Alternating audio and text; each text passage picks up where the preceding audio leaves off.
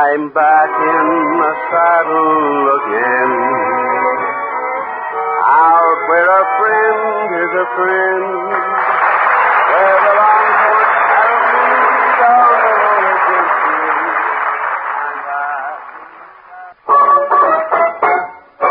I'm looking over a four-leaf clover that I overlooked before. One leaf is sunshine, the other is rain. Third is the roses that grow in the lane. No need explaining, the one remaining is somebody I adore. I'm looking over a four-leaf clover that I overlooked before. I'm looking over a four-leaf clover that I overlooked before. One leaf is sunshine, the other is rain. Third is the roses that grew in the lane. No need explaining, the one remaining is somebody I adore. I'm looking over a four-leaf clover that I overlooked before.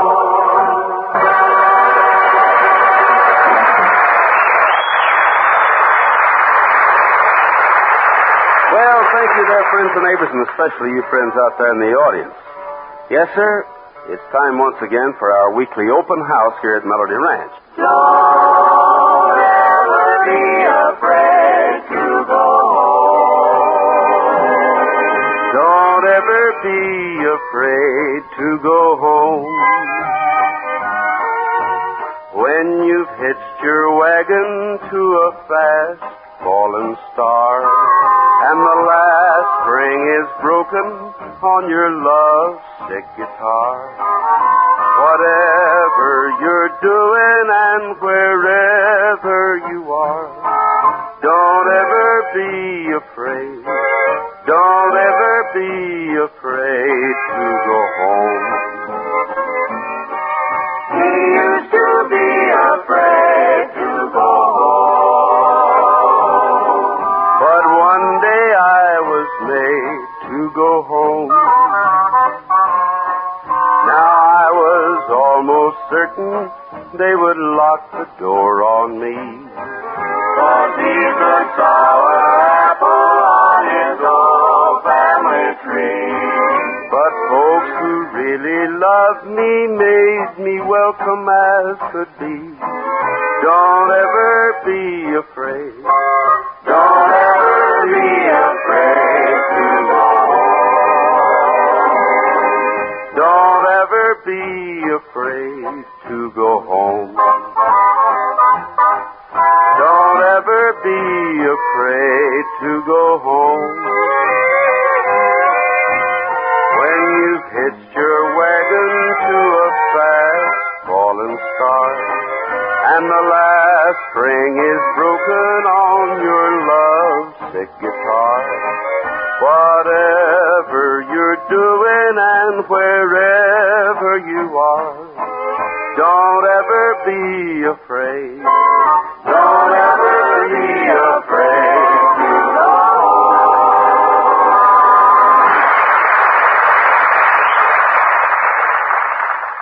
You don't mind if I register a slight complaint, do you? Are you kidding? I'd think that there was something wrong if you didn't. What's it all about this time? Well, my room over in the bunkhouse, Mr. Autry, you know that new Murphy bed and Morris chair that you moved in there? Yeah, and what about it? Well, now, the room's so small that every time I close the door, Murphy and Morris get in bed with me. Must be nice and cozy. Well, I got news for you. Either Murphy and Morris go or I do, one of the two. Well, we're going to miss you around here, son. Well, while I'm on the subject of complaining, there's another thing. I was pretty sure there would be. Now what is it? Well, just this. I'm through getting up every morning at 5 o'clock just to go out and feed them dad-blamed chickens. But, Patrick, the chickens have to eat, don't they? Okay, if they're hungry, let one of them lay an egg and they can split it amongst themselves, huh? I don't know why they have to lay them. You do a pretty good job of laying them for them. You hate me, don't you? No, I don't hate you. Now get lost for a few minutes, will you? Nothing doing. I still got one more little complaint. Oh, what's that? Well, the gramophone over in the bunkhouse. The what? Gramophone, the Victrola thing. We need some old records for it. Old records? Yeah. You mean new records, don't you? I mean old records.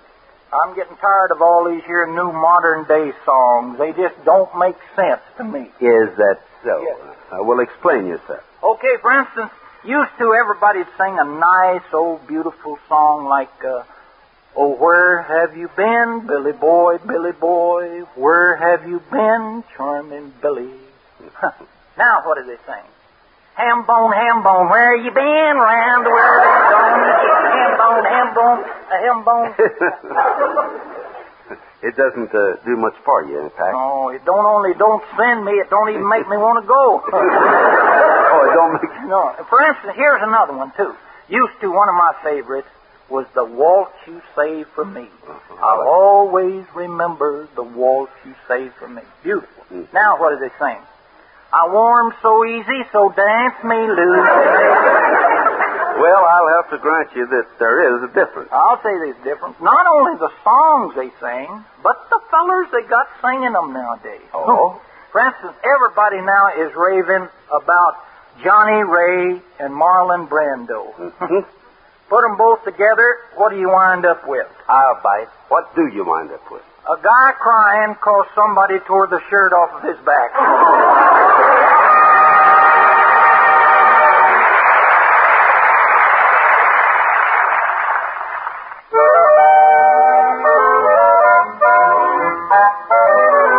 I'm a fool to care when you treat me this way. I know I love you, but what can I do? I'm a fool to care. I'm a fool to cry when you tell me goodbye. You left me so blue when you were untrue. I'm a fool to care.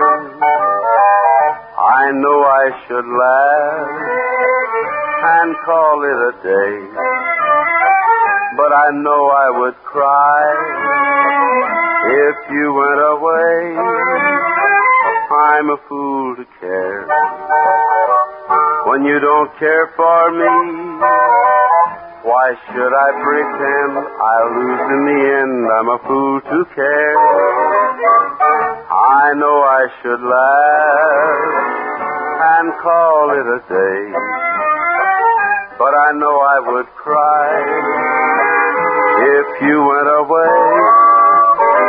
I'm a fool to care when you don't care for me. Why should I pretend I'll lose in the end? I'm a fool to care.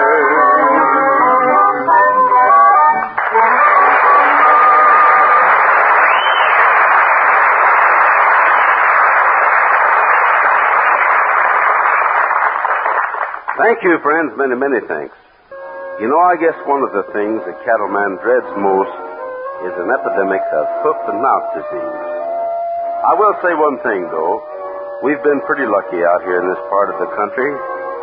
But I remember once, a long time ago, we had a scare that not only affected our livestock, but almost caused a small war as well.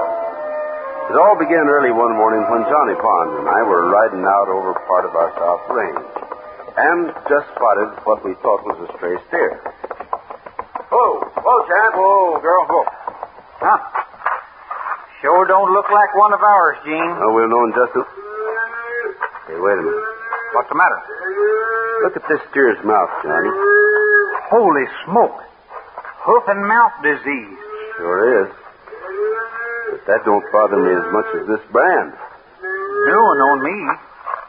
Looks like it might be the sun with a streak of lightning through it. And that's exactly what it is, Johnny.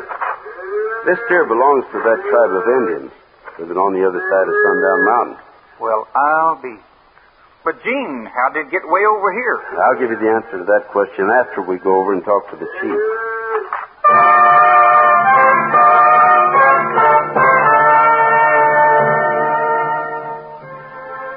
The tribe of Chief Silver Eagle was and still is a peaceful, law-abiding clan of Indians, even though some folks around here consider them primitive in lots of ways. They grow all their own food and depend upon the white man for practically nothing. As a consequence, the only time you're ever likely to see one of them is when their cattle happen to stray over on our range, as was true in this particular case. What white man want? We found one of your steers badly infected with hoof and mouth disease over on our range, Chief. So? I'm afraid that you'll have to destroy him. White man come with trick. Want Indian kill cattle. No kill steer. Him sick, he get well. That's where you're wrong, Chief. You'll only spread the disease to the rest of the herd. Silver Eagle no understand. Live here in peace. No bother white man. All time white man make trouble for Indian.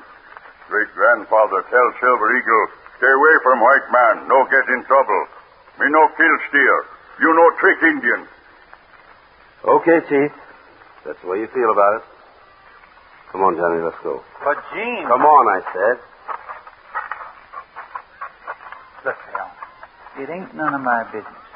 But why don't you go back and tell that stubborn old coot we're going to kill his steer anyway? Violence isn't the way to solve anything, children. Besides, I've got another idea. Yeah, all I can say is it better be good. Because if that hoof and mouth stuff ever starts running wild again, like it did 8 years ago, ranchers around here might just as well start kissing their herds goodbye. Don't you think I realize that? Well, you sure don't sound like it. Maybe not. But listen to what I have to say first. Okay, what? Chief Silver Eagle has a son named Charlie attending State Agricultural College over in Capital City. Oh, what you going to do? Send the old man to college, too? Not quite. But maybe through his son, we can bring the college to him.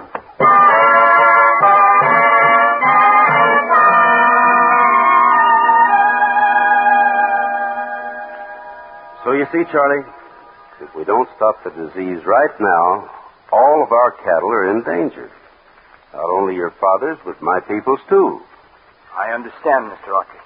However, I'm afraid there's much more to this than meets the eye. Go on. First, you must know my father. He is not a stupid man. Rather, he is simply living by ancient laws. You see, he believes that a great Indian father in heaven will protect both himself and his people. Consequently, all his faith is concentrated in that belief. I know, Charlie. But surely you can see that the steer is sick. True. I agree with you. Then can it be made to realize something should be done about it? In his mind, Mr. Autry, he is doing something about it. In fact, probably right at this very moment, my father and his medicine man are calling on the great Indian spirit to cure this disease and protect their people. You mean to tell me... Now, wait a minute, Johnny, wait a minute. Look, Charlie, and believe me, it's not that I don't respect his belief. I know what you're going to say, Mr. Autry. That's why I came to the university, so that I might learn, and thereby teach my father and his people how to preserve the ancient lore of their ancestors, yet still benefit from modern-day knowledge. Come, perhaps your problem will help me to start. Together we will see my father.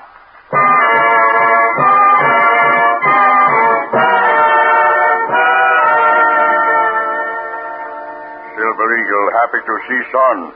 Son now stay with tribe. Not right yet, I'm afraid, Father. This is just a visit.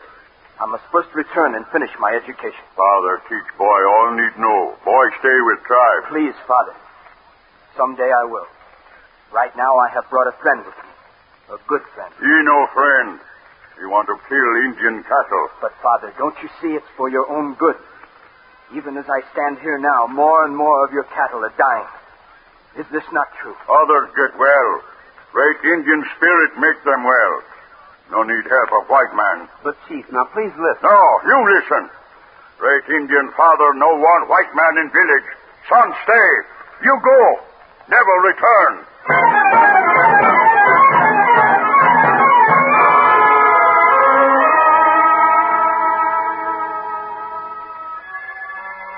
Strange, isn't it? I had a funny feeling when I left Charlie there, almost like I had just seen him for the last time. What's more, the next day passed without any word from him, until by evening I'd started getting a little worried. Hey, Gene, remember this one? I was hanging around town, not earning a dime, being out of a job just to spending my time. When I saw... Hey, Johnny. Listen. What's the matter? Tom-toms. Indian tom-toms, Johnny. And if I'm not mistaken, that sounds like their death dance. That means somebody's dead? No, but it does mean one of the tribes dying. The others dance to ward off the spirit. Brother, sure gives me the creeps. Quick, Johnny, saddle the horses. What for? We're going into town to pick up Doc Reynolds. Then we're heading for that Indian village. I think I know what's happened.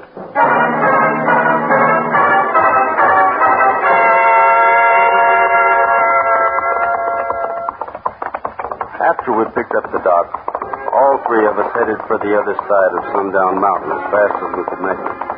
Where less than an hour later, I saw and heard something I'll never forget. The flames of giant fires pierced the darkness, and around them danced hundreds of snakes, all chanting their weird prayer to the Indian god of death. Not long after that, we found Chief Silvereagle. I needed only one look at his face to know what had happened. White men go. Go far away. Bring evil spirit to haunt sick boy. So it is Charlie that's sick. Boy, show faith in father. When you go, he gather tribe together and tell them Chief Silvereagle right. He say he no afraid to eat meat of sick cattle. You mean your son actually ate the meat of an infected steer? Great Indian father protect him. He no die. Look, Chief, this man's a doctor. You've got to let him help you. Medicine man inside. He help boy. No need white man medicine. You go now. Me return to son. But, Gene, this is unbelievable. What do we do now? I'm afraid there's not much we can do, Doc, except just wait. But there must be something. The boy doesn't have to die. I know. Funny, isn't it? You've got the medicine to give him life. Yet they're in there doing some silly mumbo-jumbo. But why? Will you tell me? But... Listen. Yeah, the drums have stopped. Great Indian father call. Boy dead. Dead? Come on, Doc. Hurry.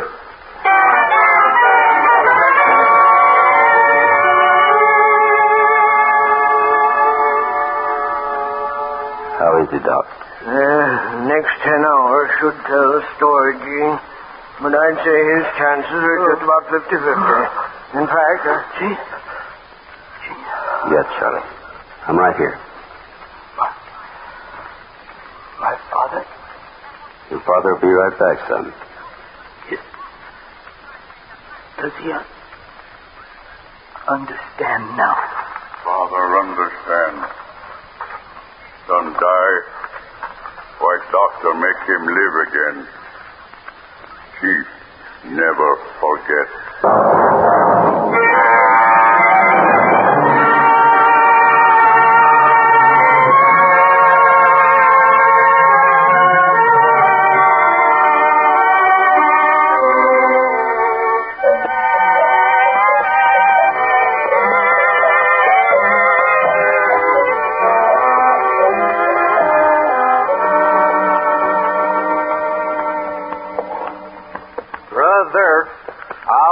Get over how close that one was.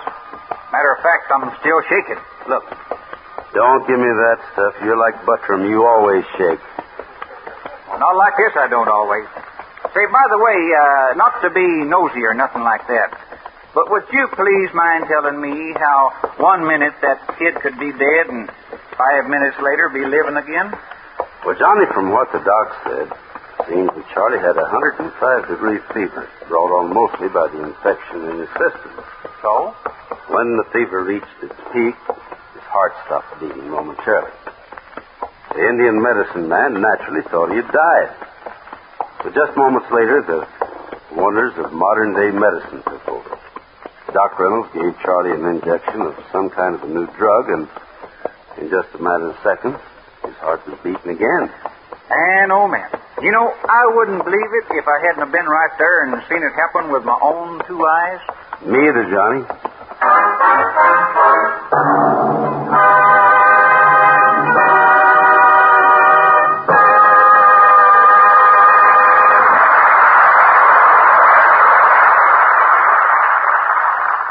Incidentally, speaking of things you wouldn't believe unless you saw them with your own eyes, take a look out over the edge there, over the edge of that trail. You ever see anything so pretty in your whole life? I'll say I haven't. Funny thing, Gene. Looking down on that valley from way up here, it's almost like we were sitting on a cloud. You can say that again. In fact, I was just thinking.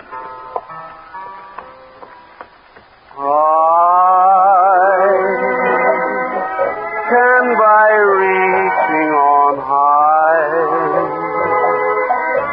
touch a star in the sky,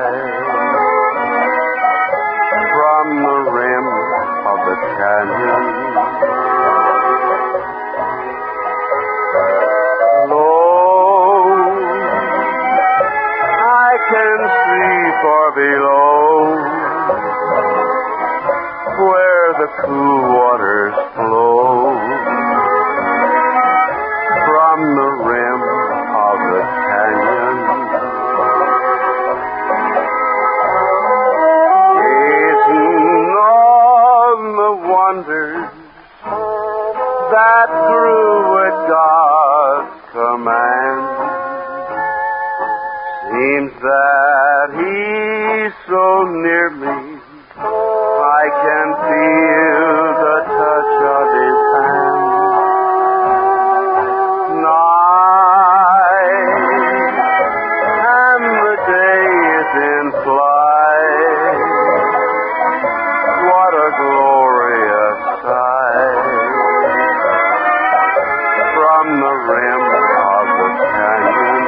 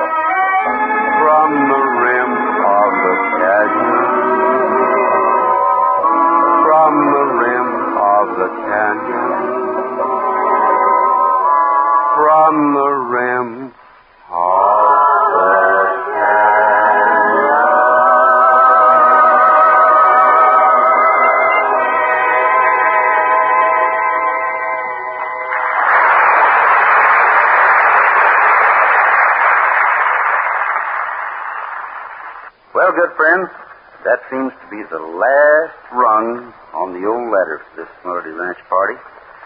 But we've got another swell get-together lined up for you at this same time and over these same stations, so try and join us then, won't you? Meantime, this is Gene Autry asking you to keep thinking of us until we're back in the saddle again. Out where a friend is a friend, where the longhorn cattle feed on the lowly jumping weed, I'm back in the saddle again, riding the range once more, toting my old 44, where you sleep out every night, and the only law is right, back in the saddle again. Whoopie-tie-I-O, rockin' to and battle again. Something for the Boys, played by the orchestra. And now, ladies and gentlemen, we would like to turn the clock back to yesterday morning and show you what happened when our whole gang visited Orson Welles at his motion picture studio, where he is writing, acting, directing, producing, and enjoying his new picture. Mary had just returned from the East the night before, so Phil and Dennis stopped by her house to give her a lift.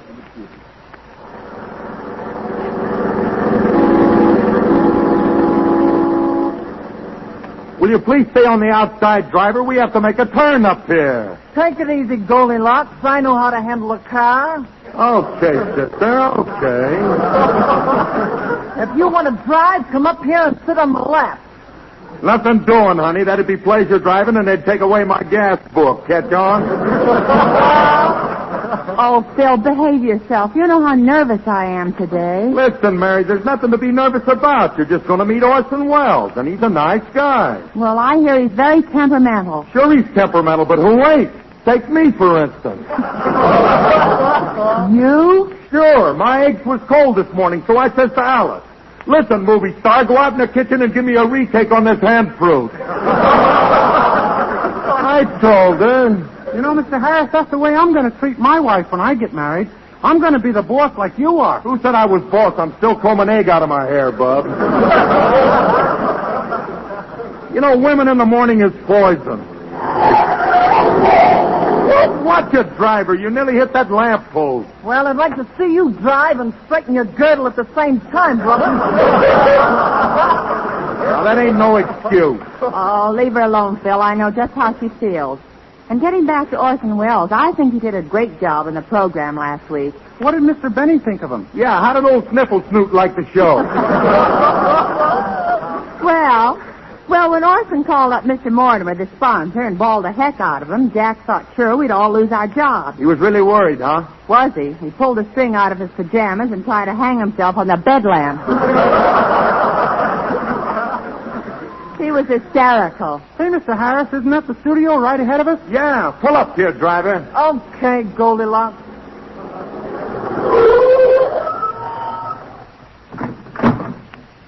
How much do we owe you, miss?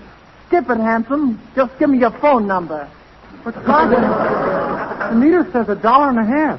Don't underrate yourself, Junior. So long.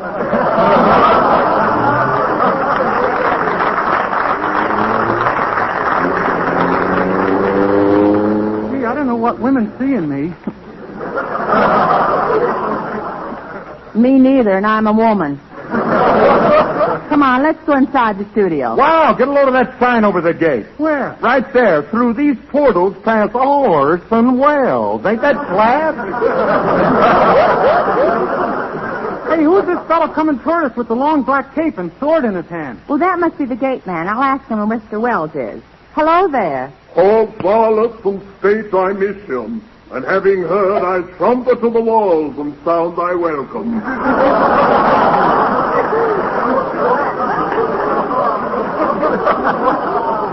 Now let's all get a load of that character. Yeah. Pardon me. Could you tell us what stage Mr. Wells is on? All the walls are staged, and all the men and women merely players. I'd give $1 million if I could munch mouth like that.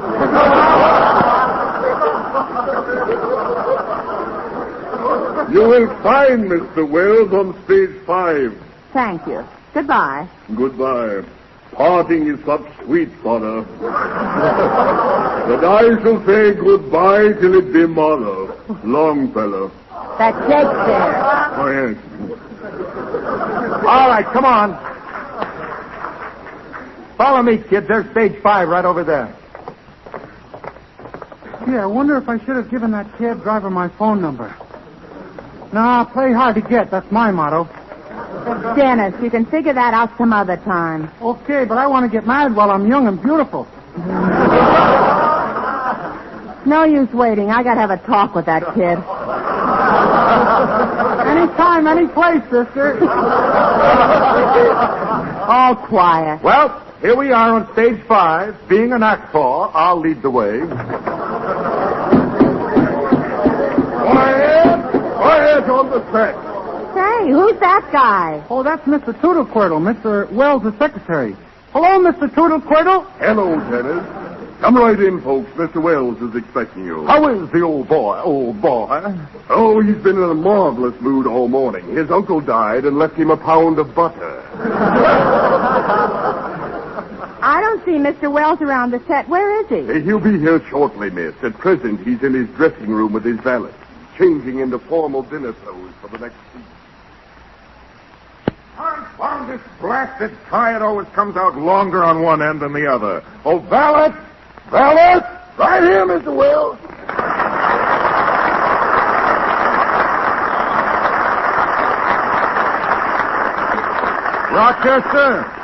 Rochester, let me ask you something. Yes, Mr. Wells? Why is it that I am able to write, act, direct, and produce a motion picture, and yet I can't tie a simple little bow knot? It's the same with me, Mr. Wells. I can cook, drive a car, clean the house, and answer the phone, but I can't make an eight the hard way.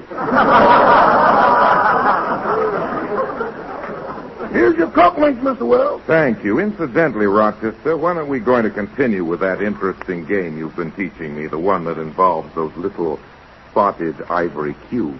You mean Central Avenue shuffleboard? Yes, that's it. It's a fascinating sport. I don't think you ought to mess around with those cubes anymore, Mr. Wells. Why not? If I make one more 7, you'll be handing me my cufflinks. Can't understand it. Ever since you introduced me to this game, I've had bad luck. Well, with my dice, don't look for any improvement. They work so well together, I call them Abbott and Costello. Oh, I see. Here, let me help you into your tailcoat. Thank you. Oh, by the way, Rochester, I noticed a dab of ketchup on my gray suit this morning. You may have it. Thanks, Mr. Wells. Ketchup is hard to get nowadays.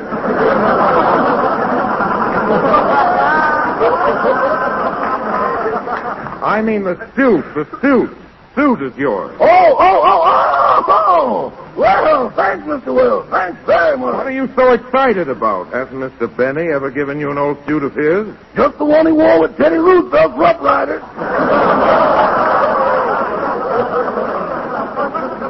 But I ain't got a horse. Oh, in that case, I shall give you a horse, a fine Arabian steed. Mr. Wells, waiting for you in paradise. Come in. Yes, Miss Harrington. Ready for you on the set, Mr. Wells. Here's the next scene we're shooting for your approval. Good. I'll glance over it. Oh, no. No, this will never do. Only an idiot could compose such drivel. But Mr. Wells, you wrote this yourself. And there's no use waiting. I'll have to have a talk with me. Miss Harrington, take down these changes. Yes, Mr. Wells. Instead of a ranch house in Arizona, it shall be a penthouse in New York City. Yes, Mr. Instead Wells. of guitars playing softly in the background, I want a thunderstorm with lightning. How many bolts? At least a dozen. And finally, instead of the girl slapping my face when I kiss her, she shall thrust a dagger deep into my bosom. Yes, I shall die. Die? But, Mr. Wells, it's only the second reel. Who handled the rest of the picture? My ghost, I shall work in whitewash. That is all, Miss Harrington? Yes, Mr. Wells. I'll see you later, Rochester. If anyone calls, I'll be down on stage 5 being stabbed. What a man. Never a dull moment around here.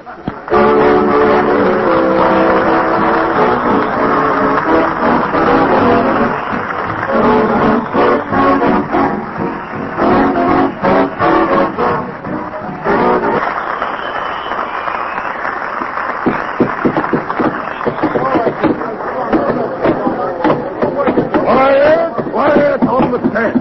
Say, Mr. Toodlequirtle, what's keeping Mr. Wells? We've been waiting for him for half an hour. Yeah, imagine wasting time around here when I could be out somewhere improving my mind. Don't be silly. There are no burlesque shows open this time in the morning. Oh, I mean with books or something like that.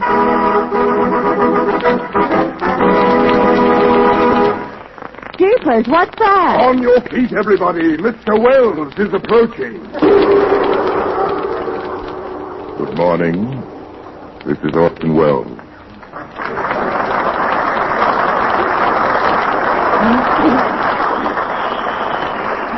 Well, Dennis and Phil, I'm glad you dropped by. Have you been here long? Yeah, quite a while, but I told the kids, let's hang around till Autry gets here. Autry? Who is Autry? That's Bruce, silly. Autry. That's murder. Well, who is this charming young lady? Come, my dear. Speak up. Well, my name is Mary Livingston, and I'm not the least bit nervous. So there. No, Mary, there's nothing to be nervous about. When did you get back to town? Yesterday on the Super Cheap. I got off at Pasadena. Oh, I wish I'd known that. I would have arranged for the Tournament of Roses to be held simultaneously with your arrival. Gee, I like this guy. Yeah, didn't I tell you that Orson really does things in a big way? Who did anything? He just said it. Well, Dennis, I have spent years inflating the balloon with his wells. Please do not puncture it. Tell me, Mary, how's Jack coming along? Is he up and about? Oh, yes, he's feeling a lot better. A few more days, and he'll be all over his nervous breakdown. Nervous breakdown? I thought Jack had a cold in his chest. He did, but when he got his doctor bill, he went right from a mustard plaster into a straitjacket. What? It took 4 of us to hold him down. Good heavens. Pardon me, Mr. Wells. What is it, Miss Harrington? Would you mind okaying the budget for this sequence? Not at all. There'll be one change here, Miss Harrington. Instead of wardrobe, $8,000. Make the wardrobe cost $9,000. But, Mr. Wells... But for nothing, I promised one of the extra girls a mink coat. That is all, Miss Harrington? Yes, Mr. Wells. Yes, Mr. Wells. Yes, Mr. Wells. Sometimes I wish I weren't perfect so people could differ with me. Written out for me, I do. Dennis, what are you doing with that script? Oh, I was just looking it over, Mr. Wells. I thought there might be a part in it for me where I'm a big lover. Lover? Oh, I'm sorry, Dennis. You're definitely not the romantic type. Oh, yeah? Did a cab driver ever ask you for your phone number? Yes, and I'm having dinner with her tonight. Oh, Arthur, you're really on the beam, kid.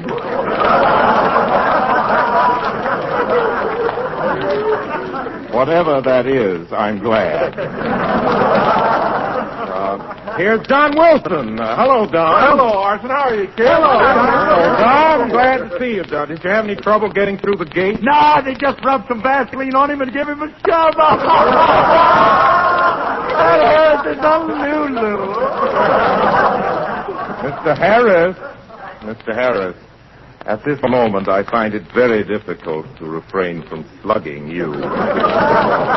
Oh, by the way, Orson, I brought along a copy of what I intend to say about grape nut flakes on the program tomorrow. Would you like to hear it? Oh, yes, I like to pass on everything that's said on the program, everything. Well, there goes all them jokes I thunk up. Yes, Phil, I don't want them jokes sinking up the airwaves. I'll be darned, I pulled a Lulu myself. Now you're getting somewhere, Wells, Z. Thank you.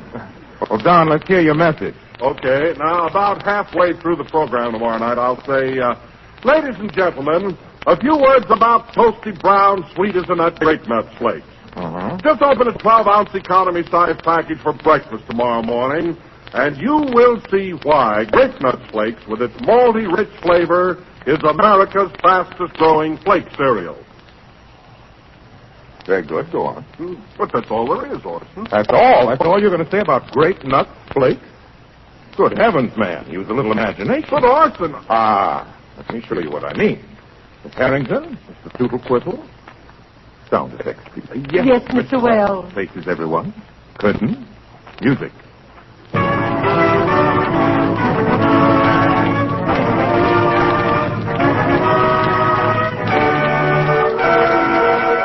Presenting Grape Nut Flakes, I Love You, an Orson Welles production. Produced and directed by Mr. Wells, and starring Orson Welles.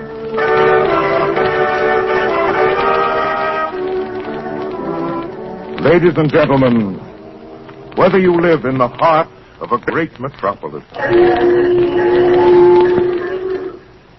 or on a farm where all is tranquil, whether your home is in the wintry north or here in sunny California,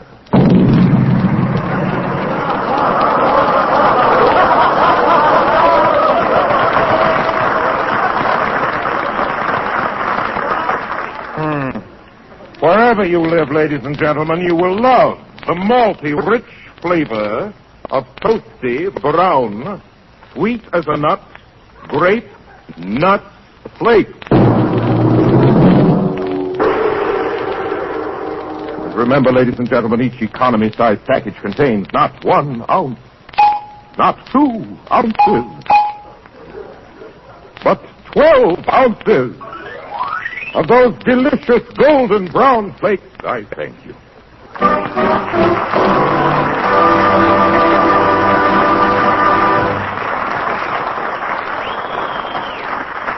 Oh, I feel much better now.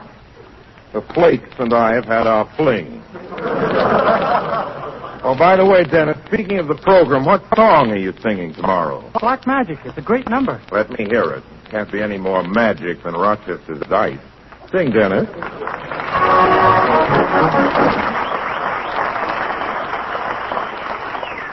Excellent, Dennis. I like that number very much. You may sing it on the program tomorrow. Thank you. However, the following Sunday, I think you should do something operatic. I want you to sing the quartet from Rigoletto. But, Mr. Wells, the quartet is 4 different voices. I'll handle the other 3. Gosh, you mean you're going to sing soprano, contralto, and baritone at the same time? Yes, Dennis? That I gotta hear.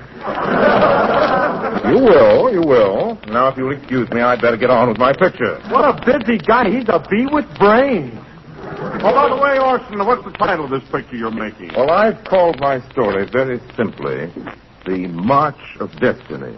It deals with everything that ever happened. From the beginning of creation to the present day. Hey, Orson, is there anything in it about me? Well, no, Phil. My picture is handled entirely in symbolic retrospect. What? What was that? Give me that again. He could give you that all day long. You wouldn't even feel it. Sit down, will you?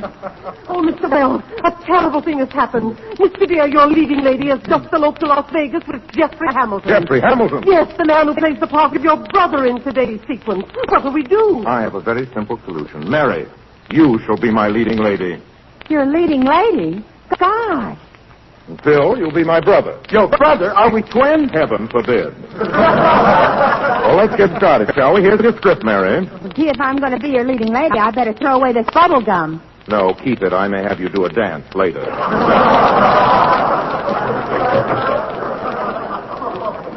Pardon me for interrupting, Mr. Wells, but we just had a long-distance call from Mr. Benny. From Mr. Benny? What'd he want? He wanted to know if I was happy in my new job working for you.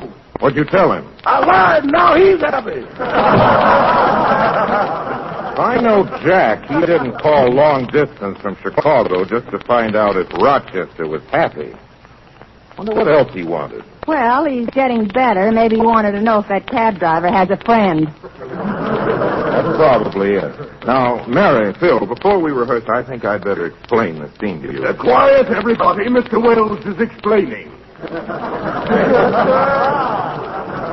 Now, Mary, in this scene, you as my fiancé and Phil as my brother have parts which overshadow mine in dramatic intensity. You mean we're more important than you are? Definitely. The motivation of the scene, its mood and pulse and tempo rest entirely in your hands. I want my face in the picture, too. Please. You, Phil, will play the part of my younger brother, who is a cheat, a cur, and a scoundrel. Oh, I get it. A heel without a soul. Oh, that hair is solid when it gets rolling. Phil, you're a genius, and I ought to know.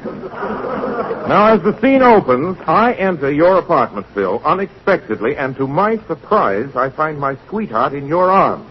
And remember, Mary, you and Phil carry the burden of the scene. Okay.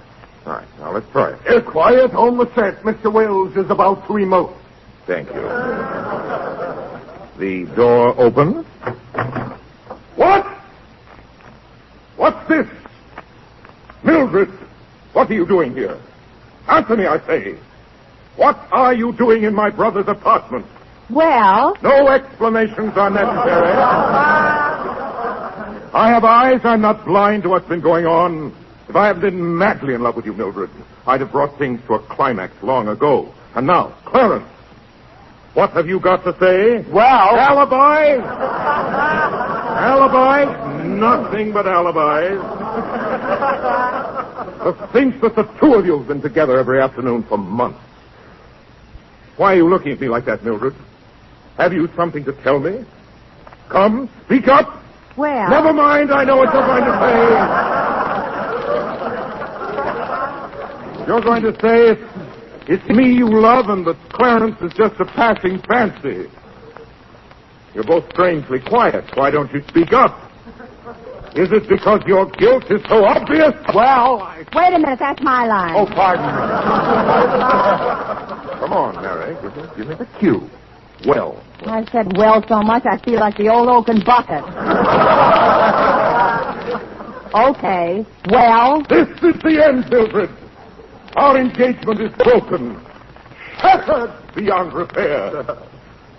But you may keep the engagement ring I gave you. That is, if you want it. Well... It's yours.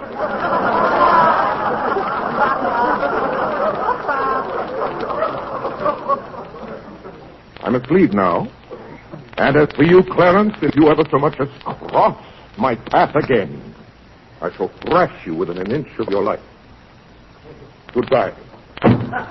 Clarence, my love, kiss me. Darling, I love you. No. Let's cut that. After my exit, the scene is definitely over. All right, places, everyone. Let's shoot it. Camera, lights, action!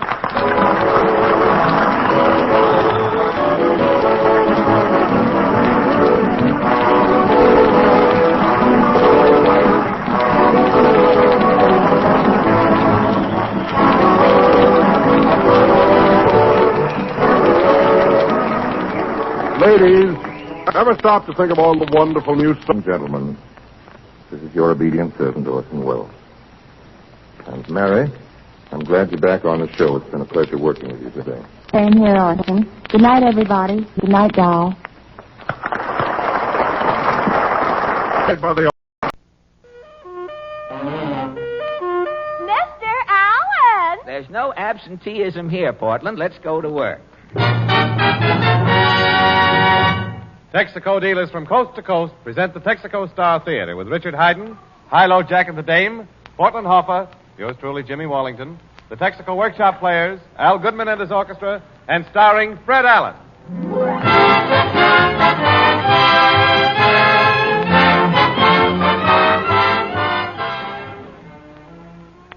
From the United States, for the Armed Forces of the United Nations, the Special Service Division of the War Department presents a delayed broadcast of one of America's most popular radio programs, The Fred Allen Show.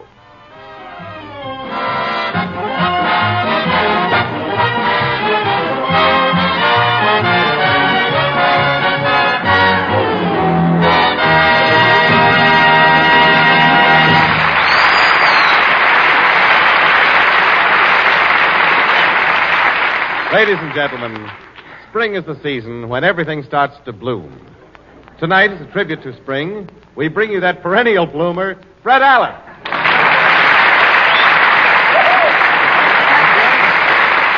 Thank you, and good evening, ladies and gentlemen. And thank you, Mr. Wallington, for that botanical send-off.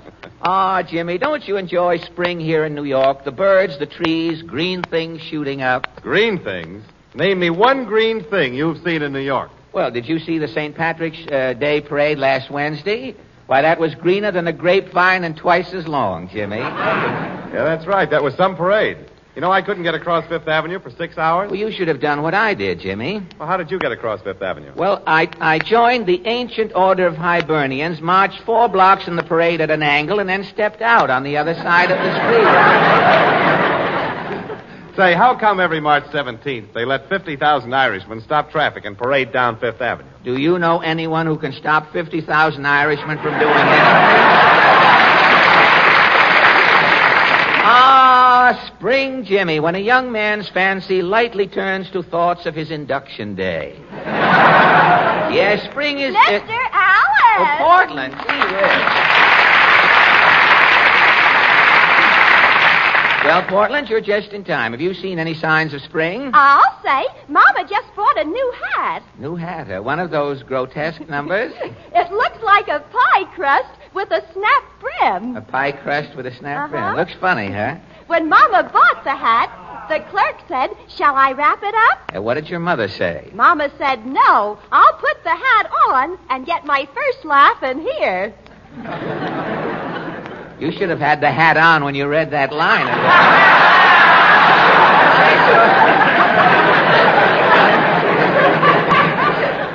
I saw, these new hats are really something. I saw a woman with a hat today. It looked like a pot roast relaxing on a pen wiper.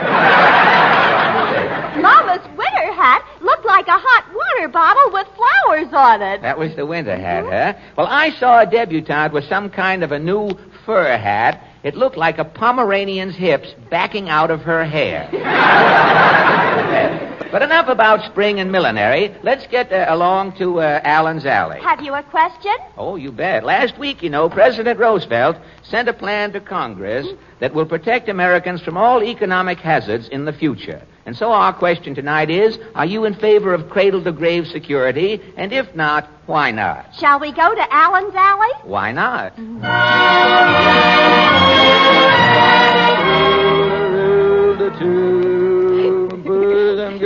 That's the bison song. You ever hear that? Bison girls together. Here we are back in Allen's Alley, Portland. John Doe's lights are out. Well, perhaps he's gone to bed. Let's make sure. I'll see. Oh, it's you. Yes, Mr. Doe. Tell me, what do you think of this cradle-to-the-grave idea? Well, there's only one trouble with the world today. And that is? The poor has got all the poverty. It's a monopoly. Well, what? There's only one solution. The poor has got to share their poverty with the rich.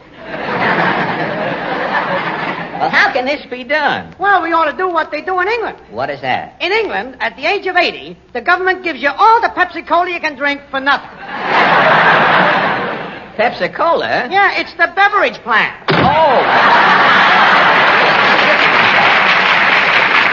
Well, John Doe favors liquid assets, I see. Let's see what Mrs. Nussbaum's reaction is.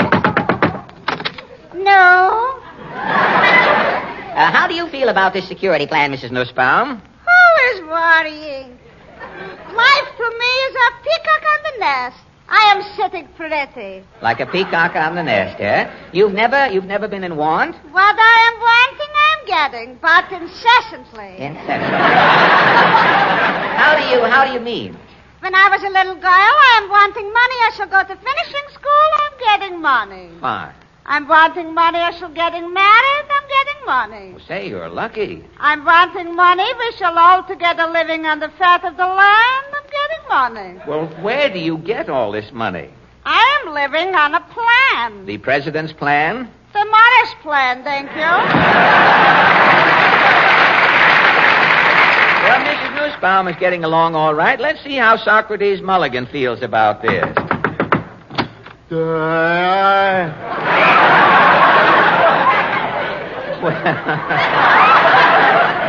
Well, Socrates, how do you feel about the president's plan? Whole nature. I got my own plan. What is that? It's 50-50. Work and security. Work and security. Well, what is this 50-50 plan of yours? I got my wife out working as a welder. Yes. My mother I got working as a steam fitter. Yes. My mother-in-law I got out tending bar. Fine. My grandmother, an old lady, I got out panhandling. My 4 little kids I got out working for Western Union. Well, look, just a minute. Tell me, what do you do? I stay home and keep books. It's 50-50, work and security. 50-50? Yeah, my family gets to work, I got the security. Oh, my God. Well, that leaves us only one more house. Let's try this little shanty here. Welcome, friend. My door's ajar. Falstaff's here with la-di-da.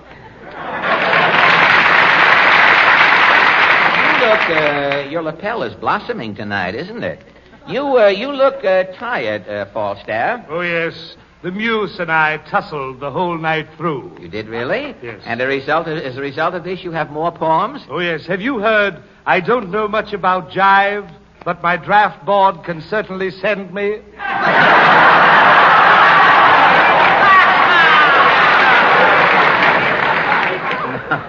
No. Or, she sat by the fireside cutting her corn as I tuned in H.V. Cantor board. Or perhaps mother's given her tailor the sack. He made her a shawl with the belt in the back. Enough is enough. You have breached what was left of our friendship. Tonight we were distinctly talking about post-war security. Precisely why I am here. I have written a poem. What is your poem called? From the Cradle to the Grave. Well, how does it go? Life used to be a struggle for honest man or knave. The years were fraught with heartaches from the cradle to the grave. But shortly life will be serene. Man will no longer slave, for Congress soon will finance him from the cradle to the grave. Money, schooling, medicine, and all else man may crave will be his for the asking from the cradle to the grave. This is what we fight for. Democracy we'll save. We missed Hitler in his cradle, but we'll see him in his grave. That was very nice. Terse and to the point. And now, ladies and gentlemen, we turn to greet Hilo, Jack, and the Dame. With Maestro Al Goodman lending a helping hand, the kids sing, You'd Be So Nice to Come Home To.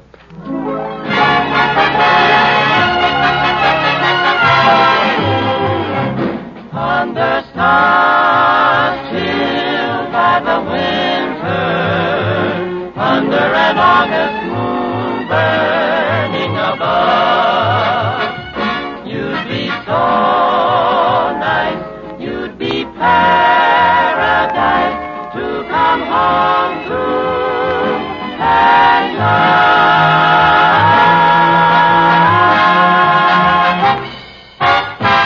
You'd be so nice to come home to. You'd be so, ever so nice by the fire, while the breeze on high sang a lullaby. You'd be all that I could desire. Down under stars chilled by the winter, under an August moon burning above. You'd be so nice, you'd be paradise to come home to at night, with the stars shining brightly above. You'd be so nice to come home to and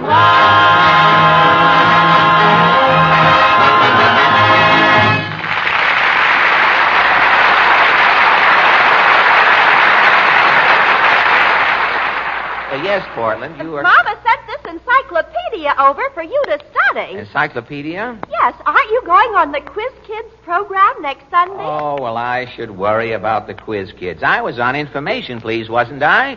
What are the Quiz Kids? They're nothing but Information Please dehydrated.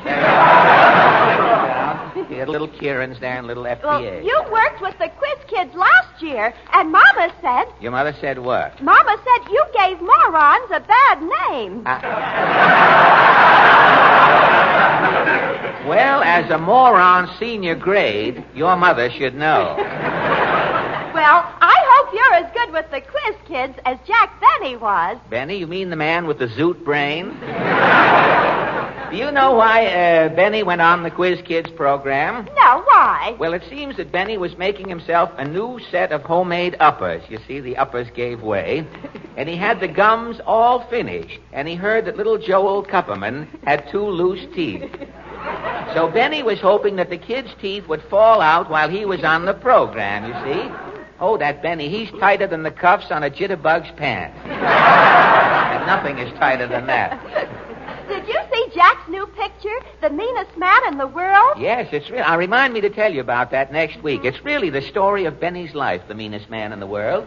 But enough about the Slim Somerville of tomorrow. Our guest, this will get him out of bed if nothing gets him. Our guest is champing at his bit. Who's coming tonight? Oh, a distinguished visitor. So seldom we run across a word that long in our school. A distinguished visitor from England. Anthony Eden, wow! Now, wait, no, relax, Portland. He wanted to do a double act with the mayor. We didn't get him. We couldn't get Mr. Eden, and so our guest tonight is the famous English criminologist, scientist, lecturer, and pride of Scotland Yard, Inspector Richard Hayden.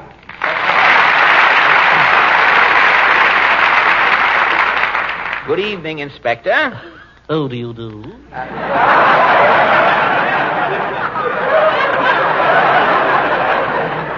Pardon me, was that you, Inspector? Yes.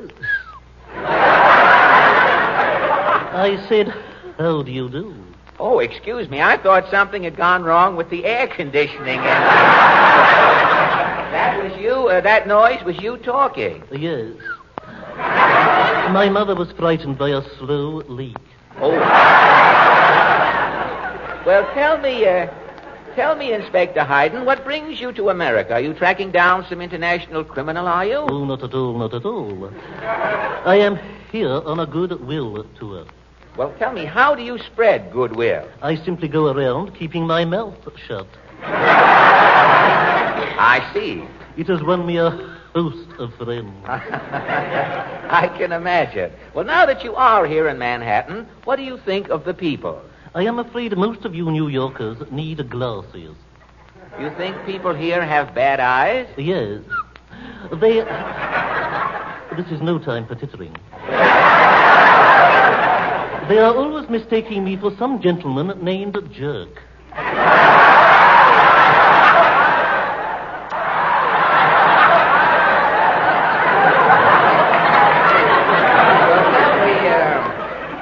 Tell me, Inspector, do you like our American climate? Yes. Do you like our American hospitality? Yes. Do you like our American women? You and the Navy have something in common, Inspector. Oh, thank you. Well, Gesundheit. Thank you. I hate to sneeze. It bags my Kleenex. Yes, sneezing will bag your Kleenex every time, I know. But then again, the spray adds a bit of life to my gardenia. Oh, how true. But, resuming, Inspector, how do you find our American food? Oh, I merely look behind those little windows, and there it is. Little windows? Where have you been eating? I believe it is called the automatic. No, you mean the automat. Oh, yes, the automat. Now, do you like the cuisine at the automat? Oh, after I pick out the ground glass, the food is delicious.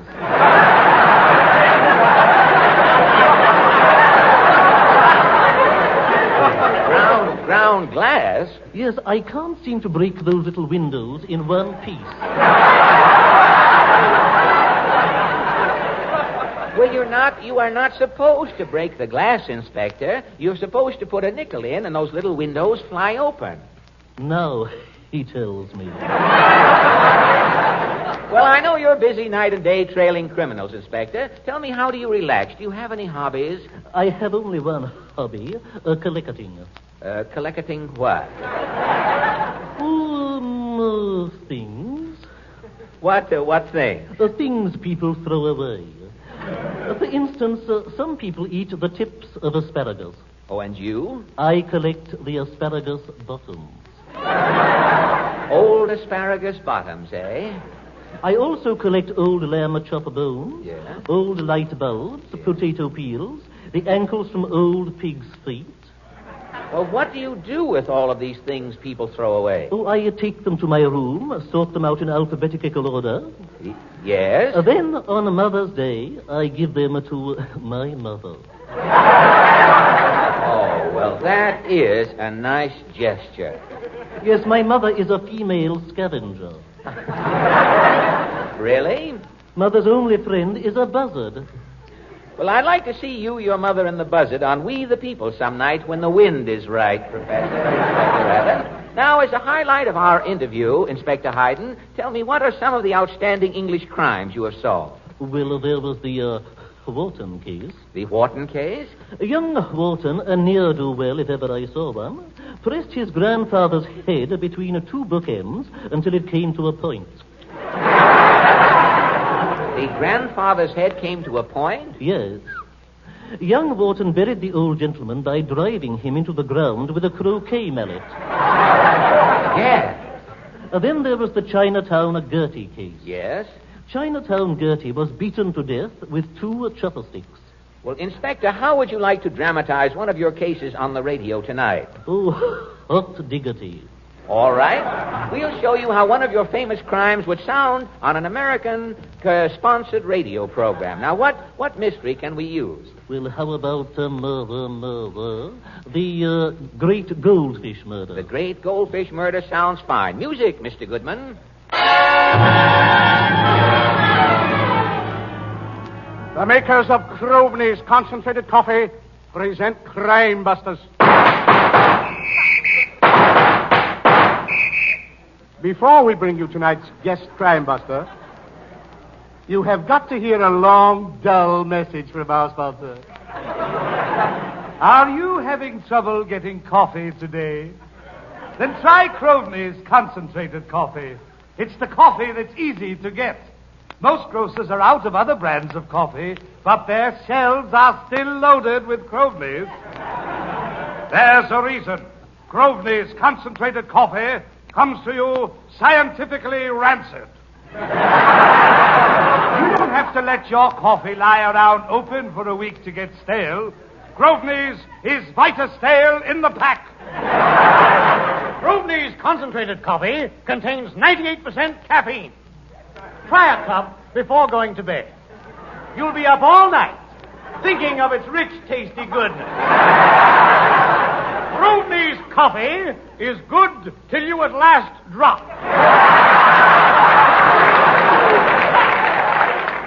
Get Crowley's today in the regular 1 pound tin. Or better yet, get the handy 2-ton size.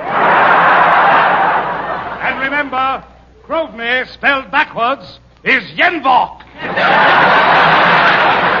Now, Crime Busters, and here is your host, who is responsible for tonight's crime, Colonel J. Edgar Allen. Colonel Allen. Thank you. Tonight, crime lovers, our guest is that famous English criminologist, Inspector Hayden of Scotland Yard. I had the pleasure of assisting the inspector on his first assignment here in this country, the famous goldfish murder case. And here is Inspector Hayden to tell us how he solved this exciting crime. Inspector Hayden. Oh, thank you. Inspector, about this goldfish murder, just what happened? Well,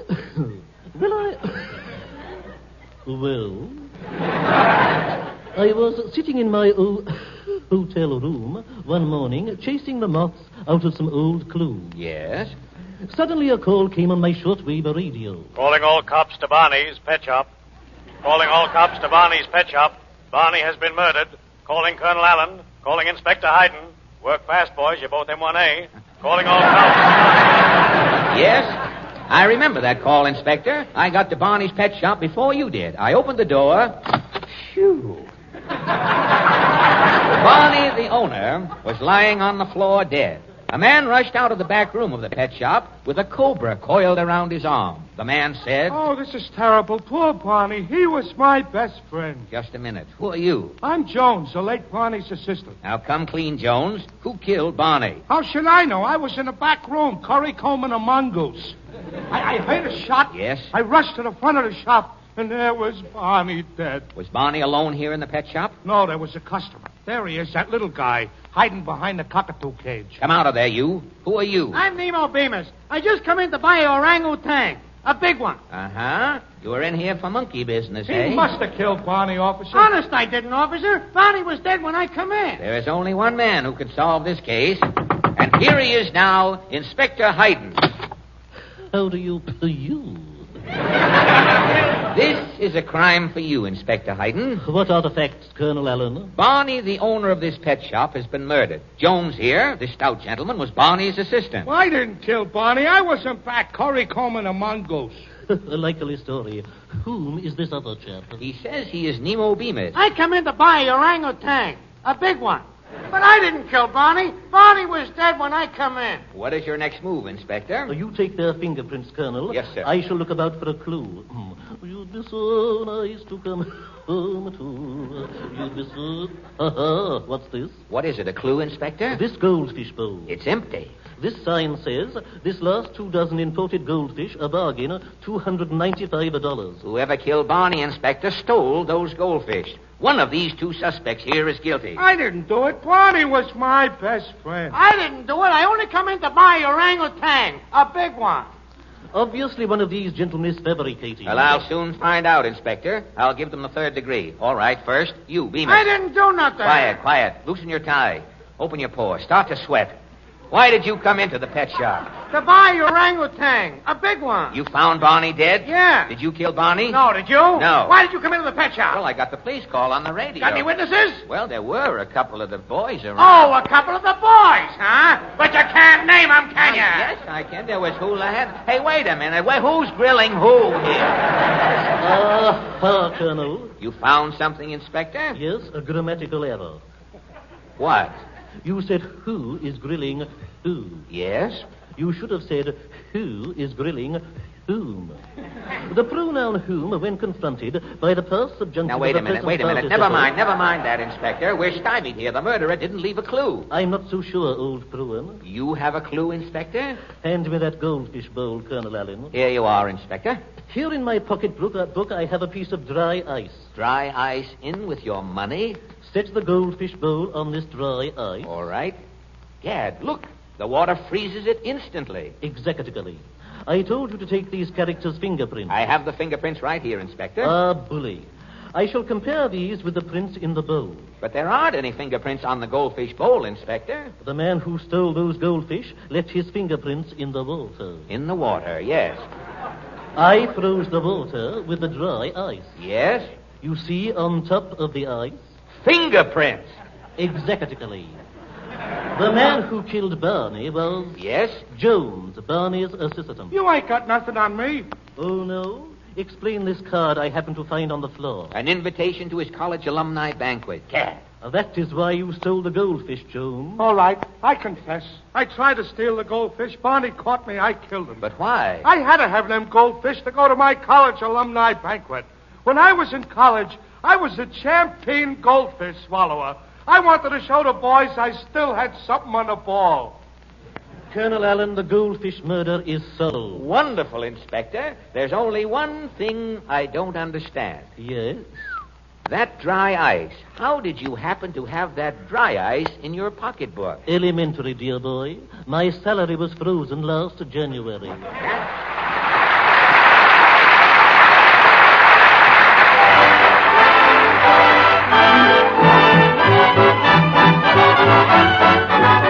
The bells are ringing for me and my gal. The birds are singing for me and my gal. Everybody's been knowing to a wedding they're going, and for weeks they've been slowing every Susie and Sal. They're congregating for me and my gal. The parson's waiting for me and my gal.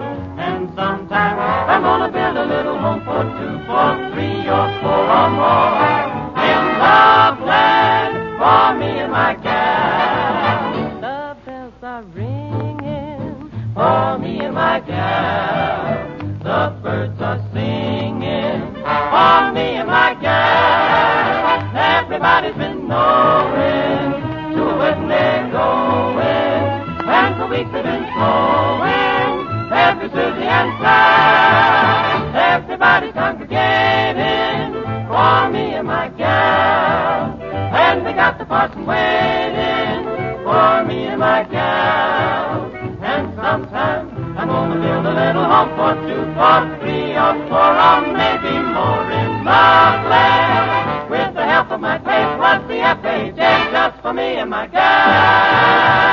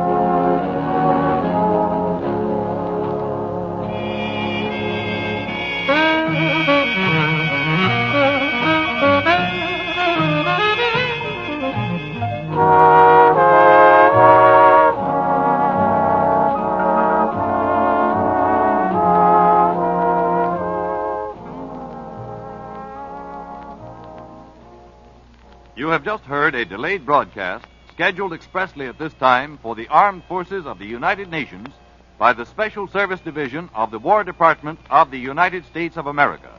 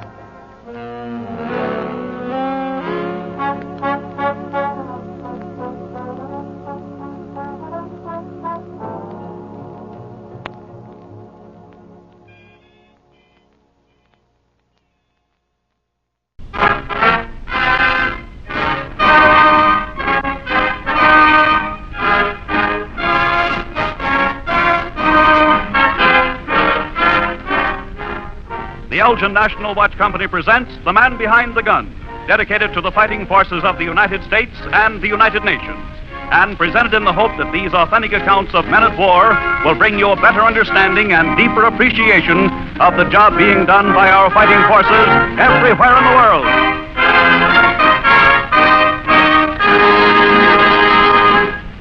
Come left to course 280 and steady up. Steadying up on 280, sir. Very well. It's nearly sunrise on the South Pacific. Ahead of you, beyond the slashing bow wave of the cruiser, is the leader of the task force. Behind, in the boiling phosphorescent wake, is another ship, and still another. The officer of the deck watches the huge second hand sweep around the red-lit face of the clock on the flying bridge above you. Stand by for general quarters. Bugler, stand by to sound general quarters. Bugler standing by, sir. Very well. Check your time. Sunrise is at 512. It is now 512 minus 20 seconds. Minus 15. Minus 10. Minus 5. Time, the priceless commodity of war. Seconds, the raw material of victory. On the flying bridge of a light cruiser, on the dashboard of a 28-ton tank, on the bombardier's panel in the plastic snout of a giant bomber, and on your own wrist, Elgin timepieces tick off the precious seconds, the minutes, the hours as America marches forward. For more than 3/4 of a century, Elgin craftsmen have striven toward ever greater precision in the art of timekeeping. Today, at the request of the government, Elgin is making the devices that time modern split-second warfare. These include aviation clocks, tank clocks, compasses, tachometers, timers, and stopwatches for government and war industry uses, time fuses for anti-aircraft shells, and special wristwatches for our forces on land, sea, and in the air. Since Elgin is now fully converted to war production, few Elgin watches are still available for civilians. Foreign-made imported watches may try to fill this lack, but the shortage of high-quality American-made Elgin timepieces is certain to be felt, and felt deeply until the war is won. However, if you can't buy an Elgin, think of this. Because you are doing without, Elgin craftsmen are able to create one more special instrument which may help your man behind the gun do a more efficient job at the front. Remember, time is short. Every minute counts. Every second brings us closer to victory.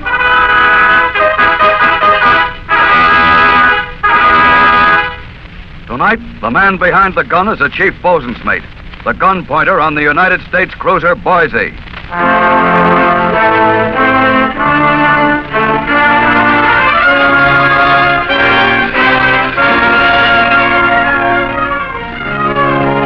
This day began like any other lazy sunny day at sea in the South Pacific. Nothing unusual about it, October 11th, 1942. Just another day Jap hunting in the Pacific. Your job is to stop the Japs from reinforcing their men on Guadalcanal. 3 times you've gone north after them. Never a contact. This is the 4th time. And, brother, this is it. But you don't know that yet. Just now, you're sick of running back and forth. You know, Scotty, I've been north so many times I feel like a commuter. Nothing to show for it but goose eggs. You and me both, Chief.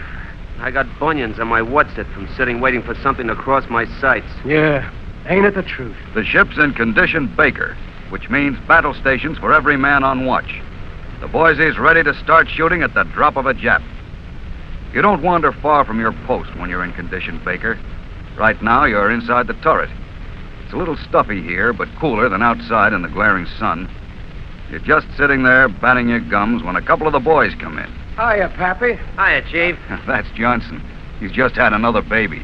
He heard about it just before you left the New Hebrides. Think we'll hook up with the Japs today, Chief? I never can tell. I'm keeping my fingers crossed. Yeah, me too. They told me when I come out that this ocean is lousy with Japs. Boy, it sure is lousy without them. I get sick of nothing to do. You'll get over that.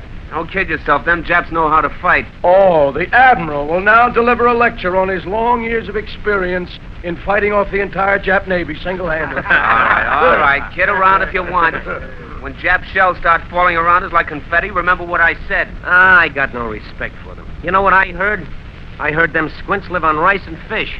I got no respect for them. They do okay on rice and fish. They do okay. Oh, yeah? Well, let them come around. Every one of them. Every fish eater in the Pacific. We'll give the fish a chance to get even. The fish will get sick. Hey, not to change the subject or anything, but what's that you got there, Johnson? Oh, that's a picture of my kid. The oldest one. Oh, yeah? I kind of thought I'd paste it up on the bulkhead if nobody minds. Go ahead. Who minds? Let's see it. Let me have a look at that. Gee, good-looking mug, ain't he?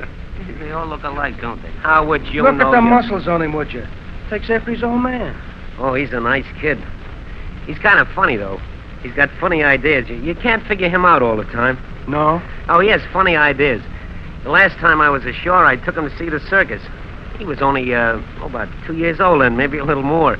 He takes one look at the elephants and he says, Daddy, I want to go home now. He wouldn't stay. He takes one look at the elephants and he says, Daddy, I want to go home now.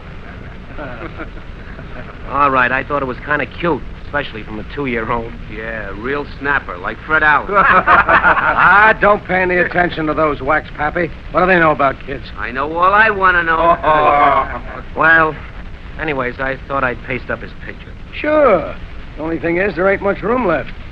Well, one of the girls will have to come down. Who's it going to be? Look, how about Hetty, Chief? I don't know what you see in her anyhow. No? Listen, she's the reason it's so hot in here. Nope, not Hetty. How about Rita? Hey, wait a minute, I know. This one. She ain't fit company for a 2-year-old anyhow. Hey, listen, Chief, I ain't 2 years old. You ain't going to take her down, are you? Not feed her. What are you kicking about? That picture was taken 25 years ago. She don't look like that now. Who cares what she looks like now? Look what she looked like then. All right, you want it, you can have it and drive yourself crazy for all I care. But Johnson's kid goes up in that spot right there. That's just to remind us we all got home somewhere. And kids, some of us, that we never seen. Thanks, Chief. I sure... All right. Maybe we're getting too serious around here anyhow. Hey, how about a song, Scotty? Okay, if Eddie'll play for me. He'd better. How about that song you learned from your old man, Scotty? You know, the Scotch song about the lakes and the islands? I don't even know if I remember the words right. Oh, yeah, sure you do. All right, I'll try. Go ahead, pipe down, boys. There's a far crooning. You guys are sure you want to hear this now? What are you? Come on, let's go. Okay, here I go. There's a far crooning is pulling me away as take I with my chromac to the road. The far coolings are putting love on me as step I with the sunlight for my lord. And all around them in the dim light of the gun turret are the gleaming breeches of the 6-inch guns, and the dials and the instruments and the wheels, the machinery of death. And the United States cruiser Boise plows north through the sea toward Guadalcanal, and a date with history. braggarts in my step. You've never smelt the tangle on the isles. It's the blue islands are pulling me away. Their laughter puts the leaf upon the lake.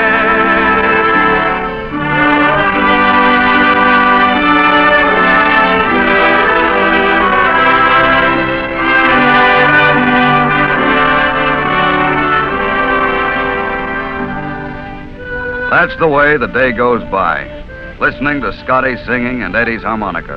Scuttlebutt about dames and home and dames. Just standing by in condition baker, waiting. But in the afternoon, things start to pick up.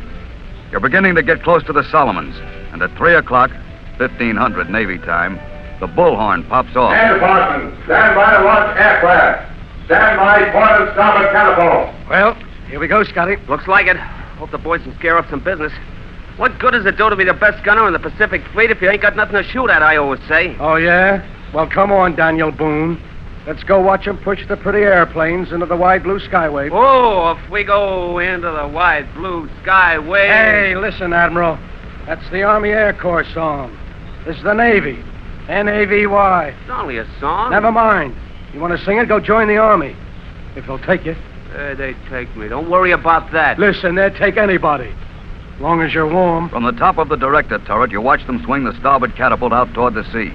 There's a plane on each catapult. Stand by to start engine. Now the pilots are coming up from below, fastening their helmets and crooking their legs to make the parachute harness fit right.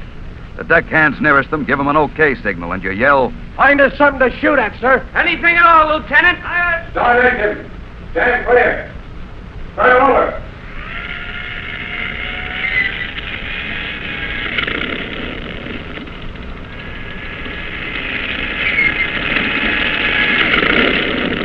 The propellers are whirling discs of light as the pilots climb aboard, settle down, and fasten their safety belts. And the planes strain and rock against the catapult rigging as the cruiser presents its stern to the wind.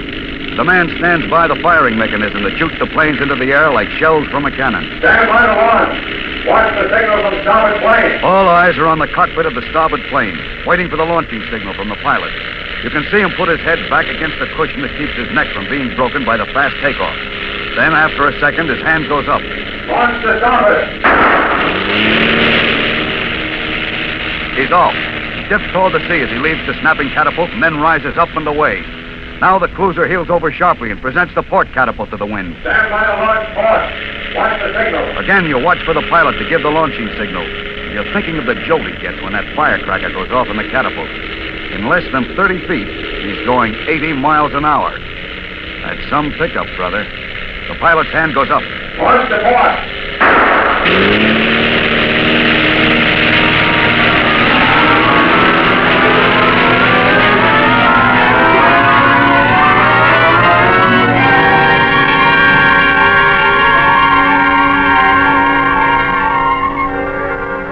The two planes dwindle toward the north, far ahead of the task force, ranging the ocean and looking for the enemy.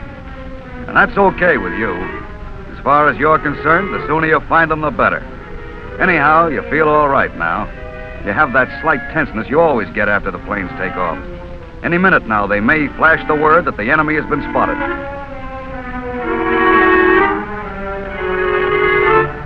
Back aft on the port side of the superstructure is the guy who'll pass that word. The radio man, who sits all day long with an ear cocked to the static-filled speaker, listening. Always listening. And every 2 minutes, typing out his report. Time, 1546.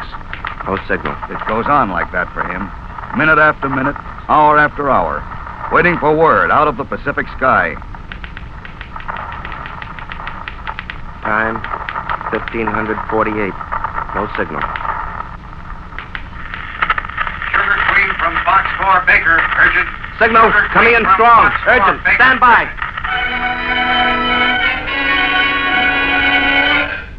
Radio to control. Radio to control. Control I. Message received from scouting mission. Enemy task force sighted 90 miles north and west of Point Z. Following course 150. Speed 15. 5 cruisers, 7 destroyers, and a number of transports. is, Captain. We've got the hammer-headed little sneaks. Yeah, they don't turn around and go back to Tokyo. They won't get away this time. I hope the OTC got that message the same as we did. Have the signal bridge stand by for a blinker message from the flagship. Aye, aye. Control the signal bridge. Signal bridge, aye. Stand by for blinker signal from flagship. Aye, aye, sir. He's working us now. Far across the water, you can see the flickering flashes of light from the signal bridge of the task force commander's vessel. Signal bridge to communications officer. Communications, aye. Message on blinker 2 from OTC. Stand by to execute column left, 60 degrees. Very well. Acknowledge. Aye, aye, sir. Blinker tube signal, sir. Stand by to execute. Column left, 60 degrees. Very well. Quartermaster, stand by for full left rudder, 60 degrees to course 220. Full left, 60 degrees, course 220. Standing by, sir. Signal to communications. Communications, aye. All units standing by. Blinker from flagship. Column left, 60 degrees. Stand by. Execute. Execute. Full left, 60 degrees. Execute. Aye, aye, sir. Now all the ships in the column heel over sharply and turn toward the position of the enemy, 160 miles away. You're going in at last. Here we go. 8 hours from now, those Japs will find out who's boss in the Pacific.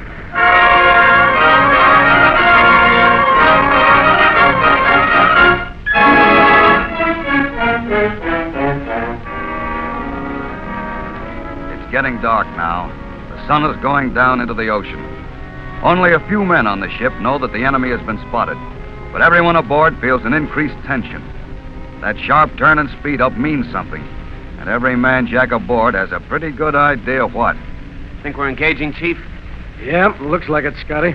Yeah, we'll soon know. As soon as they blow general quarters, we'll know. If they set material condition affirm, we're in. And so you sit there waiting for the sunset in general quarters. If they set condition affirm, every man at his battle station until further notice, if they set condition affirm, you're headed for action. And so you watch and wait as the sun burns red and dim on the horizon. And then suddenly, it's gone. All hands, man your battle stations on the double. Set material condition affirmed. Set condition 100. There it is. Material condition affirm. You're going in.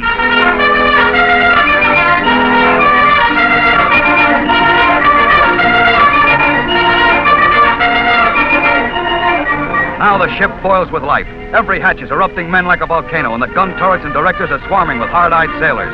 No more sitting around now. No more thinking about climbing coconut trees in the New Hebrides. No more scuttlebutt about the girls in San Diego. From now on, anything that crosses the telescopic sights of the cruiser gets hot steel poured into it. Here we go, Scotty. Good luck, kid. Same to you, Chief. Look out, Tojo. Here comes the Boise.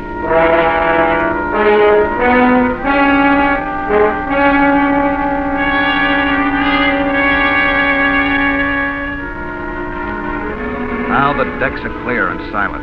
Everywhere, men are standing quietly by the guns and the searchlights and the sonic detectors and the battle phones, waiting to check in at stations. You scrooch into the metal plow seat of the telescopic sight and slip on your flash-proof gloves and helmet over the telephone headset. And then you call control. Control. Director 1 testing. Control. Director 1 testing. Control, aye. Thank you. Then from the gun turrets fore and aft, the reports start coming to you, sitting there at the firing keys of the 15 big guns. Director 1 from turret 1, manned and ready. Aye, aye. Turret 2, manned and ready. Aye, aye. Turret 3, manned and ready. Aye, aye. Turret 5, manned and ready. Aye, aye. Turret 4, manned and ready. Little 8, turret 4, get on the beam. Aye, aye, turret 4. Control. Director 1, manned and ready. Very well. All stations. Emergency control left, aye. Emergency control forward, aye. Plotting room, aye. Repair party, aye. Engine room, It goes on aye. from station to station, all over the ship, until every gun and post and man is accounted for. All hands are at battle stations. The ship is ready for instantaneous action.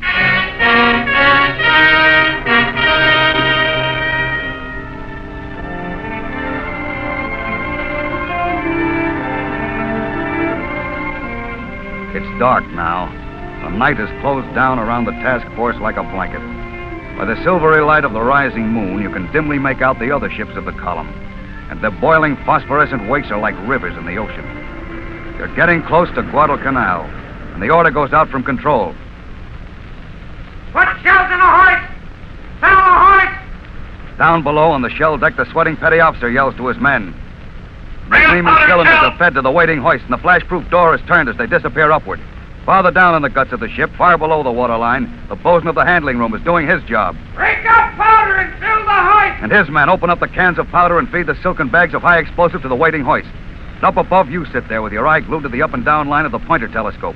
Scotty sits beside you. He's the trainer. The line on his telescope goes from one side to the other. It's your job to see that his line and your line cross on the center of the target. When they do, you press 2 firing keys with your thumbs, and all 15 guns of the main battery go off in salvo. And they hit where they're aimed. Shell and powder up in turret 1. Aye, aye. Powder Load. and shell up in turret 2. Aye, aye. Load. Powder and shell up in turret 3. Aye, aye. Load. Powder and shell up in turret 4. It's adding up now. Aye, aye. Everything is ready. Load. From now until the battle's over, the guns will be fired and Aye, aye. loaded and pointed and trained in Load. one smooth, continuous action. Once you press those 2 firing keys, the light cruiser Boise and all its crew will act as one well-running machine. A machine gun. All guns and main battery, man loaded, laid, and ready, sir. Very well. Stand by. Reports are coming in now from the flagship. Enemy is reported at 20 miles south of Point Z. Range is closing rapidly. Now you tune in on the electrician circuit to the searchlight bridge where the smoke watch is stationed. The smoke watch man is up there to watch for fire the length of the ship. Actually, he acts as a running commentator on the progress of the battle so the men below decks will know what's going on. Light bridge from director. Can you see anything yet, Money? No, not yet. The enemy isn't in sight yet. But I can see Savo Island and Cape Esperance. Just barely. They look beautiful. Very picturesque. It's amazing how the blueness of the mountains is accentuated. Ah, nuts. That guy talks like a travelogue. I ask him if he can see any Japs, and he tells me about the scenery. He reads too much. Range of the night is 20,000 yards. Wind relative from bearing 280.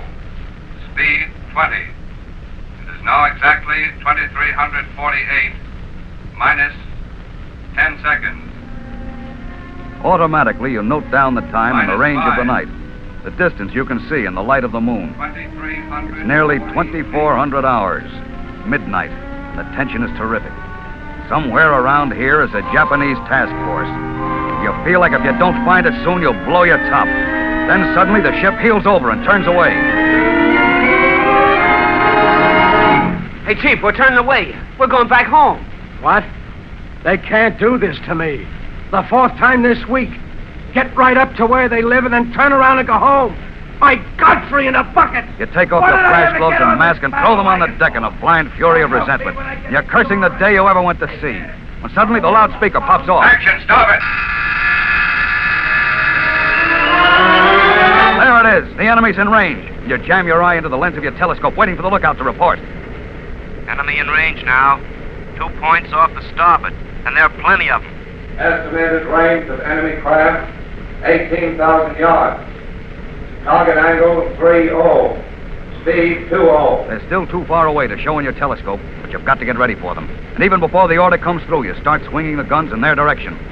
Control to directors. Train on 2 points off the starboard. Director 1, searching 2 points off starboard. Scotty is frantically whirling the hand wheel that raises and lowers the 15 guns of the main battery.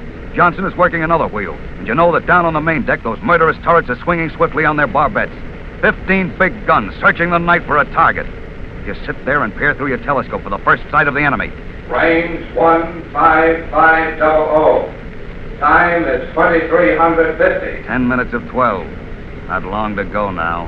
Range 15000. Range is closing fast. Range 14500. Won't be long now, Scotty. No. Fire a box of cigars if we hit the first one we shoot at. That's a deal. Range 14000. Time is 2352. Range 13500. Daddy, I want to go home now. Range 13000. They're only elephants, sonny. Range 12500. Closing. Range 12000. Time is 2354. They're still peering through the telescope. Now, very dimly, you see a light gray spot on the lens. Then another. It's them. 5 of them. Big ones. Chaps, you can see them now. Target sighted. Bearing 225. There they are, Scotty. Pick them up. Right. Steady. Left. On target. Mark. Trainer on target. Director 1, on target. Are you on the target? I'm on 5 targets. Well, pick out the biggest one and stand by to commence firing. Pick up biggest target. Left a little. Left. Mark. Through your sights, you center the cross wires of the sight on the largest enemy Mark. ship. Then you pick up the 2 firing keys. This is it. Director 1, on target. Open shutters. Commence firing. Commence.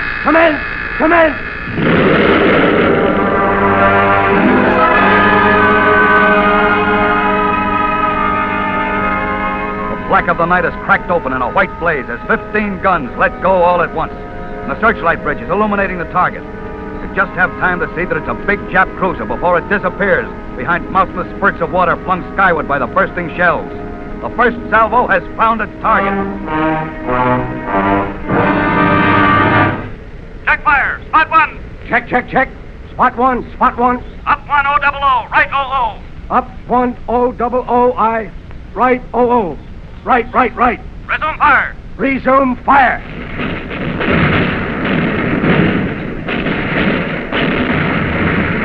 Now the shells are hitting the enemy cruiser.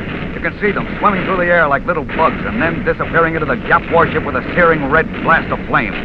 Over your headset, you can hear the smoke watch on the light bridge describing the sight for the men below decks. It's a beautiful ship. I can see it very plainly in the light. It's very white. Seems to have a bulge of some kind along the bow. Oh, it's a very beautiful ship. Never mind what it looks like. Are we hitting it? Come on, talk. I'll give the kid a chance. We're hitting it, Pappy. We're hitting it every shot. The thumbs are still pressed down on the firing keys, and the guns are firing as fast as they can be loaded, and that's plenty fast. The shells are like tracer bullets from a machine gun, pouring into the enemy. And then suddenly the Jap ship erupts into flame from stem to stern. That's it. Burn, you buggers. Burn. We got him. He's rolling over. He's going down. That's number 1 for the Boise.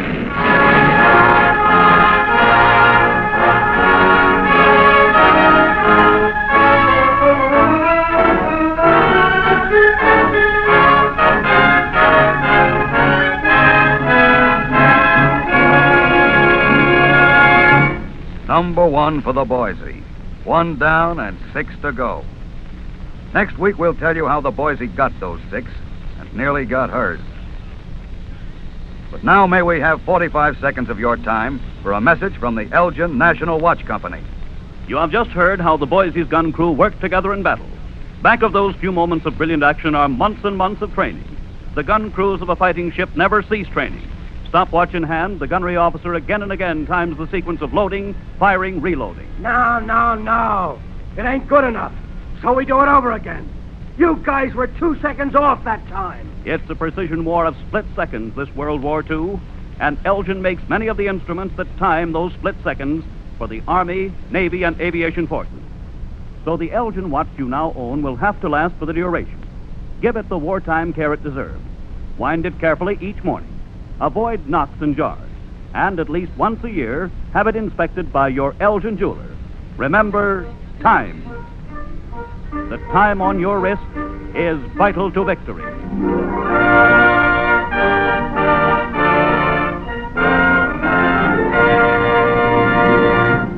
Next week at this time, we invite you to be with us again when the man behind the gun continues the story of the heroic action of the United States cruiser Boise. The story we have called 10% is Not Enough.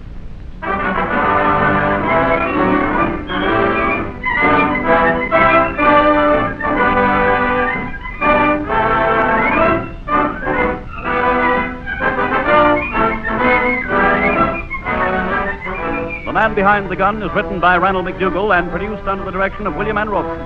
Jackson Beck is the narrator, and the original score is composed and conducted by Nathan Van Cleve.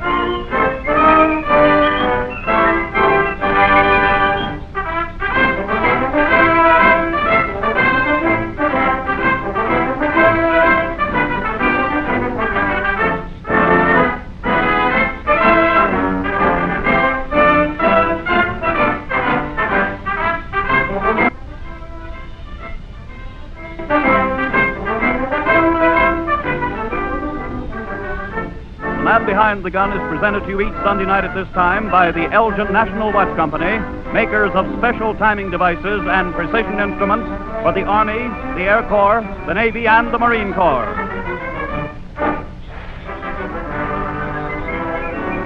This is the Columbia Broadcasting System.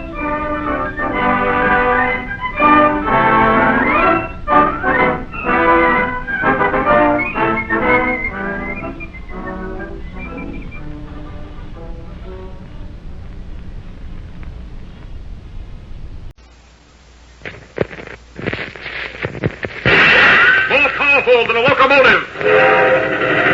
Able to leap tall buildings at a single bound. Look, up in the sky. It's a bird. It's a plane. It's Superman. Yes, it's Superman, strange visitor from another world who came to Earth with powers and abilities far beyond those of mortal men. Superman who can change the course of mighty rivers, bend steel in his bare hands, and who, disguised as Clark Kent, mild-mannered reporter for a great metropolitan newspaper, fights a never-ending battle for truth, justice, and the American way. But before we join Superman, here is an important message. Gang, this morning I happened to drop in on my pal Jerry Link when he was holding a meeting of his aviation club, and I certainly was surprised at what I learned. Well, listen, everybody, I've got an important announcement to make. Did you all bring your model planes with you? Sure, I got mine right here. Well, we've got a big project to get done. They've asked us to make a complete collection of exhibition for them a week from today. Boy, gee, that's keen. I got 4 already, and my mother went down to the store to get some more packages of pep this morning. I wonder what I'll get in those. I'll trade with you, Sam, if you've got 2 of a kind. Hey, wait a minute, fellas. First of all, how many planes has everybody got? Tommy? I got 4. Pete? Well, counting the one I got this morning, I've got 5. I haven't had time to cut the last one out and put it together. Well, I've got 5, too. Tell you what, let's all go down to the store and see if we can get enough for at least 1 squadron by next week, okay? Sure. Come on, let's go. Yes, gang, that's what I learned at Jerry Link's Aviation Club meeting this morning. Now, how are you coming with your own private collection? Have you got enough free planes for a squadron yet? Well, don't forget that there's another free plane in every single package of pep. So keep on treating yourself to crisp, delicious pep for breakfast. You have a swell collection of free...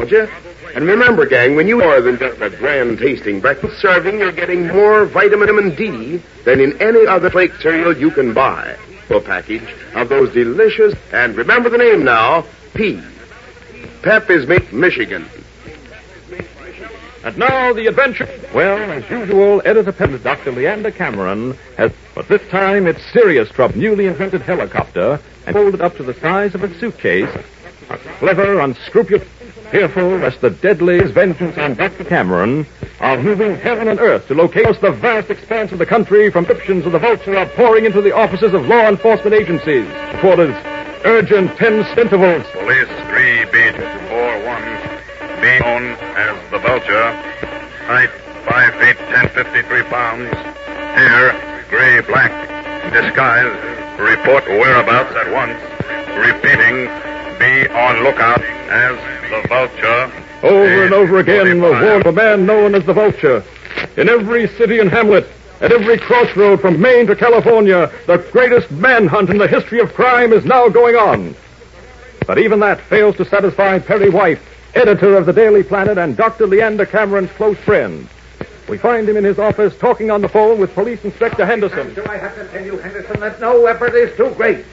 Yes, I know you're sending alarms out every 15 minutes. I know you blanketed the country, but that's not enough. We got to do more than that. I'm going to hire every private detective in Metropolis. I'm going to find the Vulture if it takes every cent that I've got. Yes. Goodbye. Yes. Will someone out there please tell Clark Kent I want to see him? Sorry, Mr. White, but Mr. Kent left an hour ago and hasn't returned. What? I said Mr. Kent left an hour ago. He left? Well, where did he go? I don't know. Why, that stupid, unmitigated fool. Doesn't he know any better than to leave the office at a time like this? What right has he to waste precious minutes when... Oh, never mind. But Clark Kent isn't wasting precious minutes. Unknown to Editor White or to anyone, he has stripped off the street clothes of the meek, unassuming reporter And in the red cape and blue costume of Superman, he is moving swiftly about the city, visiting the dark, dingy hangouts of underworld characters, searching for a clue that might lead him to the whereabouts of the Vulture. Open up in there. Never mind that. Open up or I'll break the door. Okay, wait a minute. That's a big idea, but... Grippers, who are you? What you wearing a costume for? Stand back. Hey, wait a minute, Bud. You can't come in here. Sorry, but I am in. You're Blackie Minetta, aren't you? Yeah, but... Just answer my question. Where's the Vulture? Who? You heard me, the Vulture. I don't know who you're talking about. You're lying in your teeth, Blackie. You worked for the Vulture at one time. Where is he now? Hey, who do you think you're talking to? Don't bother reaching for that gun, Blackie. Oh, no. I said don't bother. Hey, my God. What happened to it? Right here in my hand, Blackie. Just to make certain you don't hurt yourself with it, I'll twist it out of shape and toss it into the corner. Oh. So. No, I ain't seeing right. I'm gone deaf. It's that stuff I've been drinking. Oh, it's not that stuff you've been drinking, Blackie. You're seeing right. You saw what I did to that gun, didn't you? Well, I can do the same thing to your head. Only it'll be... I've been going straight. Honest I have. I'm not interested in whether you've been going straight or not. There's only one thing I want to know. Where's the Vulture? I don't know. I heard he was in stud doing time. You didn't know he escaped yesterday? Escaped? Yes. No, honest, I didn't. Where would the Vulture go after breaking out of prison, Blackie? Search me, mister. Unless he ain't got no right to tell you. It's squealing rattling. Take a look at that twisted revolver, Blackie. Then think of your head. What would you rather do? Squeal or... Okay, I'll tell you. The only place I know he might be is at Mrs. Gaunt's. Who's that? Her name's Mrs. Gaunt. She's a tall, skinny dame. Used to help the Vulture with some of his deals. Kind of old, mean. Where does she live? In a rooming house at 432 Crandall Street. Hey, the door's over this way, mister. I think the window will be more convenient, Blackie, once we get it open. What are you going to do now? Just say goodbye and leap out the window. So long, Blackie. Up and away! Mrs. Gaunt, 432 Crandall Street, eh? Well, that sounds like it might be a good lead. There's Crandall Street right below me. I think I'd better make this call as Clark Kent. The thing there's a dim out. Streets are dark and deserted. Down! Now to get back into Kent's clothes. So, put these horn-rimmed glasses on. And change my voice. There, guess that does it. Once more, the meek reporter sallies forth in search of news. Up these steps. There should be a bell somewhere. Oh, yes, here it is. Mrs. Gaunt, eh? I'd expect the Vulture to know a woman with a name like that. Mrs. Gaunt. Uh-oh, there's a light going on in the hall. Someone's coming. Yes? And what can I be doing for you? Oh, I'm sorry to bother you, madam, but I'm looking for Mrs. Gaunt. No more than I am, young fella. Skipped off owing me 3 weeks' rent, she did. When was this? Yesterday afternoon. Sneaked out, bag and baggage, the skinny old witch. Well, maybe it's best to see the last of her. She was a weird one, you can take it from me. Good riddance to bad rubbish, I'd say. You wouldn't be looking for a room now, would you? Oh, no, thank you. Did Mrs. Gaunt... Notice it. If she had, I'd be after having a law on her, believe me. Well, thanks just the same. Don't mention it. And although it's none of me business, and maybe I'm sticking my nose in where it don't belong, I hardly think a nice-looking young fella like you should be after taking the company of the likes of Mrs. Gaunt. I remember that, thank you. Good night. Good night. Well, looks like the end of the trail. No forwarding address. It's an odds-on bet she's with the Vulture. But where? Well, I think I'll drop into police headquarters and see whether they picked up any leads. Nothing else to do now. Walking briskly down Crandall Street, Ken turns left toward the center of the city and police headquarters, unaware that the very people he is looking for, the Vulture, Mrs. Gaunt, and Dr. Leander Cameron, are actually in the sumptuous penthouse drawing room of the very apartment house he is now passing. Dr. Cameron is cringing in his chair, his eyes bright with terror. Mrs. Gaunt, her face a white, expressionless mask, guards the heavy oak door, her arms folded across her chest. The Vulture is standing at a table on which has been set a screened wooden box. In the box, coiled on a bed of straw, are 2 beady-eyed rattlesnakes. The Vulture speaks. It was fortunate that you happened to inform me that your one fear Is the fear of snakes, Dr. Cameron. No, please. I beg of you, take them away. I'm fortunate, too, that I happen to have on hand 2 full-grown rattlers. Oh. You see, I use them to extract. Comes in very handy at times. It's a subtle and not easily traced poison. Lovely rattlesnakes. Aren't they, Dr. Cameron? Please, if you have any decency at all, take them away. They horrify me. Do they really? They horrify me. What would you say if I opened the box and allowed them a little freedom? It would kill me. I swear to you, I would die of shock. Then perhaps you'll change your mind about writing that little note to your friend, Editor Perry White. No, I can't do that. I can't lure Perry and Kent and the rest of them into your clutches. I can't. I won't. Perhaps my little pets here can convince you, Dr. Cameron. Shall we see what happens when I open the box? Reaching for the cover of the snake box, the vulture raises it slowly. What will happen? In just a moment, we'll return to the thrilling climax of this episode, but first, here's another important message. Gang, wouldn't it be fun to be a real plane pilot and handle a Grumman Wildcat, or a P-40 Tomahawk, or maybe even a P-47 Thunderbolt, one of the most powerful planes in the whole world? I'll bet it would. Of course, it's a little early for you actually to learn to fly one of those great fighting planes, but here's an easy way to learn how to spot them. From the wonderful free model plane you get in every single package of Kellogg's Pep. Yes, gang, right inside every Pep package is an accurate scale model of one of the great fighting planes of America and her allies, all ready to cut out and put together. Gang, this plane is absolutely free. You don't have to send in a single penny or any box tops either. Start now collecting your own squadron of free model planes. And remember... Get in step. Make your cereal Kellogg's Pep. And now, back to the adventures of Superman. Our scene is the same.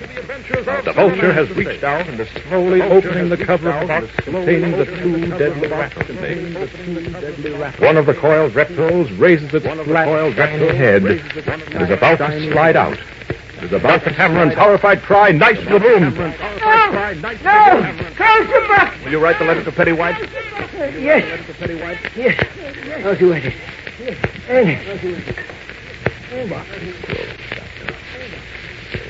Give him the fountain pen and paper, Mrs. Dawn. Thank you. Now, Dr. Cameron, write as I dictate. Dear Perry, I am safe and well. Oh, my. Unfortunately, I could not contact you sooner. But I should like you, Kent, Miss Wayne, and the Olsen boy to meet me as soon as possible in the penthouse apartment of my friend David Reed at 220 Cherry Drive. I have something very interesting to show you, so please come as soon as... Forced by his deathly fear of snakes to write a note that will lure his friends into the vulture's trap, Dr. Cameron is helpless. Will Perry White and Clark Kent fall for the vulture's trick? Well, you'll be surprised at what happens, so don't miss tomorrow's episode, same time, same station. Tune in and follow the adventures of Superman. Faster than a speeding bullet. More powerful than a locomotive. Able to leap tall buildings in a single bound. Look! Up in the sky! It's a bird! It's a plane! It's Superman! Superman is a copyrighted feature appearing in Superman DC Publications. This is Mutual.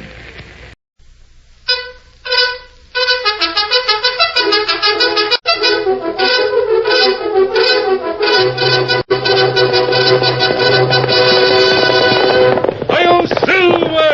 Away! A fiery horse with the speed of light, the cloud of dust, and a hearty hi-yo Silver, the Lone Ranger.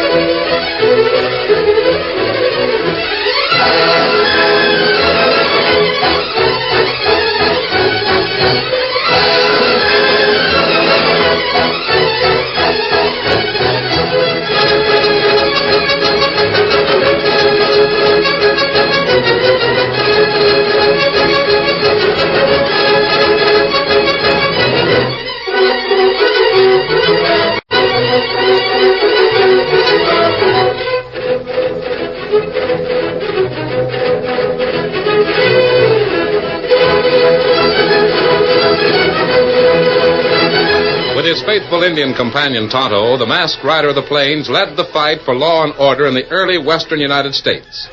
The stories of his strength and courage, his daring and resourcefulness, have come down to us through the generations. And nowhere in the pages of history can one find a greater champion of justice. Return with us now to those thrilling days of yesteryear. From out of the past come the thundering hoofbeats of the great horse Silver. The Lone Ranger rides again. Come on, Silver! There's danger on the trail ahead! Hail, Silver!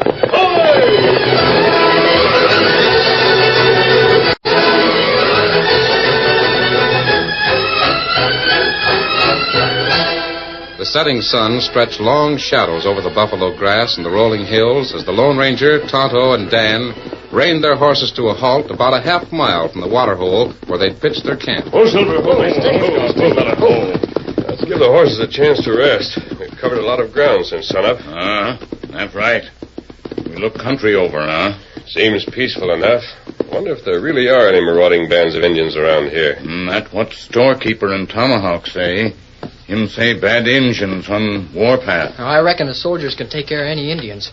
Well, there's a couple of companies at least over near Tomahawk. Yes, Dan. It's a lot better to be on the lookout for trouble before it happens. And you're prepared. But it's turning dark. Let's head for camp. Oh, say, is it all right if I let Victor gallop all the way? Just a moment, Dan. Are you sure he wants to gallop? Huh? There are only 2 times when you should gallop your horse. When it's absolutely necessary and when he's so full of ginger he wants to use up his excess energy. You leave it to Victor. I think he'll be satisfied to canter. That's right, Dan.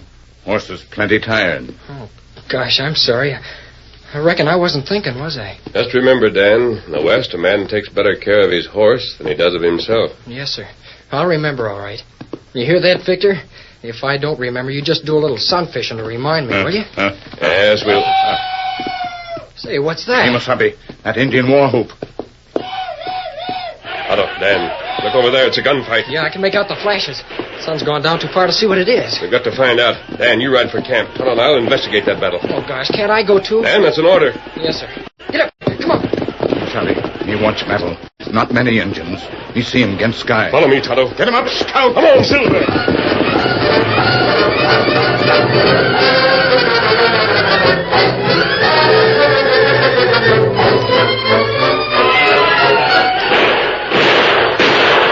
My fault they got us ringed around. Keep shooting, Seth. Keep... Seth. They got him. Those varmints got him. He's dead. All right, you sneaking coyotes. You got the rest. Now come on and finish me off. Come on, I'm standing up. Come on and get me too. Get down. Don't be a fool. Right on the ground. Why make it easy for you? Down. All right, Tonto, start shooting. They got rifle from ground. Plenty good for raiding party. Mister, you came from the time, but who are you? Never mind that now. The important thing is to beat off these raiders. Fire as fast as you can. If we don't drive them off, we all die.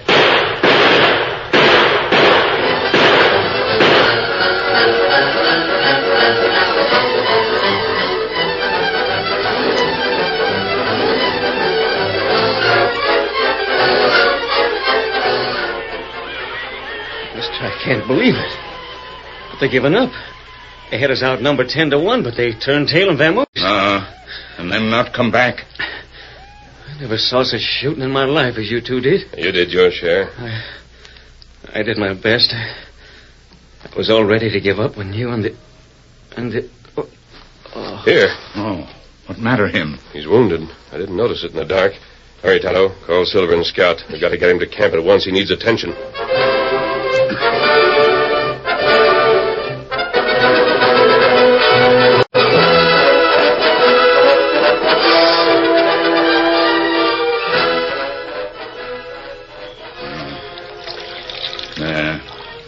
Soldier will be all right now. Golly, he's unconscious, isn't he, Tonto?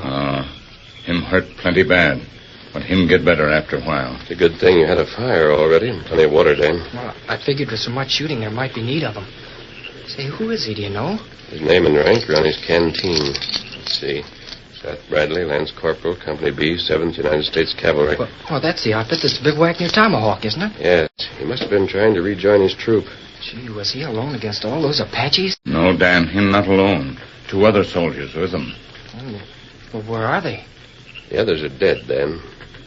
Oh. It's getting late. I think you'd better roll in for the night. Yeah, I reckon I'd better. Good night. Good night. Night, Dan. Tonto, there's something strange about this. Did you notice how Bradley was mumbling all the way back here? But him with you on Silver.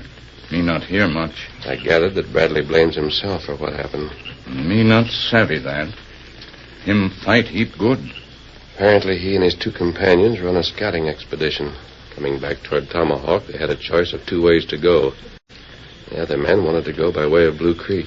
That north trail, huh? Yes. Bradley held out for the southern trail along Lone Wolf Pass. The Apache raiding party was waiting for them. Not too bad. But that not Bradley's fault, Kemosabe. That's just bad fortune. 2 men died, Tonto. Bradley keeps remembering that. It'll be up to us to make him realize he's not really to blame. Maybe we do that in the morning, huh? I'll talk to him in the morning and see what I can do. Meanwhile, I want you to ride tonight. Me go now? Yes. I found this packet in Bradley's blanket roll. It must be important, and I want you to take it to the commandant at the Army bivouac at Tomahawk. Me savvy. Want to do what you say. Me get to Army camp in the morning.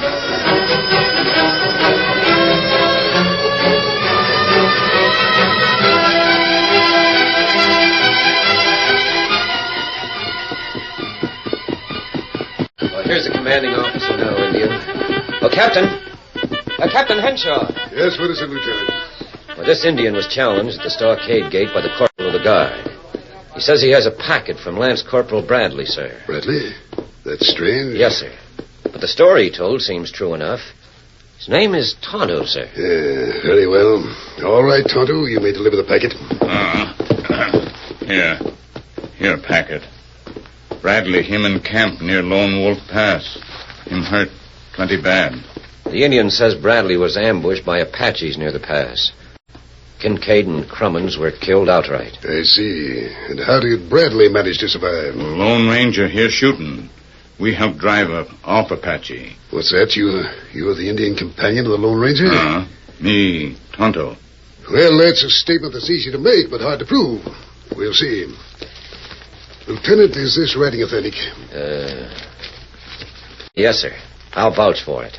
That's Corporal Bradley's handwriting. You're positive? I'd stake my rank on it, Captain. Good. In that case, we have the information we need concerning the disposition and size of the Apache war party. Have the buglers sound assembly. Give the men orders to be ready with full equipment in 2 hours. Yes, sir. Thanks for your aid, Tonto. The Army won't forget it.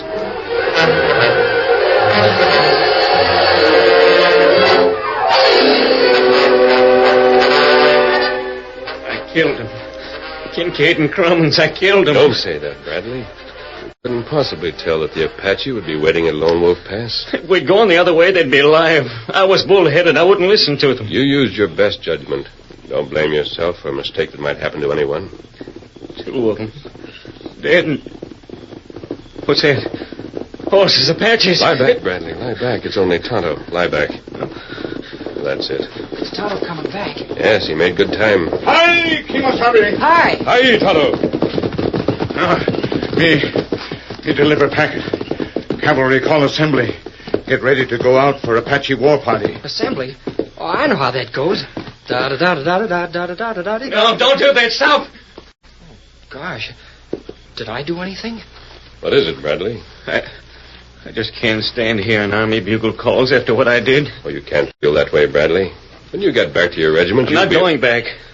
I'm never going back. I'm through with the Army. What's that? You heard me. I'm through with the Army. Oh, you know. That's all right, Tonto. Never mind. Come over on the far side of the fire. Gosh, it sounded like he meant it, sure enough.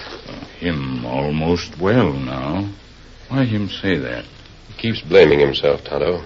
He may be better physically, but mentally it's not so good. We can talk about that later.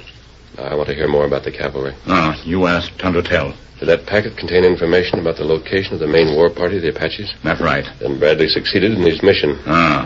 Captain of the Army Post tell me. Apache war party make camp near Tawa Spring. Tawa Spring? That's 30 miles west of Lone Wolf Pass. Cavalry ride out this morning, head for Spring. I see. Gosh, I hope they don't run into an ambush or anything. Those Apaches are as clever as coyotes. That's it exactly, Dan. Bradley. Yeah, man. You're strong enough to travel now. Your troop has moved out. They're going to meet the Apaches at Tawa Spring. My troop? Well, you should join your comrades. Well? No, I can't. Oh, quiet, Tonto. All right, suit yourself, Bradley. Perhaps you need a little more rest. Yeah, that's right. A little more rest. In that case, you can stay here. Dan, you and Bradley can tend to the camp. Well, sure, but aren't you staying? No, Tonto and I are riding out, but we'll be back. Here, Silver. Here, Scout. Steady, big fella.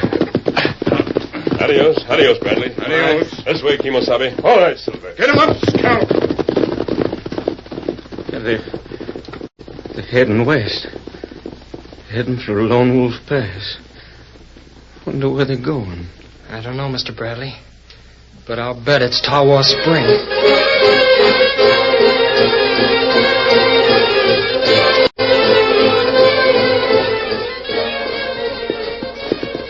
Sabi, they're Indian camp now. Careful, Tonto.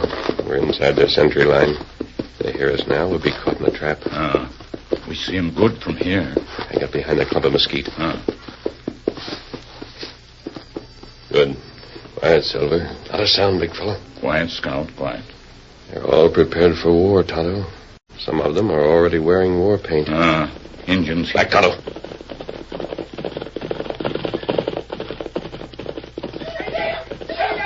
Tonto, look.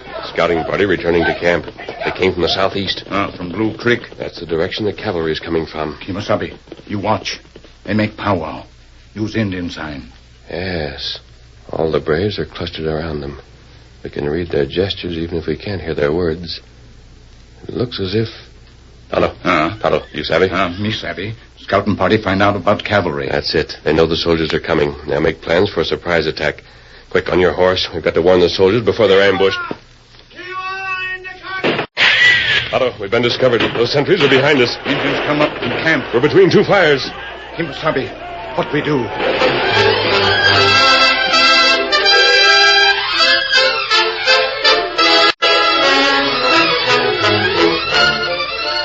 The curtain falls on the first act of our Lone Ranger story. Before the next exciting scenes, please permit us to pause for just a few moments.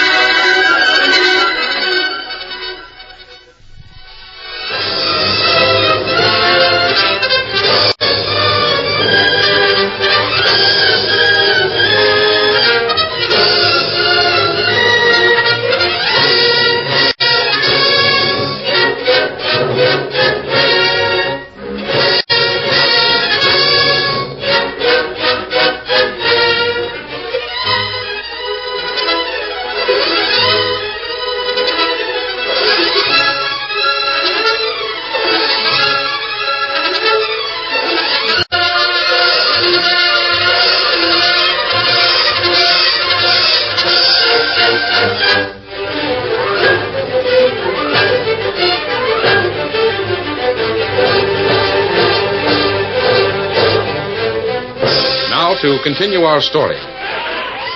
Aroused by the war whoop of a keen-eyed sentry, the Apache braves gallop up the slope from their camp toward the Lone Ranger and Tonto, while behind them the sentries are pouring lead down on the two men.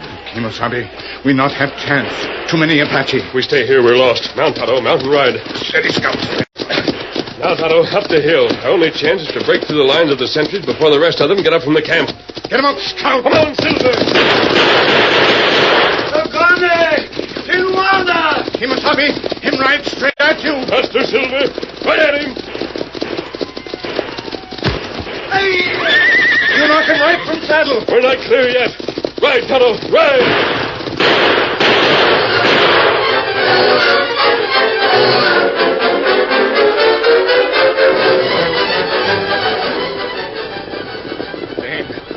Danny, it's horses. Maybe some Apache Indians. No, I recognize him. It's Tonto and the Lone Ranger. Keno, you're right. Oh, Silver, hold on. Easy, Silver. Howdy. You and the Indian look like you've been through a regular... Golly, what happened? You and Tonto, your shirts are all torn. Those are bullet holes, Dan. Bullet holes? Are you hurt? Oh, no, Dan. Then that's where you did go, just like I figured you would. To Tawa Spring, the Apache camp. Yes, we watched the camp until the Indians saw us. We had to fight our way out. We learned something, too. Apache know that cavalry come up Blue Creek Trail. Wait, I don't savvy. Apaches know? Yes, Bradley. They had a scouting party out. The Indians know that your outfit is heading for their camp. You know what that means, don't you? Why, It means that the Apaches will break camp and move out themselves. They'll have the advantage of surprise, and they may be able to catch the soldiers unprepared. Unprepared? Why, it'll be a massacre. Unless your captain is warned ahead of time. Why don't you ride and warn him? Why don't you with the Indian... No, Bradley. Tonto and I'll have to go back and pick up the trail of the Apaches, so we'll know where they are. That's right. Apache pick place for ambush. They hide in hills, maybe. We follow, give signal at right time so cavalry know. Yeah, I see what you mean. Besides, I wear this mask, Bradley. Would your captain trust a masked man? But you're the Lone Ranger. There might not be time to prove that. Yeah, I reckon so. There's still some time before one of us has to go. We're about halfway between the Indians and the cavalry now. One of us could leave after dark and still reach the soldiers before dawn. That's when Indians make attack, at dawn. What about you, Bradley? Me? Yes. Well, it would mean more shooting. I couldn't face it. I'd run. After what happened to Kincaid and Crummins, I'd run. I tell you. Easy, Dan. Oh, by the way, Bradley, suppose this evening we ride out to the spot where we buried Kincaid and Crummins. Huh? And we went back and buried them, but you haven't been there. You've been a little weak. Perhaps one of us could say a few words. You owe it to them. Don't you think so? Kincaid and Crummins. Yeah. Yeah, masked man, I reckon I do. This evening.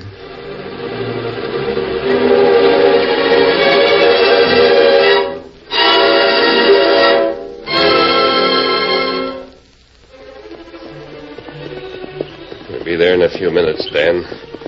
You know what I want you to do? You've got it straight? I'll try. Bradley's a good man and a good soldier. He's got to get over this weakness. I'll do my best. Gosh, the stars look bigger than silver dollars, don't they? Yes, they'll be looking down on us. Remember, it's when I finish talking and raise my hand. Understand? Yes, sir. Now let's get up with Tonto and Bradley. Yep, come on.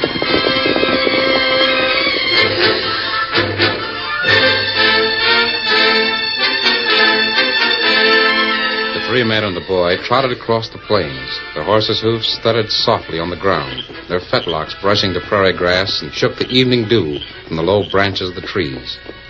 The moon rose. In its light, the mist that covered the hollows was as soft and white as cotton. The night birds sang, and the crickets made the air throb with their low monotone. At length, they reached the spot where Kincaid and Crummins were buried. Easy, Silver. Oh, boy. Easy, Scout. The Lone Ranger and Bradley took off their hats. With Tonto, they stood close to the graves. The Ranger dropped his head for a moment and then spoke softly. As he spoke, young Dan moved back from them until he was some distance away, till he could just barely hear the Lone Ranger's low tones and just see his bowed head in the moonlight. For these two resting in the earth are men who died honorably and bravely. Men who fought under the flag of our country, gave their lives so that our country might live forever. May they rest in peace. May they rest in peace. Amen. Have you anything to say, Bradley? No, They were good soldiers, that's all.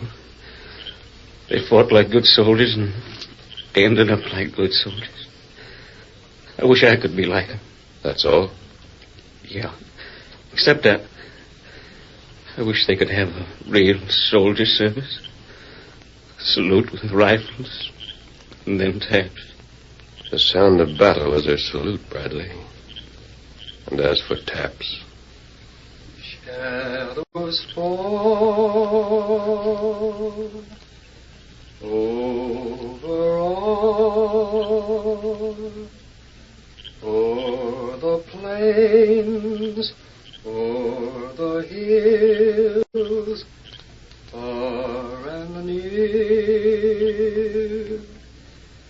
Rest in peace, safe from harm. God is here.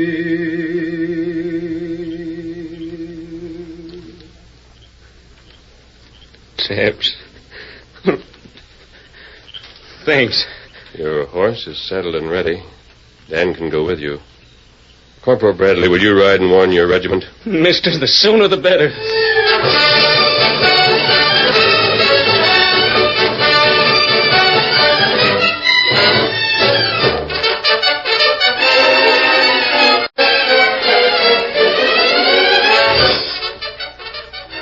Move the lamp a little closer, Lieutenant Travis.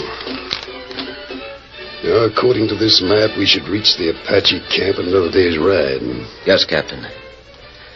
I'd suggest we start at dawn, travel slowly, and stop some distance away until after sundown. And then we can make a moonlight march and surprise them around midnight. Yes, that's the best arrangement. In that way, we can subdue them. Not too many casualties. Too bad Corporal Bradley isn't with us. Yes, sir. He and Kincaid and Crummins were the best scouts we had. This country's mighty dangerous. Cut up, full of ravines and arroyos. Well, good Indian scouts would be helpful. We're safe as long as the Indians don't know we're coming after them. They won't until it's too late. Well, it's not so many hours till dawn, Lieutenant. I suggest we turn in ourselves. We'll need all the rest we can get. Right, Captain. Lieutenant, I hear horses. They're coming at the gallop. Put out that lantern. Go outside the tent. Who goes there? Corporal Bradley reporting. Corporal Bradley. Come on, Lieutenant. Tell me I gotta see the old man at once. I don't care if he's asleep or awake. I gotta see the Attention! As you were. Yes, Corporal. The old man is here. Sir, I beg the captain's pardon. I didn't see the captain. Never mind, Corporal. I suppose every captain is called the old man. I used that term myself when I was a shaved tail. You and your companion look as if you've been riding hard. What's it about, Corporal? Sir, the Apache know the troop is heading for Tawa Spring. What's that? They've broken camp and they're heading this way. They plan an ambush. Are you sure of this? Did you see the Apaches yourself? No, sir, Captain. I was recovering from a slight wound, but... Oh, gosh, sir, you've got to believe us. It was the Lone Ranger and Tonto who spotted what the Indians were up to. Lone Ranger? Oh, I see. Go on, Corporal. Well, that's about all, sir. Except that the Lone Ranger and his Indian pard are trailing the Apaches now. The masked man said for you to ride out tomorrow, same as usual. To have the men look as if they don't expect anything, but to be ready for trouble every instant. And the masked man said we'd get a signal at the right time. Begging the captain's pardon, sir. Oh, gosh, Captain. The Lone Ranger didn't mean any disrespect, and he didn't want to make out that he was telling you what to do. Only, well, the Lone Ranger knows the West better than anybody else. It's all right, son. I understand. Lieutenant Travis. Yes, sir. We ride at dawn. We'll do as the Lone Ranger suggests. Look at ease, but be prepared for anything. And watch for a signal.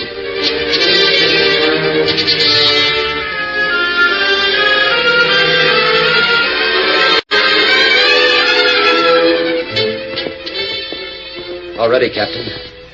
Corporal Bradley requests permission to ride with the advance patrol. Permission granted. Let's get underway. Yes, sir. Helmet forward! At the trot!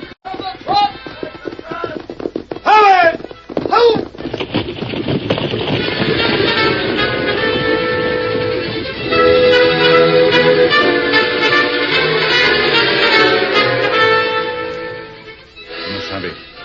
Is she done? Just round edge of hill. Yes, that's the cavalry. They'll be in the valley very soon now. Apache see him, too. They get ready. We're behind them, Tonto. When we fire into the air, they'll be confused. The cavalry will take advantage of that confusion. Me savvy. Get ready. Back to the horses. In the saddle. Steady. Now fire.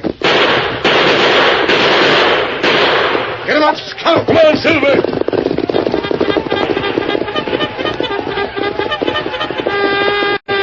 At the first crack of the 6 guns, the Apaches whirled in confusion.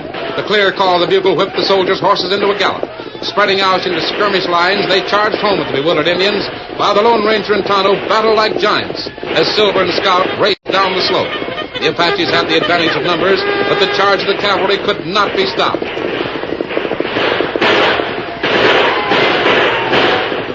Soon the Apaches gave up the struggle, throwing down their guns and sliding off their ponies. It worked, Captain. It worked. We got him. We got every last one. It's a fine victory, Lieutenant. We owe our success to the Lone Ranger. Did you see the way he fought? Yes, sir. Where is he? I want to meet him. I want to thank him. He's gone. Begging the captain's pardon. There they are. The 3 of them. The youngster, the Indian, and the Lone Ranger. They're riding away. Yes, sir. The Lone Ranger doesn't ever wait for thanks. But when the trumpet blows for action and the fighting starts, you can bet your boots the Lone Ranger's right in the thick of it. Fighting for the same flag as all of us. Hail Silver! Away!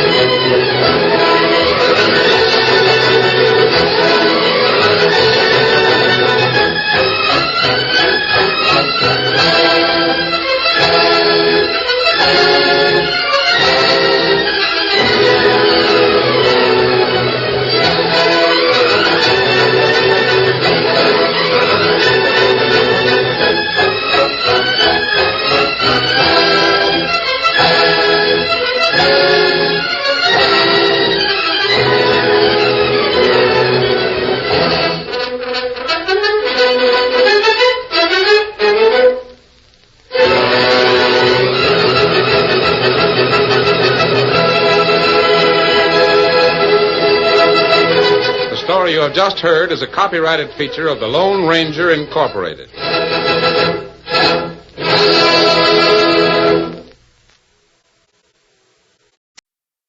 The Cavalcade of America, sponsored by the DuPont Company, maker of better things for better living through chemistry, presents Alfred Lunt as Dr. Norman.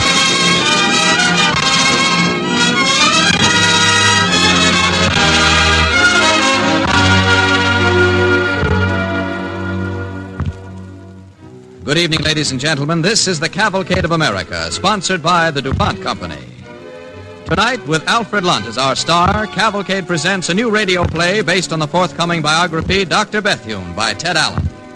Later in this broadcast, dedicated to the Red Cross, you will hear the Surgeon General of the United States Army, Major General James Carr McGee, who will speak from Washington, D.C. DuPont has good reason to know and admire the splendid work done by men and women of mercy and medicine, people like Dr. Bethune, whose story you will hear on tonight's Cavalcade, because DuPont, along with other chemical manufacturers, works side by side with the medical profession. From chemistry come many new drugs, like the sulfur compounds that are saving so many soldiers' lives in this war. Even a peacetime achievement like nylon is called up for military service.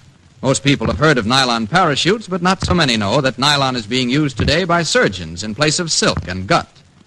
Army and Navy doctors are sewing up wounds with nylon sutures that are stronger and less irritating to the body tissues. This is only one example of chemistry working hand in hand with medical science.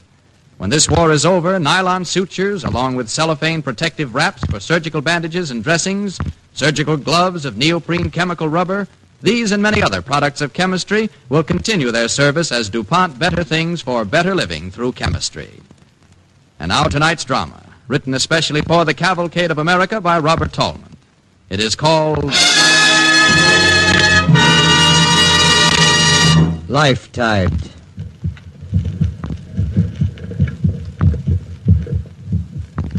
Listen.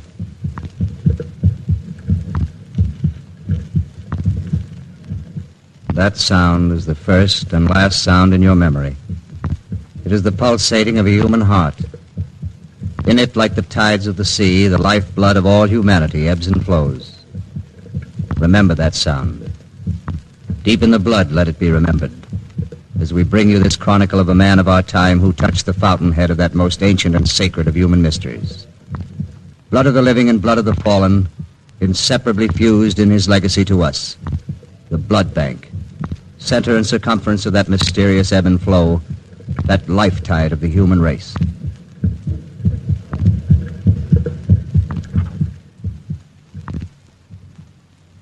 In this Red Cross month of 1943, the DuPont Company presents Alfred Lunt as Dr. Norman Bethune in Life Tide on the Cavalcade of America.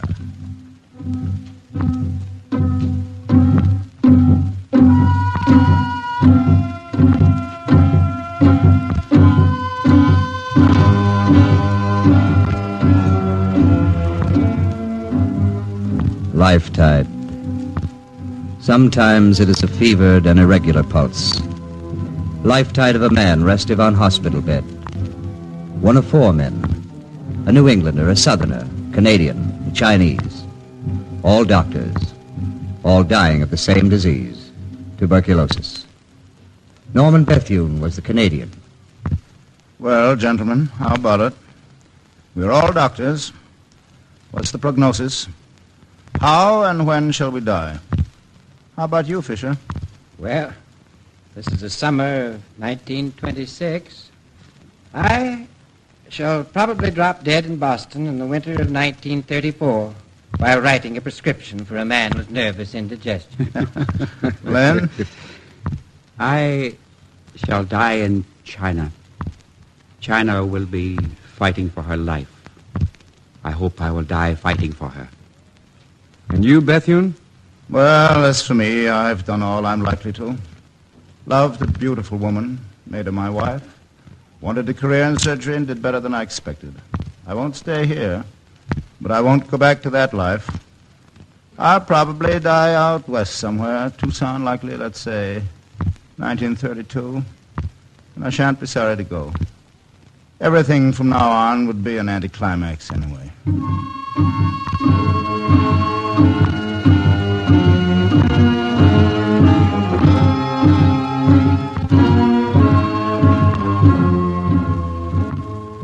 Life tide. The pulse quickens, but the pace is more even. This is the pulse of sudden resolution. Death tugs at him, but in a moment the tide will turn and flow. Resolution. I want. He did not even know what it was he wanted. Maybe I could write a poem, paint a picture, something like that. I've got to do something before I go out. I've got to. But these things take time. Somehow, anyhow, time to accomplish something. He rises from sickbed, dresses himself, straw hat at rakish angle, walks over to the main building of the sanitarium. I apologize to you gentlemen for interrupting what is undoubtedly a very important staff meeting, but I've come to the conclusion that you're wasting your time and mine. Wasting time, Doctor? I've decided to appoint myself the doctor in charge of this case. That is your privilege, Dr. Bethune. Furthermore, I ask your permission to perform a surgical operation on myself. I will require at least 1 assistant and full equipment for artificial pneumothorax. Well, gentlemen? We've had bad results with that operation, Dr. Bethune. And as for your idea of piercing through your own chest cavity... What's the difference whether it's mine or somebody else's? Well, gentlemen, Dr. Bethune knows the dangers involved in this operation as well as we do. If he is willing to undertake it entirely at his own risk... Gentlemen, I am not only willing, I welcome the risk.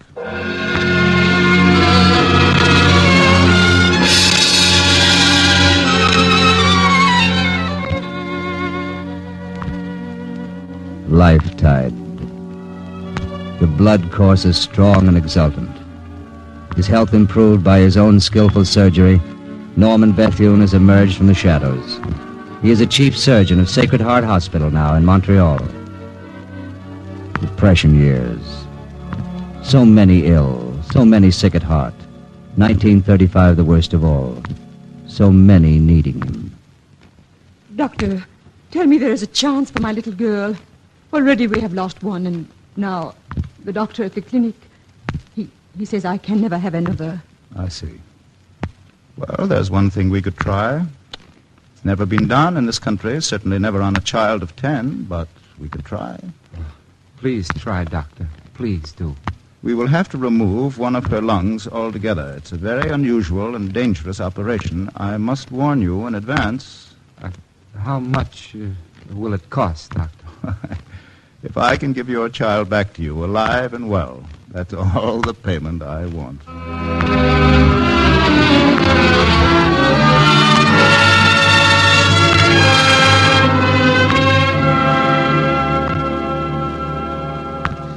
Nurse? Nurse! Yes, Doctor. Silver clips, quickly. Some more gauze. Here, Doctor. Read the blood pressure. It's fallen another 10 points. Pulse? Well? 32. That settles. I can't go on. Get the patient ready for a transfusion. But, Doctor... Hurry up. We've no time to lose. But, Doctor, I should have told you.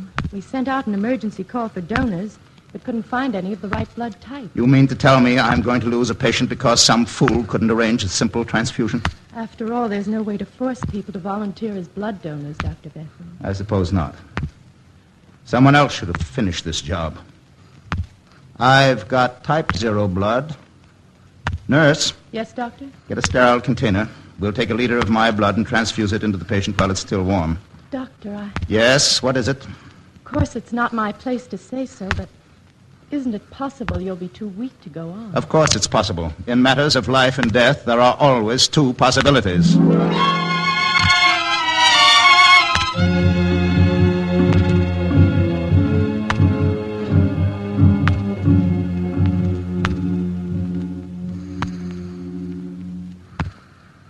Pulse is nearly normal now, Doctor. Good. Hooks, please. Retractors. Dr. Bethune, It's all right, nurse. I'll be steady enough when the real job begins.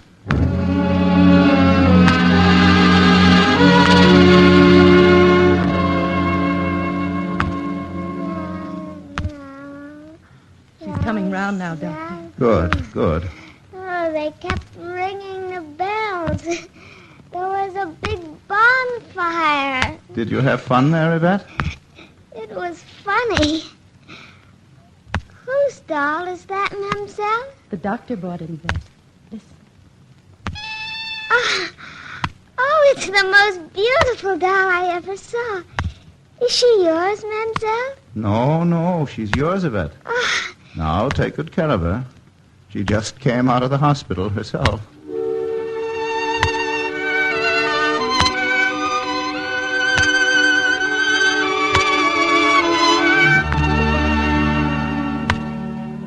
My child is well. It was a very beautiful operation. I felt very happy doing it. Yes, I'll sleep tonight.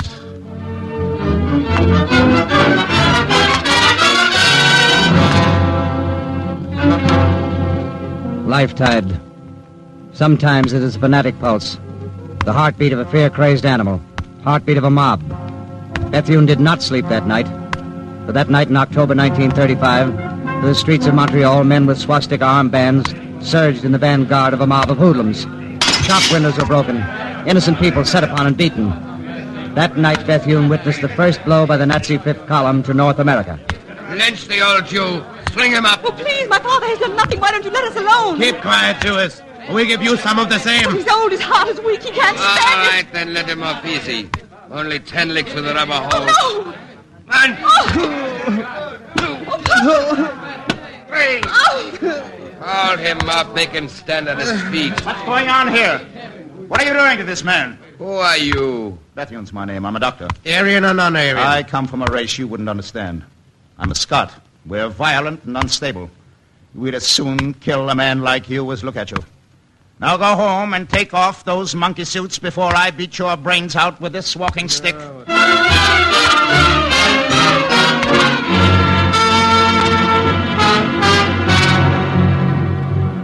Life tide. A mounting pulse of anger, tidal wave crashing over the breakwater. I tell you, the sickness of the world isn't in these hospital wards. It's out there in the streets. It draws the blood out of men's veins and leaves them there to die. Blood. That's what gives life, and that's what they hate. They've smelled blood now, and they'll not stop till they've spilled plenty of it. We must fight them wherever they strike.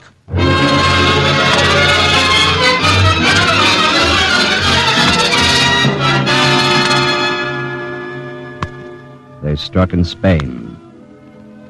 And Norman Bethune went there to fight as a doctor. Found Madrid in ruins.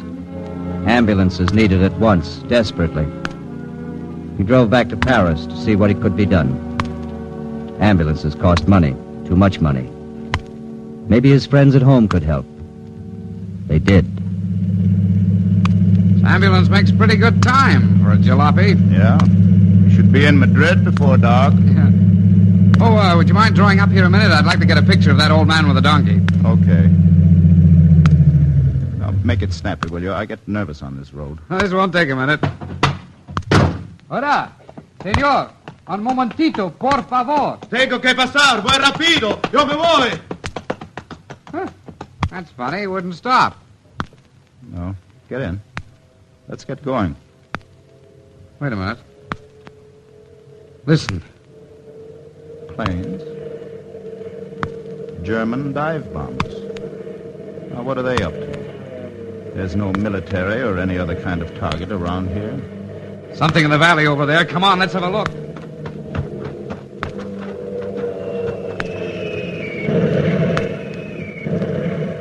Oh, good God.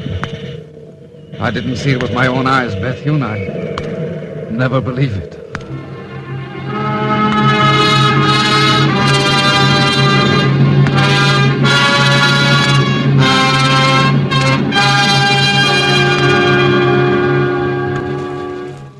Children with blood-stained rags wrapped around their arms and legs. Children without shoes, their feet swollen to twice their size, crying hopelessly from pain, hunger, and fatigue. 200 kilometers of misery. We moved as many as we could. We might have spared ourselves the anguish. Most of them were bombed in Almeria again that night. We worked as long as we could by the orange glare of the burning buildings.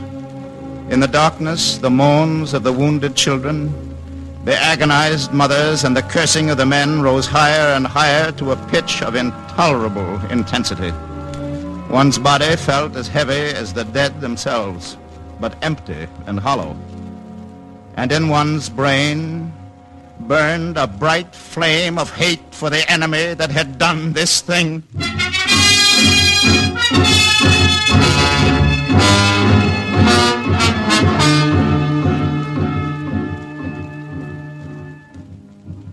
You are listening to Alfred Lunt as Dr. Norman Bethune, pioneer of the blood bank, in Life Tide, an original radio play on the Cavalcade of America, sponsored by the DuPont Company.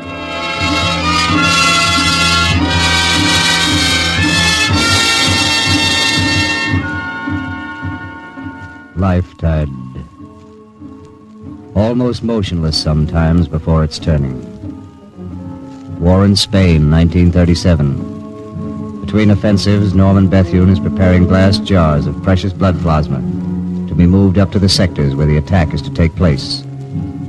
Bethune and an elderly Spanish doctor have worked far into the night. They work in silence until... Fool! Idiot! Look what you've done. Don't you know how valuable that stuff is? I I am sorry, Doctor. Dr. Bethune, he did not wish to do this. You are being unkind. I know what I want to say to him. I am sorry, Dr. Bethune. Since I am no good here, I will go and join my brothers on the battlefield. I have no bitterness, Doctor. I am grateful for what you are doing for Spain. Goodbye.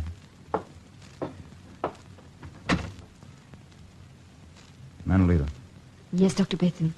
go after him. Tell him I apologize for my stupid, ill-tempered remarks. I've been a fool. I'm trying to blame my own failure on somebody else. Failure, Doctor.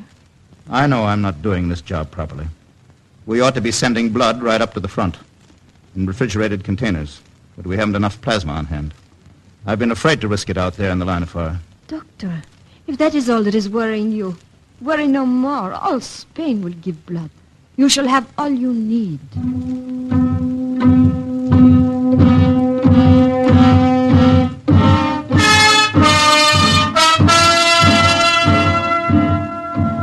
It's a success, my blood bank. Being able to transfuse casualties in the front lines has saved a great many lives.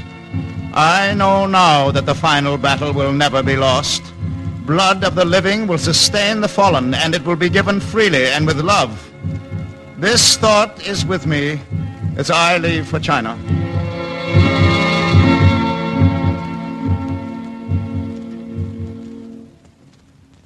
Friends and comrades of China, hundreds of your soldiers have fallen fighting for you.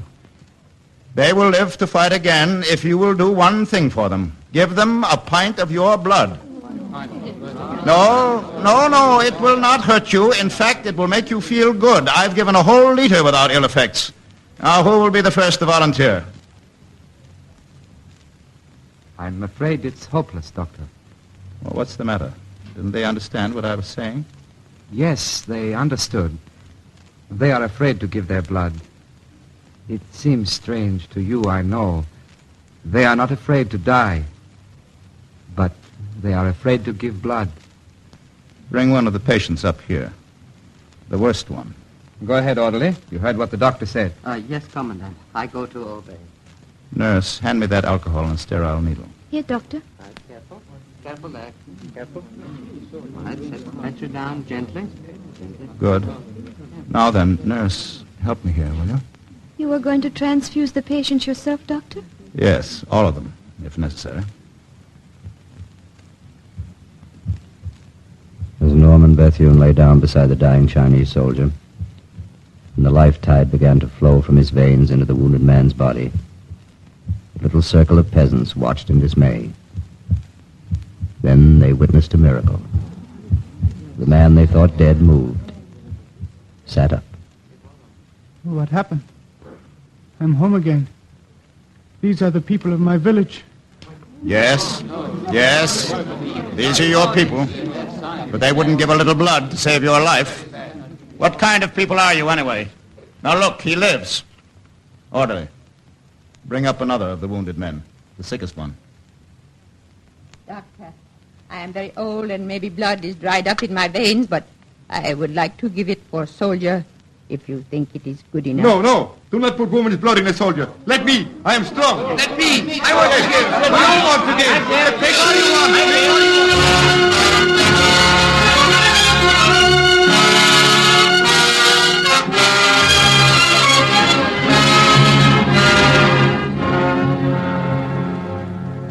3 o'clock in the morning. December. North China near Linchu with the 8th Route Army. Mud walls, mud floor, mud bed. White paper curtains. Smell of blood and chloroform. Cold. Men with wounds. Is this one alive? Yes, he lives. Technically speaking, he is alive. Give him some saline intravenously. Perhaps the innumerable tiny cells of his body will remember. They may remember the hot, salty sea, their ancestral home, their first food. With the memory of 1,000,000 years, they may remember other tides, other oceans, and life being born of the sea and the sun.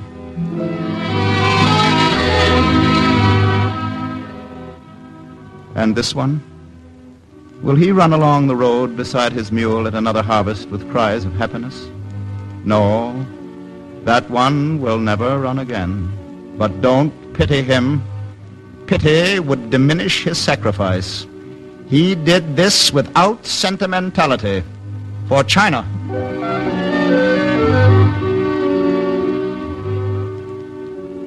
4 Japanese prisoners. Cut away that blood-stained uniform. Lay him beside the others. There they are. 20 operations tonight.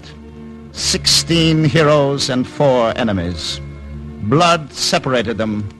Blood has brought them together.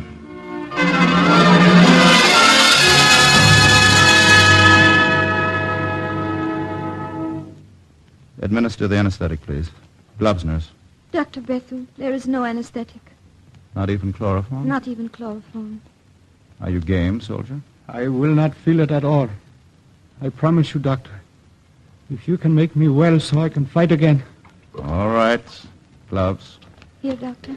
Oh, throw them away. Look at the holes in them. What a joke. Operate with my bare hands. Doctor, you will excuse me, but do you think you ought to? There is a cut in your finger there. This infection... I know what I'm doing. But before I begin... Orderly? Yes, Dr. Bethune? Go to your commanding officer. Tell him to contact China Aid Consul in New York and arrange transportation for me back to the capital. I'm going home to America. You are leaving us, Dr. Bethune? I must. Americans have got to be made to realize that China is fighting the first battle of our war. If I can tell them, I who've been here and see it, maybe they'll help us. It is too bad you must go, Doctor. You know what the commandant say to the men when he starts an offensive? What's that? You will not think it disrespectful if I tell you? No, of course not. The commandant says, you have your marching orders. Attack. Bethune is here to take care of the wounded. He says that, does he? Yes, sir. Aha. Scalpel, nurse.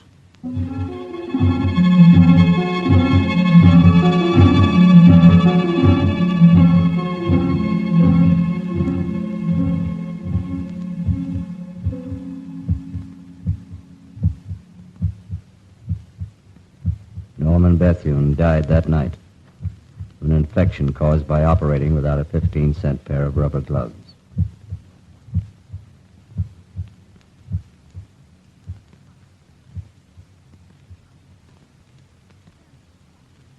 Thank you, Alfred Lunt. Ladies and gentlemen, in presenting the story of Dr. Bethune on the Cavalcade of America tonight, DuPont offers not only a salute to a great memory, but in an exact sense a tribute to the living reality of his work. It seemed most appropriate at this moment to give renewed emphasis to the Red Cross campaign as a symbol of the work done by men and women of mercy and medicine. It is in this spirit that we present to you now the Surgeon General of the United States Army, Major General James Carr McGee. General McGee will speak to you from Washington. It is a great pleasure to have this brief opportunity to speak of the physical welfare of the vast army we are mobilizing. Our military might encircles half the globe. Our men of arms are stemming the hordes of darkness that seek to destroy us. They are meeting the enemy at far outposts, in the air, on the face of the earth, and under the surface of the seas. No hazard is great enough to daunt them. The medical service which is being rendered to these men, to whose care the life of the nation now is entrusted, is excellent. This is a fact in which all of us may take the utmost pride. In total war, the whole world is a battlefield, and every individual has some part to play, some obligation to discharge in order to ensure victory. The civilian front represents only another aspect of the military front. If one fails, the other fails, and the success of the one stimulates the other to succeed. Since the war of 1914 to 1918, there have been brilliant advances in both scientific medicine and medical military tactics. The United States Army is reaping the full advantage of these discoveries and developments. One of the serious problems on the battlefield has been the restoration of blood volume in cases of shock and hemorrhage. The development of dried human plasma has placed in the hands of military surgeons one of the most effective means of combating those conditions which are so often rapidly fatal. Let me impress upon you that all of this plasma is donated by public-spirited citizens. The donation of blood not only may save the life of a soldier, but it also makes of each contributor an active participant in this bitter struggle in which we are engaged to save everything which we hold to be noble and worthy. The donor may feel proud of this contribution, for he today that sheds his blood for me shall be my brother. The American Red Cross is doing splendid work in collecting the blood for the armed forces. It merits the fullest support from the people of the United States, and I know that such support will continue to be forthcoming. You have just heard the Surgeon General of the United States Army, Major General James Carr McGee, who spoke from the nation's capital.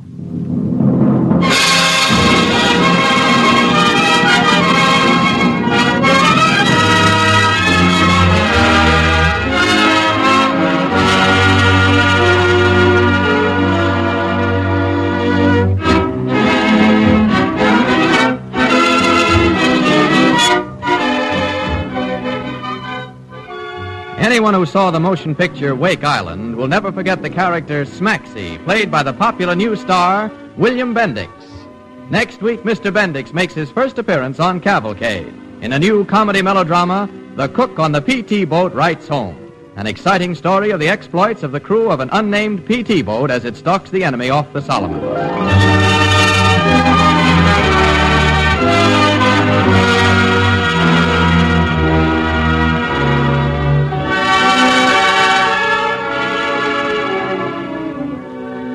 Tune in Cavalcade next week to hear William Bendix in a program filled with thrills and laughter. The Cook on the PT Boat Writes Home. Cavalcade wishes to thank the 20th Century Fox Film Corporation for permission to use material from the biography Dr. Bethune by Ted Allen, subject of a forthcoming 20th Century Fox film. The orchestra and musical score on tonight's program were under the direction of Don Voorhees. This is Clayton Collier sending best wishes from Cavalcade sponsor, the DuPont Company of Wilmington, Delaware.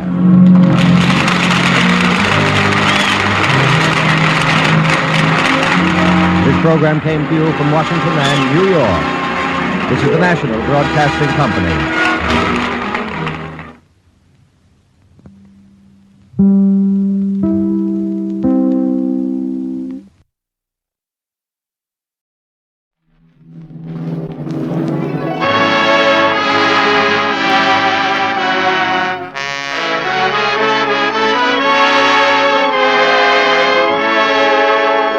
Esther presents the Screen Guild Players.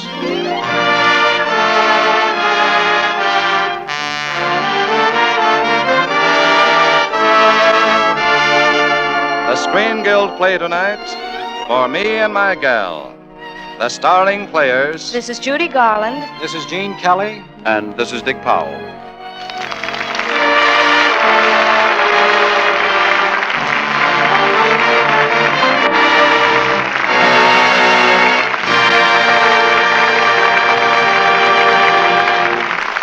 Tonight, Lady Esther presents the Screen Guild Players in For Me and My Gal.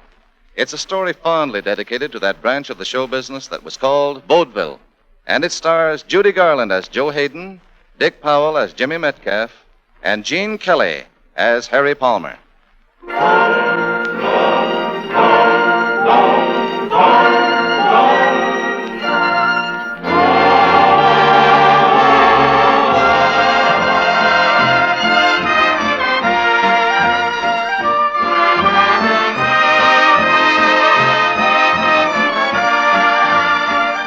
Back in the days when vaudeville was alive, the mecca of all vaudevillians was the Palace Theater on Broadway.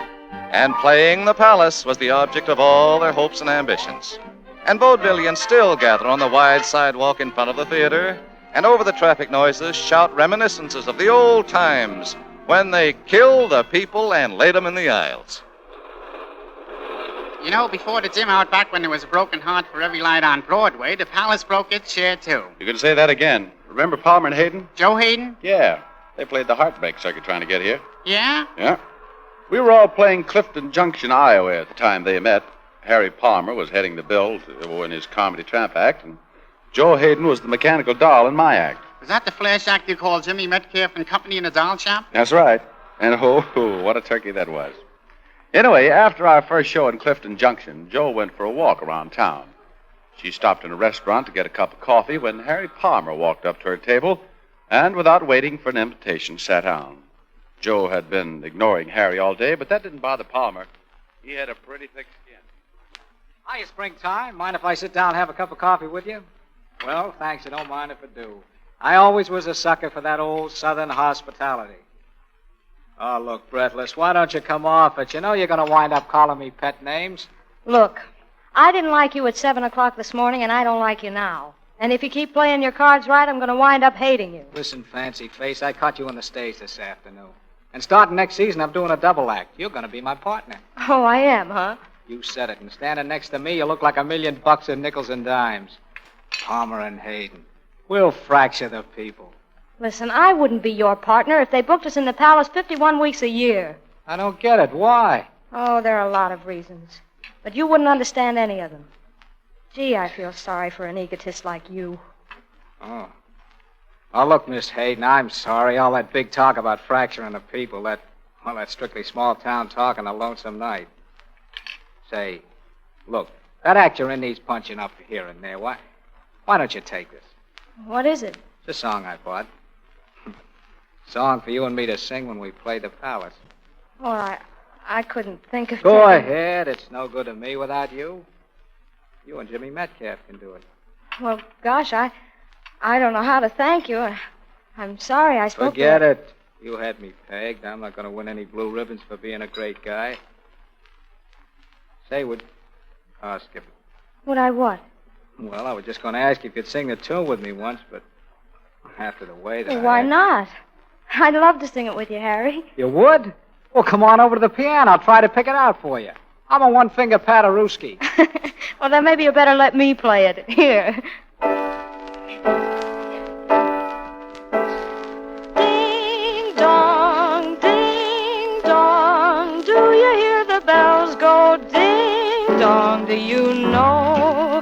Do you know why they're ringing? Do you know why the birds are singing? Well, you're gonna get a big surprise, 'cause I'm gonna put you wise. The bells are ringing for me and my gal. The birds are singing for me and my gal. Everybody's been knowing to a wedding they're going, and for weeks they've been sewing. Every Susie and Sal, they're congregating for me and my gal. The parson's waiting for me and my gal. And sometime we're gonna build a little home for 2 or 3 or 4 or more in Love Land for me and my gal. The bells are ringing for me and my gal. The birds are singing for me and my gal. Everybody's been knowing to a wedding they're going, and for weeks they've been sewing. They've been sewing something old and something new, so something that is blue, so they can make a trousseau for my gal. They're congregating for me and my gal. Look here, why, that's the parson waiting for me and my gal. And sometime we're gonna build a little home for 2 or 3 or 4 or 5 or maybe more. Love Land for me and my gal.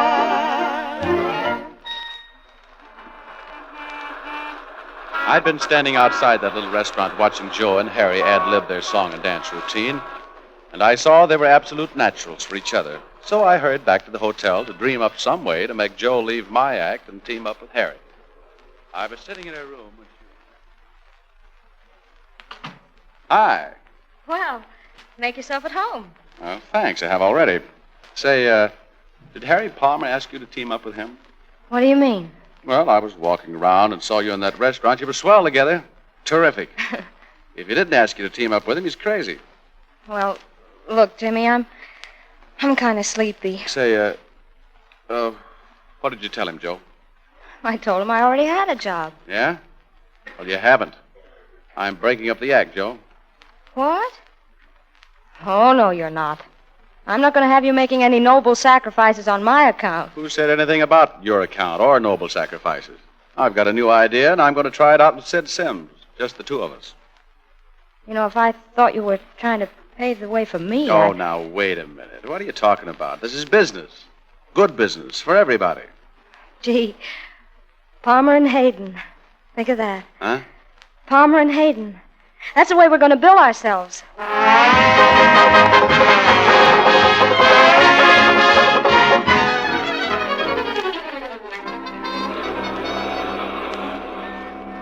Well, as it turned out, breaking up the old act was good business for me. Yep, Metcalf and Sims did all right. Yeah, but Joe and Harry didn't get the breaks. And with both our acts busy, we didn't run into each other again until late 1917, after America had entered in the First World War. Sid and I had closed in Minneapolis, and we were heading for the Palace when I read in Variety that Palmer and Hayden were playing in the Aladdin Theater in Chicago. So I went down there to see them, between trains. And when I got there, Joe was feeling pretty low and lonely. Gosh, I'm sorry Harry isn't here, Jimmy, but he's out with a friend. You'll never guess who, either. Eve Menard. Eve Menard? The headliner at the Majestic? Uh-huh. Say, he's traveling in pretty fast company. Where'd you meet her? Oh, on the train last night. You know Harry. She's a big success, and she's pretty, and, well... Joe, you're in love with that guy, aren't you? Harry? Oh, no, I'm not in love. Hey, Shorty. Remember me, Jimmy Metcalf? The fellow who played Clinton Junction with you? Now, come on, level with me. Oh, Jimmy, it's way down deep inside me. He's wrong, but I love him. It's no good. Gee, what do you do when you love somebody so much and they don't even know you're around? I don't know, Joe. I guess you just keep right on loving him. Say, Well, hello, stranger. Oh, hi, Harry. Jimmy, I hear you're doing all right for yourself these days. Oh, not so bad. Well, I always like to see a young fella get ahead. Harry, we're on in a couple of minutes. Yeah, I know. You better go on first and give me a chance to change. All right, but hurry, please. Say, how about you two having supper with me after the show tonight? Gee, I'd like to, Jimmy, but I got a date with Eve. You kids figure out something for yourselves. I got to change. So, that's the way it is, huh, Shorty? Yeah. That's the way it is, Jimmy. Well, you don't want to miss your cue. No. Make it good, Shorty. I'll be out front watching you. All right, Jimmy. I'll make it good.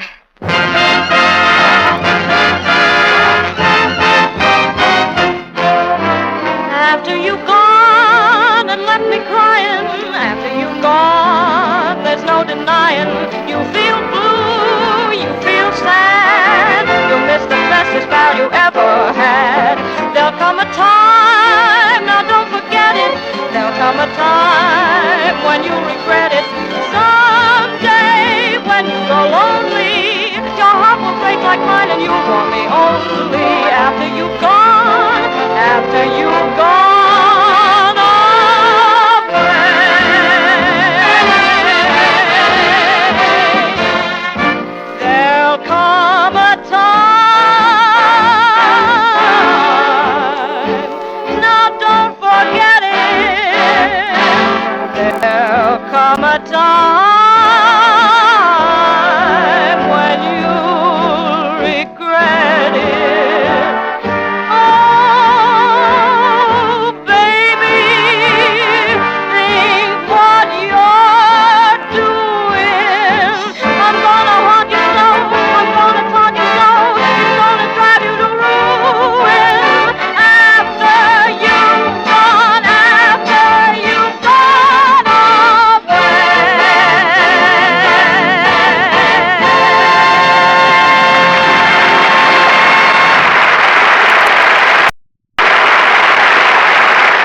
continue in just a moment with the second half of For Me and My Gal, starring Judy Garland, Gene Kelly, and Dick Powell. But first, here's a word from our hostess, Lady Esther.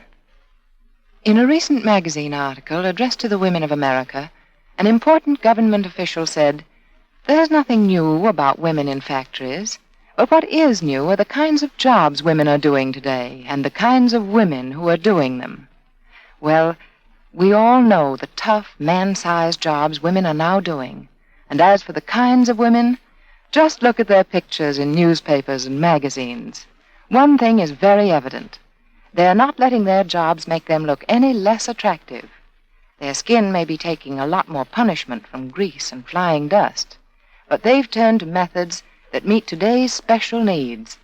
Methods that help keep their skin radiantly clean, fresh, and attractive, even under the most trying conditions. Now, thousands of women in war work have changed to Lady Esther four-purpose face cream, and there's a very good reason why. Here's one cream that, by itself, does 4 different things, always into the skin, but right now especially so. First, Lady Esther face cream thoroughly cleans your skin, removing even stubborn dirt from the pore openings. Second, it softens your skin, relieves the dryness that often causes little lines, especially in these tense and anxious times. Third, it helps nature refine the pores. And fourth, it leaves a perfect non-sticky base for powder. Now, if you're beginning to notice tired lines here and there due to dryness or perhaps an occasional blemish or big pore, don't wait for more serious skin troubles. Start using Lady Esther four-purpose face cream. And remember, this one cream is all you need for the complete care of your skin.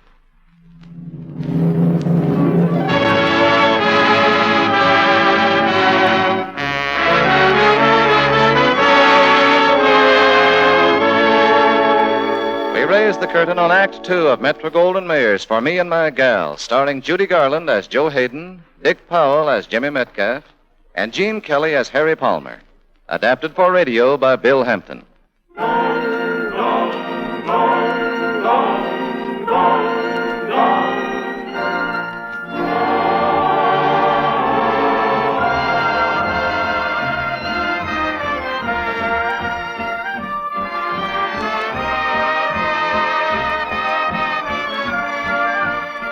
And now back to the sidewalk in front of the Palace Theater, where Jimmy Metcalf is telling his story of Harry Palmer and Joe Hayden.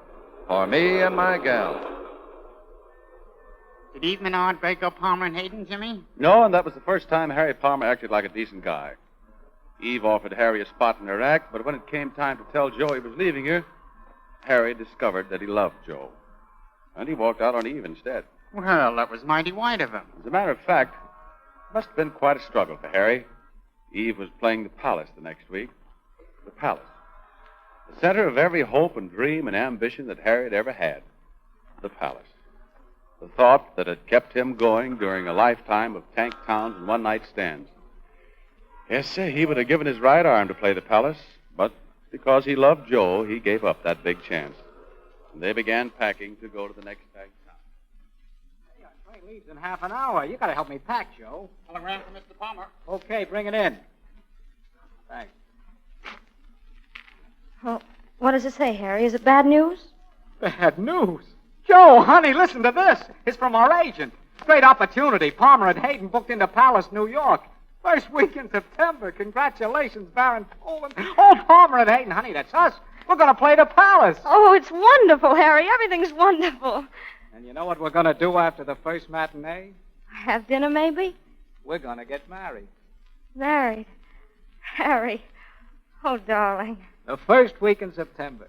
Open at the Palace and get married at the little church around the corner.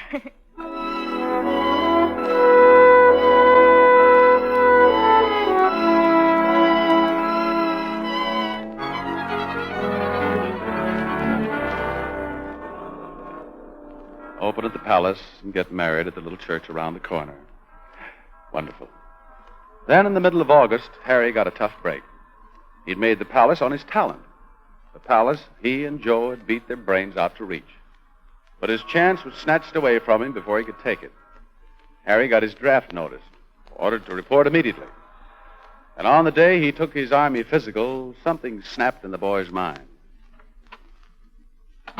Relax, baby, relax. The palace is okay. We're going to kill him. Well, what do you mean? You mean the Army rejected you? For 6 weeks. They gave me a 6-week deferment. We can play the palace, get married, and have a honeymoon before the time's up. But how... Why did they... Harry, what happened to your hand? Oh, that's nothing. Just a little accident. I dropped the lid of my trunk on it. It's keep me out of the Army for 6 weeks. But don't worry, baby. It won't keep us from playing the palace. Well, what are you looking at me that way? Well, it was an accident. Joe, don't you believe me? All right, then. I did do it on purpose. But I only did it for us. Well, you believe that, don't you? Oh, I feel sorry for you, Harry. Terribly, desperately sorry. Joe, you can only listen There's to only me. one thing you can tell me. Goodbye. Leave me alone. I never want to see you again as long as I live. Never.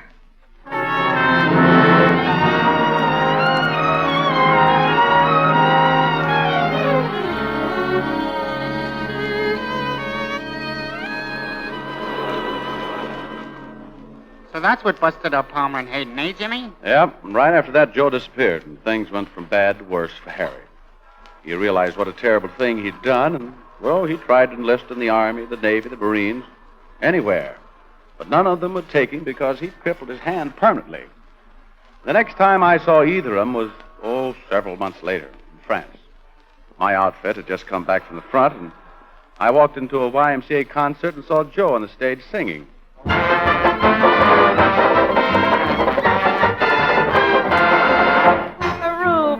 Reuben, I've been thinking, said his wifey dear. Now that things are peaceful and calm, the boys will soon be back on the farm. Mr. Reuben started winking and slowly rubbed his chin. He pulled his chair up close to Mother and he asked her with a grin, how you gonna keep them down on the farm after they've seen Paris? How you gonna keep them away from Broadway, jazzing around and painting the town? How you gonna keep them away from harm?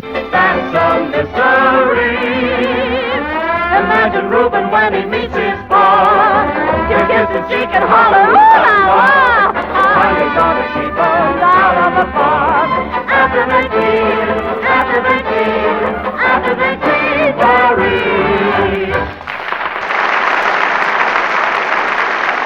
As soon as she'd finished taking her bows, I hurried backstage and met her, just as she was going to her dressing room. Jimmy. Oh, Jimmy, come here and let me put my arms around you. Joe, let me look at you. Oh, gosh. You're sensational. Thank you. Say, how about you and me stepping out tonight, showing these Frenchmen what they can really do in a town like Paris, huh? Oh, it's a deal, but I got one more number to do. Will you wait till I get ready? I've been waiting a long time for you, baby. I'll only be a minute. I want to freshen my makeup up. Well, you know me, Joe. I'm a good waiter. I'll be right with you. Hey, Jimmy! Jimmy Metcalf, is that you? Well, Harry Palmer. So how long have you been over here? I just landed a few hours ago. Good to see you, Harry. How's it going? Oh, not good, Jimmy. I thought it'd be better over here, but it's not. Not in a YMCA uniform. Oh, what are you giving me?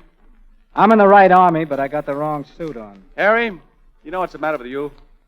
You've been walking around with a picture book villain in your pocket, and every once in a while you take it out and look at it like it was a mirror. Look, Jimmy, if you're going to hand me that... You know, you did something because you thought it was the right thing to do at the time. And you had two good reasons for doing it.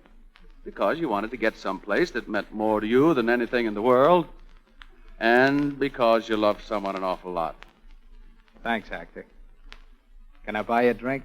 Can you buy me a drink? Say, certainly. Sure. Say, I just happened to think. I got a date to meet a fella. Tell you what you do, Harry. You sit right there in that chair and wait for me, huh? Okay. I won't be gone over 10 minutes. I'll see you. I'll be here. Well, here I am, Jimmy, all signed, sealed, and delivered. Harry, what are you doing here? Joe. Gosh, I never expected to see you. Oh, Joe. How have you been, Harry? How's everything in New York? You know, it's a funny thing. Just the other day I was thinking... Joe, you don't have to skip rope for me. I know the boat has sailed as far as we're concerned. And I know I'm not a great guy in a lot of people's books. But I don't care about a lot of people. Joe, coming over in the boat, I took an inventory, and you know something? Right up to this minute, my only claim to fame is you were once my girl. Joe, you have to tell me. Not a million other people, but you have to tell me that I'm not a coward, that you don't hate me.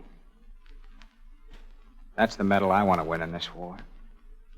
You're not a coward, Harry, and you know that I'd never hate you. Thanks, Joe. Thanks an awful lot. And I'll take good care of that medal.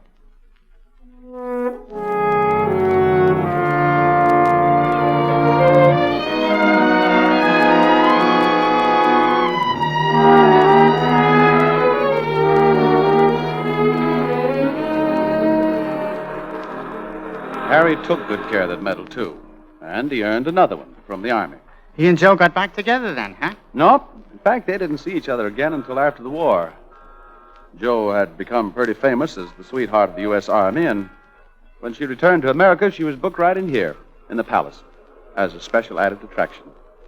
Oh, I tell you, I never felt so sorry for anyone in my whole life as I felt for Harry Palmer the day Joe opened at the palace. Without him. Yeah, that's a heartbreak. He called me and, well, he insisted that I come down here with him. To give the kid a hand, he said. I remember we were sitting in the third row when the orchestra played Joe on.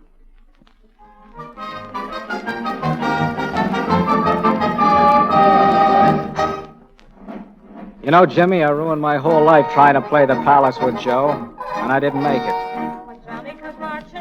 We were going to be married after our first matinee here. Yeah, I know, kid. Look at her. She's wonderful, isn't she? There's nobody in the world like her. And she's on top now, right where she belongs. Yeah.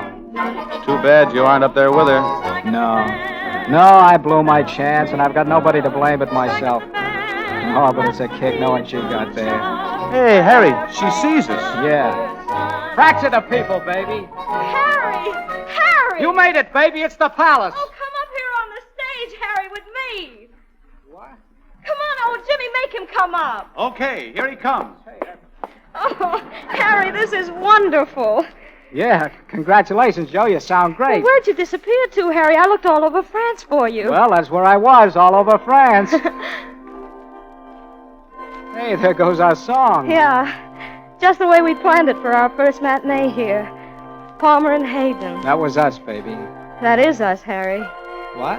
You're not trying to back out of that date we had at the little church around the corner, are you? Oh, Joe, do you really mean that? I mean it, Harry. And what are we waiting for?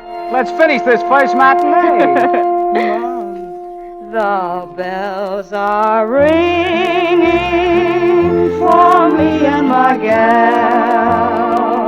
The birds are singing for me and my gal.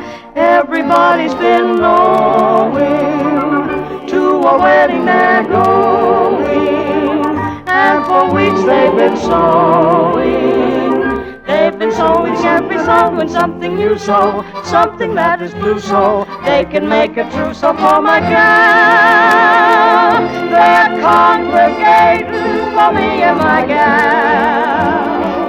Look here, wife, that's the parson waiting for me and my gal. And sometime we're gonna build a little home for 2 or 3 or 4 or 5 or maybe more.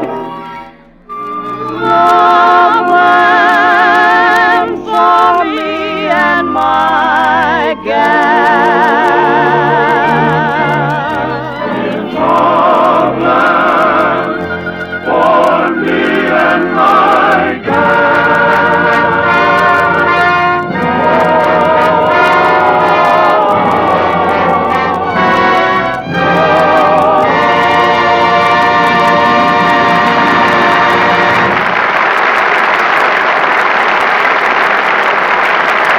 And so the curtain falls on For Me and My Gal, a Lady Esther Screen Guild Players presentation. Our thanks and appreciation to you, Judy Garland, Gene Kelly, and Dick Powell, for appearing with us tonight. Oh, I think we have some very special thanks for Dick Powell, Mr. Bradley. Dick stepped into George Murphy's role on practically 5 minutes' notice when George came down with a light case of the measles. Well, Judy, I'm glad to help, Judy. Anything we can do to benefit the Motion Picture Relief Fund is a pleasure. Oh, you're right, Dick. And now, before we tell you about next week's program, here's a word from one of America's best-known beauty authorities, Lady Esther. Thank you, Miss Garland. I ran into the daughter of an old friend the other day, and she told me she was in training at a hospital, learning to be a nurse. I asked her how she liked it, and her eyes lit up. I love it, she said. It's a chance to be really useful, to help people. But then she looked down at her hands and said, all except scrubbing my hands 1,000 times a day. They're all right now, but you should have seen them a week ago. They were so rough and red from all that scrubbing. I looked at her hands and saw that they were really beautiful, so smooth and white. And I asked her what she did for them. Well, here's what she told me. She told me that at night, just before going to bed, she puts a thick coating of Lady Esther face cream on her hands. Then she puts on a pair of old cotton gloves and keeps them on all night. In the morning, she says, her hands are so white and smooth, so soft and lovely to look at, you'd never dream she was a busy nurse who has to scrub her hands dozens of times a day. Now, if your hands are doing a lot of extra work these days, why don't you try this nurse's helpful suggestion, Lady Esther face cream, to help keep your hands soft, smooth, and young-looking. Next week, the Lady Esther Screen Guild players will present a delightful comedy entitled This Thing Called Love, starring Alan Joslin, George Brent, and Alice Faye. Judy Garland can soon be seen in Presenting Lily Mars. Gene Kelly is soon to be seen in To Barry Was a Lady, both Metro-Goldwyn-Mayer productions. Dick Powell is soon to be seen in Paramount's Technicolor picture Happy-Go-Lucky. Music on tonight's program was arranged and conducted by Wilbur Hatch. To save materials, buy the larger size of Lady Esther face cream. Truman Bradley speaking for Lady Esther, saying thank you, good night. This is the Columbia Broadcasting System.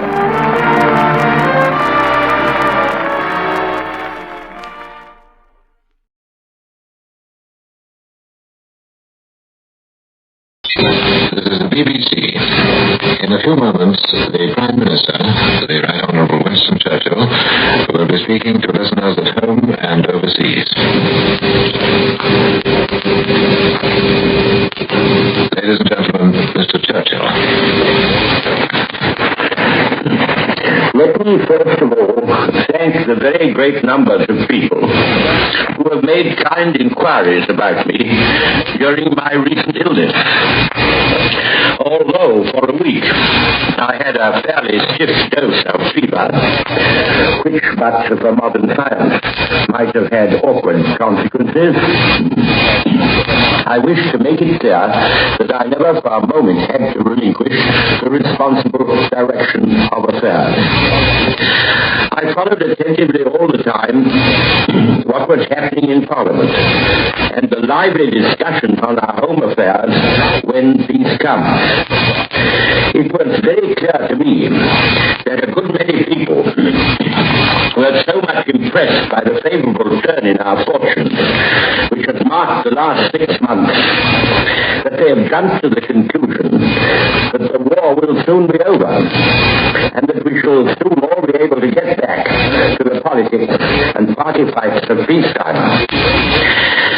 I am not able to share these sanguine hopes, and my earnest advice to you is to concentrate even more zealously upon the war effort, and if possible, not to take your eye off the ball even for a moment.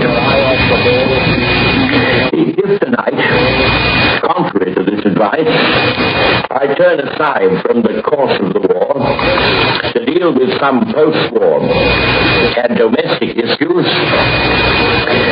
that is only because I hope that by so doing I may be able to simplify and mollify political divergences and enable all our political forces to march forward to the main objective in unity and, so far as possible, in step.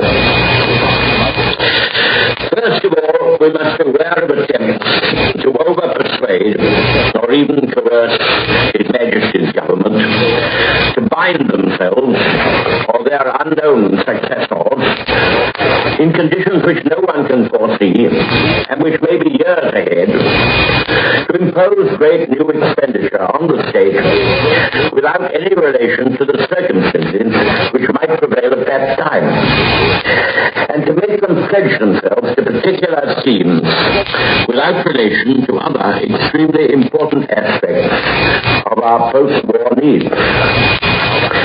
The business of proposing expenditure rests ultimately with the responsible government of the day. And it is their duty and their duty alone to propose to Parliament any new charges upon the public, and also to propose in the annual budget the means of raising the necessary funds. The world is coming increasingly to admire our British parliamentary system and ideas. It is contrary to those ideas that ministers or members should become pledge-bound delegates. They are a band of men who undertake certain honourable duties, and they would be dishonoured if they allowed their right and duty to serve the public as well as possible on any given occasion to be prejudiced by the enforced premature contraction of obligations. Nothing would be easier for me than to make any number of promises and to get the immediate response of sheep shears and glowing leading articles. I'm not in any need to go about making promises in order to win political support or to be allowed to continue in office. It was on a grim and bleak basis that I undertook my present task, and on that basis I have been given loyalty and support such as no Prime Minister has ever received. I cannot express my feeling of gratitude to the nation for their kindness to me and for the trust and confidence they have placed in me during long, dark, and disappointing periods. I'm absolutely determined not to falsify or mock that confidence by making promises without regard to whether they can be performed or not. At my time of life, I have no personal ambition, no future to provide for. And I feel I can truthfully say that I only wish to do my duty by the whole mass of the nation and of the British Empire, as long as I'm thought to be of any use for that. Therefore, I tell you round your firesides tonight that I am resolved not to give or make all kinds of promises and tell all kinds of fairy tales to you who have trusted me and gone with me so far and marched through the valley of the shadow until we have reached the upland region on which we now stand with firmly planted feet. However, it is our duty to peer through the mists of the future to the end of the war, and to try our utmost to be prepared by ceaseless effort and forethought for the kind of situations which are likely to occur. Speaking under every reserve and not attempting to prophesy, I can imagine that sometime next year, but it may well be the year after, we might beat Hitler, by which I mean beat him and his powers of evil into death, dust, and ashes. Then we shall immediately proceed to transport all the necessary additional forces and apparatus to the other side of the world, to punish the greedy, cruel empire of Japan, to rescue China from her long torment, to free our own territory and that of our Dutch allies, and to drive the Japanese menace forever from Australian, New Zealand, and Indian shores. That will be our first and supreme task, and nothing must lure us from it. Nevertheless, in my opinion, the moment when Hitler is beaten and Germany and Italy are prostrate will mark the grand climax of the war. And that will be the time to make a new declaration upon the task before us. We we and our allies will have accomplished one great task. Nazi tyranny and Prussian militarism, which threatens to engulf the whole world, and against which we stood alone for a fateful year, these curses will have been swept from the face of the earth. If I should be spared to see that day, and should be needed at the helm at that time, I shall then, with the assent of the Cabinet, propose a new task to the British nation. The war against Japan will demand a very different arrangement of our forces from what exists at present. There will certainly be large numbers of British and also, no doubt, United States soldiers whom it will not be physically possible to employ across the vast distances and poor communications of the Japanese war. There will certainly be large numbers of men, not only abroad but at home, who will have to be brought back to their families and to their jobs, or to other equally good jobs. For all these, after full provision has been made for the garrisoning of the guilty countries, return to something like home and freedom will be their heart's desire. However vigorously the war against Japan is prosecuted, there will certainly be a partial demobilization following on the defeat of Hitler. And this will raise most difficult and intricate problems. And we are taking care in our arrangements to avoid the mistakes which were so freely committed last time. Of course, these ideas may be completely falsified by events.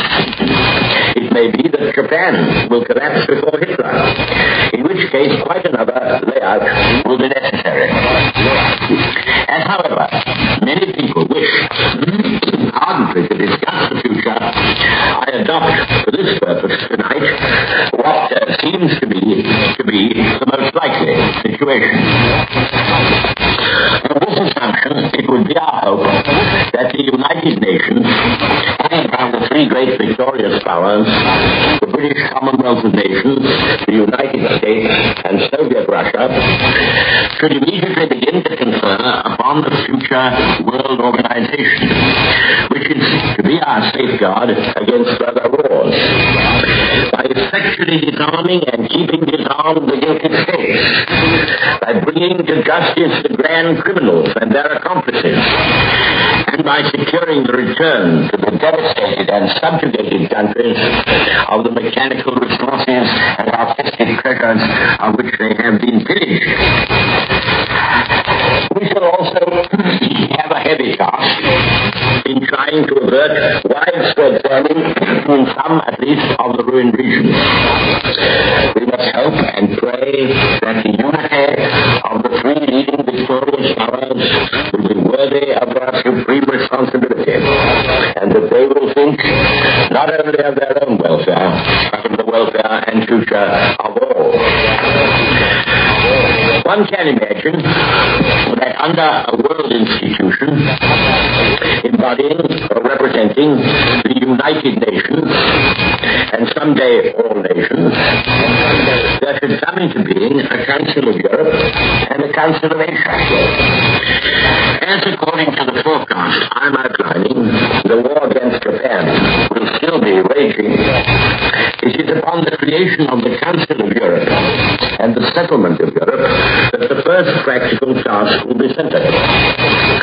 Now this is a stupendous business. In Europe lie most of the causes which have led to these two world wars. In Europe dwell the historic parent races from whom our Western civilization has been so largely derived. I believe myself to be what is called a good European, and I should deem it a noble task to take part in reviving the fertile genius and in restoring the true greatness of Europe. I hope we shall not lightly cast aside all the immense work which was accomplished by the creation of the League of Nations. certainly we must take as our foundation the lofty conception of freedom, law, and morality, which was the spirit of the League.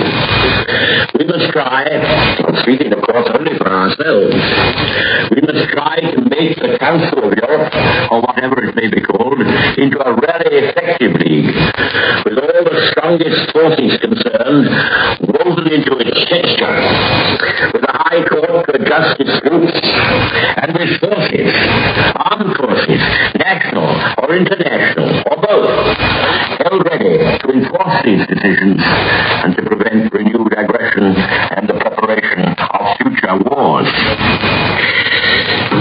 Anyone can see that this council, when created, must eventually embrace the whole of Europe, and that all the main branches of the European family must someday be partners in it. What is to happen to the large number of small nations whose rights and interests must be safeguarded? Here let me ask, what would be thought of an army that consisted only of battalions and brigades, and which never formed any of the larger and higher organizations like army corps? They would soon get mopped up. It would therefore seem to me, at any rate, worthy of patient study, that side by side with the great powers, there should be a number of groupings of states or confederations which would express themselves through their own chosen representatives. The whole making a council of great states and groups of states. It is my earnest hope, though I can hardly expect to see it fulfilled in my lifetime, that we shall achieve the largest common measure of the integrated life of Europe that is possible, without destroying the individual characteristics and traditions of its many ancient and historic races. All this will, I believe, be found to harmonize with the high permanent interests of Britain, the United States, and Russia. It certainly cannot be accomplished without their cordial and concerted agreement and direct participation. Thus, and thus only, will the glory of Europe rise again. I only mention these matters to you to show you the magnitude of the task that will lie before us in Europe alone. Nothing could be more foolish at this stage than to plunge into details and try to prescribe the exact groupings of states or lay down precise machinery for their cooperation, or still more to argue about frontiers. Now, while the war even in the West has not yet reached its full height, while the struggle with the U-boats is raging, and when the war in the Far East is only in its first phase, this does not mean that many tentative discussions are not taking place between the great nations concerned, or that the whole vast problem of European destiny, for that is what I am speaking of now, is not the subject of ceaseless heart-searching. We must remember, however, that we in Britain and the British Commonwealth of Nations, although almost a world in ourselves, will have to reach agreement with great and friendly equals, and also to respect and have a care for the rights of weaker and smaller states, and that it will not be given to any one nation to achieve the full satisfaction of its individual wishes. I have said enough, however, I'm sure, to show you at least in outline the mystery, the peril, and I will add the splendor of this vast sphere of practical action into which we shall have to leap once the hideous spell of Nazi tyranny has been broken. Coming nearer home, we shall have to consider at the same time how the inhabitants of this island are going to get their living at this stage in the world story, and how they are going to maintain and progressively improve their previous standards of life and labor. I am very much attracted to the idea that we should make and proclaim what might be called a 4-year plan. 4 years seems to me to be the right length for the period of transition and reconstruction which will follow the downfall of Hitler. We have 5-year parliaments, and a 4-year plan would give time for the preparation of a second plan. This 4-year plan would cover 5 or 6 large measures of a practical character, which must all have been the subject of prolonged, careful, energetic preparation beforehand, and which fit together into a general scheme.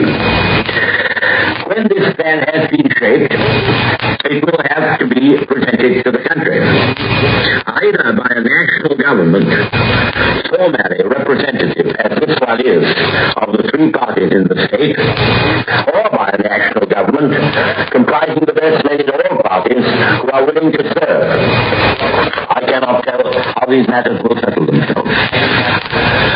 But by 1944, our present parliament will have lived 9 years, and by 1945, 10 years. And as soon as the defeat of Germany has removed the danger now at our throats, and the register can be compiled and other necessary arrangements made, a new House of Commons must be freely chosen by the whole electorate, including, of course, the armed forces, wherever they may be. Thus, whoever is burdened with the responsibility of conducting affairs will have a clear policy and will be able to speak and act, at least, in the name of an effective and resolute majority.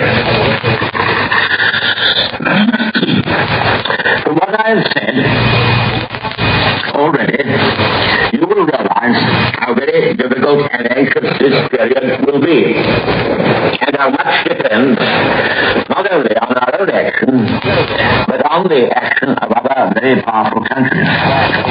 This applies not only to the carrying to a conclusion of the war against Japan, but also to the disarming of the guilty and to the settlement of Europe. Not only to the arrangements for the prevention of further wars, but also to the whole economic process and relationship of nations.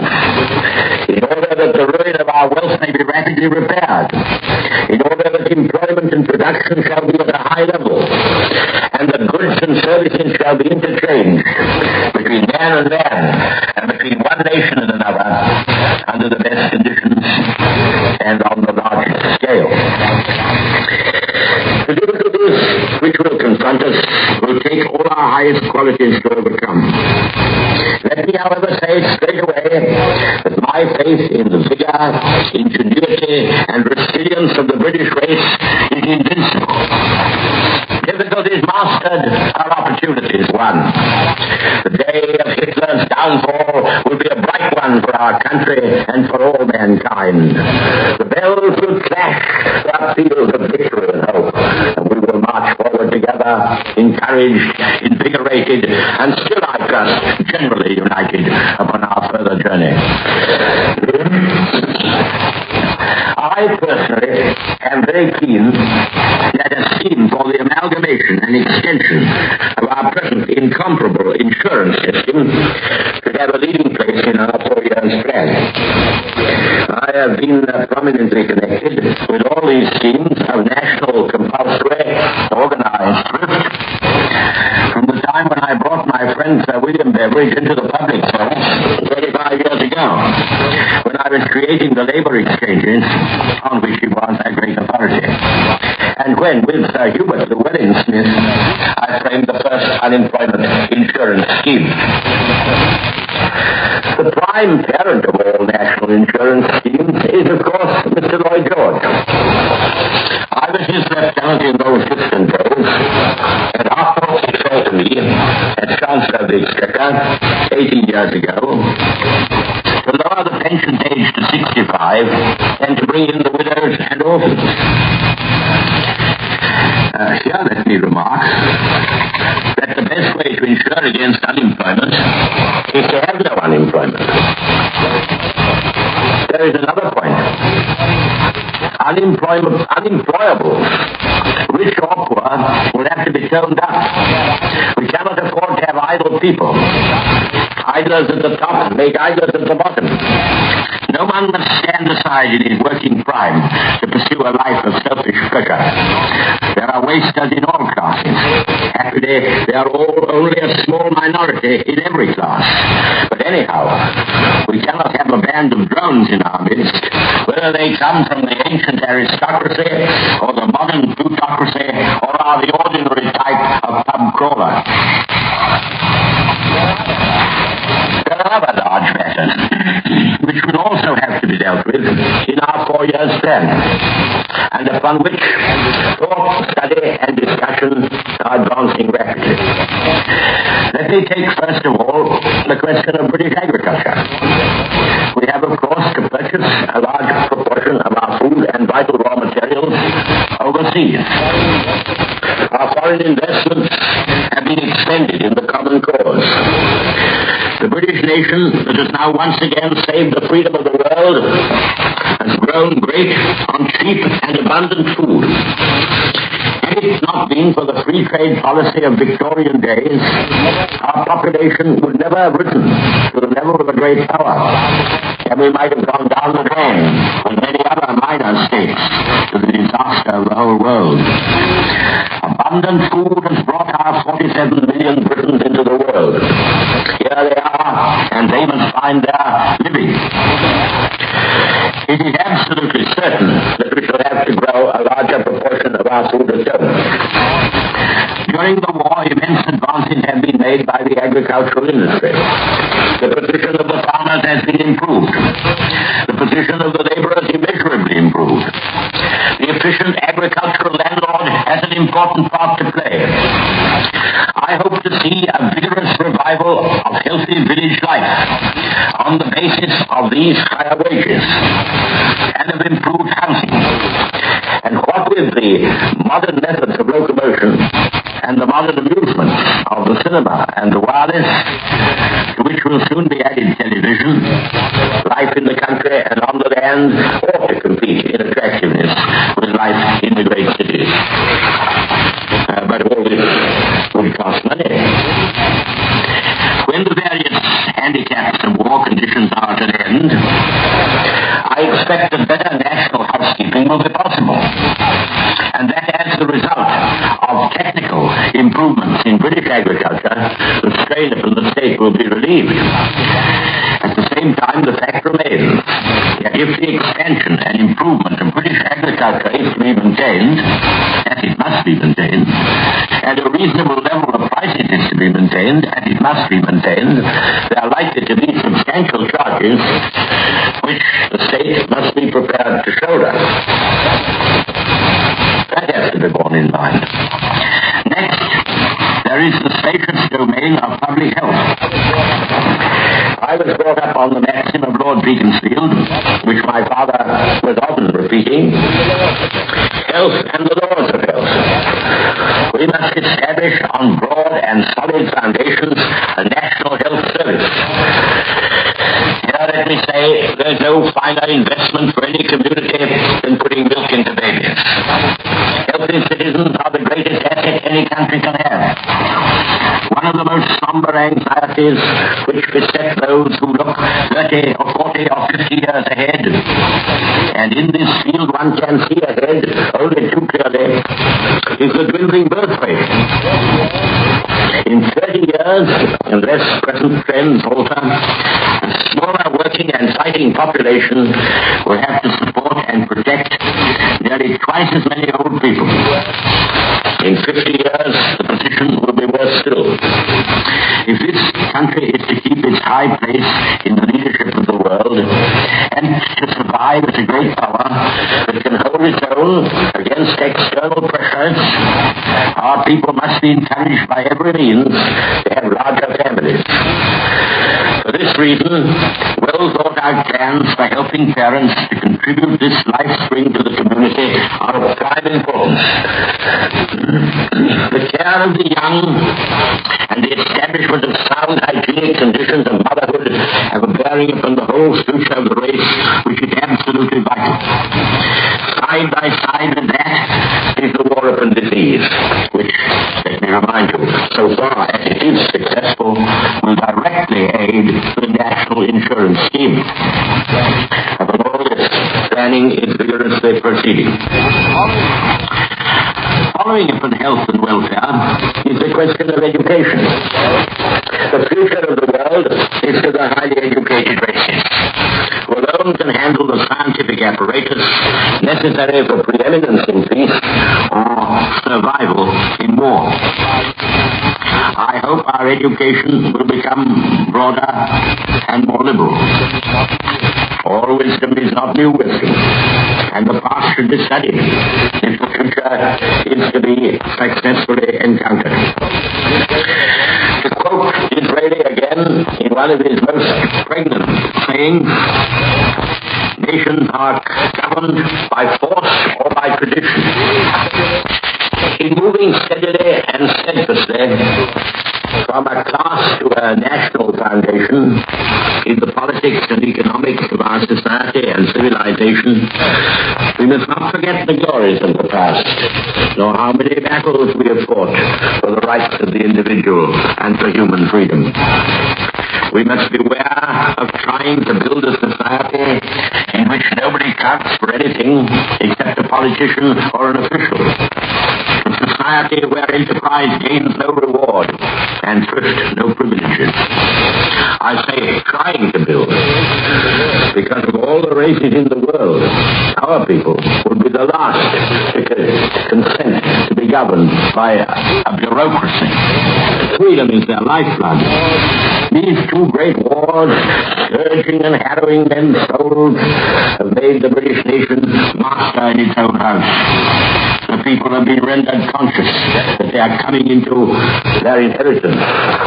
The treasures of the past, the toil of the centuries, the long built-up conceptions of decent government and fair play, the tolerance which comes from the free working of parliamentary and electoral institutions, the great colonial possessions for which we are trustees in every part of the globe, all these constitute parts of this inheritance, and the nation must be fitted for its responsibilities and high duty.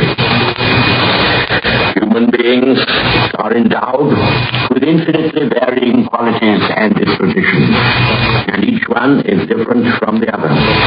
We cannot make them all the same. It would be a pretty dull world if we did. It is in our power, however, to secure equal opportunities for all. The facilities for advanced education must be evened out and multiplied. No one who can take advantage of a higher education should be denied his chance. You cannot conduct a modern community except with an adequate, nay, an ample supply of persons upon whose education, whether humanitarian, technical, or scientific, much time and money has been spent. There is another element which should never be banished from our system of education. Here we have freedom of thought as well as freedom of conscience. Here we have been the pioneers of religious toleration. But side by side with all this has been the fact that religion has been a rock in the life and character of the British people, upon which they have built their hopes and cast their cares. This fundamental element must never be taken from our schools, and I rejoice to learn of the enormous progress that is being made among all religious bodies in freeing themselves from sectarian jealousies and feuds while preserving fervently the tenets of their own faith. The secular schooling of the great mass of our scholars must be progressively prolonged, and for this we must both improve our schools and train our teachers in good time. After school time ends, we must not throw our youth uncared for and unsupervised onto the labor market with its blind alley occupations, which start so fair and often end so foul. We must make plans for part-time release from industry so that our young people may have the chance to carry on their general education and also to obtain specialized education which will fit them the better for their work. Under our ancient monarchy, that bulwark of British liberties, that barrier against dictatorships of all kinds, we intend to move forward in a great family, preserving the comradeships of the war, free forever from the class prejudice and other forms of snobbery, from which in modern times we have suffered less than most other nations, and from which we are now shaking ourselves entirely free. Britain is a fertile mother, and natural genius springs from the whole people. We have made great progress, but we must make far greater progress. We must make sure that the path to the higher functions throughout our society and empire is really open to the children of every family. Whether they can tread that path will depend upon their qualities tested by fair competition. All cannot reach the same level, but all must have their chance. I look forward to a Britain so big that she will need to draw her leaders from every type of school and wearing every kind of tie. Tradition may play its part, but broader systems must now rule. We have one large immediate task in the replanning and rebuilding of our cities and towns. This will make a very great call on all our resources in material and labor. But it is also an immense opportunity, not only for the improvement of our housing, but for the employment of our people in the years immediately after the war. In the far-reaching scheme for reorganizing the building industry prepared by the Minister of Labor and the Minister of Works, will be found another means of protecting our insurance fund from the drain of unemployment relief. Mr. Bevin is attacked from time to time, now from one side, now from another. When I think of the tremendous changes which have been effected under the strain of war in the lives of the whole people, of both sexes and of every class, with so little friction, and when I consider the practical absence of strikes in this war compared to what happened in the last, I think he will be able to take it all right. You will see, from what I've said, that there is no lack of material for a 4-year plan for the transition period from war to peace, and for another plan after that. For the present, during the war, our rule should be no promises, but every preparation, including, where required, preliminary legislative preparation. Before I conclude, I have to strike two notes, one of sober caution and the other of confidence. All our improvements and expansion will have the caution first. All our improvements and expansion must be related to a sound and modernized finance. A friend of mine said the other day in the House of Commons that pounds, shillings, and pence were meaningless symbols. This made me open my eyes and prick up my ears. What then are we to say about the savings of the people?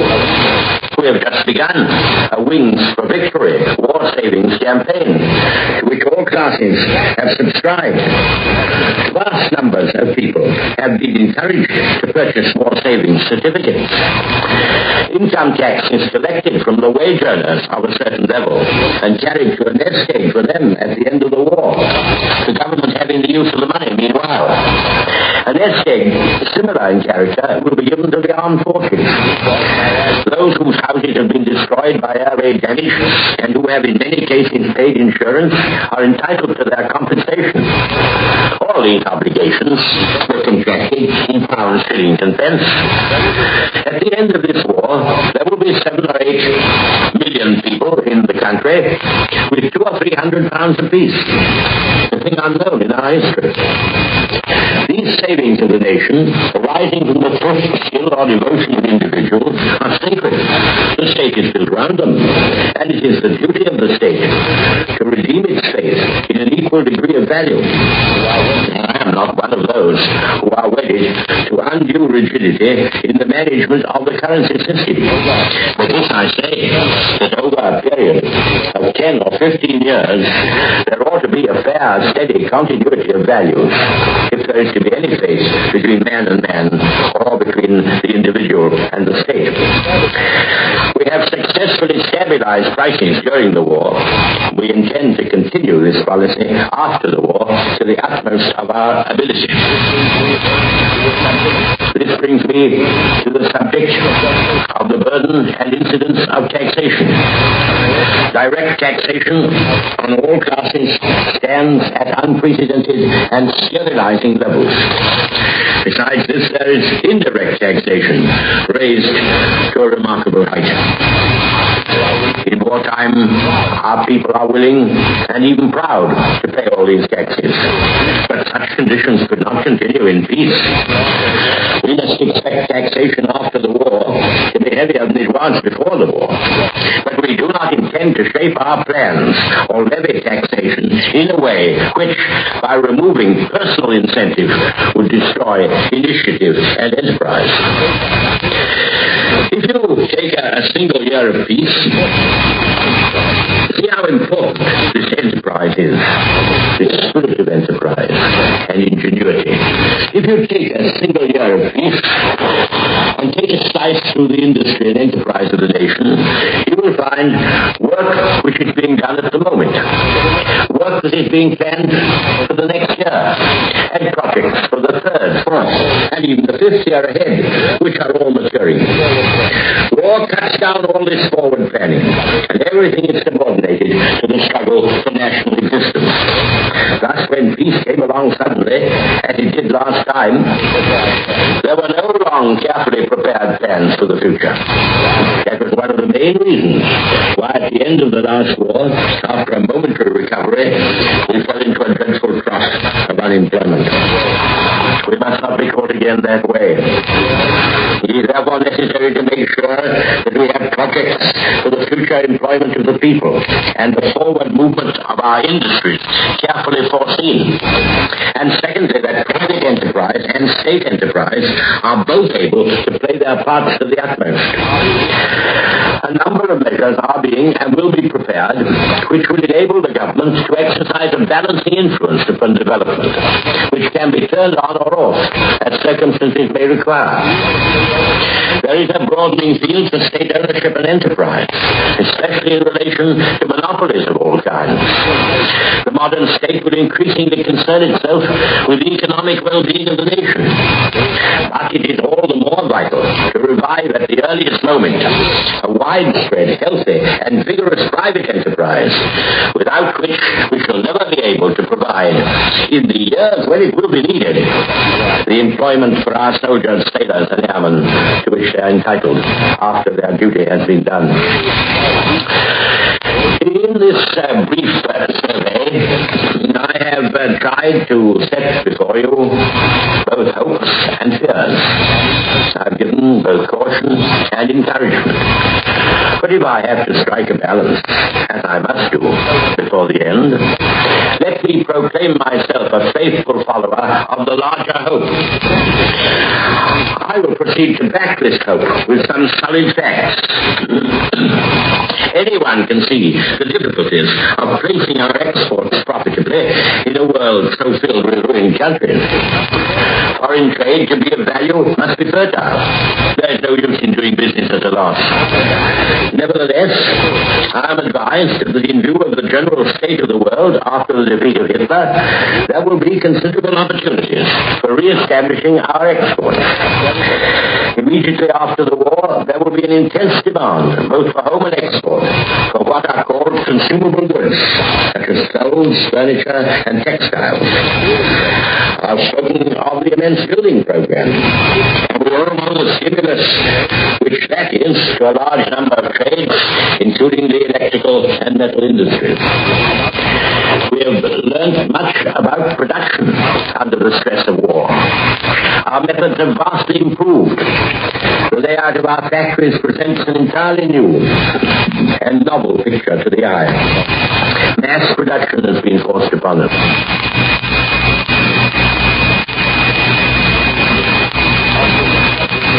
Industries, offering scope for the inventiveness and vigor which made this country great.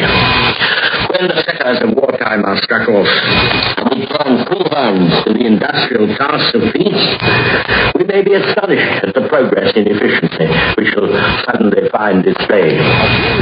I can only mention a few instances of fields of activity. The ceaseless improvements in wireless and the wonders of radio location applied to the arts of peace will employ the radio industry. Striking advances are opened both for gas and electricity as the servants of industry, agriculture, and the cottage home. There is civil aviation. There is forestry. There is transportation in all its forms. We were the earliest in the world with railways. We must bring them up to date in every respect.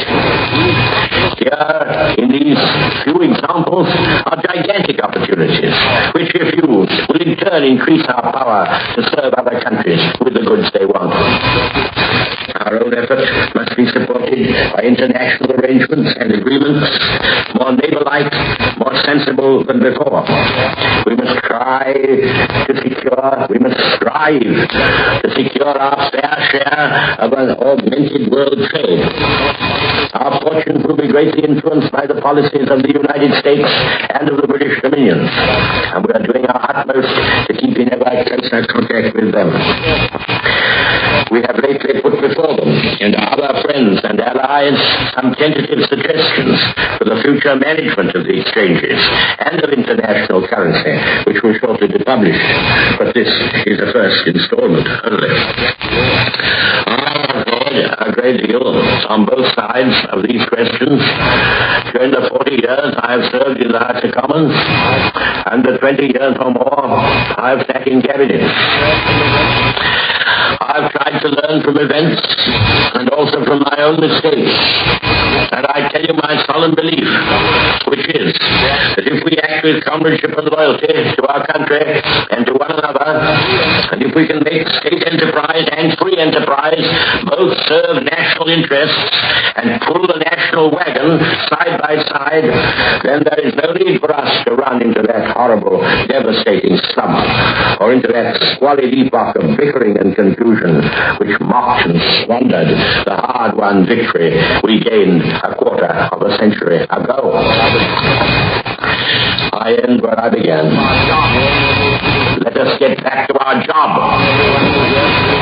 I must warn everyone who hears me of a certain, shall I say, unseemliness, and also of a danger of it appearing to the world that we here in Britain are diverting our attention to peace, which is still remote, and to the fruits of victory, which have yet to be won, while all the time our Russian allies are fighting for dear life and dear honor in the dire, deadly, daily struggle against all the might of the German military machine. And while our thoughts should be with our armies and with our American and French comrades now engaged in decisive battle in Tunisia. I have just received a message from General Montgomery that the 8th Army is on the move and that he is satisfied with their progress. Let us wish them Godspeed in their struggle, and let us bend all our efforts to the war and to the ever more vigorous prosecution of our supreme task.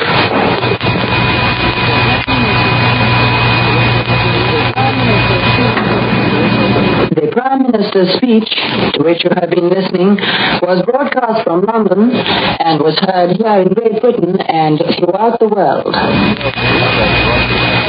CBS World News has brought you an address from London by Prime Minister Winston Churchill. The pause that refreshes on the air, which was not heard today because of the broadcast of Mr. Churchill's address, will return next Sunday afternoon at 4:30 p.m. Eastern Wartime.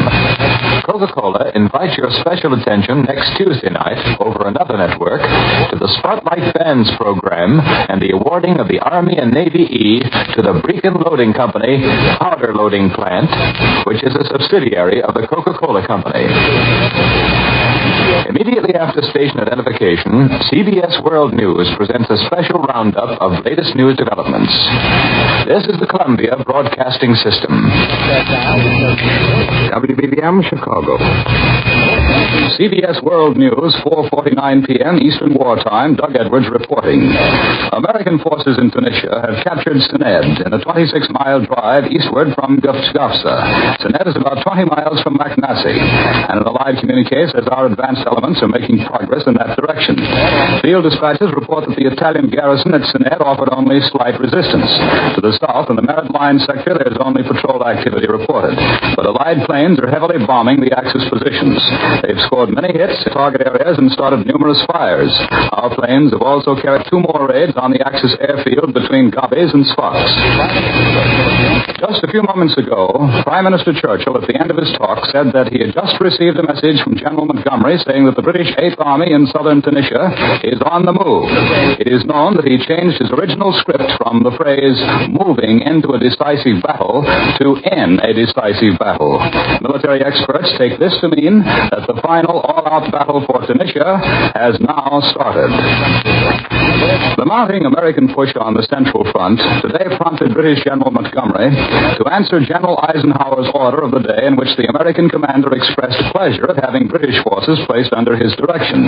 Montgomery's message said, "We all look forward to joining up with United States forces very shortly, and after that we will finish off this business very quickly between us."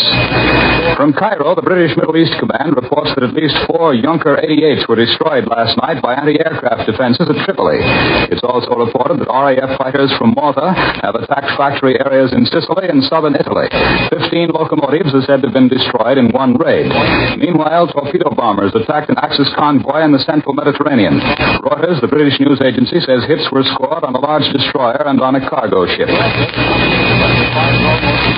In Russia, the coming of spring finds almost the entire front from the Caucasus to the northwestern sector a mass of thawing ice, mud, and snow. For the 3rd straight day, the Germans are exerting strong pressure on the Soviet lines southeast of Kharkov. Moscow admits that the Russian lines were pressed back at one unidentified point, but the enemy is said to be suffering large losses. Red bombers are active in this area, and they too are said to be taking a heavy toll of the Nazis.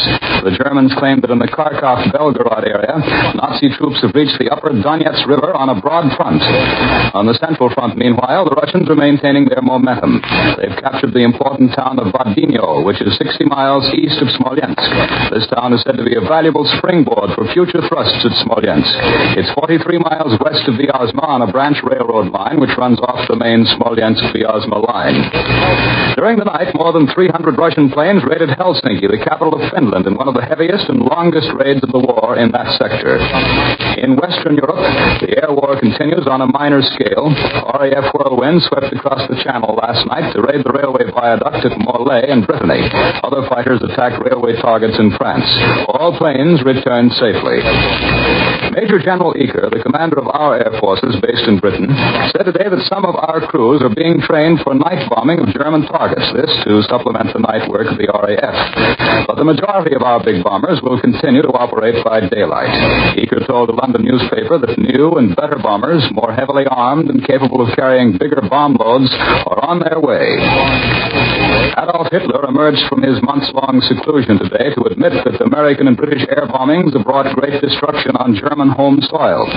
But he declared the crisis on the Eastern Front has been overcome, and that the Nazi nation is moving in a gigantic mobilization toward what he termed success until final victory. Hitler addressed a gathering of high officials, army officers, party leaders, and wounded veterans in Berlin's Army Museum. The occasion was the 4th wartime observance of German Memorial Day. His speech was broadcast from Berlin and lasted only 15 minutes, a comparative brief span for the usual verbose German leader. Hitler said that only 542,000 German soldiers had been killed in the war so far, and he declared that the front is being strengthened by millions of men, youths, and the wounded who have recovered. Older men and boys, he said, are manning home defense lines.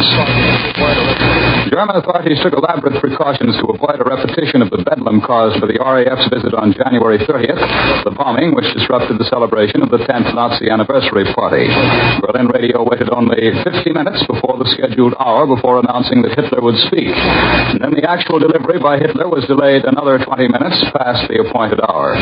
Commenting on the speech, one BBC authority in London said it sounded like a mechanical reading of the worn-out theme in an empty hall.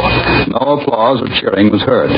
Hitler explained his absence from the public platform and postponement of the Heroes' Day from a week ago today by saying that with a clear conscience, he was able to leave his work to which he was tied down for months.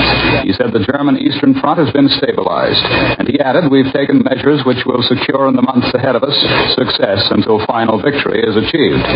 The war aims of the Western democracies, he said, coincide completely with the demonstrations of their Bolshevist allies, as he put it, and they include the annihilation of all national-minded continental nations. And Hitler admitted to his audience that the German home front in many parts has become a war zone. In a further evident reference to the devastation caused by mighty air raids from the West, he mentioned the fires in German towns and villages, and at the end he paid tribute to the dead in the home country. A few hours ago, the Navy reported on 4 more attacks by our planes against Jap bases in the Solomon Islands. A communique said that in 2 attacks by our dive bombers and fighters, fires were started at enemy positions on Vila in the central Solomons. Meanwhile, heavy bombers blasted Jap positions on Kahili in the Shortland Island area, and dive bombers attacked Munda on New Georgia Island for the 97th time. Earlier, General MacArthur's communique reported lots of activity by our planes in the southwest Pacific. They found Jap positions over an 1,800-mile arc of the islands above Australia. 3 enemy ships were attacked, and hits were scored on at least 2 of them off the northwest tip of Dutch New Guinea. In the same area, a 3rd vessel was raided by our Liberator bombers, but results are not reported. At MacArthur's headquarters, an Allied spokesman disclosed that Billy Mitchell bombers can be credited with sinking that Jap submarine the other day in the Lae Harbor. He says another enemy submarine may have been in the harbor at the same time. The Mitchell bomber pilots told today how their low-flying planes were brushed by flames and water spurting from the submarine they sank. The medium bombers were rocked by the explosions, and great columns of water shot 200 feet above the planes coming in after the first attack element had passed over the submarine. A British communique from New Delhi says there have been no important changes in Burma's Arakan district where the Japs are attacking General Wavell's troops. Apparently, the British are holding their own. Meanwhile, in the air, the RAF attacked the enemy over wide areas of Burma. Fighter patrols were busy over the Mayu Peninsula, where at last reports the Allied forces were making progress toward Donbek. And a Jap village about 5 miles north of Rathodong has been bombed at low level. The British also raided Bahamo in northeastern Burma near the Chinese border during the night. Another night attack was carried out on Tunggu in southern Burma, but details are not reported. All Allied planes returned from these operations. In China, General Chennault's airmen have made their first raid as members of the new 14th United States Air Force. They attacked a target area 7 miles south of Lacré in French Indochina, just south of China's Yunnan province border. 10 tons of bombs were dropped in this area, the site of what's probably the most important Jap phosphate mining operations in Indochina. Railroad yards, the shipping and receiving area, and the power station are believed to have suffered severe damage. Today's Chinese High Command communique says Generalissimo Chiang Kai-shek's forces continue their slow advance under difficult conditions south of the Yangtze River in the Hunan-Hubei border region. But the communique does not confirm the Chinese Central News Agency's announcement that the key Jap defense center at Haijiang has been recaptured. Meanwhile, the Chinese estimate the Japs have boosted their strength in this area to 30,000 men. In this country, the government has ordered the suspension of retail sales of butter and oil and other edible fats and oils to be covered by the Meat meat fats rationing program. The freeze of retail sales is effective at a minute after midnight tonight. The order covers lard, margarine, shortening, cooking, and solid oils, all the edible fats and oils included in the new rationing program. Sales of these items are prohibited until the new program gets underway on March 29th. The freeze does not apply to meats, cheese, and other items in the new rationing program. As it issued the order, OPA pointed out that the reasons for rationing meats, cheeses, canned fish, butter, margarine, fats, and oils are clear to every American. The statement said, the necessities of total war, the food requirements of our military forces, and the shortage of manpower on the farms have combined to create a scarcity in the supply of all these foods for civilians at home. Under these circumstances, there is no alternative but to see that these scarce and highly essential foods are distributed on a fair and equitable basis. Indeed, in recent weeks, there has been no question in anybody's mind as to the need to ration these foods. The only real problem was how to ration them. The freeze order was issued as one of the greatest general food shortages in recent times, gripped many communities on the eastern seaboard. Also in Washington, 26 of the 55 new Republican members of the House today pledged their wholehearted support to a collective security resolution introduced in the Senate. Representatives from 17 states signed a letter urging the establishment of a national foreign policy, such as that embodied in the Senate resolution, which calls on this government to take the lead in organizing the United Nations behind the program for economic and political security. Meanwhile, the Republican minority of the House Ways and Means Committee charges that the committee's tax bill is an indigestible, hasty pudding. Those are the latest developments. This is Doug Edwards reporting for CBS World News. This is the Columbia Broadcasting System.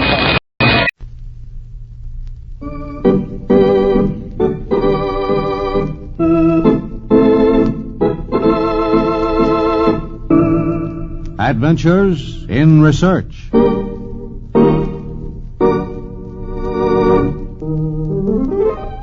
Discoveries sometimes start in strange ways. For example, the first United States exploring expedition ever fitted out had at least some of its roots in the agitation a few years previously of a retired Army captain who believed that the Earth was hollow. This is the story of Lieutenant Charles Wilkes and the continent of Antarctica.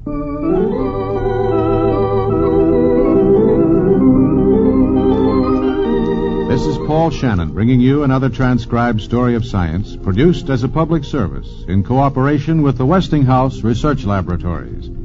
And today telling you the story of the man who found a continent. Our story begins on the 27th day of January, 1823, in the lobby of the House of Representatives. Did you say to the center of the Earth, Johnson? He wants to send an expedition to the center of the Earth? That's right, Farrelly. Ridiculous. What makes him think there's anything at the center of the Earth? Or that an expedition could get there if we did send it? Captain Sims has been carefully developing his theory since 1818, almost 5 years now. He says he has reason to believe that the center of the Earth is hollow.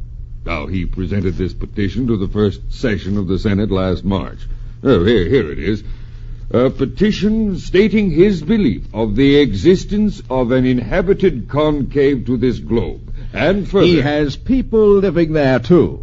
And vegetation. Ridiculous. Johnson, it's ridiculous. Let me continue, Farrelly. His desire to embark on a voyage of discovery to one or other of the polar regions. His belief in the value and great honor to his country of the discoveries which he would make. You mean to stand there and tell me that Captain Sims actually believes that the center of the Earth is hollow and inhabited, Johnson? He does. Now, in his theory of concentric spheres, Captain Sims also says that the interior of the Earth is lighted by 2 suns, and that this interior region may be reached through 2 openings in the Earth's surface. One near the North Pole at about 82 degrees latitude, the other near the South Pole. This Captain Sims is out of his mind. Well, he has repeatedly invited Baron von Humboldt and Sir Humphrey Davy to descend to the Earth's interior through these holes. So far, they've not accepted. No discoverer has as yet ventured that far into the polar regions, either north or south. Sims' first petition, last March, was tabled. But he is again requesting that the government of the United States fit out an expedition to explore the interior of the hollow earth. I shall present that petition. Well, don't count on me to back it, Johnson. The whole thing is preposterous.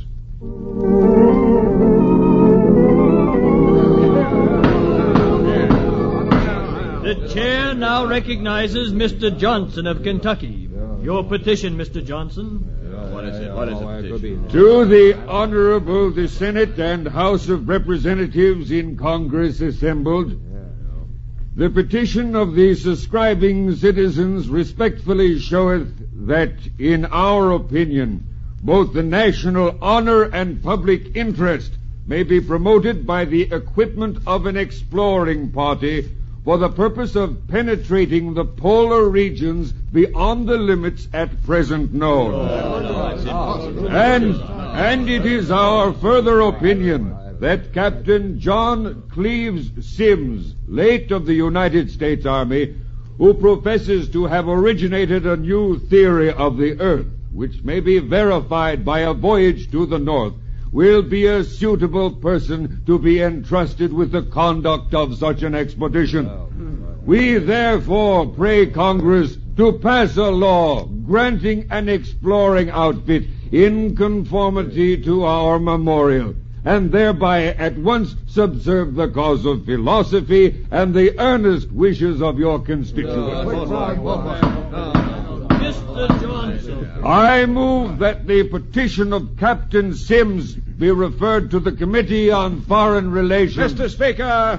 The gentleman from Pennsylvania, Mr. Farley. Are you gentlemen aware of the fact that this theory of Captain Sims states that the center of the earth is hollow and inhabited by living beings?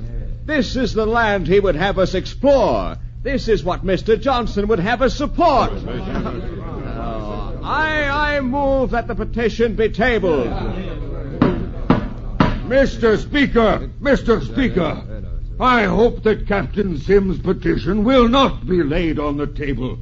The memorial here presented has many respectable signatures.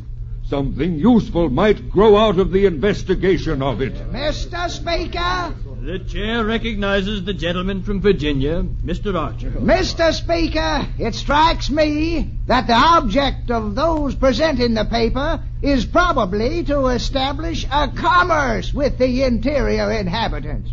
May I therefore suggest the propriety of referring the petition not to the Committee on Foreign Relations, but to the Committee on Commerce? Mr. Speaker, may I ask a question about these interior inhabitants to which the gentleman from Virginia refers? Does he mean the inhabitants of a new land in the usual meaning of the word? Or does the gentleman refer to those of whom Captain Sims speaks so earnestly? The interior inhabitants of the center of the earth. Gentlemen, the question before the House is whether the petition shall be referred to the Committee on Foreign Relations.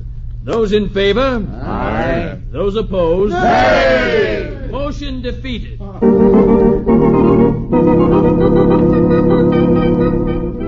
The Hollow Earth expedition was never fitted out, but the polar regions it referred to were to be heard from soon again. This was a time of expansion and discovery. New England whalers had established a base in the important seal hunting grounds of the Shetland Islands. It was vital that the United States better know this mysterious region at the bottom of the world. In 1818, the same year that Captain John Cleves Sims first broached his unusual theory of the hollow earth, a young New York boy was made midshipman in the United States Navy. 18 years later, when the Sims petition to Congress for a polar expedition was all but forgotten, a later Congress did appropriate funds for just that type of voyage. And that same New York boy, now Lieutenant Charles Wilkes, accepted command of this, the first scientific expedition ever fitted out by the United States government. And as Wilkes read his orders, "You will proceed to explore the southern Antarctic to the southward of Powell's Group, and between it and Sandwich Land, endeavoring to reach a high southern latitude. You will take all occasions not incompatible with the great purposes of your undertaking to extend the bounds of science and promote the acquisition of knowledge.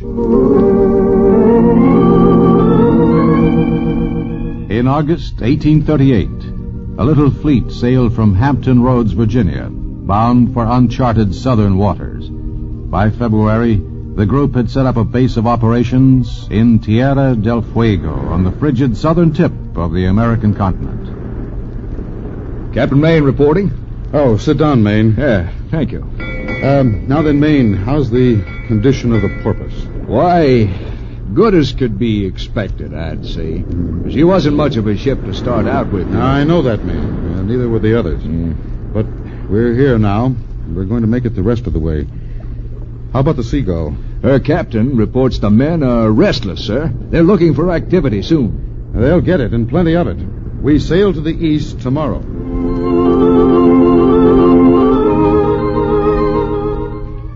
Log of the ship Vincennes for the 3rd day of March, 1839. Explorations to the east completed, and base established in the Shetlands. And now we sail south, filled away at daylight, and stood for Palmerland.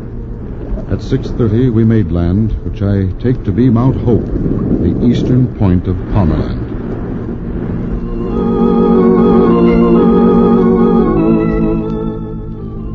After extensive explorations, we arrived at the port of Sydney for supplies.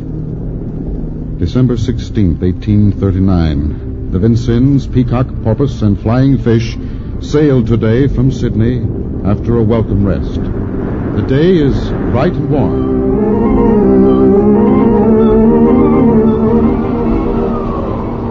January 10th, 1840. The gales continue. The warm summer of Sydney is far behind us. Today a fog arose in the south. We made anchor on a small island, and after securing, I received a visit from Maine of the Porpoise. It's about the men, Lieutenant. They can't put up with this weather and exposure much longer. This snow and cold and fog. Yes? Well, sir, it's physically dangerous to keep these men exposed anymore. Their clothing and equipment are inadequate. It's a wonder they aren't all abed now. Keep this up much longer, and you'll not have enough well men to sail even one ship out of this frozen desert. As medical officer of this expedition... As commanding officer of this expedition, I make the decisions. But we've been a year now in this cold. And we'll be another year if need be. My orders are to explore, and explore I shall. We've seen enough now, Maine, to make me suspect this might be a continent we skirt and not an isolated group of islands. We're going to sail on until we have proof. Those are your orders.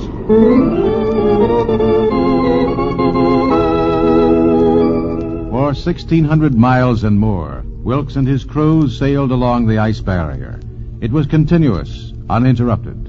Here was proof enough that this was truly a continent. January 30th, 1840, at Piner Bay in the land of the Antarctic Circle. I make this bay in longitude 140 degrees, 2 minutes, 30 seconds east, latitude 66 degrees, 45 minutes south. And now that I am convinced of its existence, I give this land the name of the Antarctic continent.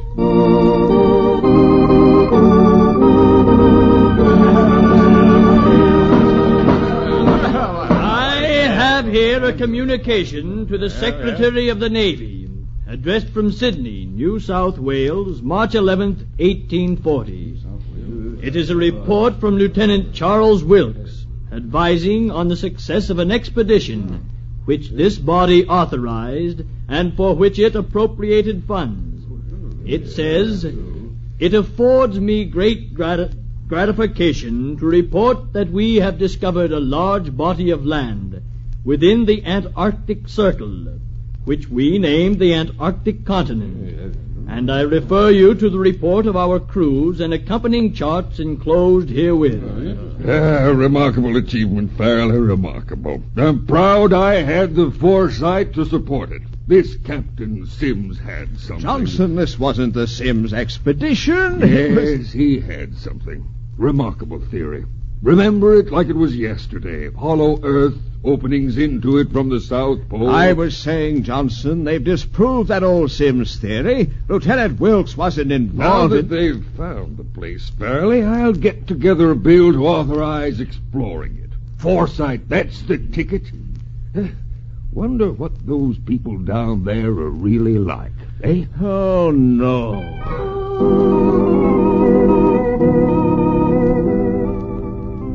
Little could John Cleve Sims have dreamed, as he propounded his novel theory of the hollow earth, that someday, within a few years of his final petition to Congress, the United States would send forth a polar expedition, finding not a gateway to the center of the globe, but proof of a new continent at the bottom of it, in a daring adventure in research.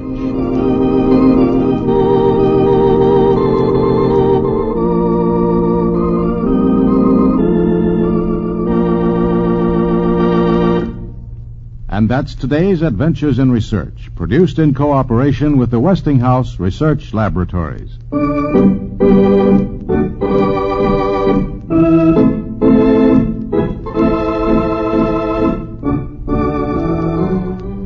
These programs are broadcast to Armed Forces personnel overseas through the facilities of the Armed Forces Radio Service. Join us again next week for another transcribed story of science on Adventures in Research.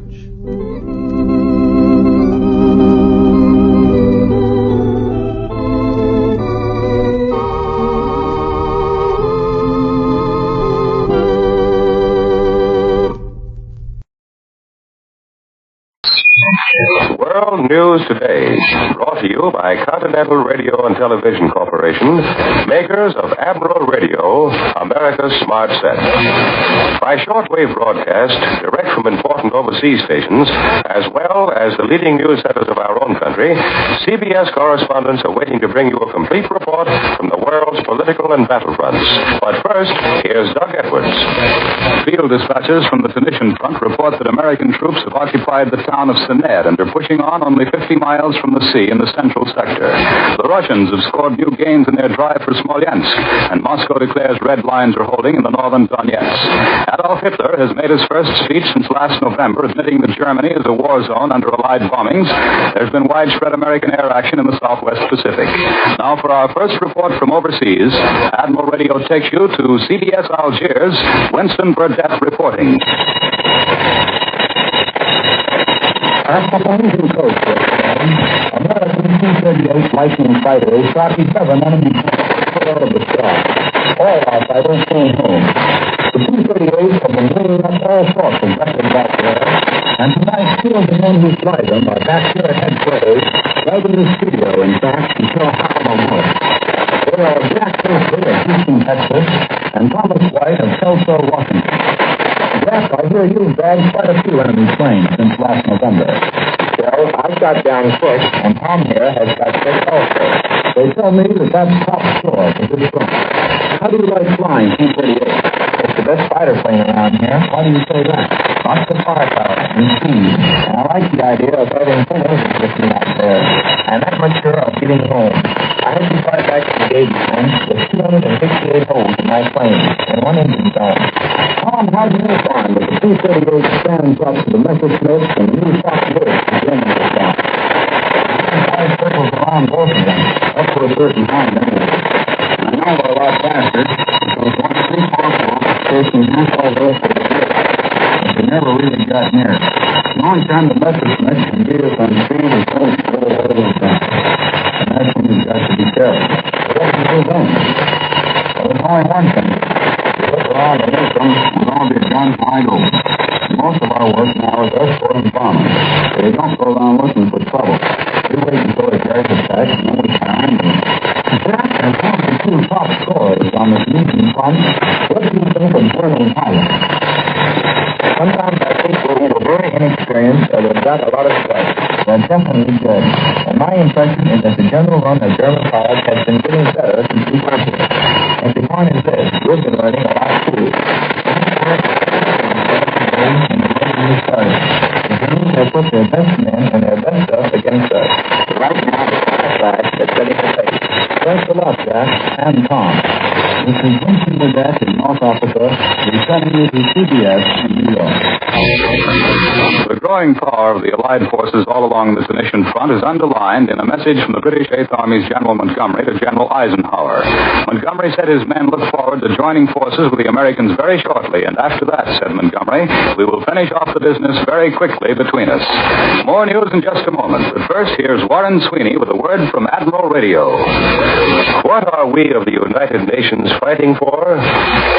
The Atlantic Charter has summarized our objectives in 4 freedoms. Freedom of speech, freedom of worship, freedom from fear, freedom from want. Not for worldly profit nor territorial gain, but for such simple ideals as these have the American people, American industry, and the might of our armed forces joined hands to wage a relentless war. To this end and no other have we put on record our firm determination of fighting until the Axis surrenders unconditionally. American industry, of which Admiral Radio is typical, has willingly relinquished the privileges and profits of normal production to help build the tools of war. In peacetime, the world's largest manufacturer of radio phonograph combinations with automatic record changers, today, Admiral is busy turning out radio and electronic equipment for our armed forces, working at the full capacity of both great Admiral plants to hasten the day when victory will make the 4 freedoms a practical reality. Now, here once again is Doug Edwards. In Russia, the Germans heralded the advent of spring today by hurling fresh reserves of armor and men against Red Army defenses on the northern Donetsk, and the midday communique said that Soviet troops were engaged there in fierce defensive battles, but the Russian offensive on the Central Front retained its momentum. For a direct report on these developments, Admiral Radio takes you now to CBS Moscow, Bill Downs reporting. There probably will not be any official Russian reaction to Adolf Hitler's Memorial Day speech in Berlin. Foreign correspondents listening to the speech in Moscow this afternoon checked each other's impressions of the speech and came to the conclusion that Hitler's words were so barren that it's hard to get any kind of reaction at all. Except, of course, the standard feeling of disgust. Another army is on the march in Russia today under special orders from the Kremlin. This army is composed of Russia's farmers who are preparing to begin for the most desperate battle for food that the Soviet Union's collective and state farm system has ever faced. As it is in America, this year's crops probably rank as the most important harvest the world's farmers have had to produce, especially this year's Russia.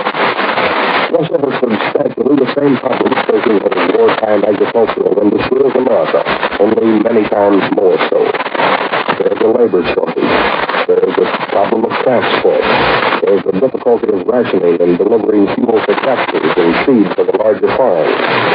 From the wording of a special decree for the Soviet State's plan of agricultural development, you can get some idea of the way Russia is tackling their farming problems.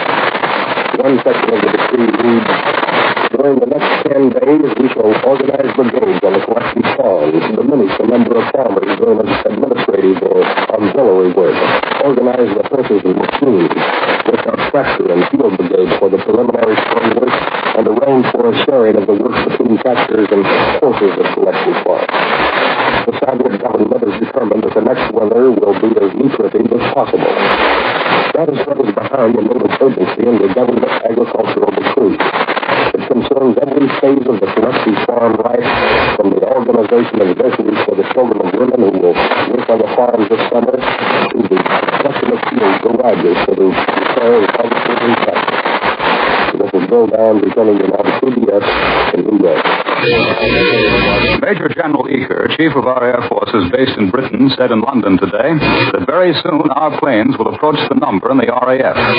Back in this country is the Flying Fortress and its crew, which has seen action over France and Germany. For a direct report on this American heavy bomber, which is destined to play a big part in our air attacks, Admiral Radio takes you just outside of Washington to Bowling Field. Bill Slocum, Jr. reporting. I'm sitting now in the middle of a flying fortress, and from the bombardier's goldfish bowl in the nose to the tail gunner's niche and back, there are 10 young Americans at their posts. The same posts they all occupied on many a sea of flak exploding over Germany. These youngsters would destroy a man's faith in the movies. None of them is beautiful, and certainly none of them is a grizzled old sergeant with a tongue of steel and a heart of gold.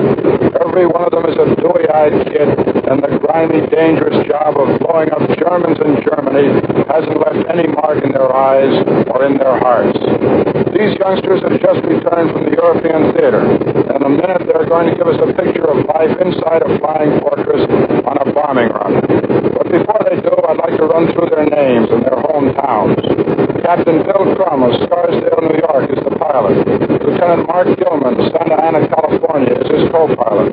Lieutenant William Lazier, Clymer, Pennsylvania, navigator, and Lieutenant Robert Clayla of Philadelphia, bombardier. The crew, all sergeants of one grade or another, consists of Carl Masters, Paola, Kansas, Rufus Youngblood, Atlanta, Georgia, Peter DeBoy, Arbutus, Maryland, James O'Donnell, Camden, New Jersey, Andrew Markle, Rosendale, New York, and Glenn Wilson of Minneapolis. Most of them have been over Europe 11 times. Two of the crew are still there. Sergeant Charles Wright of Rochester, Minneapolis, is getting over a slight wound, and Sergeant Harvey McNally of Attleboro, Massachusetts, couldn't return because of a minor stomach ailment. These boys participated in the first All-American Daylight Raid over Germany, and they'll reenact that pleasant shore for us today. Each one wears a throat microphone connected to an intercommunication system, and each wears a mask because of the high altitude these fortresses work. They left England early in the morning, and it's now almost noon, and Wilhelmshaven can't be far away. This plane was the first in an element of 3 bombers, and in all there were some 80 planes on the mission. All bombers, no fighter escort at all. Let's pick up Captain Krim and the crew on the intercommunication system. Keep on the ball, fellas, right there. Keep a constant shot and don't let those enemies sneak in on you. Remember what happens when you don't see them. There's the one of those. Here they come. 3 enemy missiles, 1,200 yards out. 7 o'clock upper. Here they come, breaking under. 2 more, 5 o'clock upper. Watch them, O'Donnell. They're in under Marco now. Watch them break away at 9 o'clock. What's the right plane so I can get a shot? Up on the sun, 9 o'clock high. Can't see them. Youngblood, watch that shot. There they come, off the left wing. Nice score. That other fight turned them away. Any flag coming up, tail gunner? Flash coming up behind and low. 2,000 yards behind. Getting closer, closer. Whoop! Up on the south. Little to the right, but too close for comfort.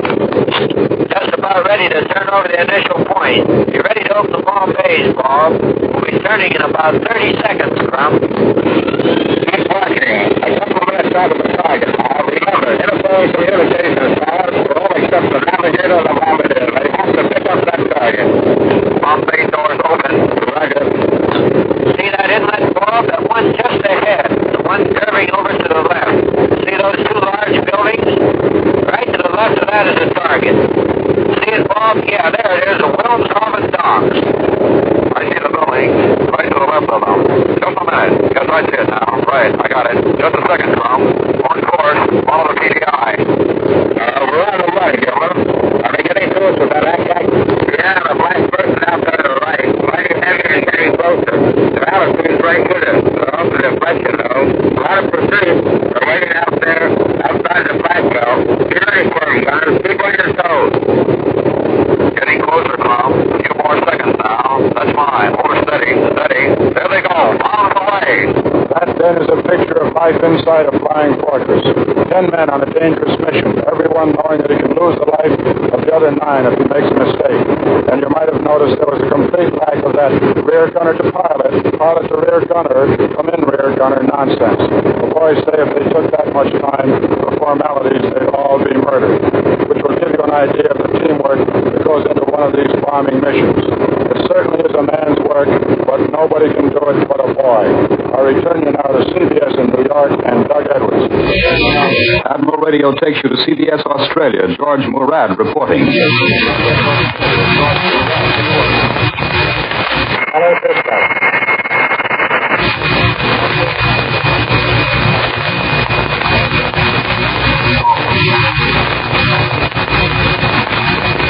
This is CBS in San Francisco calling Australia. Go ahead, Australia.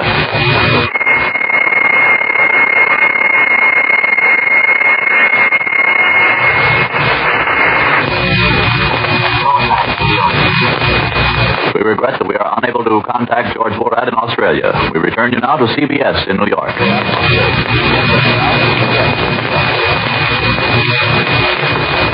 Here in our New York studio is Columbia's military analyst, Major George Fielding Elliott.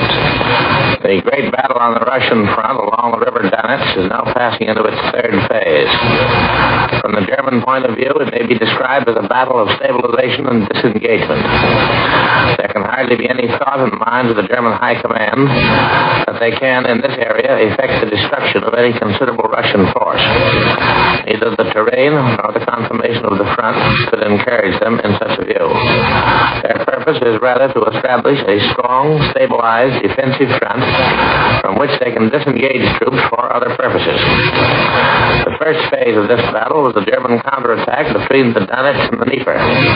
The purpose of this was, first of all, to save the German army in the Donetsk Basin from the encirclement and destruction threatened by the Russian thrust toward the bend of the Dnieper, which almost succeeded. The saving of the German army was accomplished when the key railway junctions were retaken and the Russians thrown back on Kharkov. But the Donetsk salient still remained unstable as long as Kharkov threatened its flank. Hence, the second phase was the recapture of Kharkov to act as a bastion for the German salient below the Donetsk.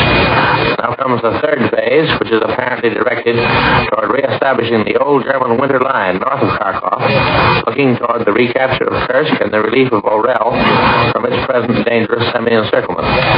The Germans are throwing more and more troops into the line and are reporting heavy fighting and considerable gains all along with the upper Donetsk, but the Russian claims are still that the Russian lines in this area are holding firm. In this country, the Navy has reported on new action in the Solomons, and there's an important announcement from the OPA. For details, Admiral Radio takes you now to CBS Washington, Lee White reporting. In a brief Solomons communique half an hour ago, the Navy announced 2 more dive bombings of Vila and the 97th raid on Munda. Flying fortresses have also bombed the Japanese installations on Kahili, also in the Solomons. 26 of the 55 new Republican members of the House of Representatives today pledged their wholehearted support to the collective security resolution of the Ball Hatch Group in the Senate. The 26 members have just signed a letter in which they call upon the government to establish a national foreign policy and take the lead in organizing a United Nations program for establishing political and economic security after the war. As this program goes off the air, OPA will issue an order freezing the retail sale of butter, margarine, lard, and the other edible fats and oils to be rationed on March 29, a week from tomorrow. OPA says the suspension of sales is necessary because available stocks of these items aren't sufficient to satisfy heavy consumer buying in the last week before rationing begins. The freezing order goes into effect at 1 minute past midnight tomorrow morning. Only rationable fats and oils are affected. Meats and cheeses, except canned goods already frozen, will be freely sold on the open market until a minute past midnight, March 29, when point rationing goes into effect. This, as you know, is the first day of spring, the 4th spring of the Second World War. In the next few weeks, the frozen earth of Russia will be thawing out, and the Germans may be preparing for their 4th summer offensive. But Russia isn't the only theater of war in which the thaws of spring are important. The frozen earth of Alaska will soon be thawing, too. Here in the studio this afternoon is Colonel William C. Henry, Chief Engineer of the Army Signal Corps. He's made 4 trips to Alaska in the past 8 months, and he'll be going back again very shortly. Can you tell us, Colonel Henry, about some of the things we're doing in Alaska? One of my jobs is communications on the Alcan Highway.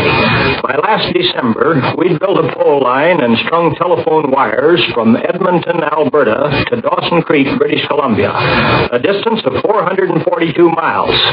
By this October, we plan to have the line all the way to Fairbanks, Alaska, a total distance of 2,060 miles. It'll be a tough job, but I know we can do it. They said we couldn't get the line up even as far as Dawson Creek by last December 1st. But we did it in spite of the worst snowstorms in 40 years and temperatures that varied from 30 to 70 degrees below zero. zero. The ground up there was frozen to a depth of 6 feet. We couldn't dig our post holes. We had to blast them out with dynamite. This spring, the problem's a little different. Part of the highway's built on frozen vegetation, or muskeg, as they call it in Alaska. And when it thaws out, the highway will begin to slip, and the Corps of Engineers will have to shore it up and fill it in with logs and gravel. The Signal Corps has the same sort of a problem. We'll have to erect some of our poles in the form of tripods, 3-legged poles that can float on top of the bog in the summertime. Why are telephones so important, Colonel? Can't you use radio up there? We are using radio right now. We'd be lost without it. But there are all sorts of magnetic disturbances that far north. The northern lights, for example, which interfere with radio reception. And anyhow, we couldn't spare enough radio frequencies for all the uses to which telephones are being put. The Transportation Corps has established a series of rest camps or dispatch points, one every 100 miles, and they all have to be in constant communication. It's planned for truck drivers to drive 200 miles a day, 100 miles each way, and spend each night in the same rest camp. In the morning, they'll take a loaded truck 100 miles up the line and bring an empty one back in the evening. One of the errors in the operation of the Burma Road was that the same drivers would take a truck all the way from Rangoon to Kunming. He'd never get to know the road, and as a result, there was a high percentage of accidents. How much stuff are we sending over our Burma Road to Alaska, Colonel? The details, of course, are a military secret, but it's safe to say that several hundred trucks a day will soon be coming over the highway. Do you look for any important military developments in Alaska this coming summer? I think we'd better keep the Japanese guessing about our plans up there, but they'll have plenty of surprises coming soon. Thank you, Colonel William C. Henry of the Army Signal Corps. Now back to CBS New York and Doug Edwards. At 4 p.m. Eastern Wartime, Prime Minister Churchill will be heard over the Columbia Broadcasting System. His speech, following Hitler's talk this morning, is eagerly awaited in Britain. Admiral Radio takes you now to CBS London. John Daly reporting. Hitler's speech of this afternoon is called peculiar here in London, and the impression is that it cannot but have a depressing effect on the German people. Hitler said practically nothing, other than that German soldiers in Russia would soon get some leave. His figure of 542,000 Germans killed since the war started is considered so ridiculous that even the German people will see it as a palpable lie. Also, London noted the usual lack of bombast and martial music. Much more importance is attached here to the announcement made after Hitler spoke, the announcement that he was accompanied by Goering and the 3 German military commanders-in-chief. London considers this to mean that Hitler has given over command of the German armies to Keitel, and that Goering has had to give over command of the Luftwaffe to Milch. The general reaction among the British people to Hitler's speech was best described to me by one young English woman who has probably seen too much of Americans lately. Said she, "Oh, phooey." At 9 o'clock tonight, London time, as Doug Edwards has told you, Prime Minister Churchill will make his 15th broadcast of the war. Mr. Churchill is expected to talk for nearly an hour, and it's felt that he will give some direction to all the discussions on post-war planning that have developed in the last few weeks, at least as far as the British are concerned. CBS will broadcast the Prime Minister's address beginning at 4 p.m. Eastern Wartime. The Prime Minister today sent a message of congratulations to the U.S. commanders on the effectiveness of last Thursday's American daylight raid on the important Nazi U-boat center at Bagassak near Bremen. Young Americans in the RAF have made a great reputation for themselves as gallant companions in arms and as possessors of a large sense of humor. It is the tradition in the RAF that if a member is shot down over enemy territory, his belongings, saving only a few of the most intimate and personal things which go to his family, are split up among the rest of the squadron. One young American from California was recently shot down over France, and the tradition had its way. 2 weeks passed, and a card from a prisoner of war camp in Germany arrived at his squadron's base. It was addressed to the entire squadron, and all it said was, "You so-and-sos put my clothes back." We return you now to CBS New York and Doug Edwards. And now here is a message from our sponsor. We Americans are willing to make any sacrifice if we know that it will help win the war. As yet, these sacrifices haven't caused us any real hardship. For instance, instance, it's almost impossible to buy a new radio, but your present set will last for the duration if you take one simple precaution. Have your Admiral dealer check it twice a year regularly. A simple precaution, yes, but not one to be neglected. For regular checkups give your Admiral dealer a chance to anticipate and stop trouble. If your Admiral dealer discovers some vital part will need replacement in the near future, he'll order one immediately and probably have it in time so you won't miss a single broadcast. This is a valuable service in these days of shortages, one rendered by all Admiral dealers, trained experts who have the backing of the Admiral organization. Call your Admiral dealer, ask him to check your radio twice a year regularly. You'll be glad you did. Uncle Sam is appealing to American women for aid, real practical aid. He needs 5 million more women in war jobs by the end of 1943. He'll train applicants free, place them at no cost at work that pays well. Any job, either in a war plant or in an industry producing the essentials of civilian life, is a war job. Your being in such work does not affect the draft status of your husband in any way. So please, visit your local office of the United States Employment Service at once and find the job you can do that will help win the war. World News Today is brought to you each Sunday at this hour by Continental Radio and Television Corporation, makers of Admiral Radio, America's smart set. Be sure to listen again next Sunday when Admiral brings you World News Today by shortwave, direct from the leading news centers of the world. This is the Columbia Broadcasting System. WBBM, Chicago. Well, hello. Come right in. Oh, George, we've got company.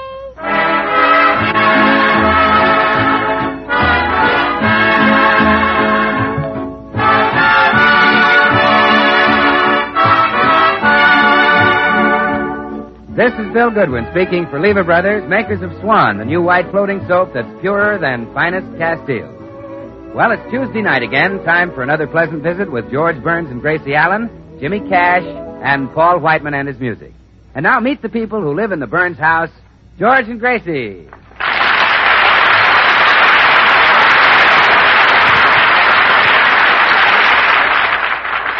Well, this is the Burns' first morning back home after a brief visit to the east. And George is still sound asleep upstairs, peacefully unaware that at this moment a meeting is going on in his living room. Yes, you guessed it. It's that splendid organization whose very name is enough to give George the horrors, the Beverly Hills Uplift Society. Order, girls. Come to order, please. It's time for the meeting. Oh, but Gracie, we want to hear some more about New York. Yes, it must be such a fascinating place. Oh, well, New York is just a city, girls, exactly like Los Angeles. Only New York grew up and Los Angeles grew sideways, that's all. Gracie, maybe we better open up the meeting. It's getting late. Oh, yeah, of course, Vicky. All right. Ladies of the Beverly Hills Uplift Society, you may now consider yourselves opened up. Girls, while I was away, Vicky Gruskin took the minutes of the last meeting, and I think we all owe her a round of applause for her splendid work. Girls, a big hand for Vicky Gruskin. All right, that's enough, Vicky. I'll proceed with the minutes. The last meeting of the Beverly Hills Uplift Society was to have been held at the home of Mrs. Millie Taylor. But when her husband heard the news, he raised several objections and a floor lamp. However, the incident ended harmlessly when Mrs. Taylor grabbed it out of his hand and knocked out 3 of his front teeth with it. My husband has a perfectly vicious temper. He certainly has. Yes, Millie. I'm afraid that someday he'll get really mad at you and you'll kill him. Gracie, go ahead with the minutes. Oh, yes. We then decided to hold the meeting at the home of Mrs. George Burns, who was away in the east. So we entered through a second-story window. It was such fun, Gracie. I hadn't shinnied up a drain pipe since I was a little girl. Really, Blanche? Yes, and that was easily 10 years ago. Oh, easily. Well, to continue, the meeting was declared open by Mrs. Bagley, who wore the same old Kelly green dress and a fascinator that obviously wasn't working. Oh, really, Vicky? You shouldn't let personalities creep into the minutes. Well, I'm sorry, Gracie. Well, you ought to be. There's no need to say things like that about our members. They know how badly they dress. Well, I didn't mean Oh, my, there's the door. Excuse me, girls. Yes,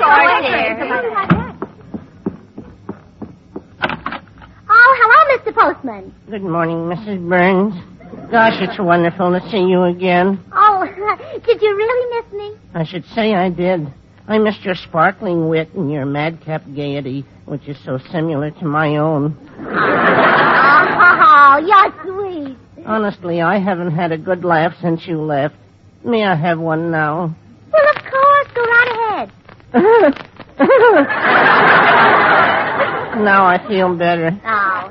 Well, did you ever make a trip to New York, Mr. Postman? No, but I do correspond with a man who lives there, a Mr. Charles Atlas. He gives a course in bodybuilding. Oh. And, you take it? Oh, no, I just write in and give him helpful hints. My body doesn't need improvement. It would be gilding the lily. Oh, I'm sorry. I just forgot how strong you are. No offense, Mrs. Burns. This uniform hides my physique. But in the gymnasium, all my friends say that I'm built like a brick chimney.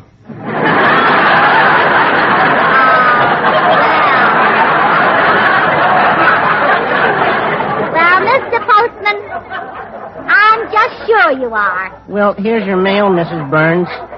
A little package from New York. Oh, a package. Oh, good. I'm so glad it came in time for the meeting. Goodbye, Mr. Postman. Goodbye, Mrs. Burns. And remember, keep smiling. Come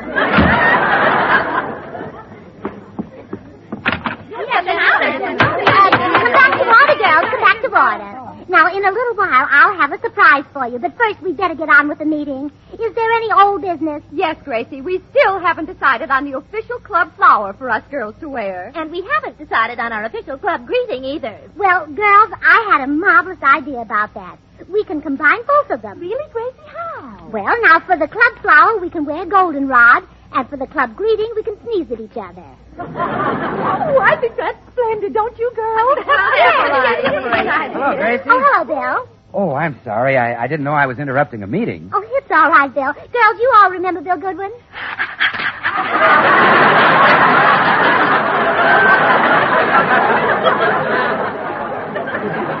Gracie, look. Don't ever have Charles Boyer over here. You know, if they do that for me, for him, they'd blow the walls down. Well, I really came over to see George. Where is he, Gracie? Oh, he's still in bed, Bill. You see, he couldn't get any sleep on the train last night. He just laughed all night long. He laughed? Yes, he shared his berth with my darling little duck. And you know how ticklish George is. Yes, Grace. Well, I'll go wake him up. Oh, now that you're here, Mr. Goodwin, we simply must take advantage of this opportunity. Must we? Yes. We know that you and Tootsie were in New York together, and we're dying to know whether you two lovebirds became more intimate. Oh, now, wait a minute, Tootsie. I hardly saw you in New York, except when I happened to pass in front of the YMCA. But you gave me a cake for my birthday, Bill. Well, Tootsie, I give all my friends a cake for their birthday. See, it's a wonderful soap, isn't it? Yes, sir, there's nothing like a cake of Swan, the new white floating soap. It's purer than finest Castiles and a regular Suds and Whiz. Bill, I've got a new use for Swan soap. You have, Tootsie? Uh-huh. I put it under my pillow so I'll dream of you. Oh. Well, gee, thanks, Tootsie. You know, I dreamed about you last night. Really? Oh, yes, I dreamed that you were Mrs. Goodwin. Oh, how wonderful. Bill, what were we doing? Washing the dishes with Swan. Oh. But I was Mrs. Goodwin, huh? Oh, yes, Tootsie, you were Mrs. Goodwin. You were washing the dishes, and I put my arms around you, and I said, "Let me help you, Mother."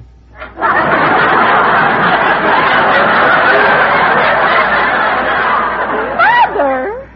Well, sure. And you said, "No, son, with Swan in the dishpan, I don't need any help.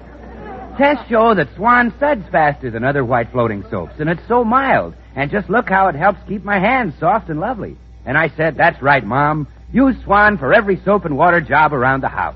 Bill, how could you dream that I was your mother? Well, I'll tell you, you remind me of her a lot, Tootsie.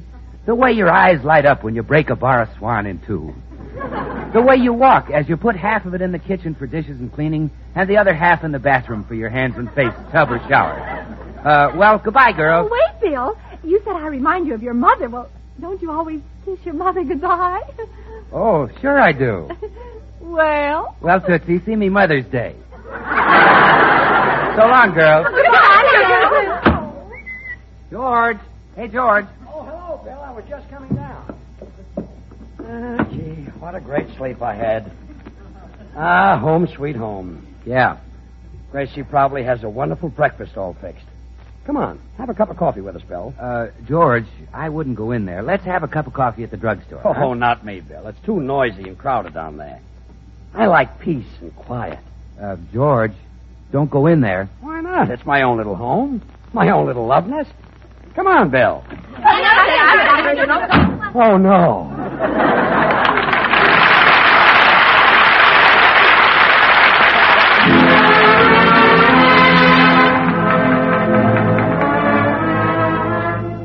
This is Paul Whiteman. Here's a song you've heard before and you'll hear again.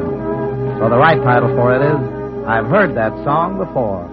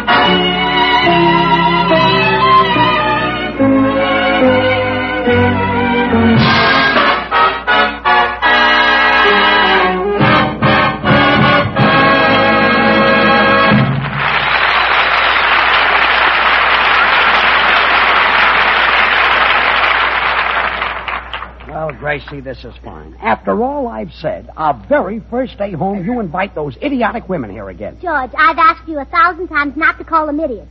And I've asked you 1,000 times not to invite them here. Well, I'll tell you what. Let's compromise. You let me invite them here, and I'll let you call them idiots. Well, I'm at the end of my rope. I've tried arguing with you, threatening, pleading with you, even bribing you. I don't know what else to do. Well, let me see now. Why, it is difficult to think of anything, isn't it? Yeah. Have you tried beating me? No. Oh, you see? You're always ready to give up. Yeah, but beating you is one thing I can't do. How do you know? I'm not as strong as I look. Okay, I know when I'm licked. I'm done, finished, through. Aha, that's the old spirit. Now you're talking, attaboy. Gracie, won't you please give up that club? Oh, if you only knew the girls better, you wouldn't ask me to do that, dear. Why, do you know that they're waiting for me to come back right now so they can give me a medal? They're going to give you a medal? Mm-hmm. To commemorate my concert in Carnegie Hall last week. Who thought that up? One of the very women you were just saying all those nasty things about. Who? Me. Well, that's very sweet of you giving yourself a medal. I know, but I deserve it. Oh, sure. I made musical history when I played the piano in Carnegie Hall. Why, one critic said I was as good as Post. As good as who? Post. He said I played with all the depth and feeling of a Post.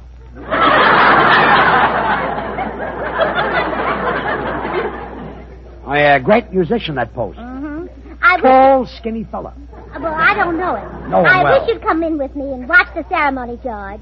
The postman just brought the medal, and it's simply beautiful. It's got a picture of me on one side and a picture of a fish on the other. A fish? Yes. Well, you see, I figured out that I played the scale 196 times in Carnegie Hall last week. And, well, if you count the scales on a fish... I get it. You don't have to finish it. I see the whole thing. Well, will you come in with me and listen to the presentation speech, dear? Well, why not? I might as well be good and miserable. Girls, I took the liberty of bringing my husband back into the meeting with me. All those in favor of making him our guest of honor will please say aye.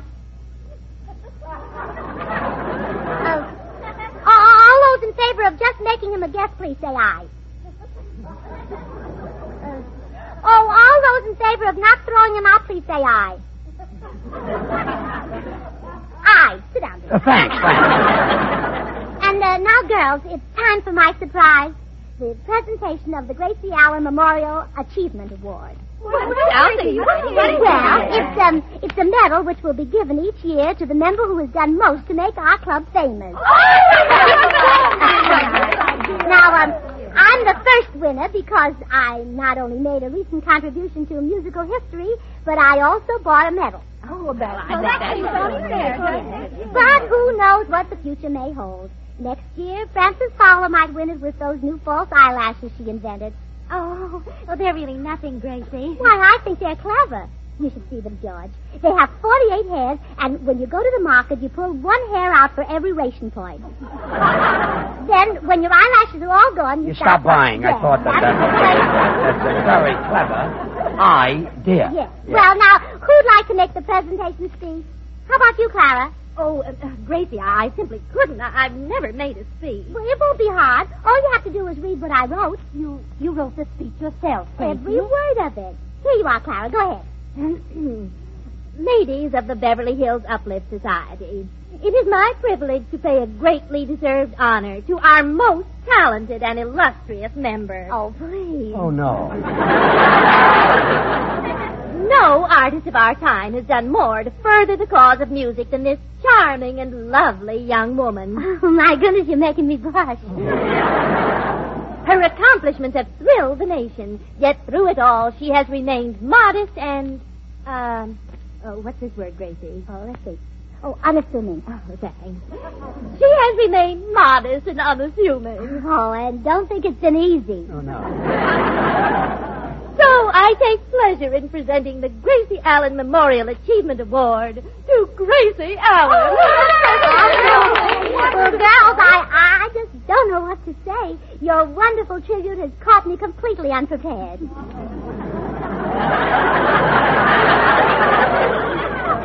Well, I've had all I can stand. I'm getting out of here. Congratulations. Well, so help me. If something isn't done to get those buzzards out of my hair. Well, brother, they've really got you talking to yourself. They certainly have, Bill. I'm going nuts.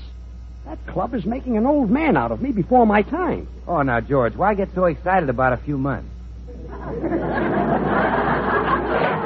Well, no fooling, Bill. If Gracie doesn't get rid of that club, it's going to ruin my health. Say, wait a minute. George, if you pretend you're ill, maybe she'll throw him out. Oh, she'd know it was a phony. Well, she wouldn't if her own doctor told her you were sick. You mean that Dr. Lewis, that absent-minded crackpot? Well, now, wait. Gracie thinks he's a great doctor, even though in his case the MD does stand for mentally deficient. Now, you get him to tell her the club is ruining your health, and that's the end of it. Bill, you're wonderful. I love you. I could kiss you for this. Oh, George, please remember you're a married man. Oh, how could I forget it?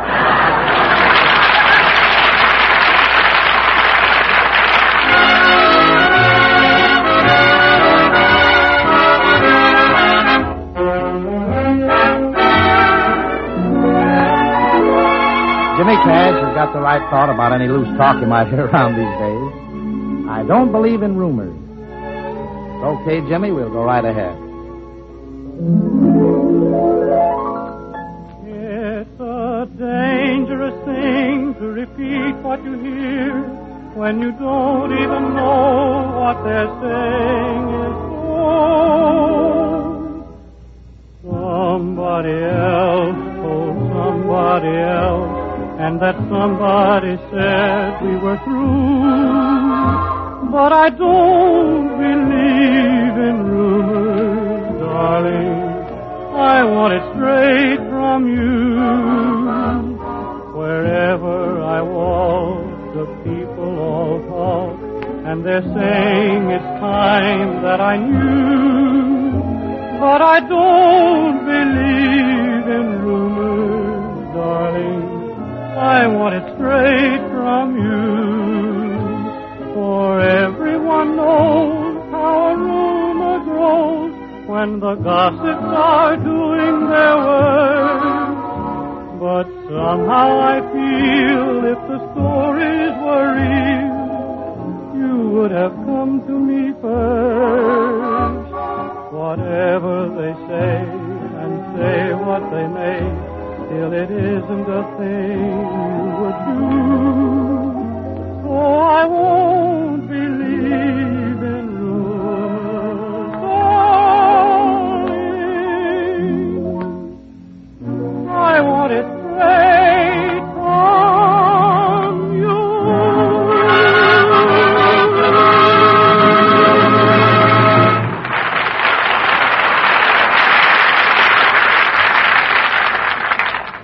Keeping that screwball Dr. Lewis. I phoned him an hour ago. Now, stop worrying. He'll get here, and when he does, you'll be a free man. Bill, if this idea works, I'll owe you a big favor. Just name the thing you want most, and I'll get it for you. Oh, you couldn't do that, George. You don't know Paulette Goddard that well. Oh, well, in that case, Bill, well, here's Dr. Lewis. Hope he isn't as absent-minded as he used to be. Come in. How do you do? Is this the residence of Dr. Lewis? Well, here we go again. Look, you're Dr. Lewis, and I asked you to come here. Oh, to be sure. Yes. Well, I can see that an examination won't be necessary. You're mistaken, that's all, mistaken. Look, Doc, all I want you to do I'm is... sorry, but you're definitely not going to become a mother. Better luck there. Hey, Doctor, Good day. wait a minute, Doc. No, I can't wait. I have an appointment with a man named Burns. He phoned and said that his wife's health was bad since he hit her with a club. Dr. Lewis, you're just a little mixed up. This is Mr. Burns, and his health is bad because his wife's club holds its meetings here. Ah, I understand. My wife belongs to a club, too, and I often say to her, Catherine, no, that's not her name. Isabel? No. Nancy? No. How about Mrs. Lewis? I'd love to meet her. Any friend of yours is a friend of mine. Doctor, look. All you have to do is tell my friend's wife that he's sick. Ah, but is he? I have to be sure. A man in my profession can't afford to go off half baked, shot, crack. Oh, for Pete's sake. Oh, you're a very nervous man, Mr. Sake. May I call you Pete?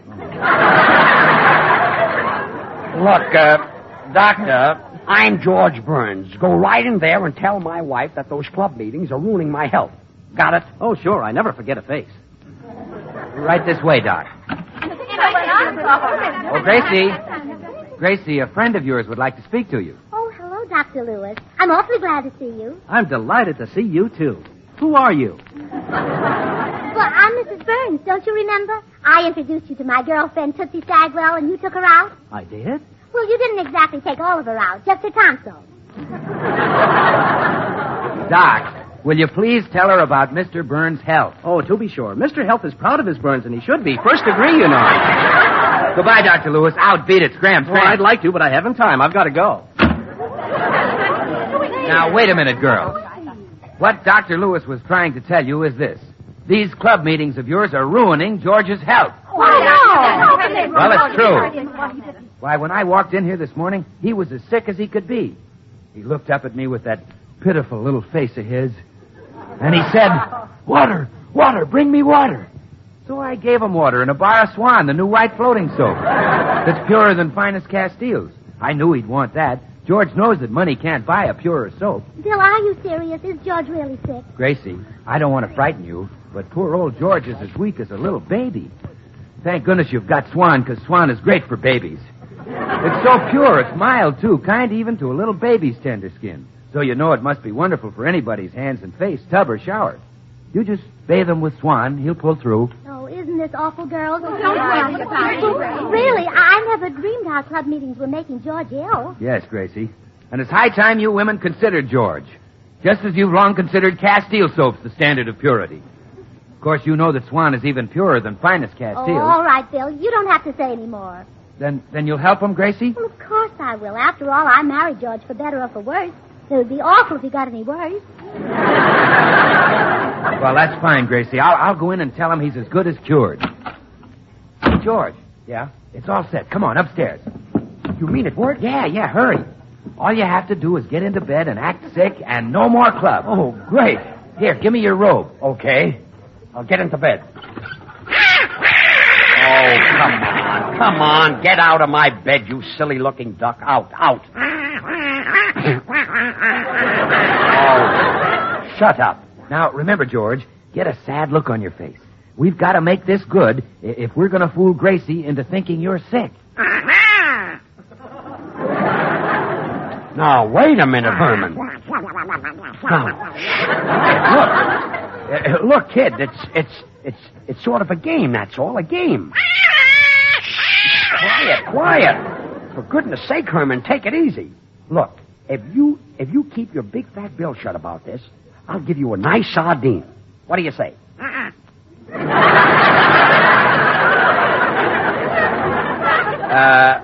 2 sardines? Oh, holding out, huh? Well, 2 sardines is as far as I'll go. Okay, quiet. I'll give you the whole can.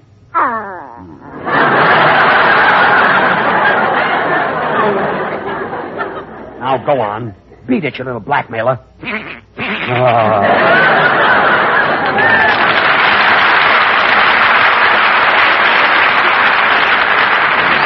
know what I'd like to do? I'd like to take that little duck... Hey, do I hear Gracie coming up the stairs? Yeah, I think so. Hurry, get sick. Groan. Oh, put something into it. You're supposed to be sick. Groan. Oh. George, is that the best you can do? Think of your income tax. Oh. That's it. Now keep going. Oh. George, darling, I heard you were terribly sick, dying maybe. So I rushed right up here the minute we finished discussing Mrs. Pomtag's new hairdo. Oh, thanks, dear. Oh, what's the matter, dear? Where have you got a pain? All over. Oh, dear, you couldn't have it in a worse place. Stick out your tongue, George. Oh, my goodness. No wonder you're sick with a thing like that in your mouth.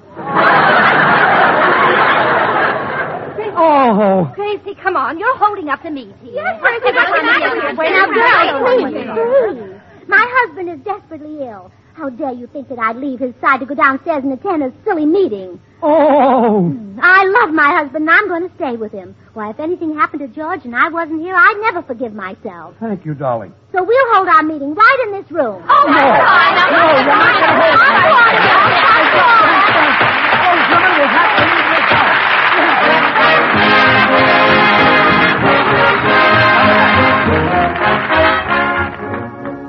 Well, friends, George and Gracie will be back in a moment. So for just a few seconds, consider your 2 hands.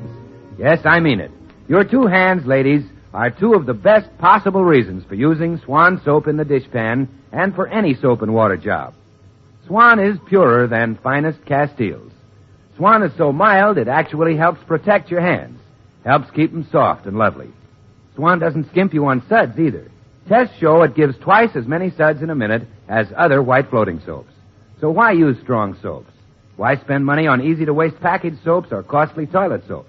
No need to when you can get Swan, the soap that's purer than finest Castiles. And now here they are again, George and Gracie. George, you shouldn't say mean things about our club. The girls are very patriotic. They are, huh? Well, yes. Today at the meeting, I was supposed to serve them pancakes and butter. But they were so patriotic, they refused to touch a single pancake.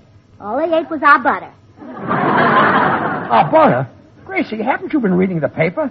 You can't get that anymore. Oh, was it butter? We thought it was batter. The makers of Swan, the new white floating soap, join George and Gracie in inviting you to tune in to your CBS station again next week, same time. Remember, George Burns and Gracie Allen, CBS next Tuesday night. And don't forget to listen to Swan's other show, Tommy Riggs and Betty Lou, next Friday night over another network. And now, till next week at the same time, this is Bill Goodwin saying, well, I, Swan, how about you? Good night. This is the Columbia Broadcasting System. KNX. Columbia Square, Los Angeles.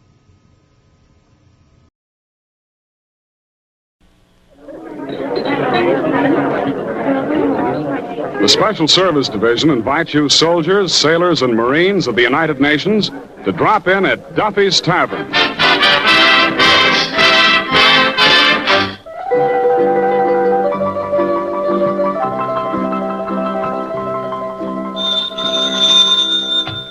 Hello, Duffy's. Where do you eat? Mate to eat. Archie, the manager, speaking. Duffy ain't here.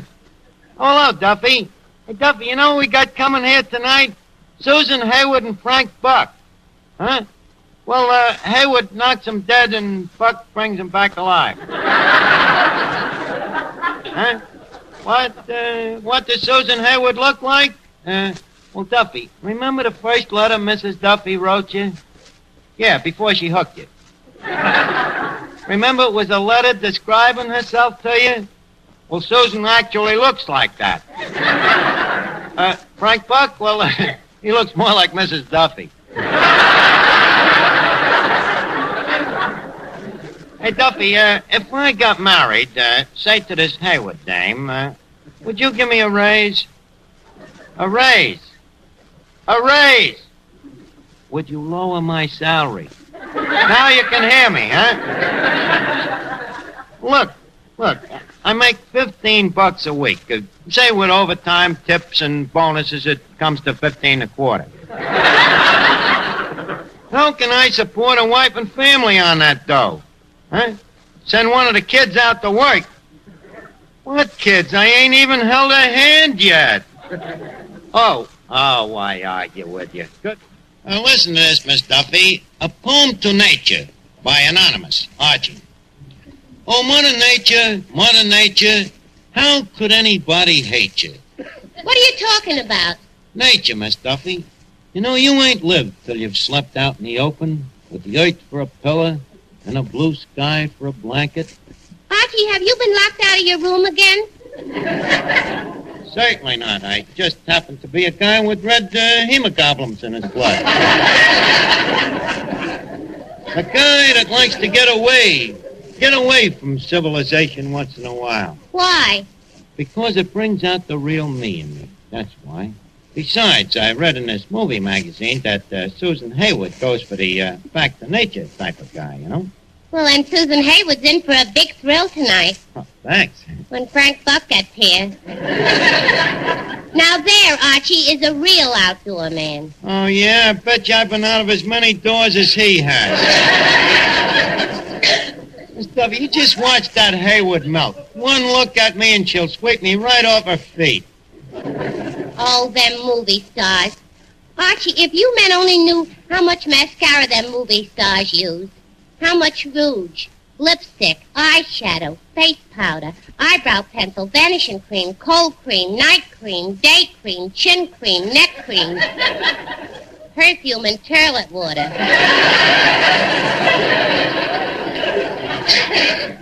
How do you know they use all that? 'Cause I use them too, and I'm a natural beauty. Archie, did you ever see a movie star when they got up in the morning? No, but someday I hope so.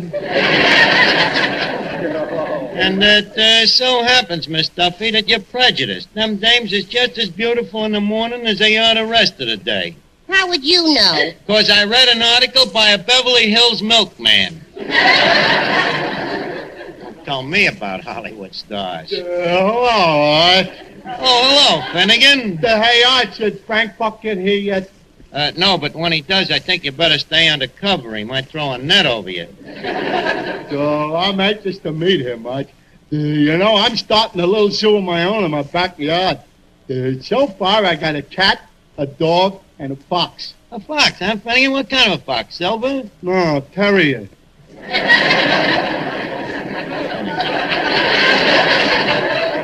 Finnegan, Frank Buck is only interested in wild game, carnivorous animals. No?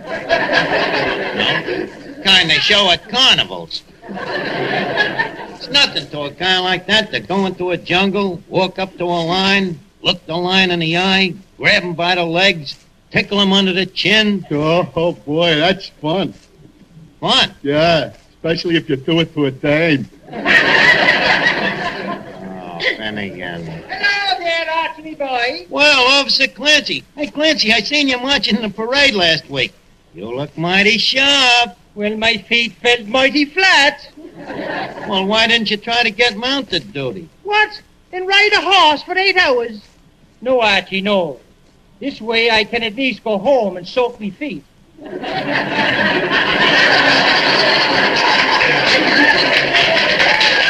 see what you mean, Clancy. Why don't you stick around? You know, Frank Buck is coming down here tonight. Frank Buck? And who might he be? The big game hunter, the guy that brings them animals back alive. Brings them back where alive? Here. What for? To look at them. Who wants to look at them? Who wants to look at them? Everybody. Not me. Well, he brings them back anyway. Who asked him to? Nobody asked him to. Then if you ask me, he's the jerk to be doing it. Look, Clancy.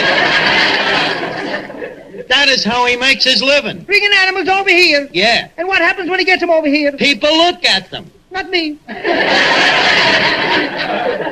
You mean to say that if you saw a hippopotamus, you wouldn't look at it? And how would I know it was a hippopotamus? Because there's a sign that says hippopotamus.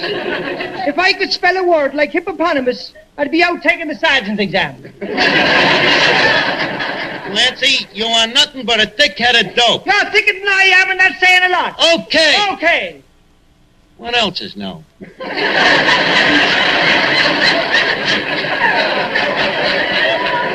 Well, not a thing. I think I'll be running along now. So long, Archie. So long, Clancy.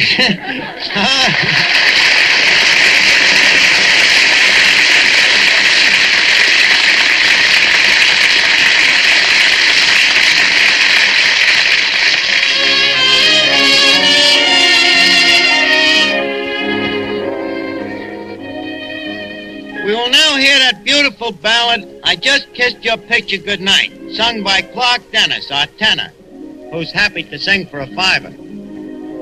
I just kissed your picture goodnight, and now, dear, I'll turn down the light. Your picture 'neath my pillow works like a charm, it seems, for you steal through my pillow into my dreams. You know we're not really apart, for we're still in each other's heart. So till the dawn, my darling, I'm sure that I'll sleep tight, for I just kissed your picture goodnight. Your picture 'neath my pillow works like a charm, it seems, for you steal through my pillow into my dreams. You know we're not really apart, for we're still in each other's heart. So till the dawn, my darling, I'm sure that I'll sleep tight, for I just kissed your picture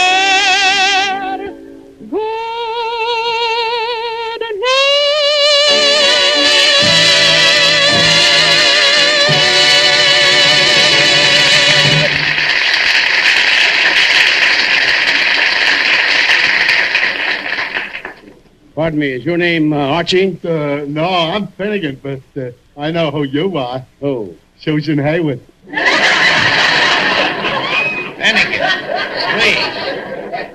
Got your tenses mixed. That's Frank Buck. Oh,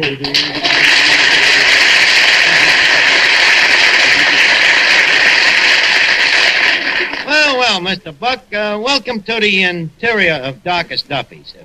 By the way, how do you like the joint? Well, Archie, I've never seen a nicer menagerie. Well, I try to be a good manager. Mr. Buck, how's things in the big game? Pretty good? Well, the orders keep coming in. Orders? What do you mean orders? Well, that's how I work, Archie. Zoos and circuses tell me what kind of animals they want, and I go out and bring them back. You mean a guy writes you a letter and says, Dear Mr. Buck, please send 1 dozen hyenas. It's ordered. 6 laughing and 6 crying.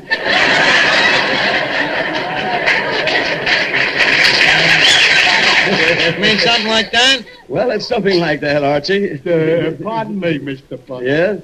How much would a tiger cost me? What do you want with a tiger? It's in our house. We got very big mice. Well, Finnegan, a tiger would cost you about $2,000. Oh, that sounds reasonable. What size tiger would I get for that? Oh, a tiger about 10 feet long. How high? About 4 feet. No good. Couldn't get in them little mouse holes. Finnegan. Oh, Mr. Buck, have you met Miss Duffy? Miss Duffy, I greet you with the words of the African Mambas tribe, Apamachum Manabuli. Likewise, I'm sure.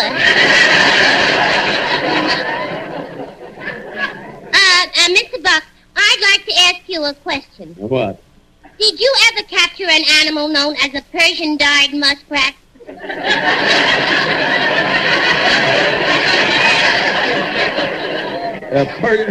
A Persian-dyed muskrat? I never heard of it. I knew it. That Vera Fogarty, trying to tell me her fur coat is genuine and mine ain't. Well, what kind of a coat is yours? South American wild plush. Did you ever catch a wild plush, Mr. Buck? Not yet. Well, I know, of course he didn't. The man who sold me the coat said they're very hard to catch. You see, they got such short hairs, there's nothing to grab hold of, you know? Them plushes is even harder to catch than a wild mohair. Gee, Mr. Buck, you must have a thrill in life. Oh, I don't know. Oh, don't be modest. You've locked George with death plenty of times, I bet. I bet you don't think no more of struggling with a lion or a tiger than I do with a fella.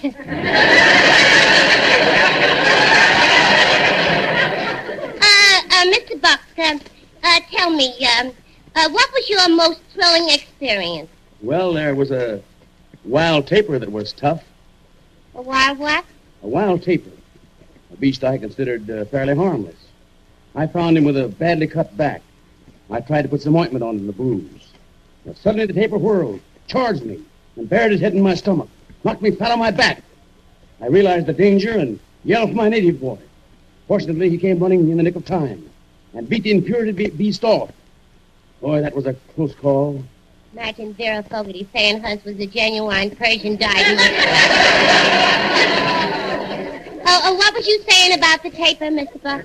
Oh, Miss Duffy. Hey, look who just came in. The tomato from Hollywood.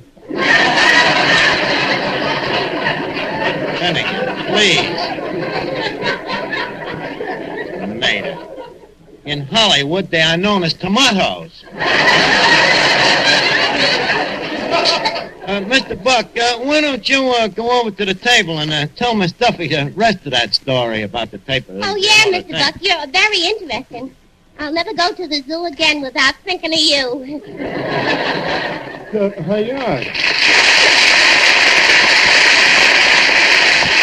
Hey, look, Arch. Why did you brush off Mr. Buck? Why did I brush him off? Finnegan, how many big game hunters do you think Miss Haywood wants to meet? Good evening, Miss Haywood.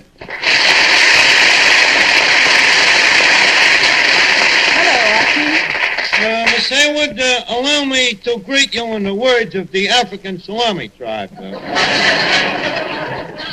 Appalachian okra gumbo. Timbuktu. You're welcome. Miss Haywood, may I say that Mother Nature has indeed been kind to you? That nose, them lips, that figure, them, oh, what am I talking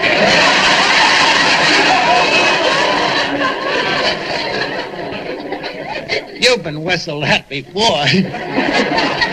Well, Autry, It's nice to hear about my nose and my lips, but... Oh, what am I talking about? You've been slapped in the face before. Wait a minute, Miss Howard. Don't get me wrong. Frankly, to me, a dame is a dame, you know. I'd just soon chuck the whole affair and go back to the jungle. The jungle? Oh, certainly. You see, I'm only here in the States pro temporarily. Recovering from the bite of a tsetse fly. A tsetse fly? Well, doesn't that give you sleeping sickness? Sleeping? Don't you think my eyes open no wider than this? However, it's all part of my life, you know. As a big game hunter. See this mark on my arm? Mm-hmm. What's that from? Kicked by a cobra. One of them African savages, you know. Archie, a cobra is a snake. You're right. You can't trust one of them. But that's the law of the jungle. Either perish or die. By the way, did I, Trader Archie, tell you the most thrilling experience I ever had? No, but I'm sure you're going to. Well, if you insist. Well, sir, anyways, I was trying to put some ointment on the back of a wild tapeworm. Archie, don't you mean a taper? That's the male.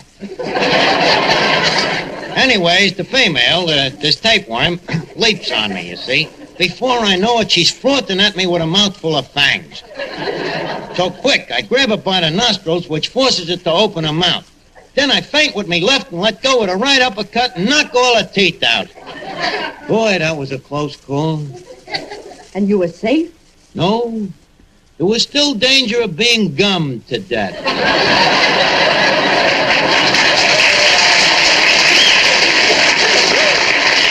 Archie, that is a very old joke. This happened in 1922. Well, sir, to go on, I faces this tapeworm, and raising me free hand... What's the other hand doing? I forgot to tell you about the tiger. Anyways, there I am, being attacked by them man-eating Ubangi, see? Their mouths is watering. They're just about to eat me. Eat me alive, you see. When all of a sudden, Pardon me, Archie. Mr. Buck, did you have to come in and spoil that dinner? Miss Hayward, this is Frank Buck. Oh, how do you do, Mr. Buck? Archie was just telling me about all of his experiences in the jungle. Oh, yes? Archie, why don't you go to the jungle sometime? I've been to a jungle. What jungle? Oh, a certain jungle. Which one? The Jingle Jangle jungle. And stop trying to make a sucker out of me, Mr. Buck, or Miss Hayward here is liable to realize that one of us is a phony. Right, Susan? Oh, quiet, Archie. Mr. Buck, you must lead an exciting life. What was your most thrilling experience? Well, there was that wild tapir, a beast I considered fairly harmless.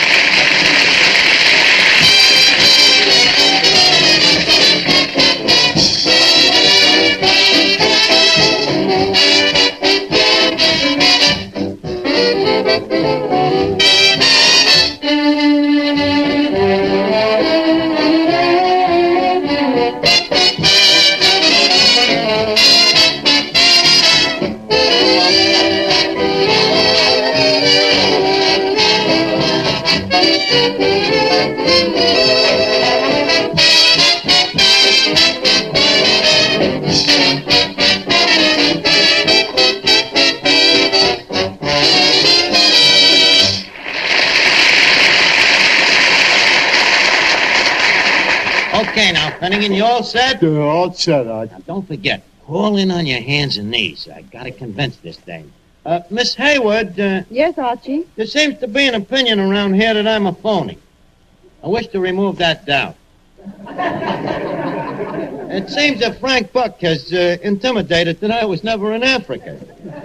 Well, were you? Miss Hayward, the proof. See that creature there? The one with the war paint and the ring in his nose? Falling on his hands and knees there? Just brought him back from the jungles of Tondoleo. Watch this. Here, Hambo. Miss Hayward, you are now looking at a genuine pig man. You mean pygmy? No, pig man. Half man, half pig. Hambo, say hello to Miss Hayward. Oink, oink. Hambo, how does Miss Hayward look to you? Okay. Okay, pig man, tell me this. Did you ever in your life see Frank Buck in the jungle? No. You ever see me there? Yoink. See, Miss Hayward, was I lying to you? Wait a minute, Archie. What is this creature? An African pig man, Mr. Buck. Half man, half pig. I don't believe it. What? He's that man.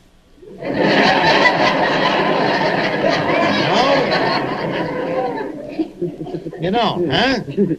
Archie, why don't you quit this African nonsense? You know you were never there. Mr. Buck, do I look to you like a liar? I said, do I look like a liar? I'll prove it to you. Pig man, tell the white goddess to come in. The veiled white goddess, you know? The white goddess? The white goddess of the zombie tribe. I rescued her from the Swamis down there in the last safari, you know? Oh, here she is now, a goddess. This is Mr. Buck and Miss Hayward. Likewise, I'm sure. Goddess, tell me, friends here, about yourself. At age of 3, my parents broke law of jungle. I was left orphan. What jungle law did your parents break, Goddess? They poisoned cannibal. How? Cannibal ate them. So I was brought up by a couple of baboons. And the goddess ain't kidding either.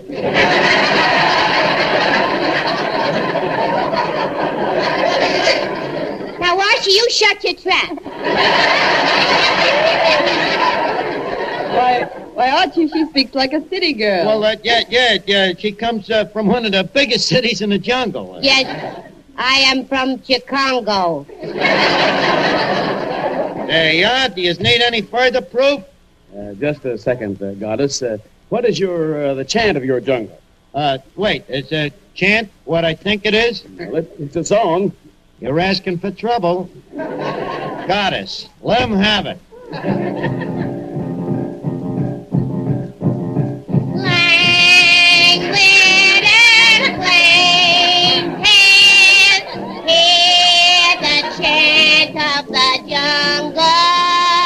Shortly after this, I left Africa. Melody native, hear the chant of the jungle. No wonder that Tarzan's always screaming. For it sings of savage tunes, tropic night and rubber dawn. I would never bring her back alive. Free as a gypsy, while the chant of the jungle is calling to me.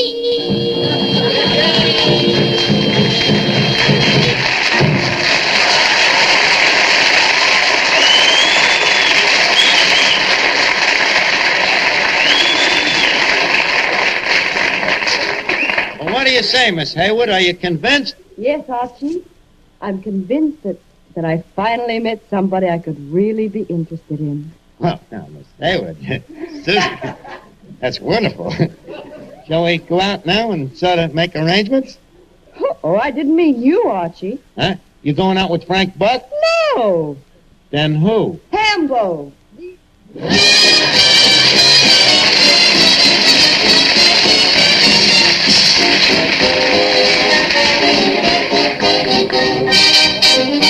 Now, before we leave Duffy's Tavern, leave us put a couple of nickels in Duffy's jukebox. Duffy's jukebox, where the feet meet the beat. Well, the platter's spinning, the needle's in the groove, and here's the first number coming up.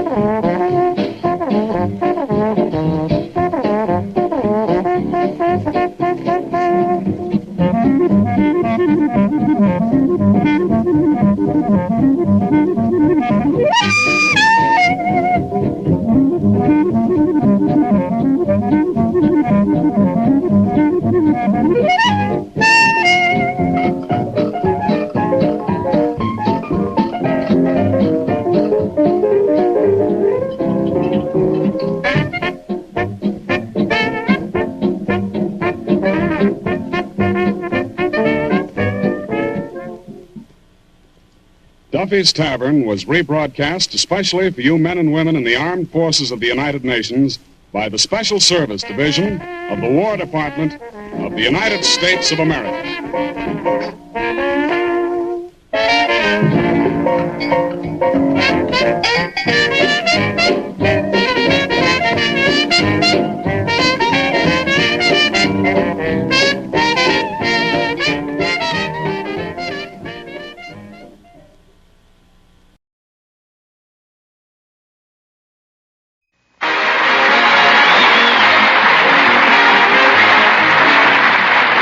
Of Johnson's Wax and Johnson's Self-Polishing Glow Coat present Fibber, McGee, and Molly, written by Don Quinn, with music by the King's Men and Billy Mills Orchestra.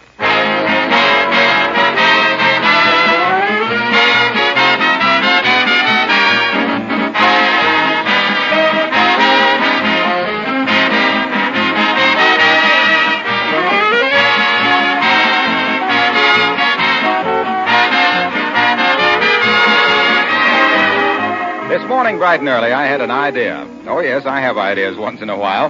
Why not start a special little department here on the show? Call it the Department of New or Unusual Uses for Johnson's Wax. I could even ask you people to write in and tell me about new uses you've discovered for wax. And maybe we'll read them on future programs. Isn't that a good idea? For one thing, we may all get some very timely suggestions, either for saving work or protecting our things. I could start off this Department of New Uses with a letter that came in the other day from a woman in Illinois. Here it is. I always wax my oilcloth tabletops and pantry shelves. I wonder how many other women have discovered this new use for your wonderful Johnson's wax. It keeps the oilcloth glistening, easy to clean, makes it last longer, and the dishes don't stick to the cloth. Yes, sir, folks, that's just one of the 100 extra uses for Johnson's wax. For protecting, beautifying, taking better care of the things you have.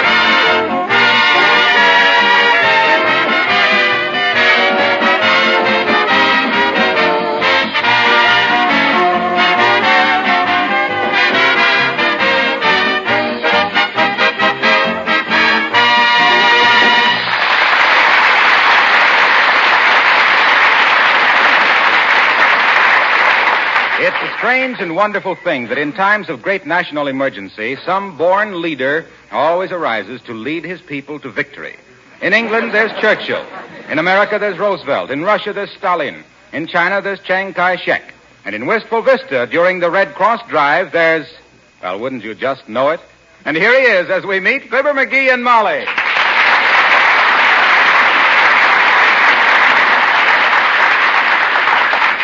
So you've been appointed to collect funds for the American Red Cross, have you? Couldn't turn him down. When do you have to go to Washington? Oh, I won't have to go to Washington. It's too crowded. I couldn't do my best work there. They say they got people sleeping on billiard tables down there. Well, what's another 7 hours behind the 8 ball to you anyway? Oh, anyway, I'm not exactly the national collector for the Red Cross. Oh, just for this state, huh? Well, no, not exactly for the whole state. You see, Just for Wistful Vista? Well, practically, yes. I'm in charge of this neighborhood. Or to be strictly accurate, of this street. Oh, the whole street? No, just this side of the street. Well, heavenly days, even that's a responsibility. The whole of one side of the street. Oh, it ain't exactly the whole side of the street. It's just this end of this side of the street. Your territory's getting more exclusive by the minute, dearie. You sure you're not just in charge of the last 4 feet of the east side of our coal cellar? No, sir. I got the responsibility of collecting funds for this whole end of the street. My quota is $50. $50? Isn't that a lot? $50 is just a drip in the sink. You realize that the Red Cross has already turned out to 520 million surgical dressings? Did you know that the Red Cross operates 150 service clubs and recreation centers for the guys overseas? Do you realize... Wait a minute, dearie. You don't have to sell me the Red Cross. Oh. What I want to know is, who appointed you? Well, you see, it was a kind of a volunteer thing. They were all... Who appointed you? Well, frankly, it boiled down to a choice. Who appointed you? I did. Who set the quota at $50? I did, and I'll collect it, too. If anybody comes to this house today without kicking in some dough, I ain't the salesman I think I am. All right. You don't have to stick your chin out at me. It's a wonderful idea, and I'll help you. How much does the Red Cross need in all? $125 million. Well, you may have a hard time collecting money for anything just after people have turned their pockets inside out to pay income taxes, McGee. This ain't a matter of reaching into your pocket. This is a matter of reaching into your heart. You pay taxes on a percentage of your income to support the government. You give to the Red Cross on a percentage of your belief in humanity. Excuse me if I sound a little drippy, but that's how I feel about it. Well, you know, in that case, I think 50 is too low a quota. Okay, I'll double it. I'll make it $100. Good. And if I don't collect it, I'll write my personal check for the difference. Oh, sure. Give them your check and a fielder's glove. Huh? Maybe they can catch it on the third bounce. Don't worry, the bank knows me. They should. You worn out one of their rubber stamps. You know, the one that says, "We regret to inform you that..." You know how bankers are. They've been peeking through those brass bars so long, they got a very narrow outlook. You know why old McDonald down at the Third National has to start wearing sports shirts? No. Because shaking his head no all day in a high collar, he was sawing his head off.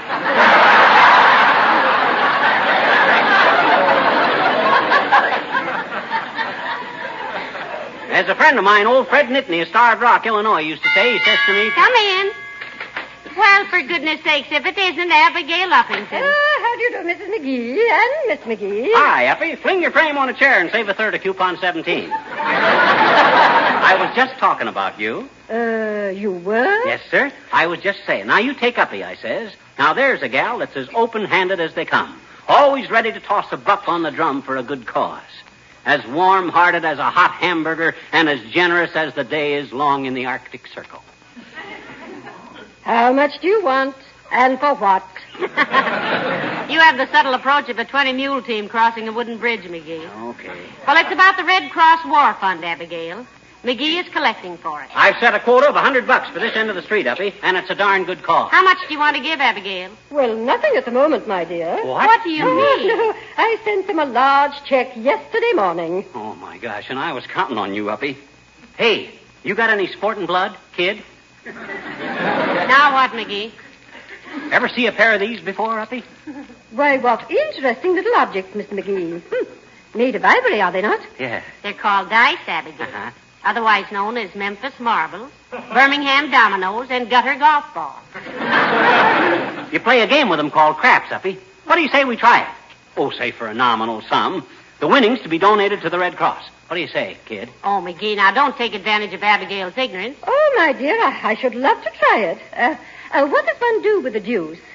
Dice, Uppy. Dice. Oh, but there are two of them, Mr. McGee. Dice singular, deuce plural. Well, they're still dice, Abigail. And it's singular what people can do with them, plural. Show her, McGee. Now, look, Uppy, you shake them in your hand like this, you see? Mm-hmm. Then you throw them out and try to throw a 7. But if the dots on top add up to, say, 8, why, that's your point. You got to throw them again and try to make an 8, see? If you get a 7 before you make your point, you lose. Otherwise, you keep trying for the 8 till you get the 8. Oh, sounds ridiculously easy, Mr. McGee. Famous last word. Well, you got the right spirit, Uppy. And whatever I win, I'll give to the Red Cross. How much you want to play for? Well, you said some nominal sum. Let's say $20. Wow. That isn't nominal, that's phenomenal. Well, $20 it is, Uppy. Now, you take the dice. Here. No, not in the palm of your hand, not between your thumb and forefinger. $20 on the carpet, and I'll cover it. You kneel down and roll them out. Go ahead. My, this is fun, isn't it, really? I should warn you, Mr. McGee, I was very good at playing jacks when I was a girl. Ready? Ready. Shoot 'em. Come on, babies, talk to Mama. Come 11. A 4 and a tray, and we're here all day. Abigail. A 5 and a 2, cause the rent is due. 7 it is. Cover that 20, and you're going to need plenty. Roll them out again, Abigail. Another 7 straight from heaven. Wow, am I hot tonight? Come on, ration book. Mama needs shoes. 8 up from Decatur. 8's my point, and I'll clean the joint. Feed me, buddy, feed me. Well, I'll be a monkey. Look out, Wolf. Here comes Little Red Riding Hood. Here we go again. Come 7. 7 or 11. Come 7.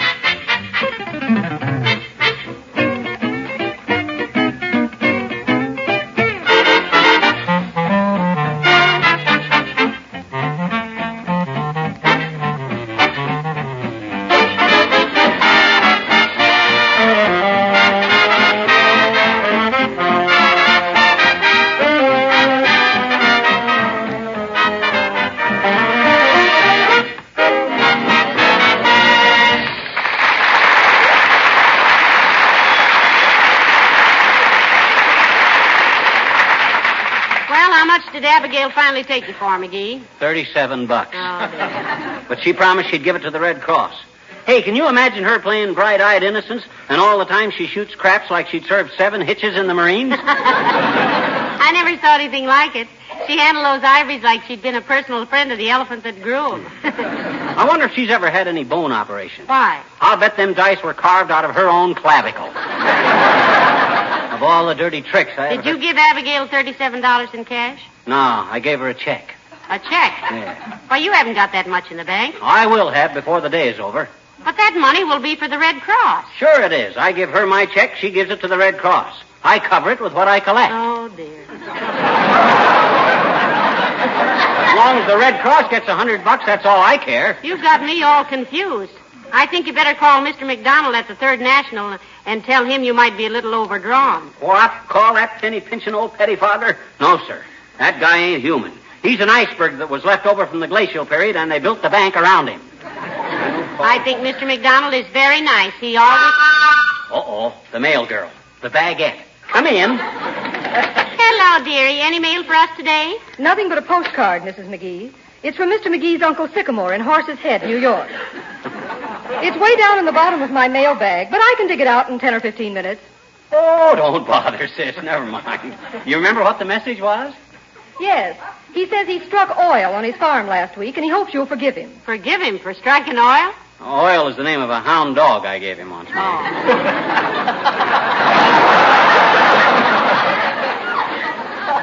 They call him Oil because he acts so crude.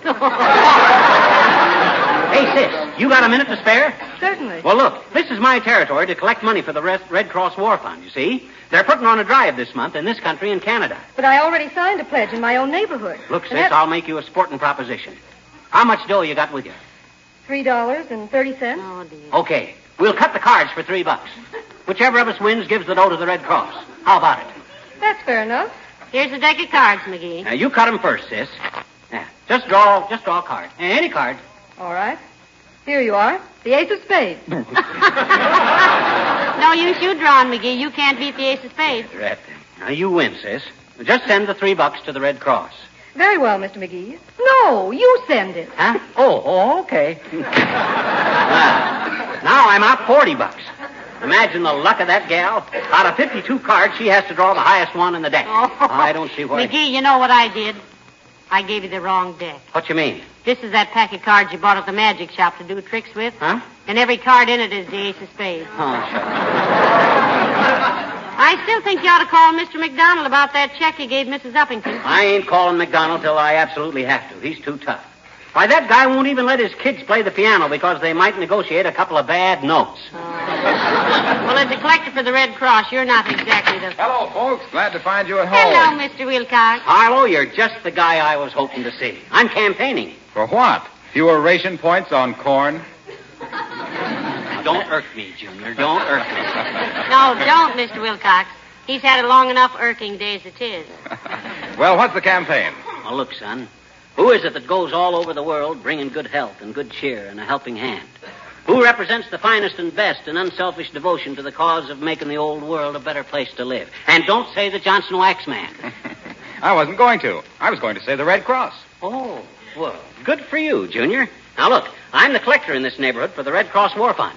How's about throwing $5 or $10 on the drum, huh? Well, I'd be glad to, chum, but I'm a little short at the moment. Will Thursday do? Of course it will. No, it won't. I want it today. And while I didn't want to mention it at this time, Junior, you can pay me that $25 you owe me. I'll give that to the Red Cross and call the debt paid.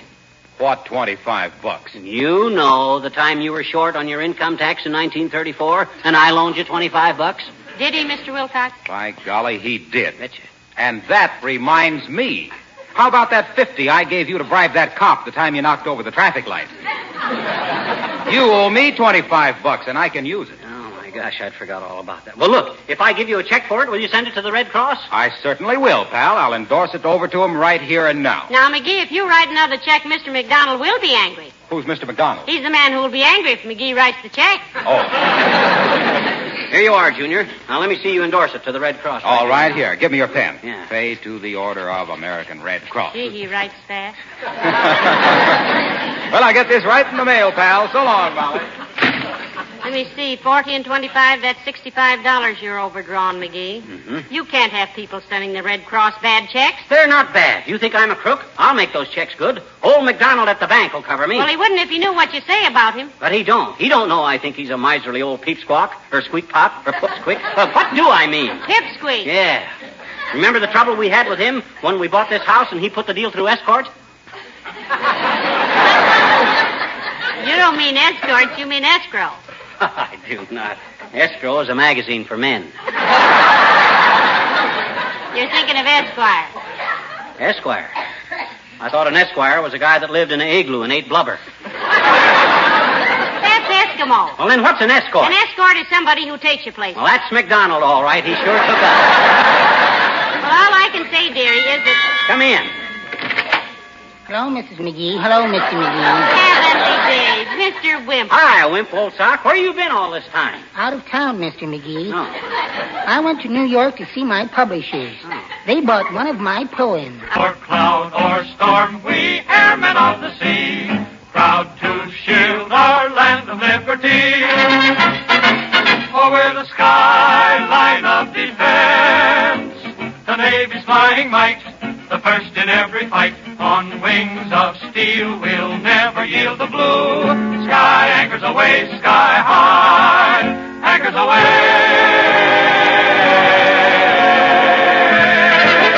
Anchors away.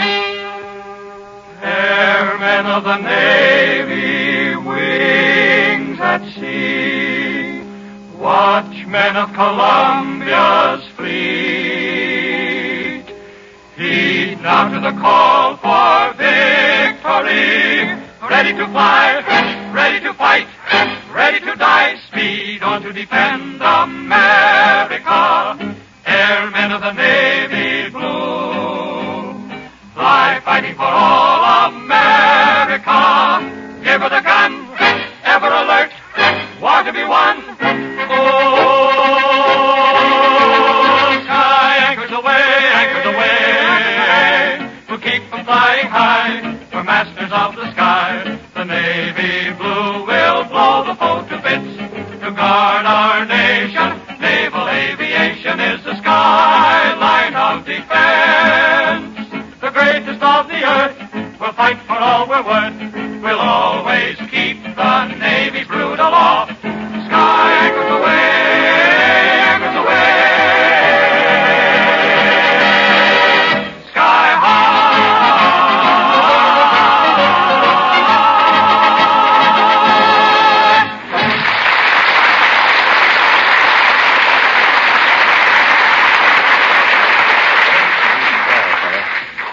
Let me see now. $37 to Uppington, $25 to Wilcox, $17.50 to Wimple.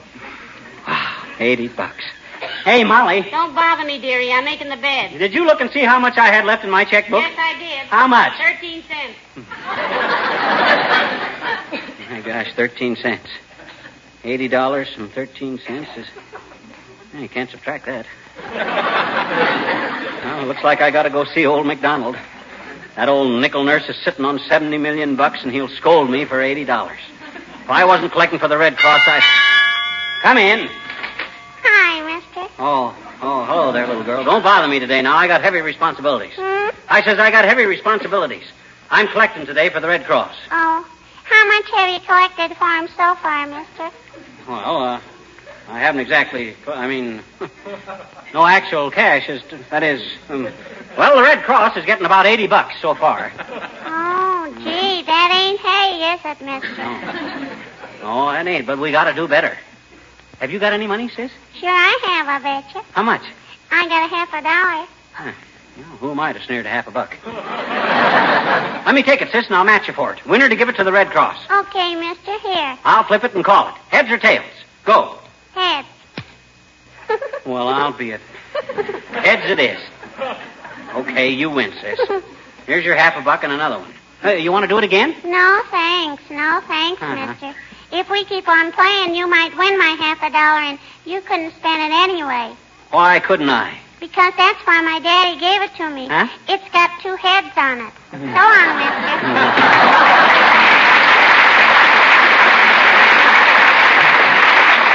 I'm that settles it. I'm getting in too deep. Hey, Molly. Yes, dear? Get your hat. We gotta go see old McDonald.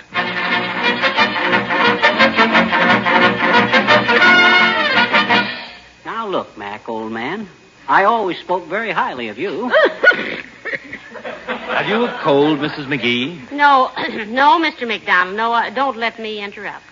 You were saying, Mr. McGee? I was saying that I've been overdrawn before, Mac. You've always covered me, and I always made it good. Gee whiz, what's a mere $83? Mr. McGee, I am a banker. I am responsible to hundreds of depositors in this bank. I must know when we advance money that it isn't going for something foolish. What became of the $83 you want me to replace in your checking account? Well, he lost 37 in a crap game and 25 in... Crap game? Now, look here, Now, McGee. wait a minute, Mac. Now, wait a minute. Quiet a minute, McGee. What about the $25, Mrs. McGee? Well, that was perfectly legitimate, Mr. McDonald. He paid off an old debt to Mr. Wilcox that he'd owed for 7 or 8 years. There, see, that shows I'm honest, don't it? Honest? Letting a debt go for 7 years before you paid it off? How long would it take you to pay off the money you'll owe this bank? No, McGee, I'm Of course, afraid... the $17.50 he lost was legitimate, Mr. McDonald. He merely made a wager, and he lost to Mr. Wimple. Yeah, A wager. He gambles. He bets. He lets his debts ride for year after year. Yeah, but look, Mac, old No man. use, McGee. You're thoroughly irresponsible. What? I can't give you a cent. You'll have to make those checks good the best you can. Yes, but But how about the Red Cross? The what? The Red Cross, Mac. I was trying to collect the money for them. $100 was my quota. All my checks were endorsed to them. Well, why didn't you say so? Why were you wasting my time? Huh? Don't you know I have a son in the Army and a nephew in the Air Corps and a niece in the wax? No, we didn't know Don't you that. think I want to back them up with everything I can? Well, For goodness sake, do you think any of us can afford to let the Red Cross down when they're feeding starving children all over the world, making life bearable for prisoners of war, saving lives with blood plasma, training nurses for all branches of the service? What's the matter with you, McGee? Well, gee whiz, What's the idea of losing only a miserable $37 shooting craps when the money goes to the Red Well, Cross? he only Don't said- interrupt me. Mr. Swallow, put $83 in Mr. McGee's checking account immediately. And listen to me, McGee. Huh? If I ever hear of you making any more silly bets for less than $1,000 when the Red Cross gets the money, I'll close your account. Now get out! Okay, Mac.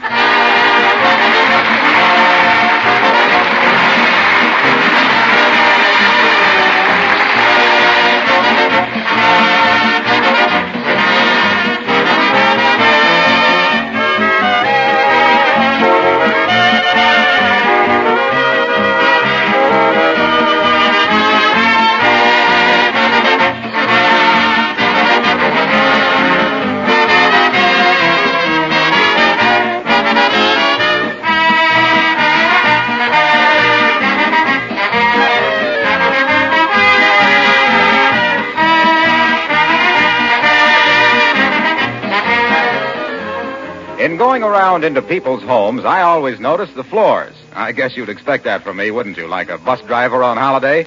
Of course, I see all kinds of floors and all kinds of linoleum. I always get a big kick out of finding a piece of linoleum that looks like new, colors bright and fresh, only to find out that it's actually 15 or 20 years old. Why, it's been waxed ever since we put it down, and now it's protected regularly with Johnson's self-polishing glow coat. That's the answer I get. And there on the pantry shelf, sure enough, is the familiar can or bottle of Johnson's glow coat that takes such good care of that linoleum, increases its life 6 to 10 times. All in addition to saving many hours of your time, because glow coat needs no rubbing or buffing. It shines as it dries. Johnson's glow coat is your real friend and ally.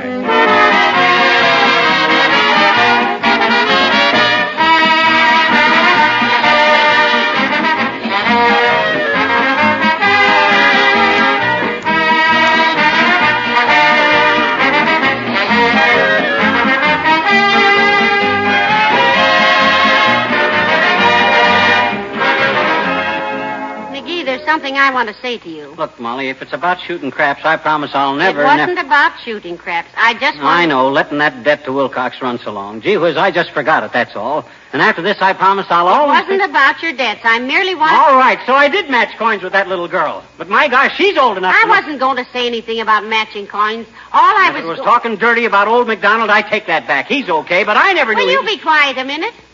Okay, let's have it. What do you want to say? Good night. Huh? Oh, good night. Good night.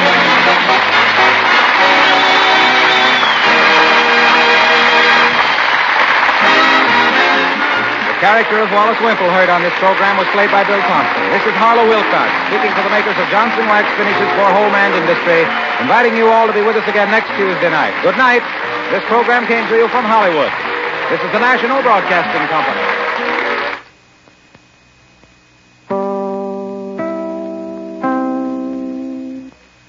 Chicago, WMAQ at 9 p.m. BULOVA, bull of a watch time. You've done... Lights out, everybody.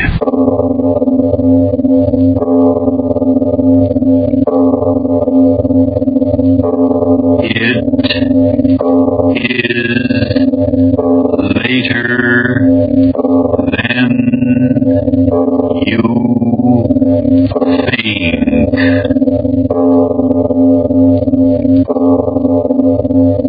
This is Arch Obler bringing you another in our series of stories of the unusual. And once again, we caution you, these lights-out stories are definitely not for the timid soul. So we tell you calmly and very sincerely, if you frighten easily, turn off your radio now. You, out there, listen to me. I'm dead.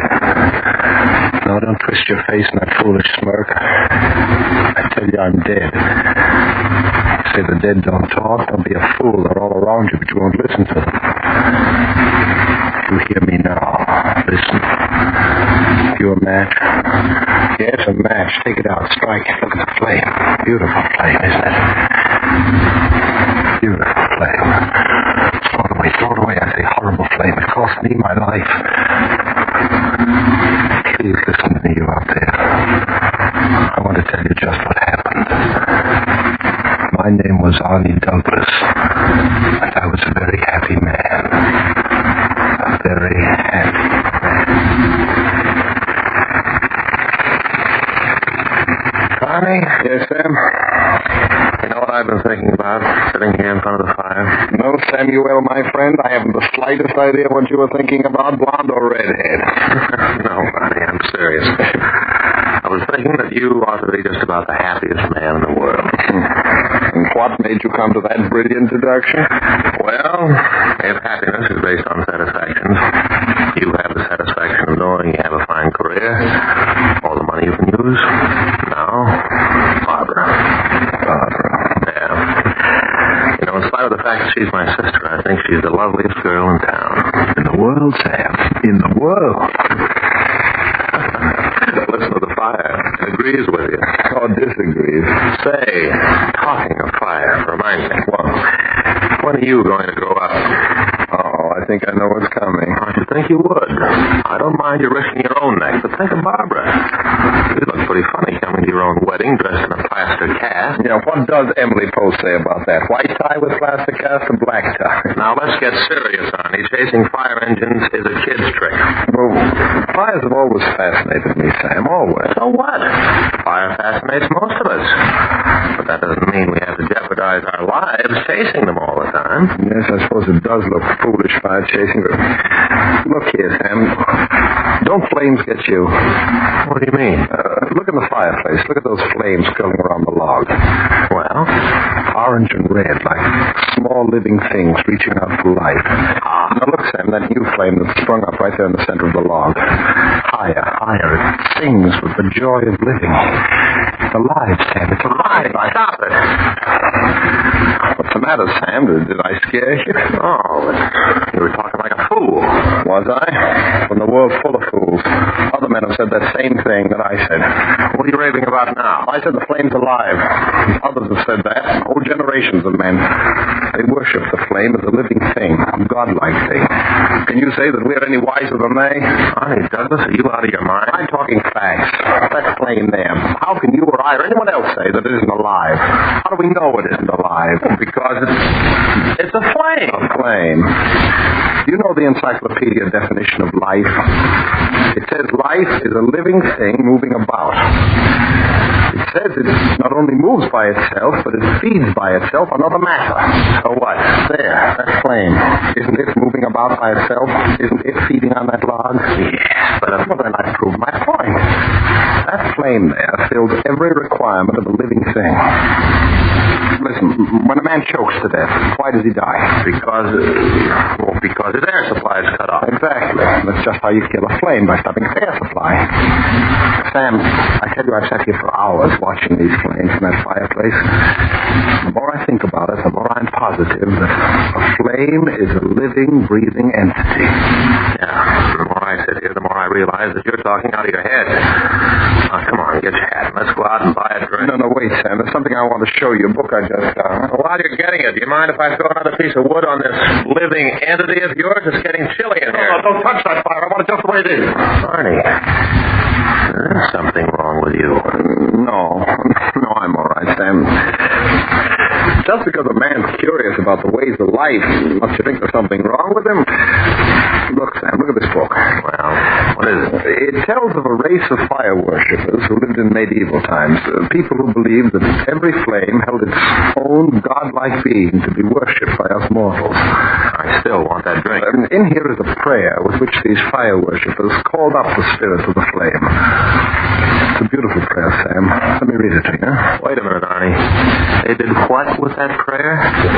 Conjured up the spirit of the flame so that they could see it and kneel before it and worship it. You mean to say they'd recite some hocus pocus and have something in the flame pop out at them? Yes.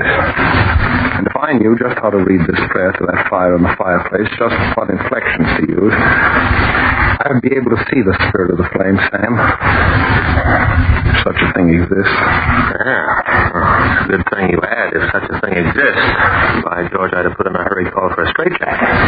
Come on, honey, this is getting a little too morbid for me. Let's get out of here and go places. No, thanks, Sam. I'm not going out tonight. Okay. Go right ahead.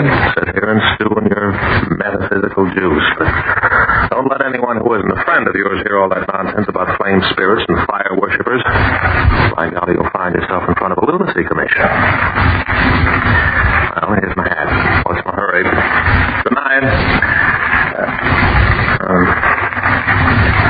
Arnie. Yes? All this nonsense you were talking. You were just kidding me along, weren't you? After all, you're going to marry my sister, and well, you know how it is. You didn't mean it, did you, Arnie? No, Sam, of course not.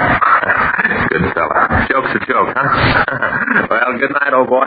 No, don't bother getting up. I know my way to the door by this time. I'll see you tomorrow. All right, Sam. Good night. Thick-headed fool. Beautiful flame. Look, I wonder where... Oh, yes. And I humbly give unto thee this sacrifice. Barbara's ring. I had it here. Oh, yeah. And I humbly give unto thee this sacrifice, great almost, and I beseech thee to reveal to me the life within life, the life within fire, as I repeat the sacred word. Cantor.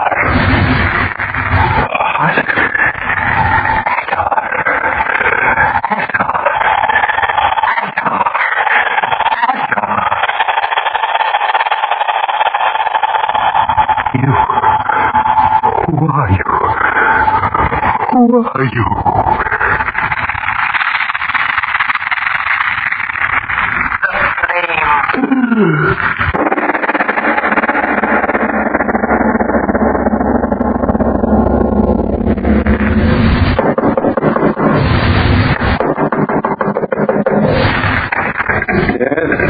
Arnie, what's the matter? It's Barbara. Barbara. Honey, what is it? Aren't you going to let me in? Darling, are you ill? You can't come in, Barbara. You've got to go away, please. You are ill. Stand aside, Arnie. No, but I'm coming in and you can't. No, Barbara, go away. Please go away. You can't be here. Arnie, what's the matter with you? What's going on here? Nothing. I'll explain it to you sometime. Just go, dearest. Please. Absolutely not. There's something wrong here, and I'm not leaving until you tell me what it is. Arnie, your hands. They're all right. Really, they are. Bandages. Burns. Just a few burns. They're all right. It's so cold in this room, and you're ill. I'll light the fire. No fire. As you love me, no fire. Arnie, darling, what's happened to Mama, you? listen to me. If you love me, you'll go away. You'll get out of here and you'll never come back. What? You've got to listen to me. This that has happened to me is mine. My horror. Can't hurt you. I won't let it. Too late, love. Too late. Oh. Auntie, what are you looking at? He cannot see me. Only you can see me. Auntie, the air is getting so warm in here. Go away quickly. Too late. I touch her and she never looks upon you again. Auntie, that horrible odor of panic. Oh, I'm frightened, Auntie. You stay. What are you going to do? Her eyes. I'm jealous of her eyes. I shall have them. Auntie, who are you talking to? Who are you talking to? I'll bargain with you, love. Do as I ask, and I will let her live. I'll do it. I'll do it. Anything. Get her out of here, or she dies. Barbara, come on. Oh, no, Auntie, I won't go. Darling, you're Please, my arm. No, don't go. You must go. I won't go. He said anything. Anything.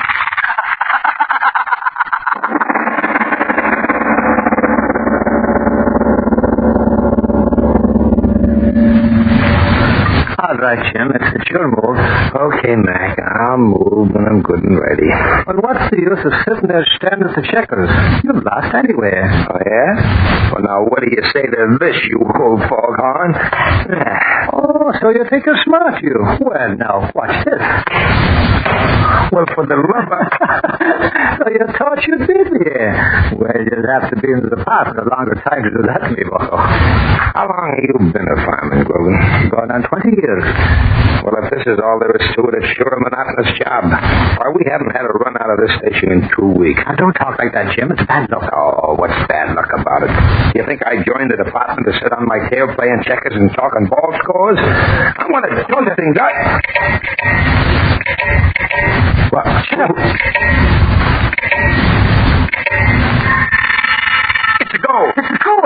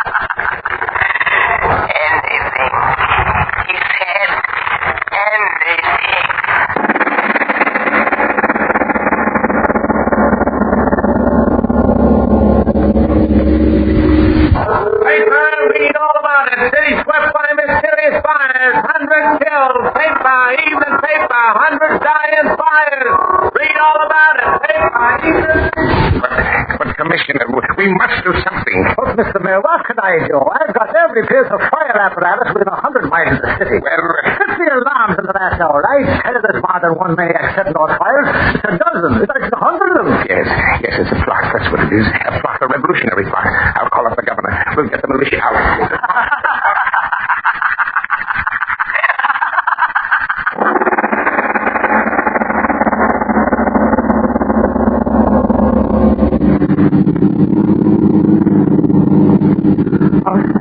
Hurry. Yes.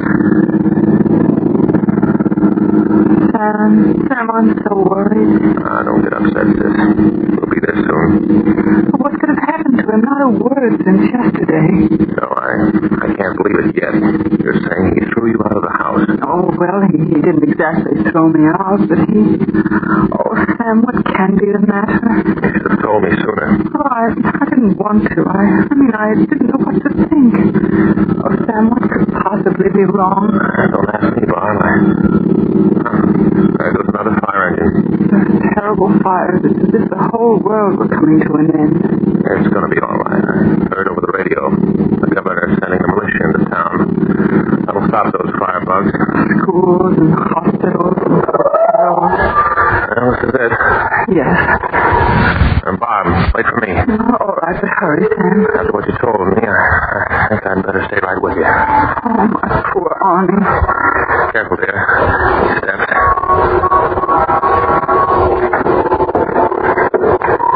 Oh, Sam, he's not home. There's not a light in the house. Well, let's try anyway.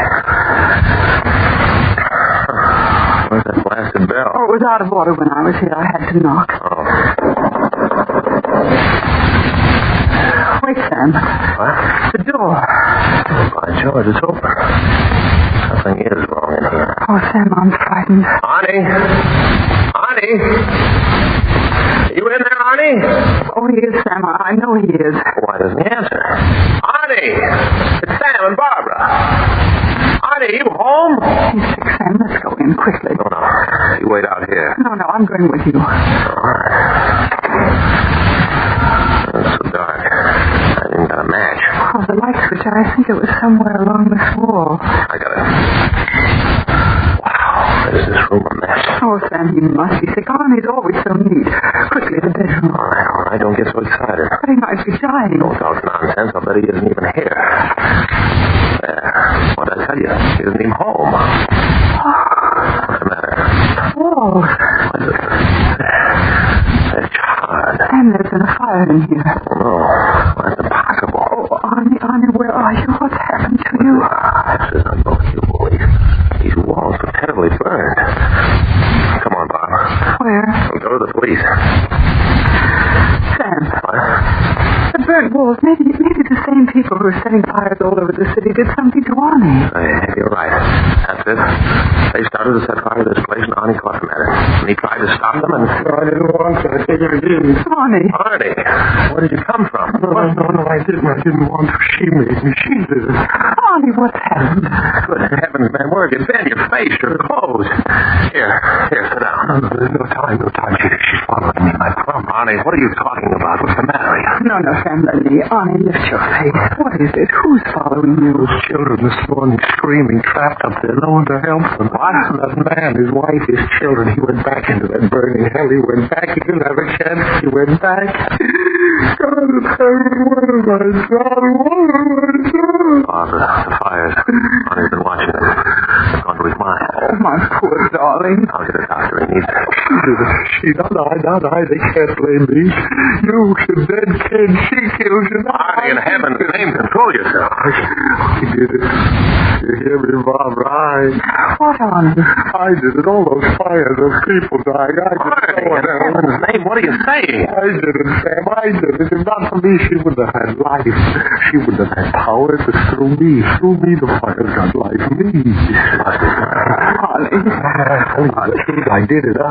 Look, these papers, plans, every building I burned, she made me do it. Every step of the way. No. Arnie. You believe. Why did you do it? Why did you do it? Oh, if you listen to me, there isn't much time. She'll be here. She'll keep. Arnie, what is it? I'll do it. I'll do anything you say. I'll do it. Let them alone. Arnie, come back here. Sam, where's he going? Where's he running? I don't know. This someone was chasing him. Sam, look. On the floor. What? Right where Arnie was standing. Footprints. Burned right into the wood. Oh, Father in heaven. What is that?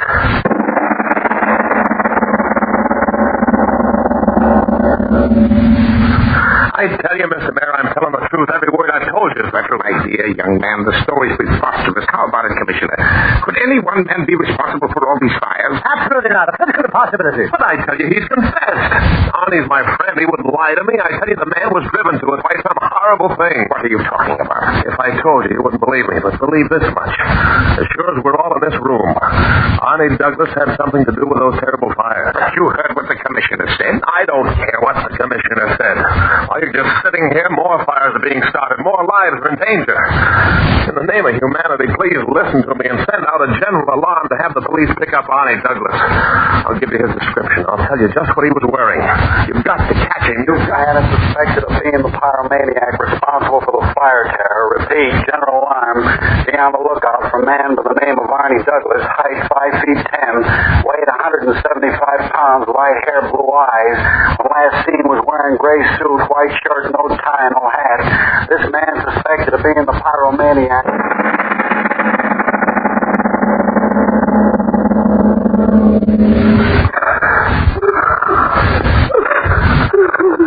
Please, Barbara. That won't help any. What will they do to him? Tell me, Sam. Nobody's blaming Arnie.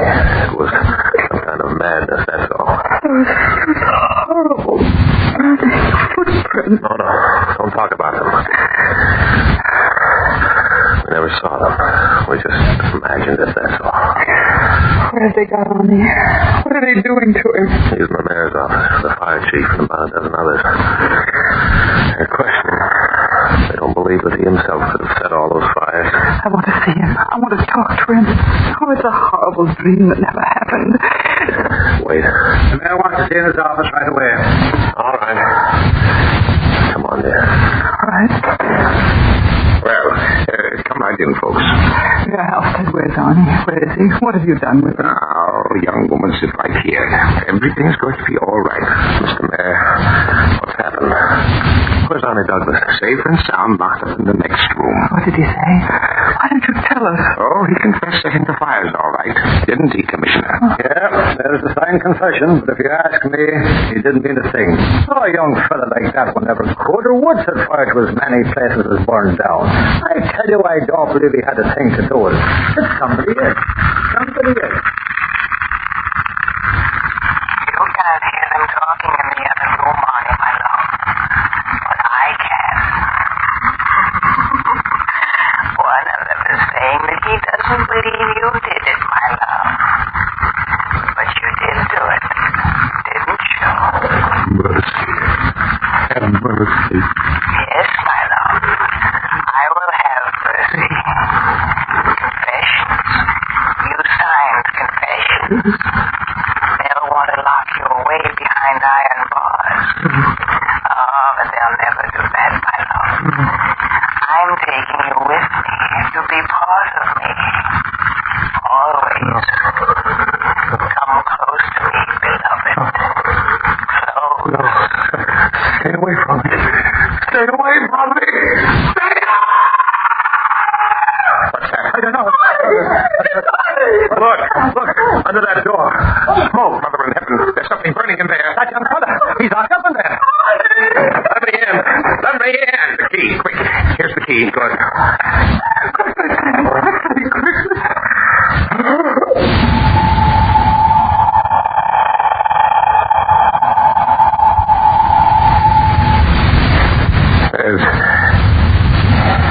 There's no one in here. Only a flame. A little red flame.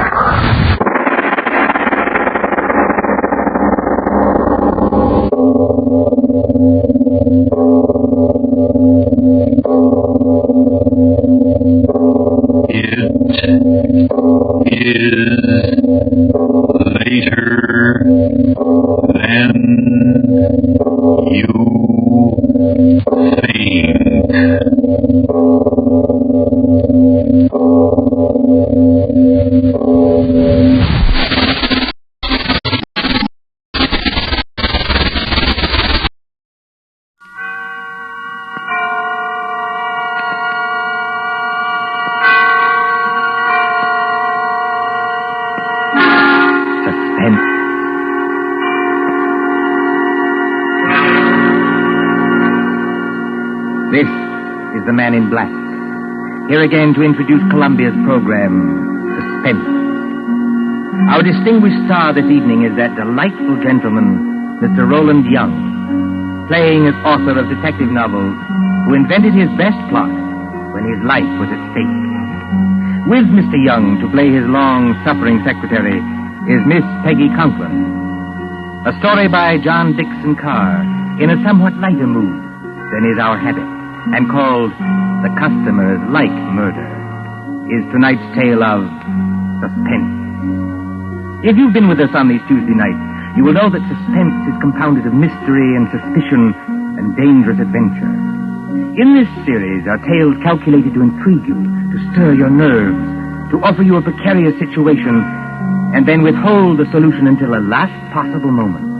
And so with The Customers Like Murder and the performance of Roland Young, we again hope to keep you in suspense. On a hot summer night in a village on the east coast of England, a famous writer of detective stories is dictating to his secretary.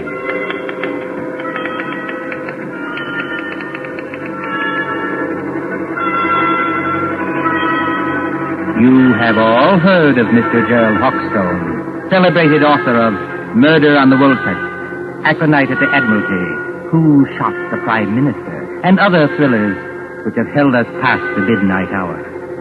You have followed the exploits of Pendleton King, diplomat detective. Gerald Hawkstone lived quietly at Deal with his friend Dr. Roberts nearby in case he should need medical knowledge. And his pretty, if somewhat pert Canadian secretary, Miss Patricia Phillips. Gerald Hawkstone would be a happy man, even in wartime, if it were not for... You got all that, Miss Phillips? Yes, Mr. Hawkstone. Good. New paragraph. Yes, Mr. Hawkstone. At the head of the great banqueting table, comma, the Lord Chief Justice staggered to his feet, full stop. His face was a ghastly whitish color, and his eyes had become glassy. Is he drunk, Mr. Hawkstone? No, Miss Phillips, the Lord Chief Justice is not drunk. Sounds pretty cockeyed to me. For your information, Miss Phillips, the Lord Chief Justice has just been poisoned with curare because he discovered the identity of the master criminal. Is that clear? Yes, Mr. Hawkstone. But I wish you wouldn't do it. Do what? Well, in the last 4 books, Mr. Hawkstone, you have shot the Prime Minister, killed the Lord Chancellor with an axe, poisoned the Home Secretary, and blown up the First Lord of the Admiralty. Why don't you stop picking on the poor government and murder somebody else for a change? The Lord Chancellor, Miss Phillips, was not murdered with an axe. No, Mr. Hawkstone? Definitely no. He was beamed with the Great Seal and found dead on the Woolsack. And there's another thing, Miss Phillips. Whether you talk like this because of a dense vacuum in what we will charitably call your mind... Really, Mr. Hawkstone? Or whether you are really making out what you might define as hot cracks, I don't know. But I don't want any more of it, do you hear? Just as you please, Mr. Hawkstone. Oh, Lord, where was I? His face was a ghastly whitish color, and his eyes had become glassy. Sounds like me. All right. A single choking cry escaped his lips, comma, and his body crumpled to the floor. Full stop. New paragraph. With one swift stride, Pendleton King had reached the fallen man. He can't have done that, Mr. Hawkstone. Who can't have done what? Pendleton King. What about him? Well, on the last page, you had him sitting at the foot of the table. So he can't get there in one stride. Unless you want him to sail across the room like a kangaroo. There are times, Miss Phillips, when I should like to poison you with curare and dance on your grave. I was only trying to help. All right, change it, strike it out. With hardly a second's delay, how's that? Comma. Pendleton King had reached the fallen man. Full stop. New paragraph. Quote.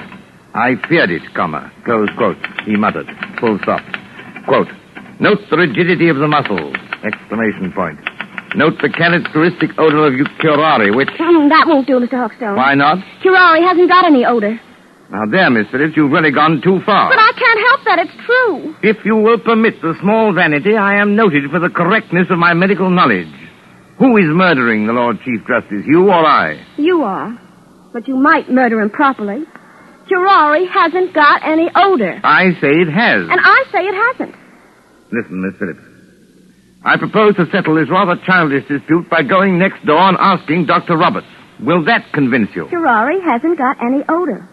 And anyway, the Lord Chief Justice wouldn't be mixed up in any such silliness as this. Silliness, eh? Yes, I said silliness. Read your evening paper. The Lord Chief Justice is sentencing some American gangster who got involved in a robbery over here. That's the sort of thing he really does. You're very fond of these gangster reports, aren't you? Yes, I am, because they're real. Real? Fa! Don't you say fa to me. Merely remarking, Miss Phillips, that with your usual ingenuity, you sidetracked the argument. I am going to see Dr. Roberts. That's not necessary, of course. My own knowledge of poisons is as great as that of any doctor. Dr. Farr.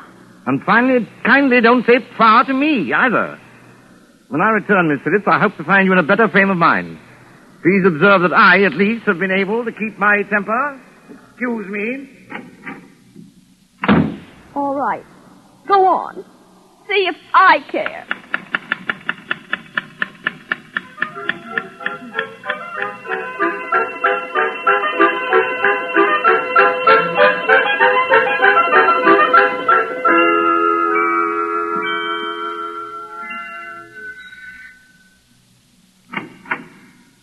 Oh, excuse me, but... Good evening, Mr. Hawkstone.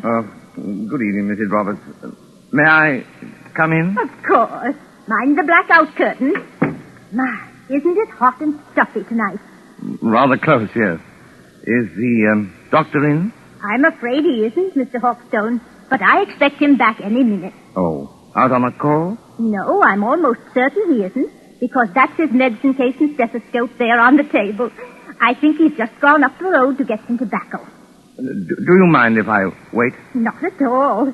But you will excuse me if I run along. I promised Mrs. Anderson I'd drop in there. It's her neuralgia again, and I'm terribly late already.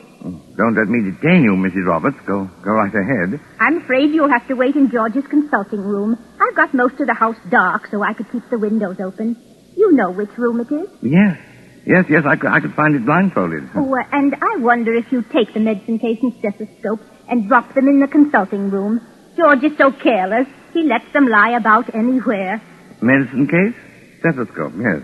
As a matter of fact, I've always wanted to hang one of these things around my neck like this. Look almost like a doctor, don't I? Good night, Mrs. Roberts. Good night, Mr. Hawkstone. See you later. So what I write is silliness, eh?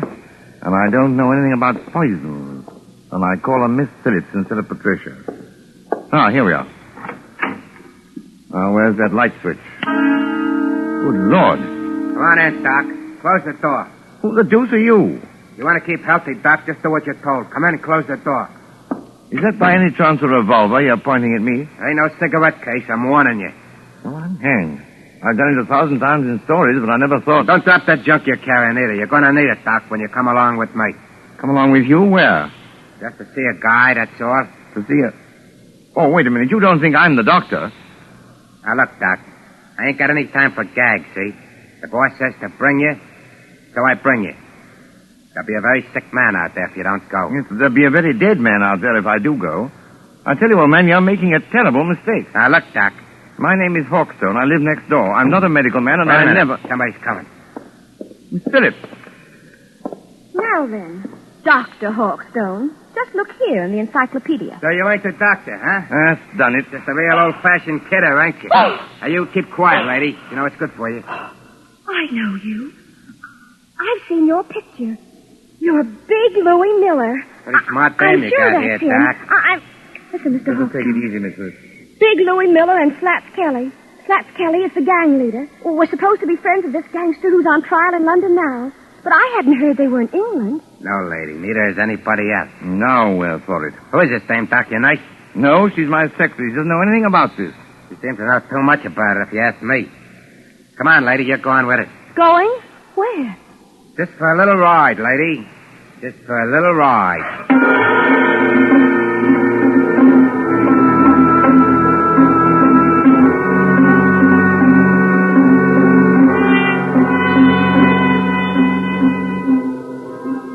Far out from the village, in flat and miry swampland where pools of stagnant water gleam under the moon, stands the old Rutherford house. It is a desolate place, on the track of Field Marshal Goering's bombers when they cross the coastline. But there are no searchlights here, and no guns. Only the heat on the glimmering marshes and the decaying, weather-boarded house as a motor car approaches.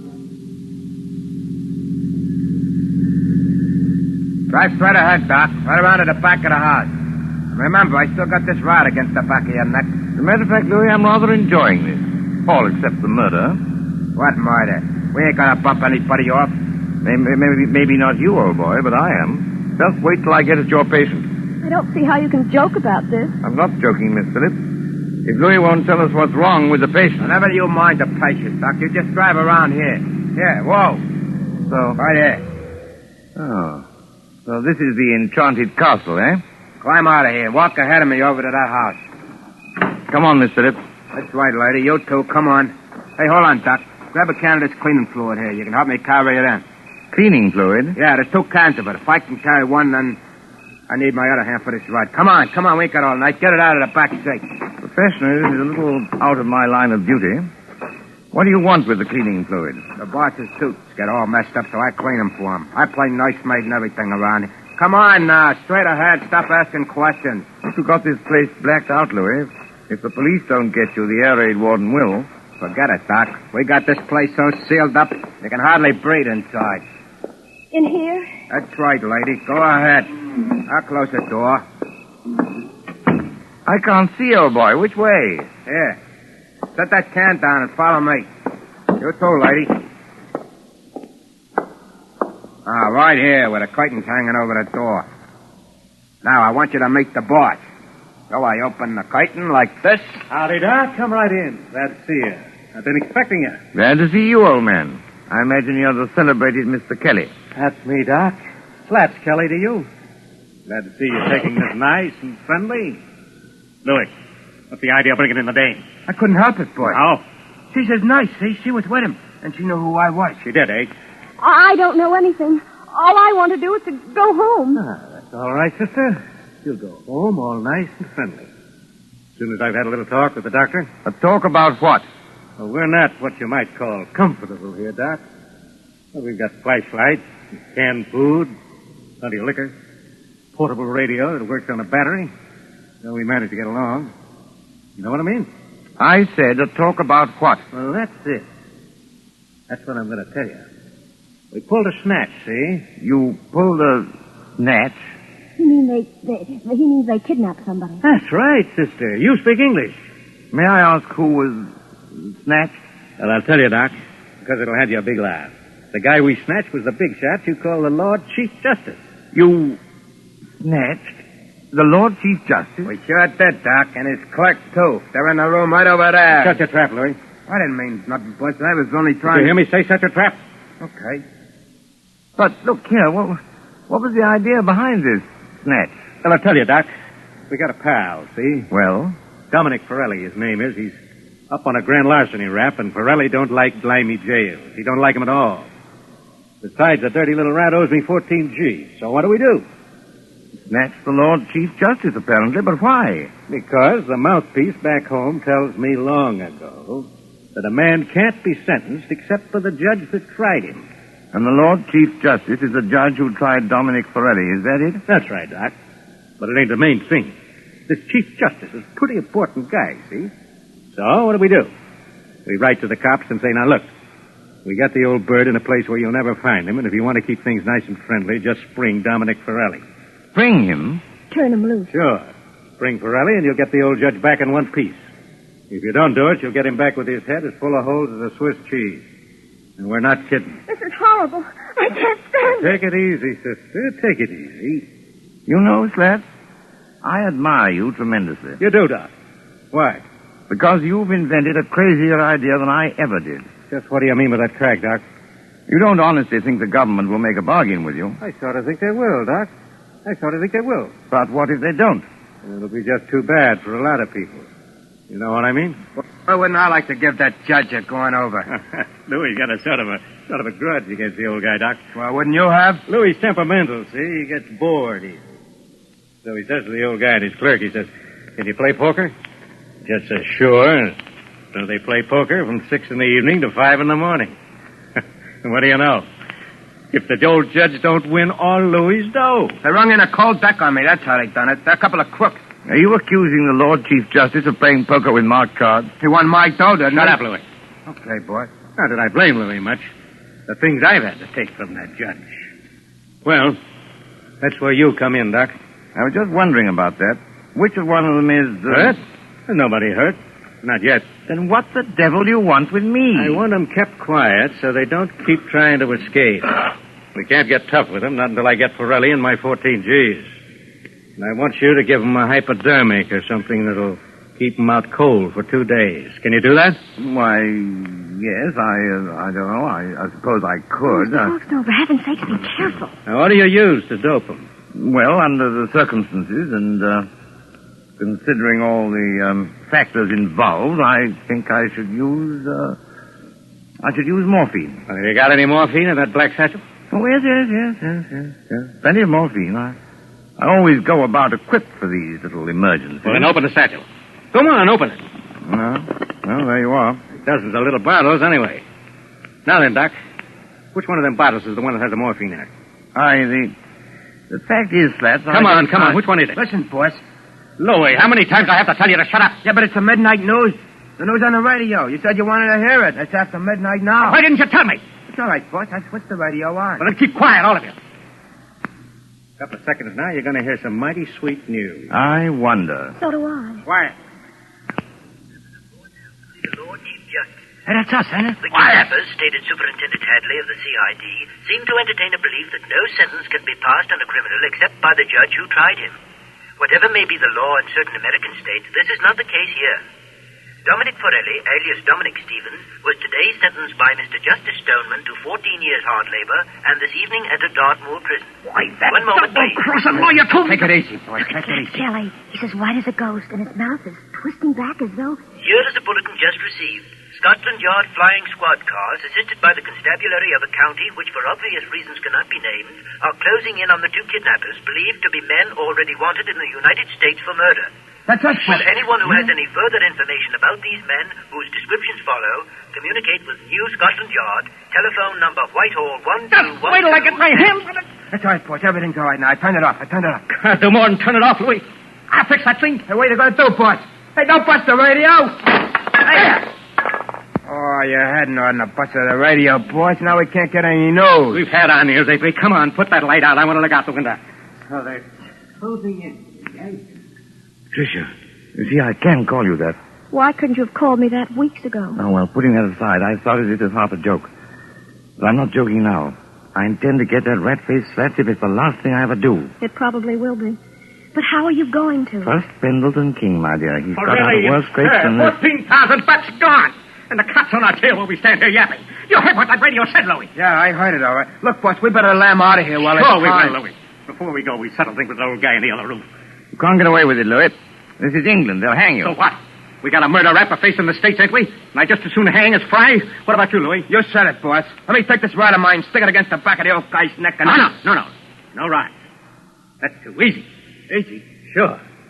One slug and it's all over. This guy rates special treatment. And that's where the doctor comes in.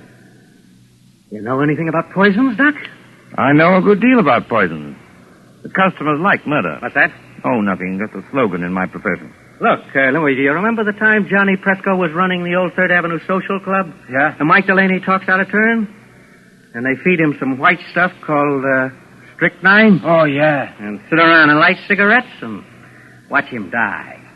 It took 4 hours, Doc, and you could hear the rats screaming as far as 81st Street. Now, wait a minute, Slats. You can't... I can't, huh? We'll see. You got any of that white stuff, Doc? Well, Come on, I you've might. got I something don't know. in that bag that'll make the old guy squeal now, haven't you? Why, yes, I suppose I have, but... Listen, get this sure. You can do it the hard way, Doc, or you can do it the easy way. Louis gets to work on you. Maybe you'd be smarter to hand the stuff over right now. What do you say? Listen, boy. Listen. What's the matter, Slats? Troubled by the heat? It is hot in here with all the windows sealed up. That sounds like planes. It is planes.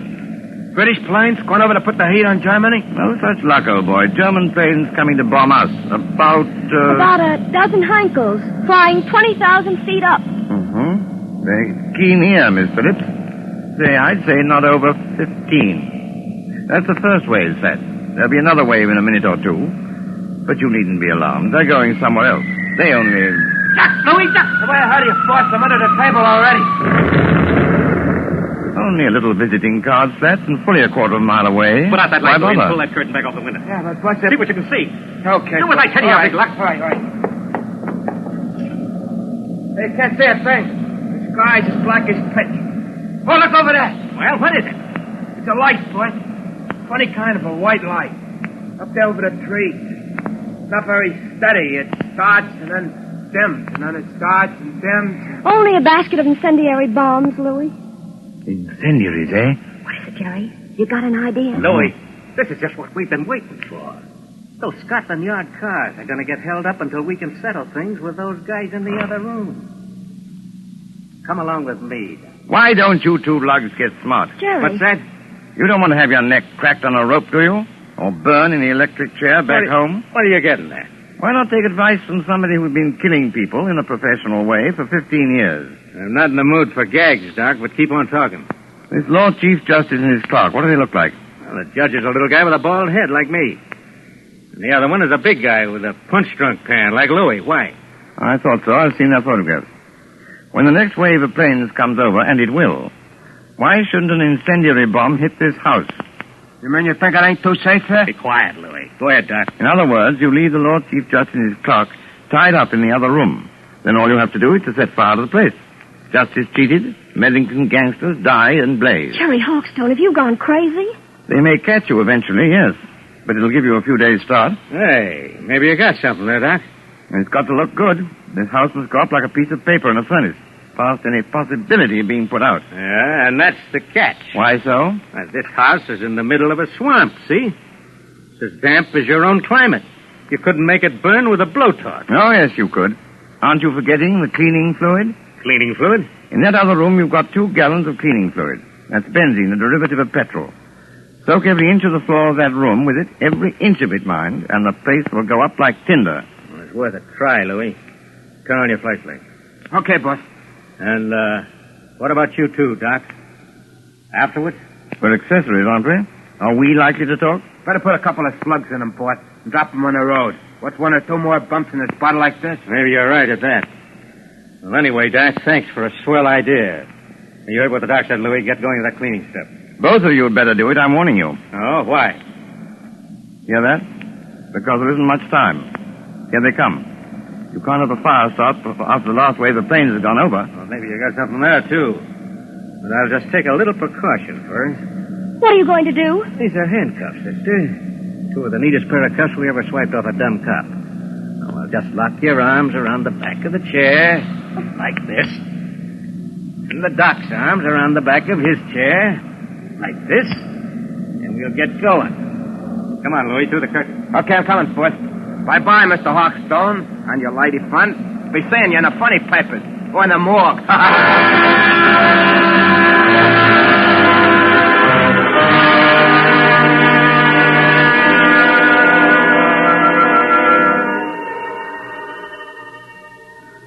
It won't be long now.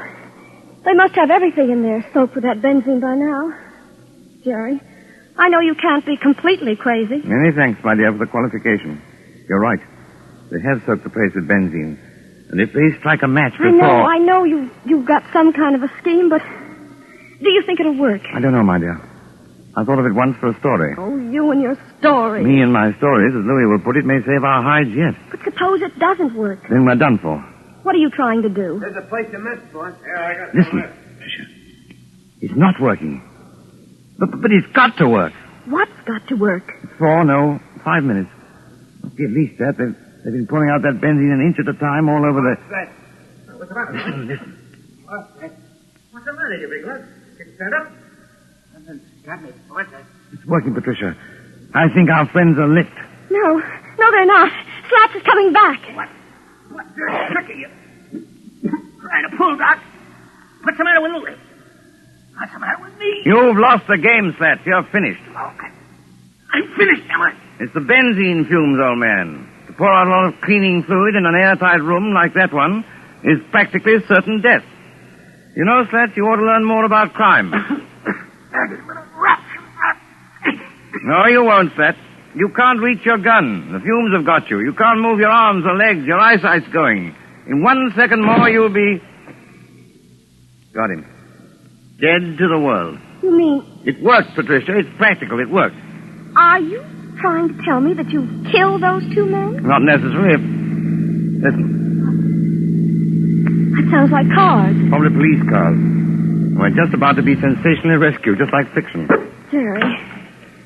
Jerry. Come on out of there. Come on in and get us, you lug. Oh, don't talk like Louis or we'll get a bullet through the head yet. Yeah, that is a thought. We're prisoners. We're victims. This way, please. Mr. Sergeant, and I was never so glad to see a uniform in my life. Here now. What's going on in this place? Louis Miller knocked out in that room, and blimey, if it's not Slats Kelly knocked out in this room. Just a couple of mugs I polished off, Sergeant, all in the day's work. You mean they're dead? They'll be all right if you drag them out in the open air. Oh, I recognize you. You're the rider who was kidnapped tonight. Yes, and you will find the other snatches in that room. But first of all, have you got a key that'll unlock regulation police handcuffs? I certainly have, sir, and I'll get you loose in a jiffy. Never mind me, Sergeant. Never mind my handcuffs. Get this lady free. She's the one I'm concerned about. You know, that's awfully kind of you. It's something practically chivalrous. Chivalry, my eye. There you are, young lady. Have you got your notebook and pencil in that handbag? You don't want me to take dictation now? The true artist, madam, takes no account of time or place. Are you ready? Yes, Mr. Hawkstone. Well, you admit now that my plot is practical. Yes, Mr. Hawkstone. Now then, The Income Tax Murder by Gerald Hawkstone, Chapter 1. But Mr. Hawkstone... Just as Big Ben was striking midnight, a hooded face looked into the window of the luxurious study occupied by the Chancellor of the Exchequer. Full stop. The hooded figure chuckled as it softly lowered inside the window a large tin of cleaning fluid. New paragraph. The Chancellor himself was hard at work devising a new scale of income tax. But Mr. Hawkstone, that's a completely different story. I thought you were going to murder the Lord Chief Justice. Haven't you any professional taste? How can I murder the Lord Chief Justice when I just saved his life?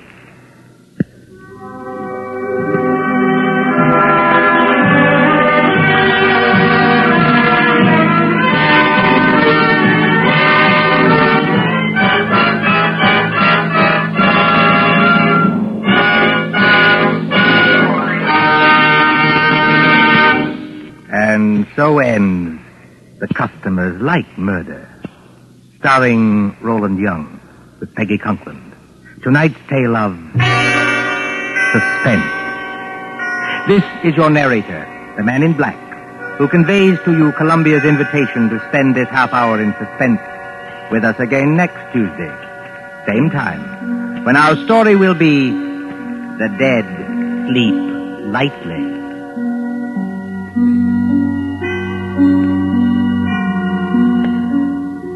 William Spear, the producer, John Dietz, the director, Bernard Herrmann, the composer-conductor, and John Dixon Carr, the author, elaborated on tonight's Suspense.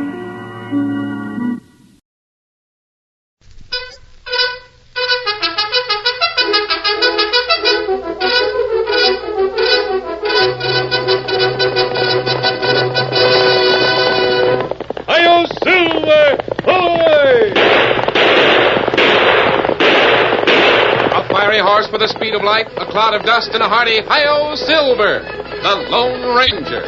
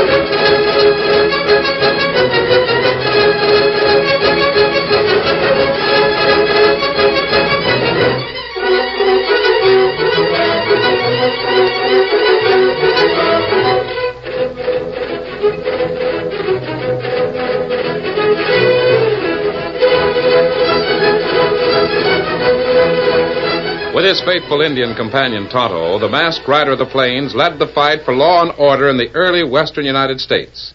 The stories of his strength and courage, his daring and resourcefulness, have come down to us through the generations. And nowhere in the pages of history can one find a greater champion of justice. Return with us now to those thrilling days of yesteryear. From out of the past come the thundering hoofbeats of the great horse Silver.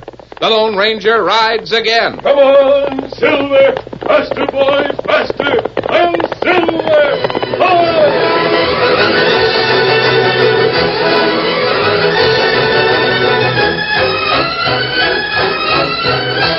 Pop Hendricks owned a small ranch in the foothills of Red Rock Range. It fronted the main road between Clemens and Buena Vista. And although the distance in either town was equal, Pop generally rode down to Buena Vista whenever he bought supplies. The reason for his choice was simple. Pop loved to talk. He liked to tell and retell stories of his adventurous youth. But what good is talking unless there's someone to listen? There was usually a small crowd lounging around the iron stove in Sam Paxton's general store. As he entered the front door, Pop Hendricks gave his potential audience a cheerful greeting. Hi, boys. What you say, Hendricks? Biggest liar in Clemens County. What's that? Oh, no, nothing, Pop. Just picking out a brand that'll fit a cagey old critter like you. Where's Sam? Hey, right here, Pop. What can I do for you? I've got some trading to do. Here's a list. Here's a dinero to pay for it. Let's see. Yeah, bacon, beans, flour, cornmeal. Oh, yeah. Before you start putting all that truck together, Sam, better throw me a slab of chawing tobacco. Here you are. Thanks. Yeah. Well, sure tastes good. I ran out of the stuff about 4 days ago. Put your order in the bag, Pop. Will you wait? Sure, I'll wait. Hey, that plug of tobacco's kind of tight fit for your shirt pocket, ain't it, Pop? Yeah, it is sort of a tight fit. I'll get it. Tight fit. Say, that reminds me. Oh, here you go. Did I ever tell you fellas about the time I was driving the overland mail from Smoky Hill to Denver? We've heard it about 15,000 times. I know every word of that story by heart. No, not every word. Pop adds 100 more engines every time he tells it. Wait a minute. It's the truth.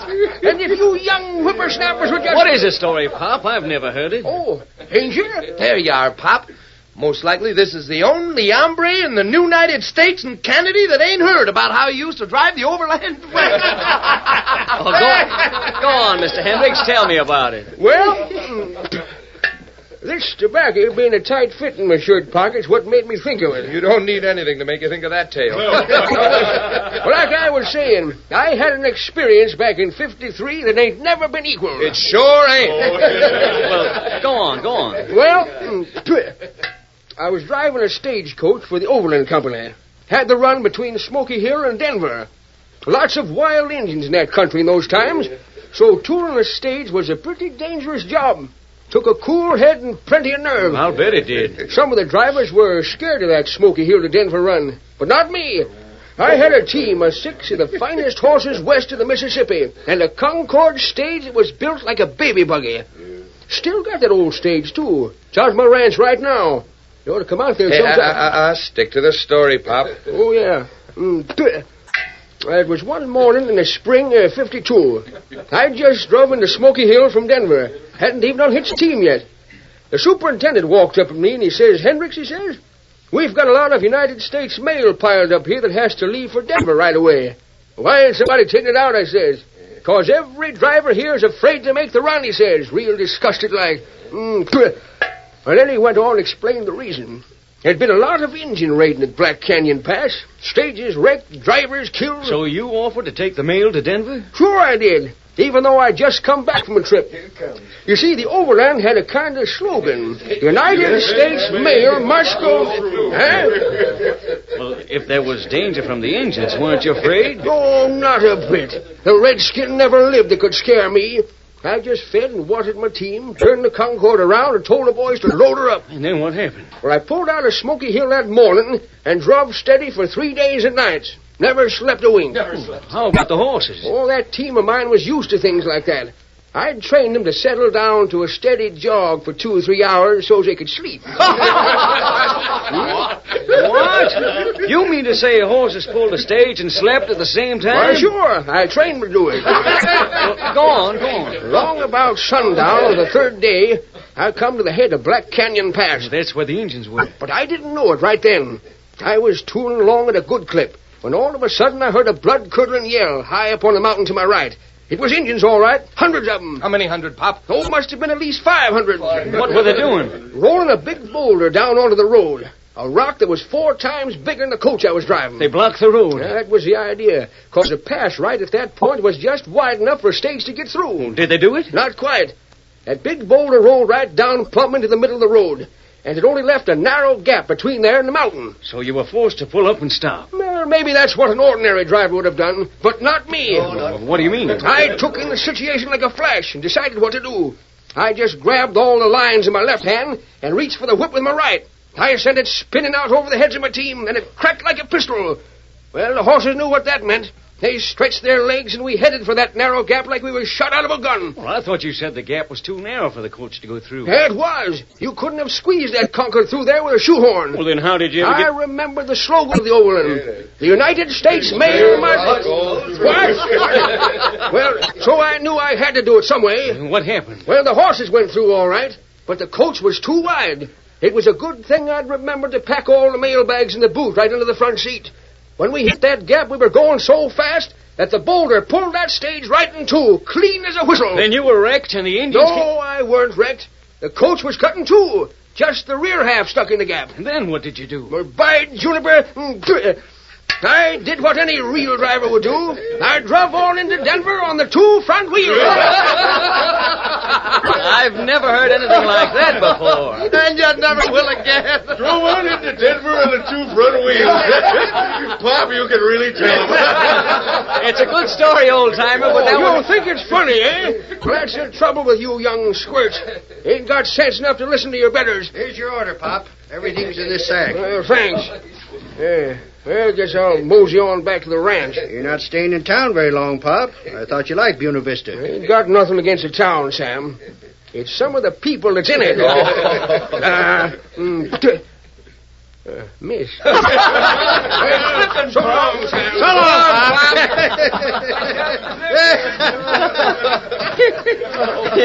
He drove on into Denver on the 2 front wheels. Oh, I've heard a lot of stories, but that one tops them all. It takes old Pop to tell the big ones. Say, did the old man really used to drive a stage on that overland run? Sure, he used to be a stage driver, and a good one, too. All of Pop's stories are based on fact. He just stretches them a little bit. I wonder if he really did have a run-in with some Indians in Black Canyon. Yes, I think he did, and they wrecked his coach. Maybe not exactly the way he tells it. He said something about having that stage at his range. Yeah, that's right. He's got it out there. All patched up and standing by the corral. Seen it dozens of times. I think when Pop got too old to drive anymore, the Overland Company gave him that stage to keep. Does he ever use it? Oh, he hasn't got any horses to pull it. If he did try it, the old buggy'd probably fall apart. Drove on into Denver on the 2 front wheels. You can cut off my ears, boys. Now I've heard everything.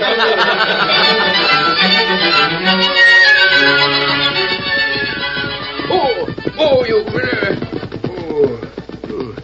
3 horses hitched to the corral.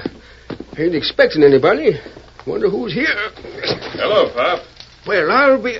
The Lone Ranger. We've been making ourselves at home, Pop. I hope you don't mind. Thunderation, of course I don't mind. Powerful glad to see you. Hi, Tonto. How you been? Me plenty good, Pop. By Juniper, I'm sure glad to see you. Come on in the house and I'll rustle some grub. I'm afraid Tonto and I won't have time for that. I want you to meet a friend of mine. Now, come here, Dan. Oh, sure. Dan, this is Pop Hendricks. You've heard me speak of him many times. Oh, I sure have. This is Dan Reed, Pop. Well, put her there, partner. You're a mighty fine-looking young'un. Thank you. I have a favor to ask of you, Pop. Why, anything at all. Tonto and I are going up to see the sheriff at Clemens. He sent for us. We may be busy for a few days. I wonder if Dan could stay here with you until we get back. Well, sure he can. I'd be tickled to death to have the boy stay here as long as he wants to. Oh, gee, thanks. Then that's settled. That is, if he can stand living with a crotchety old buzzard like me. I think you two will get along all right. Oh, sure we will. I like it here. Say, I noticed an old stagecoach down by the corral. Sure as a swell one. Son, you're talking about the finest Concord that ever turned a wheel. Did you ever drive it, Mr. Hendricks? Drive it? Say, that reminds me. Did I ever tell you fellas about the time I was driving the overland mail from Smoky Hill to Denver? Oh, yes, Papa. I think Tonto and I have heard about it several times. But Dan might like to hear the story. Oh, gee, I sure would. Well, you mean you really want to hear about the time I drove that stage from Smoky Hill to Denver? Of course I do. Well, come on, Dan, my boy. We'll go right down there and set up on the boot of the coach, and I'll tell you all about it. All right. Wait till I fight off a chaw of my eating tobacco. Can't tell a story without a chaw on my face. Hey, where's Smoky Hill? Just this side the Missouri River. I'm sure Dan will be in good hands until we get back. Here, Silver. Come, Scout. Pop loves to tell that story. Dan has never heard it before. They'll get along fine. Steady, big fella. Pop Hendricks, plenty good man. Sometimes him stretch truthful. Yes, but it doesn't hurt anyone. Come on, Silver. Get him up, Scout.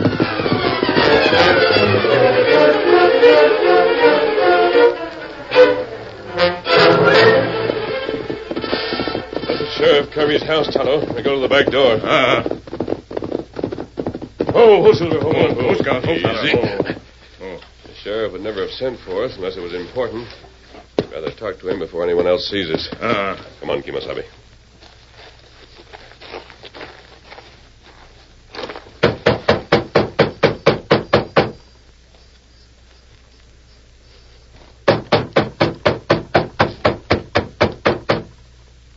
Strange. Maybe he isn't here. The door isn't locked. We'll go in and wait for him. Evidently, he hasn't been gone very long. There's a cigar still burning here on the desk. What we do? We'll wait, at least for a little while, Tonto. He'll likely be right back. We might as well sit down. Kimasabi, what do you think Dan do at Pop Hendricks' ranch for now? I don't know, but it's a safe bet he's still listening to one of Pop's stories. I can't understand why Sheriff Kirby isn't here. He knew we were coming. Me take a look around. There's only 2 rooms in the house. Where'd this door go? I think that's a closet of some sort, Tonto. The sheriff keeps extra clothes in there, and... me see if Oh. Tonto. Man fall out. Him tied hand and foot. It's the sheriff, and he's not only tied up, he's been shot. He's dead. Reach. Get your claws up. He's back of us, Tonto. Get him up. Or I'll put a load of daylight through both of you.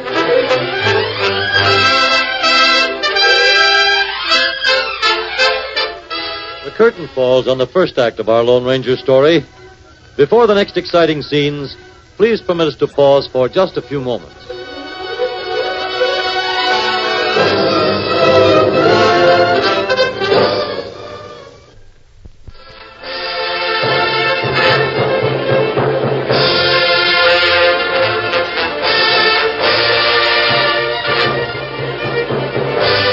Now to continue our story. Opening a closet door in the office of Sheriff Kirby, the Lone Ranger and Tonto made a gruesome discovery. The dead body of the sheriff, bound hand and foot, fell at their feet.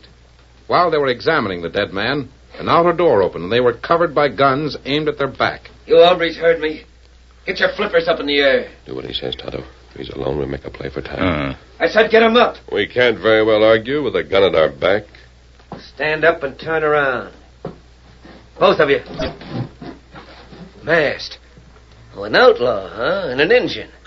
A couple of sneaking varmints if I ever saw any. We seem to have found good company. Take off that mask. I'd rather not. Oh, yeah?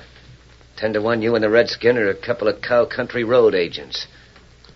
Take off the mask. Strange that a smart man like you would ask me to lower my hands, even as far as my face. Well, then I'll take it off.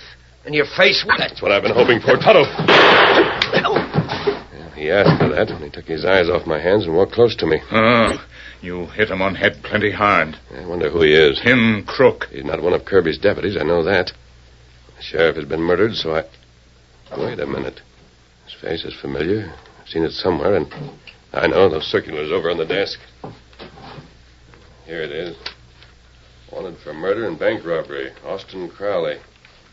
His handbills from a sheriff in the southern part of the state. It says, Crowley generally works with a gang. And last seen, he headed north with Bart Lester, an escaped convict. If apprehended, hold and notify sheriff of Clay County. Take his guns, Tonto. Me get him. We'll wait till Mr. Crowley regains consciousness, then ask him a few questions.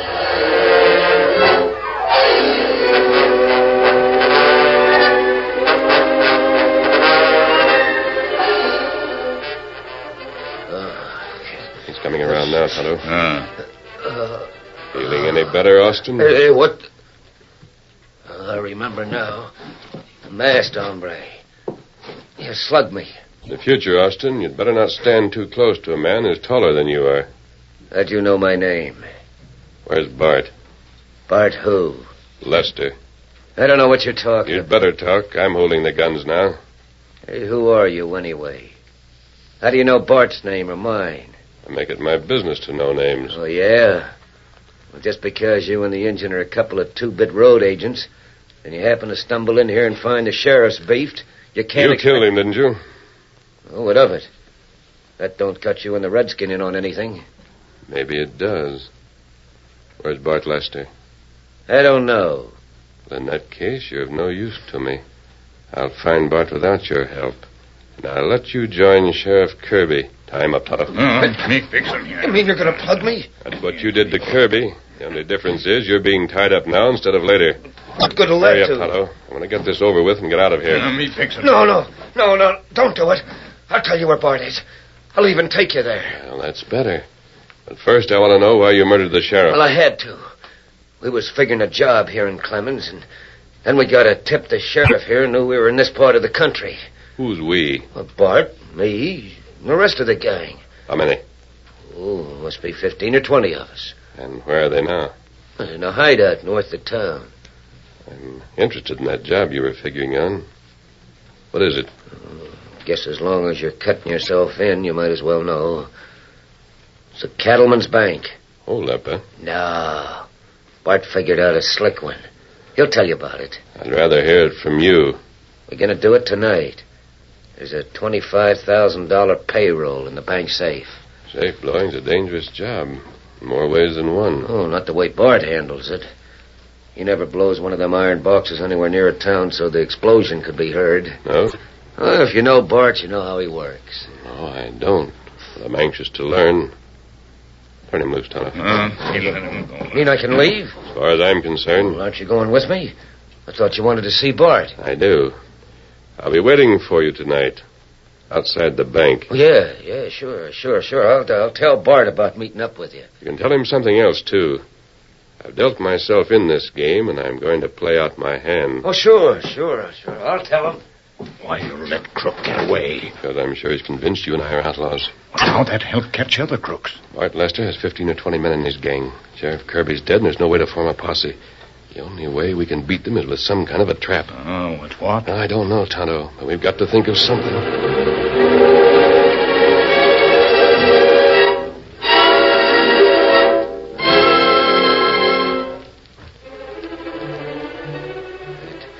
Wasn't my fault, Bart. Honest, it wasn't. I tell you to beef that lawman, then hang around there so nobody will find him till after the job tonight. Well, that's what I did. So you let some critter that's masked take your guns away. I couldn't help it, Bart.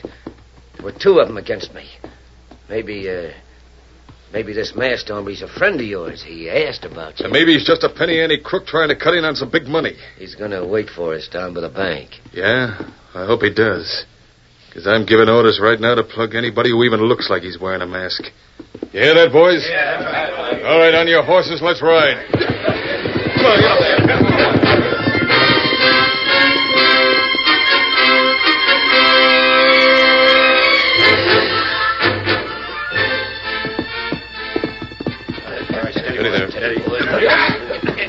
Keep them horses quiet. Back that wagon up here to the door. All right, come on. Back up there. Come on. Back up. All right, now. 8 or 10 of you push that door in and get to work. Go fast. We ain't got all night. All right, boys, ready? Once more. Again. That's it. Now hurry it up. All right. I guess that masked hombre ain't going to show up, Bart. He'd better not. I've got guards posted all around this place. They'll drop the first thing it moves, including a masked man or an Indian. Maybe he was just bluffing. Lucky for you, he was. We've got it, Bart. Into the wagon with it. A couple of you stay there so it won't roll. All right, now, whip that team. Rest of you mount your horse and stay behind it. Keep your guns handy, men. Don't be afraid to use them. Come on, get up. Come on.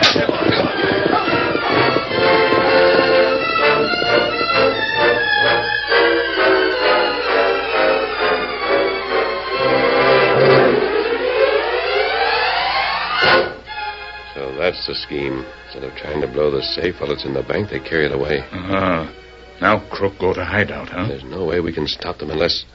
Otto, there's only one road out of here. That goes down through the valley. That's right. That wagon with a heavy iron safe can't leave the road. So they'll have to pass over the stone bridge below Pop Hendrick's place. That's right, but... Here, Silver. Come, Scout. Take every shortcut you can, Tonto. Get to Buena Vista. See the sheriff there. Tell him to round up all the men he can and come to the stone bridge. Steady, big fella. And what you do? I'll meet you there. Come on, Silver. Get him up, Scout.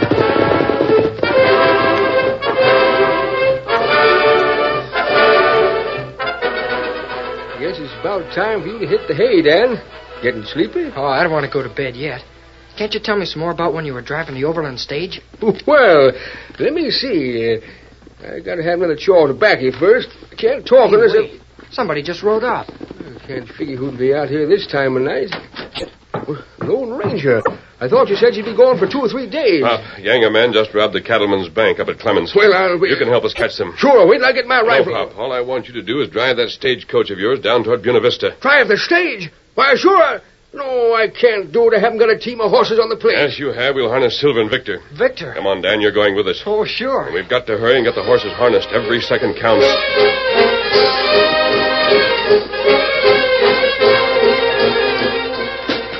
Now, get up there on the boat, Pop, and grab the lines. I don't understand what you're trying to do, but I guess it's all right. Just drive, Pop, drive. Tool this stage like you used to on the Overland Mail. Dan and I'll stay in the saddles on Silver and Victor, but you do the driving. Which way are we heading? Down the main road toward Buena Vista. Sure thing. Oh, no, wait.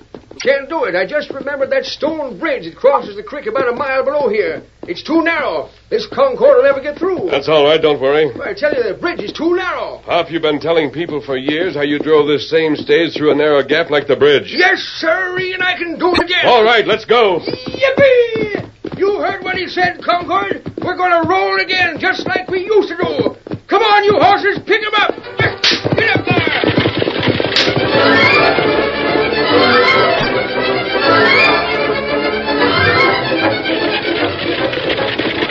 There's the bridge, right ahead of us. Hang on, Pop. We're going through.